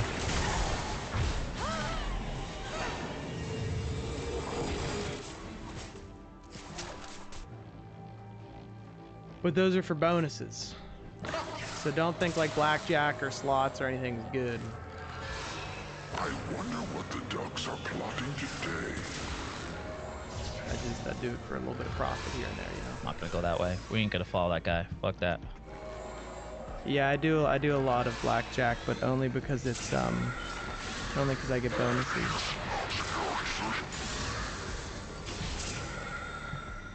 Bitch. Fuck your vehicle. Return to your pond grove. I find that the stranger life gets, the more it seems to make sense.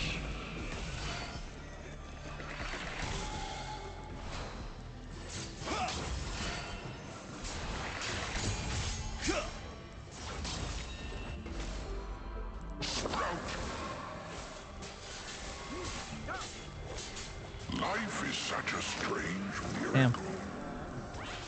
Where'd that guy go? Oh shit. No!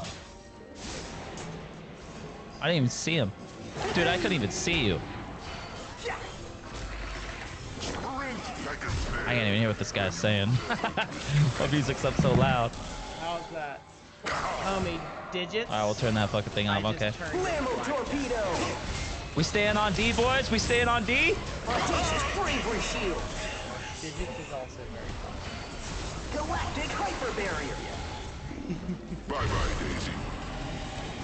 Obviously, way less bad than because the max spec is much lower, but yeah, I forget. There was like one bonus where you could do digits. On my pings on D. Meet my friend. Inside. Nice, nice. Another one on the door, on the door, on the door. He's reviving, he's reviving.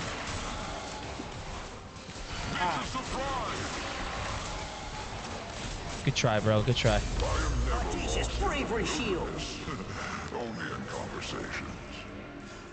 A gift from the forest. Fun on this squad leader. Let's see what we got here.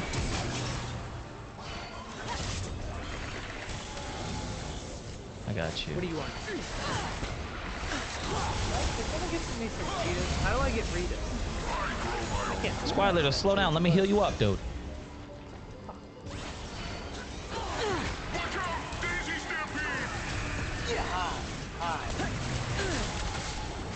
Thanks for playing, Daisy. Turbo shock rockets! We're pushing E. Watch out for snipers in the trees. All my pings out here. When darkness closes in, drill right through. Hell yeah. Fuck 'em.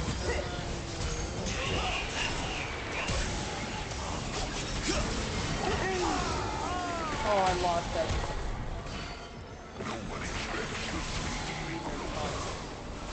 Damn. Fiery spirit of Euro Inferno! We need that rally point set up still. Homie, you guys, I should go take pics of the dorm rooms of my freshman year. Small. You want to talk about small? Fuck. It was definitely smaller than. Was it smaller than this room? I think I have enough kills now. Let me think for a second. I can get those. It was more narrow. So red this dot. room I'm in right now, and you can check the room tour. Imagine this room more narrow, and then there was 2 people. What? Because it Really? was bed, That fucking and then almost you killed could me? barely, you could only fit not even another It bed didn't. between What? them. That's how narrow it It was. said it damaged me. That's what the towers were like, dude. That was wild. We pushing F or D?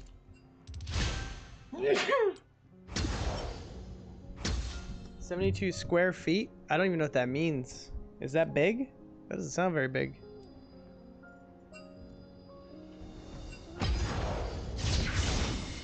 Do I think doctors should be paid $300K a year or $500K a year? I think all salaries should be relative.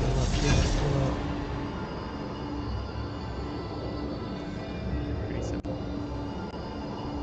I think doctors should earn a living, and I think people that work in fast food should earn a living. Teachers should earn a living. Politicians should earn a living. Wow. Obviously, a little fluctuation Damn. here and there, but Good work. not much. I got me. He got me. And there would obviously be got a him. lot. There would be a lot of fluctuation, right? Because there's going to be jobs that require much more Nasty schooling. Nate still sniping? Yeah, he Jobs is. that require much more expertise. Jobs that He's require sniping much up a more storm. physical labor. Like there's going to be jobs where you can't do for a long time. Right? And there's going to be other jobs you can do for a long time. There's going to be a lot of Freaking fluctuation. nasty Nate, man. There's going to be certain people that need taken care of more. You know?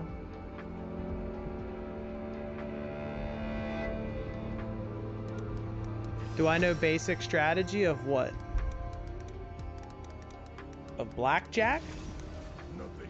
Or of other games? Fuck. I was moving around like crazy. I gotta turn down 9 the fucking by 9 feet. shit again. I Do gotta I turn down have the a controls. tape measure? Let me think. I gotta turn this to like fucking 50, man.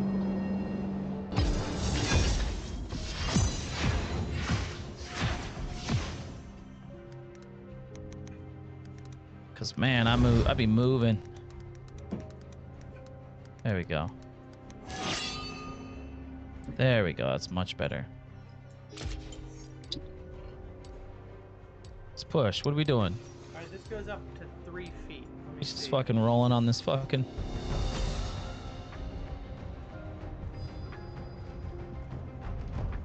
The weak fear the shadows. Fear controls them.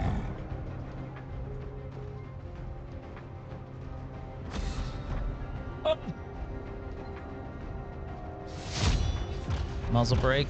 All right, I'll take the muzzle brake. Muzzle brake. It's just a horizontal. That's 9 smackaronis right there. Just to that. Nah, we won't do muzzle brake. Get back in the mix. Let's go.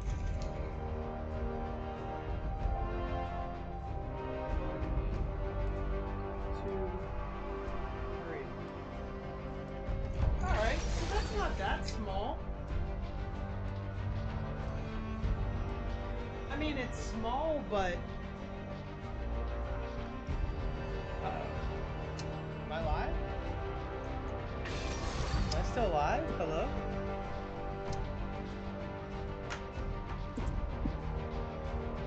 Heal. Hello? What do you mean you can't fit your PC setup in bed?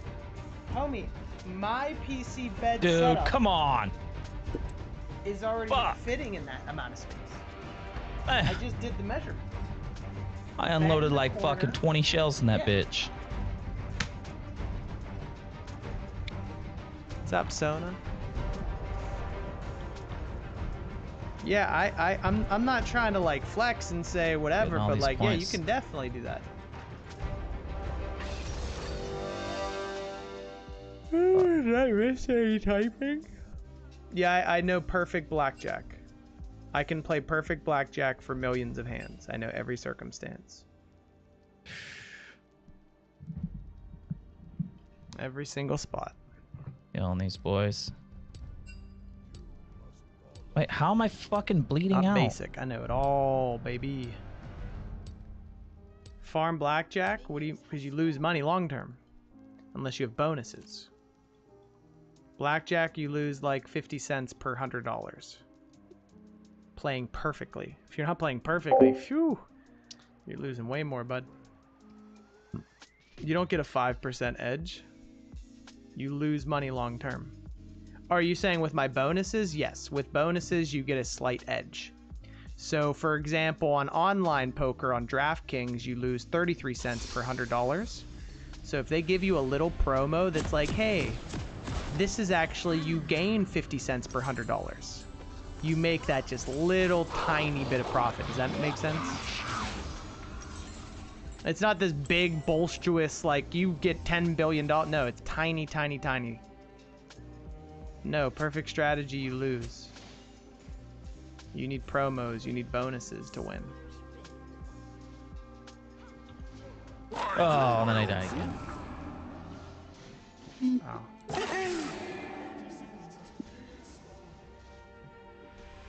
That's like card counting and shit, and that doesn't exist anymore. Don't do it.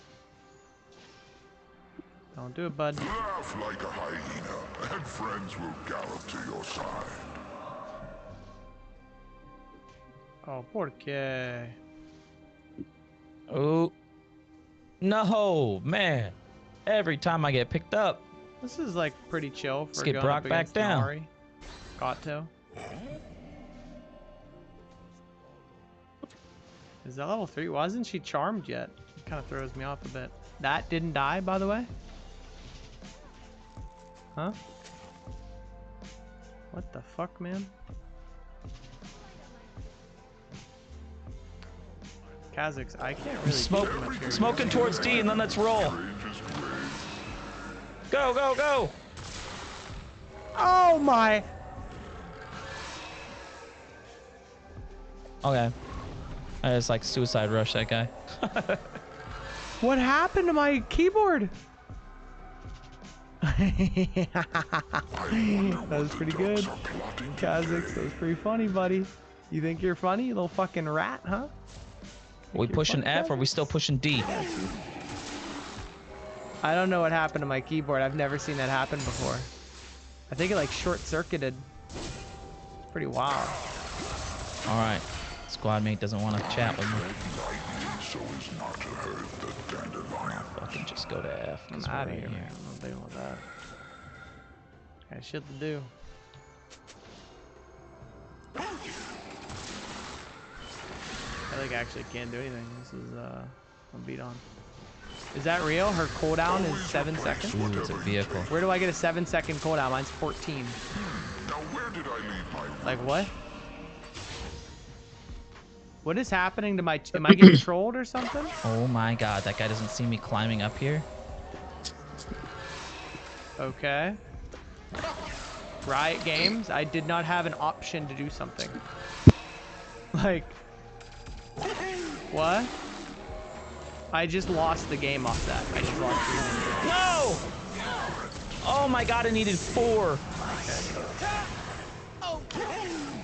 I needed 4! 3 minion waves. Okay, I got an She's assist. probably 1.5 levels ahead. She's probably good to very know close now. to level 6, and I'm halfway to level 5 because of her junk. Good take on D, boys. That's Or always F. my favorite. Never has anything Good take to do on with F, my boys. Always someone Now else. that the dying part's over.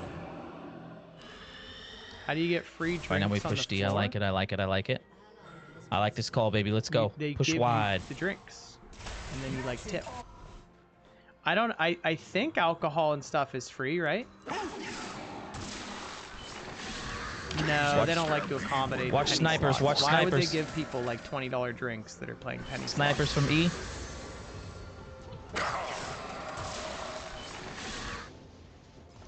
I wouldn't know because I just get Red Bulls. Like Red Bulls and soda and water's all free. Alcohol's way more expensive though, so I don't know, but I'm assuming yes, it is. I'm assuming all drinks are free and people just end up tipping so much anyway that it's like...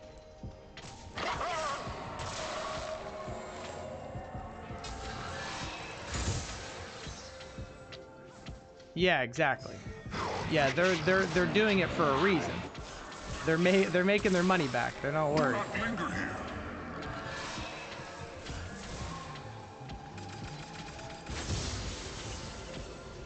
I don't mind that at all. That's not the worst thing that's ever happened in my entire career as a player. Yeah, Vegas is different. Yeah, most casinos are not going to be free. That is a Vegas thing. Push the C, boys. Let's go. We sandwich them bitches. I am never lost in the wilderness, only in conversations. Ow. That hurt quite a lot.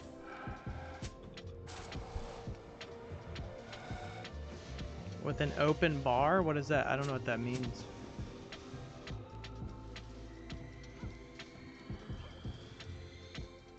Potatoes are always I'm just gonna get the XP, dude. I don't give a fuck about the gold. I can just ult out of it too. I guess I have to. Did she even ignite? She didn't even ignite. That just killed me. There are sections. There are sections with bars. No, I've never. I don't think I've seen that before. Pretty sure all the bartenders. Oh, we use pinch that. them. Yeah, that would be a cruise. Yeah, it's filled. The casino is filled with bars. There's bars everywhere you look. But I'm pretty sure those people pay. One day, I'll root in one place and be everywhere. Gotcha. And again, there's probably a reason because they can't prove you're actively playing if you're walking up to those free bars, right? If you're sitting at a table and they bring you drinks, that makes sense for them. Shooting at a guy too VIP far away. rooms, yeah. Didn't you see? Was that Horse that posted that? Phil Helmuth got a little VIP room or something. They probably do that for a lot of people. Yeah, cruises are dope, dude. Cruises are fucking wild with their inclusivity. You just get everything, man. Oh, you're right. Cruises have alcohol packages now. You're right. Sorry. I forgot about that. They do. See, I don't know these things because I don't drink. So, like, the soda... No, even the soda, I needed a sticker. Nice work, boys. I think we go back to D. I needed to pay, like, an extra amount of money to get, like, unlimited soda. I'm pretty sure. Which is wild, because soda is unfathomably cheap. We're losing D, losing D, losing D.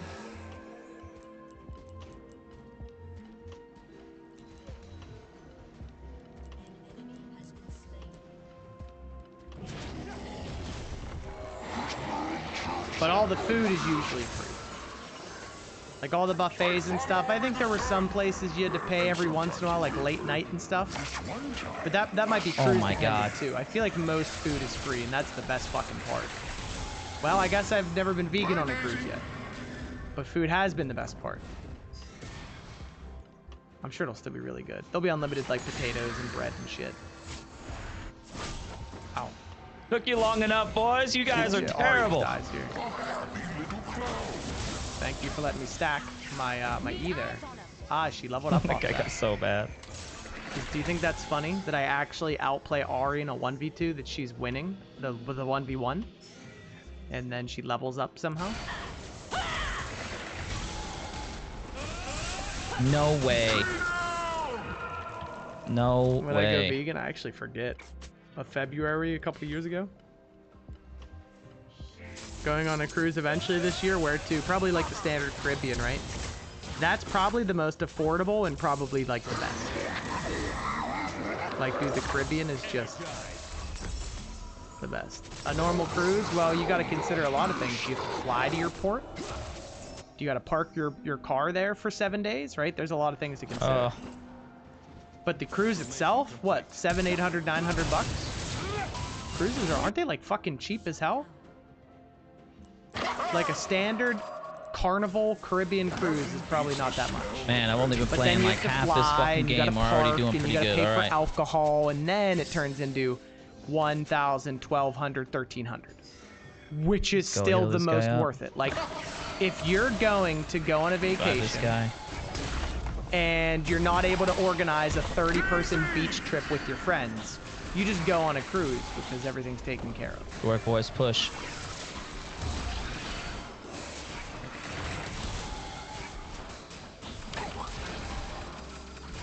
$1,200 ain't cheap for like a vacation of your lifetime. Smoking D, let's go. You're not gonna find more affordable vacations that do as much as a cruise. Go to 5 tropical islands, eating 5-star restaurant food for $1,200 for a week. You're not gonna get that anywhere else for anything. For the quality that you receive, it is affordable. I wonder what adventure today has in store. Yes, every day on a cruise you eat from a 5-star restaurant. And then during the day you can eat at 5-star restaurants. And then you go to 5 different islands where the food they provide is free. You can do other things. Thanks for playing, Daisy. Like, cruises are the most insane. Yeah, exactly. Just hotels in general and stuff. Like, you don't have to pay for any of that. You sleep in the fucking boat. Now, if you do extra stuff, see, it's like everything's a la carte on a cruise. Not necessarily. Like, alcohol is a la carte. Extra things on the islands, that's going to be a la carte, right? Like, you want to travel from the port, you want to stay in hotels outside of the port. Bitch. See, that's where you can start to spend money. But a basic Carnival cruise, that's it. $1,200 if you got to travel. Ow. The first cruise, or the last cruise I went on was 8 a.m. to 4 p.m. The end of life is filled. You were able to get off the boat at 8, and you'd be back on the boat by 4. But it can be different. You might go on a cruise where they stay at an island for 2 days or 3 days. Like, my parents just did the where the fuck did they go? Bermuda. And they were there for like 4 days straight. So they could technically do whatever they wanted. They could travel the whole island. That's right. If they wanted That's to. how it's done. All right. But like, I would we're suggest gonna a just Caribbean disconnect cruise from that this goes match. to like We 5 just different got done places. winning. We're good. And then Take a once you peek get at bored of those types of shit, cruises, now then you it's can do like updated. stay at one place. But going to a bunch of different places, dude, Go take a peek. so much fun, dude. Got done shitting on that fucker Atlas. I played half of that game. Half of that game, and I still scored more than he did. He was Garbo. I knew it. It was terrible. Terrible squad mate. Terrible. All right. Oh shit. Actually, I need to load up. Oh my god. Floors for sure. I gotta update my. Some of them not the most like regulated. I mean, I guess they're safe, but like, yeah, like we did some shit. Okay. Seemed like a little shady, but Back. like it always worked out for us. Quit. Let's open up Curse Forge. Yeah, we got a lot to update. Dragon? Okay, we're pushing Waven. Okay, team. I want to help you, but I gotta push my Waven. Alright, got all that. Cool, cool. Shane, what are you on? You said Storm Rage? But I go vegan because it was easy. That's the #1 reason. It was easy to go Shane. vegan because of where I live. And then why would you? Because it's better for animals and better for the planet. Less pollution. More sustainable. This is Alliance side, so pretty simple. Sprint like a snail, then you will never twist your ankle.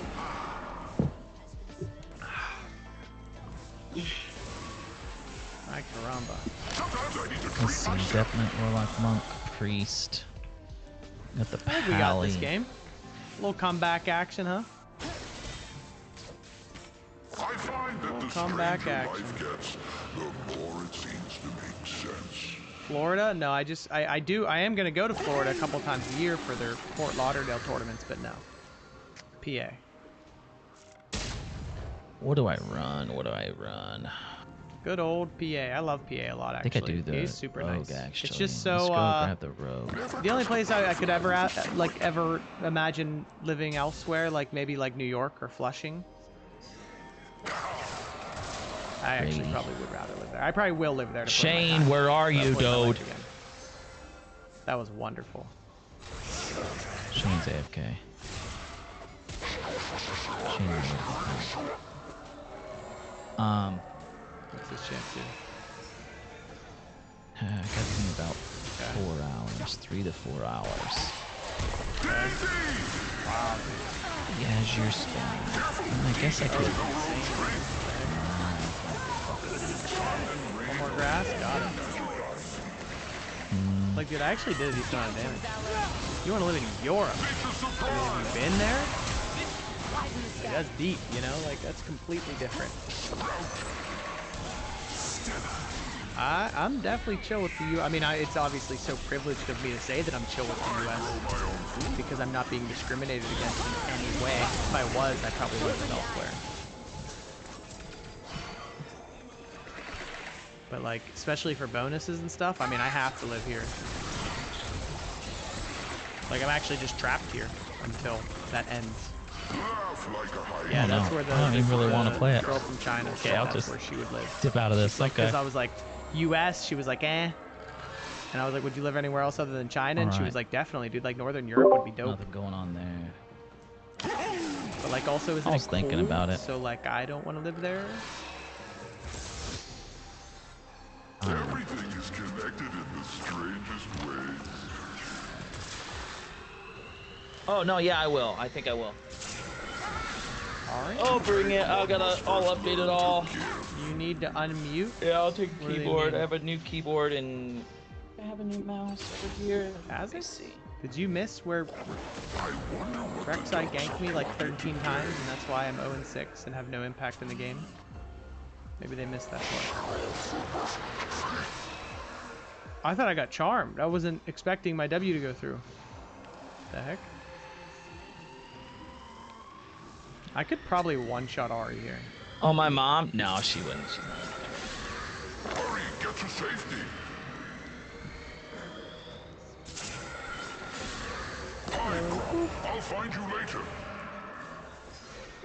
My tread lightly so as Don't not to care. hurt the I could actually charge my E here and probably kill Ari. So bad, these fucking people. New York would be cold too. Not as cold as the Netherlands or Canada, right? No. I mean, yeah, New York did get cold. The scorpion must score.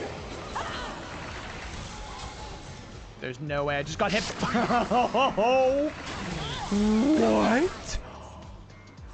What just happened? Oh. I've never seen that in my life. Yeah, New York it's cold. I don't like the cold, but I do like New York. My gosh, I love urban areas. Maybe I could do New York half the year. And then somewhere more south half the year, you know? Could do that, actually. When does it start to get cold? Like November or December? November. You think like October? October, November, December, January, February, March. No, because you want to be there in spring. You want to be there when it starts to get nicer out. So you definitely skip January, February, and probably March. So what, April? Would you go back in April? Anyone?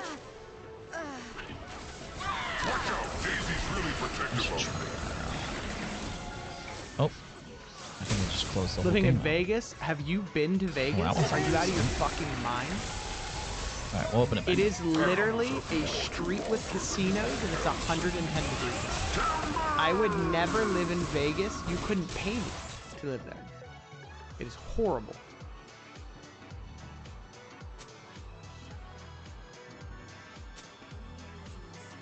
Yeah, live in New York for like 6-7 months and then live somewhere else for 5 months. You'd have to find a really nice place that allows month-to-month leasing, though.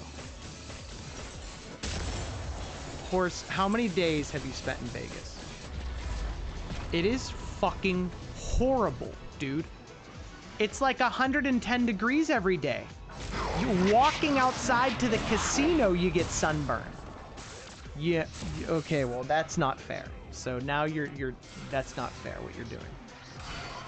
What you're doing is you're taking life circumstances of yours and you're flexing it over my life circumstances. And that's not fair. That's like me being like, I stubbed my toe, it hurts. And you being like, Gibson, my leg fell off. And me just being like, oh, I just lose then. I just lose then, I guess. I'll just not say anything about my toe anymore. Like, it's not fair. Vegas is still bad and too hot. And it doesn't matter if you lived on the fucking surface of the sun. That's crazy you did that, but it's still hot and miserable. You know? That's all I'm saying.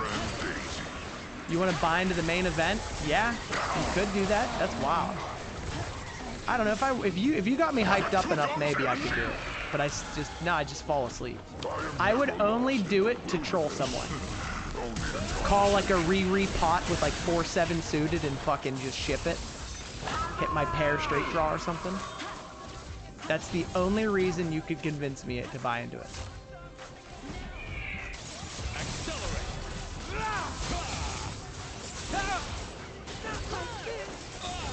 Let's pick this up real quick. What are these people doing? This is my fucking base, dude. Don't fuck with me. Look at them thinking they can fuck with the beast, you know? Look at this shit. Oh shit, fuck that.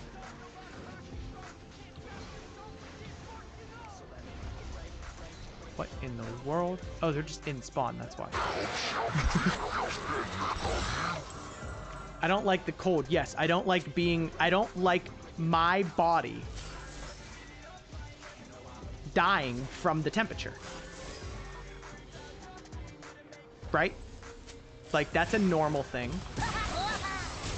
So yeah. I've been there. Actually, I did go in there in November. It was WSOP November one year. I guess it wasn't that bad, right? November Vegas? I wish that's when the WSOP was. Did I watch any of it? I probably should this year though. You know what was really cool? I don't know if I've already said this. I'll say it 5 more times. They were live streaming the main in Paris. So any of the big hands, like the whole floor would like lose it. That has to be one of the coolest experiences of my life. Everyone all hyped up, everyone screaming about the big main event hands in like all the other tournaments. Because they were on all the big screens. So like, yeah, I saw like glimpses here and there, but no, I didn't pay any attention.